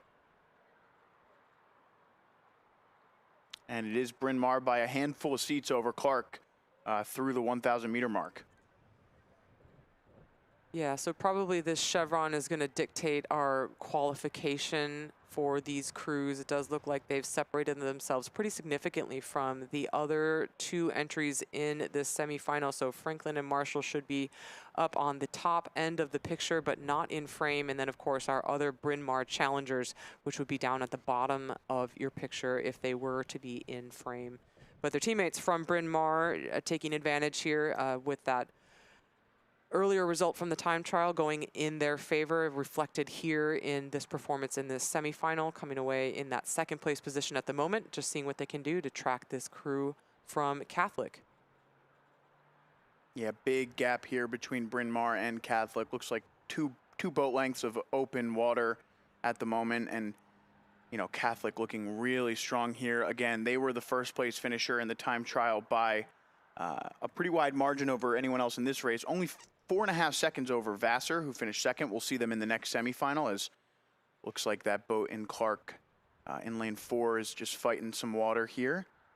Maybe dragging a little bit on their port side.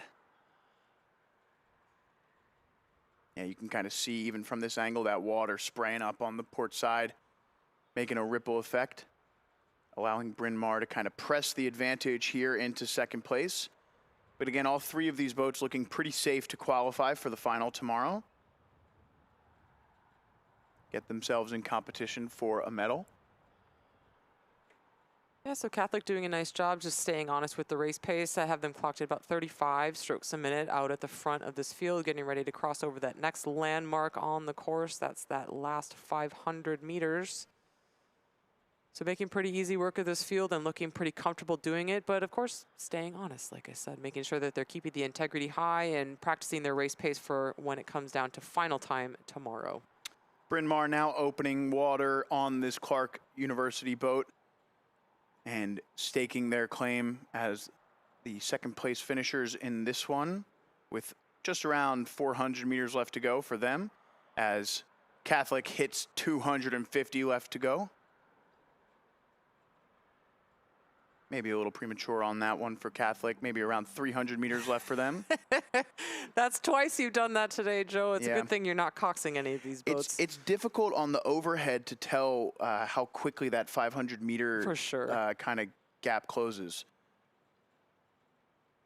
I've made my fair share of mistakes today. So, I mean, it's one of those things when you call 80 races in a day, the likelihood that you're going to get everything perfect is pretty low, guys. So, shout out to Joe for sticking with it. And I'm giving him a hard time about his coxing, but you know what? I can safely say I've never coxed a boat before. Oh, me neither. I give these guys a lot of credit because what they do is not easy. And, you know, the drone has really opened up a new perspective in the way that we can kind of analyze coxswain's contributions to the racing and the strategy. And so they've come under a lot more scrutiny in the past couple of years as we get access to more and more of those great drone shots. But if anything, I think it just really opens up the conversation to how important they are as contributing members of a crew. And Catholic finishes unsurprisingly well out in front here at 6:56, a nice pace there for that varsity 8 out of Catholic. And we should see lane 2 Bryn Mawr entering frame in just a few moments. There they are. And they will finish in second. Not too far behind is the boat from Clark. And those three boats will move on to the grand final tomorrow.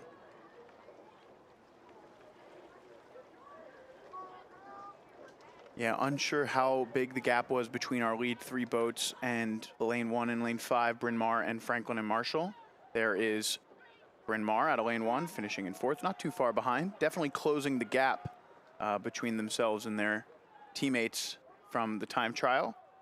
All right, we're gonna jump ahead here on the course to semifinal number 2. We've got Stockton in lane 2.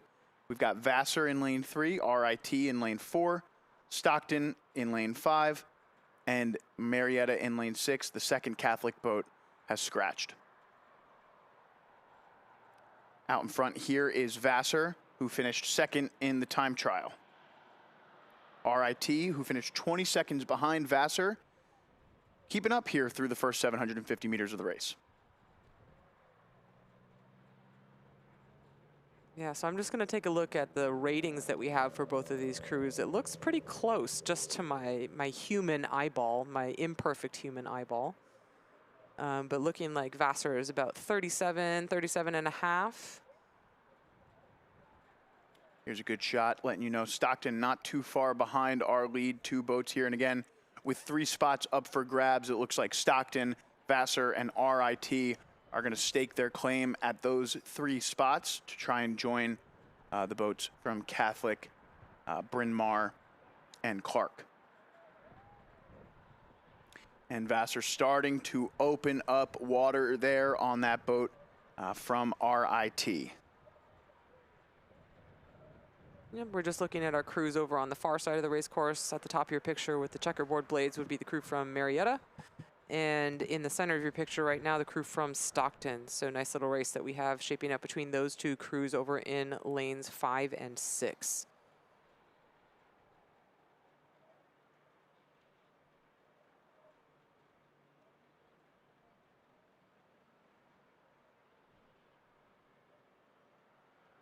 All right, here we are riding again with our race leaders. Looks like Vassar has continued to move away from the midfield. So positions 2 and 3 in this semifinal. So RIT just understroking Vassar by a beat or two. I had them at about 35, 35 and a half when we left them just a few moments ago. So it looks like the stroke rate advantage just kind of working in favor of this crew from Vassar. They're able to just take a few more strokes and use that to move away from the rest of the field. Well, let's see what's going on with this crew down at the bottom of your picture. This crew from... It's Stockton there on the left-hand gosh, we're side. having Stockton Gate now, so we have Yes. these. I'm sorry, that threw me for a second. I was like, no way, I just saw that. So this other crew from Stockton down at the bottom that's currently operating in that 3rd place position. Are they just starting to creep a little bit on this RIT crew, putting them under threat? Yeah, so if we take a look at the times earlier today, there wasn't too much of a difference between the RIT and the Stockton boat. 701.44 for RIT, Stockton 710.533. So not too much of a difference in terms of time trial. And again, we talked a lot earlier today about the extenuating circumstances which can make a boat move faster in a time trial. And I do think you're right. I think Stockton is really starting to close this down as we enter into the final 500. So what I'm seeing is these two crews are coming side by side, and you're right, here comes that surge from Stockton. It looks like they've launched their sprint sequence early. They're rowing a little bit cleaner. You can see that they're touching the water just a little bit less every single stroke. They're also understroking RIT up until this point. So what that says to me is that there's going to be a little bit more room for them to go up as the sprint starts to come on. So they have a little bit more room to step as they move through this sequence, and also potentially they're experiencing just that little bit less fatigue having to contend with that contact with the surface of the water. It's awfully close between these two as Stockton really continues to drive hard against this RIT crew in that 2nd and 3rd place position. Not really making inroads on this crew from Vassar. They are well and clear, but all to play for positions 2 and 3. Yeah, it looked like that RIT boat just had a bit of a steering error, just drifting slightly to the starboard side there as Stockton started to make that surge, so could affect the outcome here. I think Stockton really has a ton of speed and is taking it up another gear here, launching into an even higher stroke rating into the final 250 of this one. Yeah, there's a lot of water splashing off our crews at the back of the pack from Marietta and Stockton as they're just dealing with that little bit of texture on the surface of the water. It's just kind of getting in the way of those two crews making any progress on our race leaders. Vassar looks like they're good to go through in that first qualification position, unchallenged by positions 2 and 3, but we'll see how that contest is going to shake out here as we're coming through these last couple of red buoys, and we're going to focus on the finish line. We'll expect Stockton and RIT to come through shortly here, but whose bow will be in front? When we left, there was almost nothing to call. All right, here it is. It is Stockton that's gone through in about half a boat length or more for them late in the game against this fast-starting RIT crew. Yeah, just 2 seconds there. About 2/3 of a boat for Stockton over RIT. And we'll see these other two boats as we head back. We just saw these boats cross our vantage point, and I noticed how close it was. We've got our final event out onto the course. We have 2 semifinals in the women's varsity 8s underway. First up is semifinal number 1. In lane 1 is LaSalle. Lane 2 is Drexel. Lane 3, Temple. Lane 4 is Western Ontario. In lane 5 is Fordham. And in lane 6 is Merrimack. So on your screen here at the moment is LaSalle, Drexel, Temple, Western Ontario, and Fordham. Not pictured is Merrimack. But Temple, who won the time trial, your leader here, through about, let's call it 800 meters here. Yeah, but only just, isn't it? They're really being pushed hard by this crew off to their left from Western Ontario. It's just a few seats advantage going to the Owls at this sort of mid-stage in the race. Also being pushed hard by this crew on the sort of bottom of your picture in lane number 2, it's Drexel. Yeah, and again, Drexel, Temple, the usual suspects here at the Dad Vail Regatta. And we've got these 3 boats really starting to pull away now. And that is Fordham there in lane 5, trying to hang on to the stern of Drexel here. And again, only 3 spots up for grabs. Let's check out what was going on in the time trial here this morning. All right, it looks like Temple just looking to make those incremental strides as we're crossing that halfway mark to see if they can't continue to push away from the challengers from Western Ontario. Are we seeing just a little bit of steering in that purple crew from Western Ontario? Or they're just adjusting and getting straight again and reoriented in the lane in order to be dead center as things are going to start to heat up in this second half? It does look like Drexel is just starting to slip back a little bit, just that little bit of overlap on the decks between the Dragons and this Western Ontario crew, just continuing to trend to that starboard side. Is there just a little bit of an error with the steering going on in that Western Ontario crew, just like magnets being drawn to that that starboard side of the buoy line? Yeah, I think I might have misread the field a little bit earlier. This might now be the final 500 of this race. As I think they passed through. Yep, we're having an issue here in this Western Ontario crew.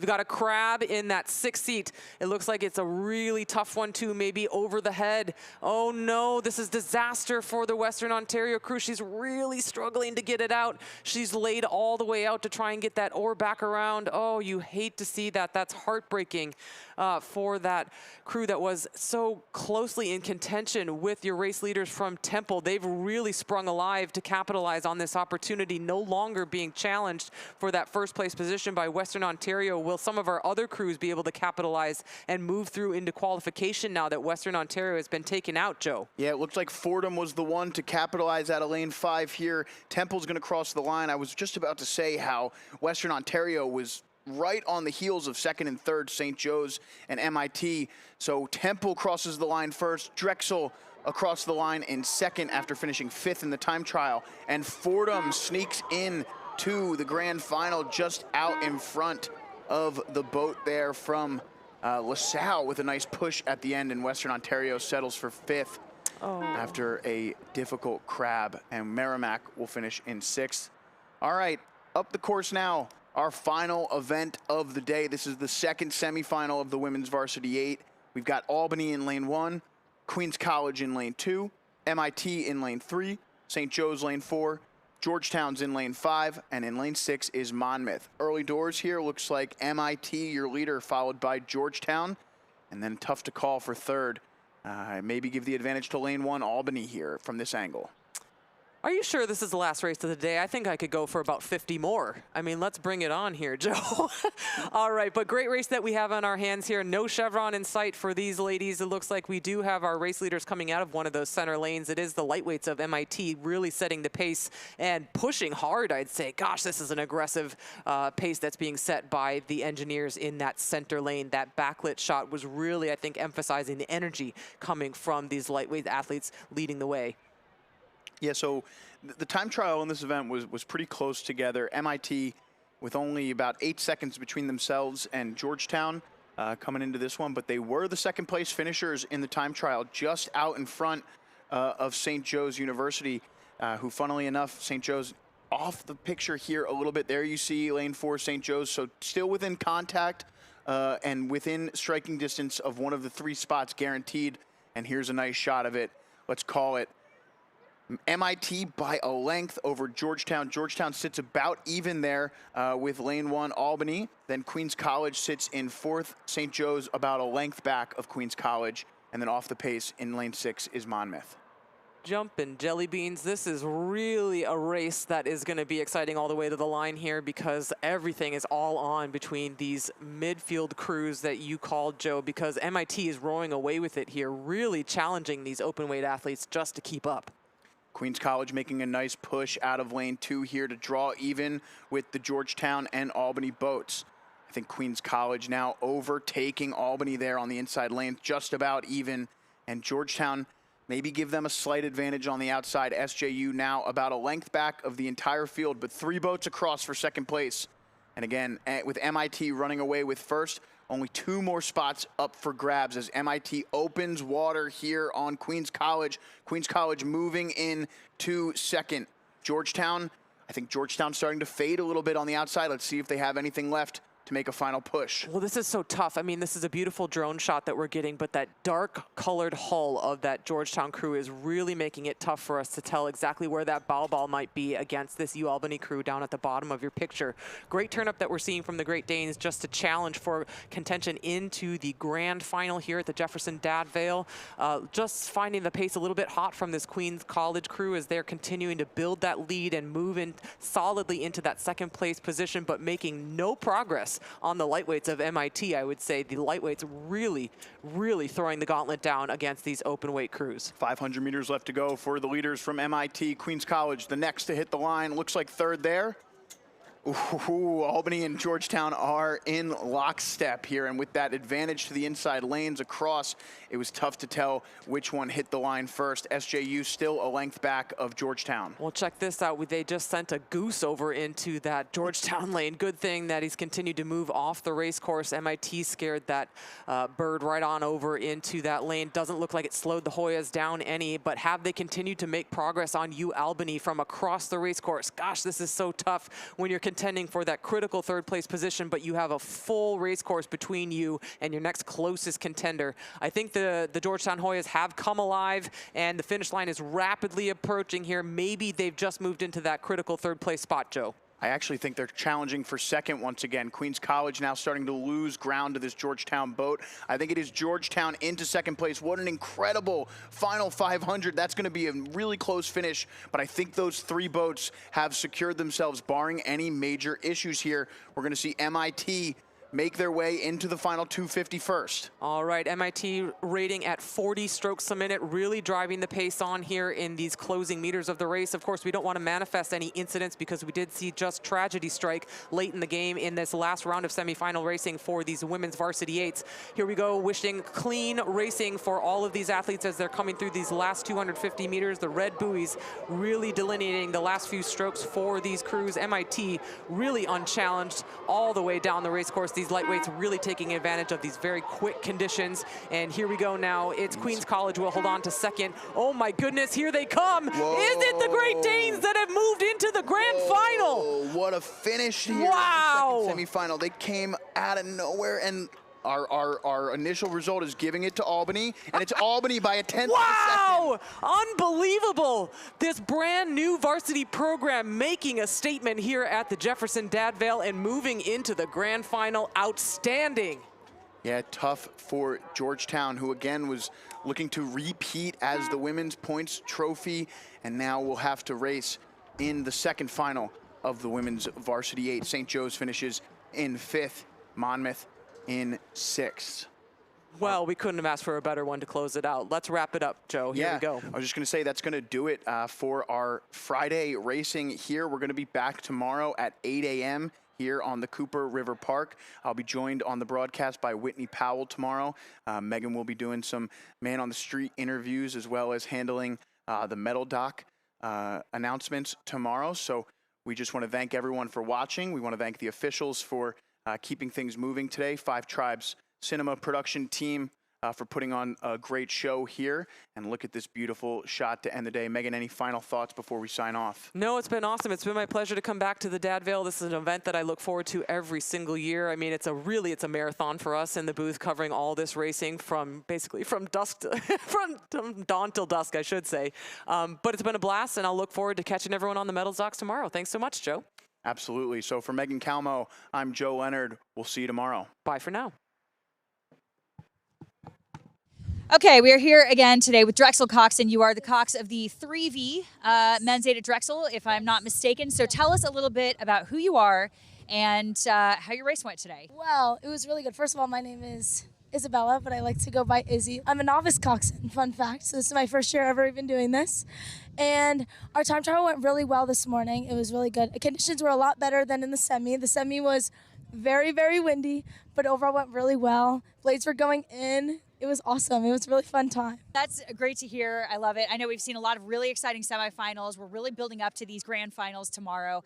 Now, we've had a lot of wind out there, so everybody's dealing with the wind. But tell us a little bit about how you dealt with the wind. What was it like out there? Oh my goodness. At first it was crazy. Like going up this way, it was insane. There was a lot of waves, getting very wet, but it was very fun. It was nice to like work together as a crew to try and like figure out what we wanted to do. And when we went past the bridge and like spun, we had like a really good like starting five, like high five, and that kind of just like set our confidence and like, okay, we can do this through the wind, like we can do it. So it was awesome. And through the race, it was definitely choppy, but overall we were able to work through it as a crew. We just stayed long, stayed clean, and overall brought us to a win. So we were very happy. I love that. And of course, the wind, I'm sure, is nothing you aren't used to out at Drexel. Out on the Schuylkill, we still have plenty of wind. I've rode out there as well. So on a scale of 1 to 10, how do you rate your row today? And what are you going to bring to the grand final tomorrow? How'd you rate your race today? Well, with the wind, I always want to say 10 because we're always giving our 100% best effort. I would never put my crew down like that. Even if it's like one of our more like rough on the water days and it's like windy, so we're always giving 110%. So I'm gonna say 10 because it's like A for effort here, and we're gonna bring it all tomorrow. We always do. It's some of our guys last time on the water, so we're just trying to give everything we've got. So yeah. Well, I love that, and that's so meaningful when you have some of like the last races like that. It's really great, and when you have crew chemistry like that, I always tell my crews too the same thing. There's nothing beats good chemistry in a crew. So really great to hear from you. We cannot wait to see what you bring to the water tomorrow, and congratulations again on a great race. And we can't wait. So congratulations, best of luck to Drexel Dragons. Thank you. All right, well, thank you so much for coming out here. I know you just raced, and you have another race, a grand final tomorrow. You guys raced 2 weeks ago, I believe, at Weira. Had a great race there, and we're hoping to see a lot more from you tomorrow at the grand final. We're all really excited that these California crews are coming out here. Tell us a little bit about who you are and how your race went today. Yeah, well, I'm Thomas. I'm a senior on the Santa Clara men's team here. I'm part of the 3rd Varsity 8. Our race went really well, really according to plan. We executed like we should, saved a little bit of energy for tomorrow. And just really excited to get after it in the grand final with what could be our last race of my career and a lot of the guys in our boat. Well, congratulations on it potentially being the last race of your career. We certainly hope not, but we hope it goes really well for you. So what are you hoping to bring into the grand final that you guys maybe left out on the course today? I think we have a lot of that West Coast spirit. We came out all this way, to win, to put on a good performance. We didn't just come here to compete, and we're excited to show all these Philly schools and the East Coast what we're all about. Yeah, well, thank you so much. We really love to see you guys out here. We've got USD out here. We've got Gonzaga out here. A lot of California representation, which is so cool. So tell us a little bit about who you're looking forward to racing. And you said you're going to leave it all out here. This is you're going to the bottom of the well tomorrow, right? Totally. So tell us a little bit about that. I can't say I'm looking forward to race anybody. I'm really just excited to see how we can fare against ourselves and, put up as best of a time as we can do. Awesome. Well, thank you so much. Congratulations again and on your graduation and it being your final year. And we cannot wait to see you guys race tomorrow. Really look forward to seeing all the California schools. So thanks again and good luck. Thanks so much. I went to Jefferson for bariatric surgery, but my tests revealed lung cancer. I was 38 and never smoked. How could I have cancer? But I was fortunate. My doctors found the cancer early, and at every step, they supported me. They were amazing. Thanks to them, I recovered quickly. Jefferson gave me my life back. Who are Thomas Jefferson University students?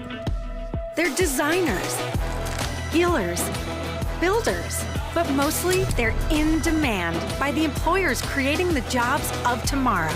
When you're trained to never settle, but to keep asking why, and your education crosses disciplines, these different perspectives ignite new ideas and make the impossible possible. Jefferson, redefine possible. When we all first checked into Jefferson, we were strangers. But we spent months creating a lifelong bond, waiting for our new hearts. None of us will take for granted the second chance our doctors at Jefferson gave us. We're called the 4 Heartbeats, but we prefer to call ourselves friends, family, forever.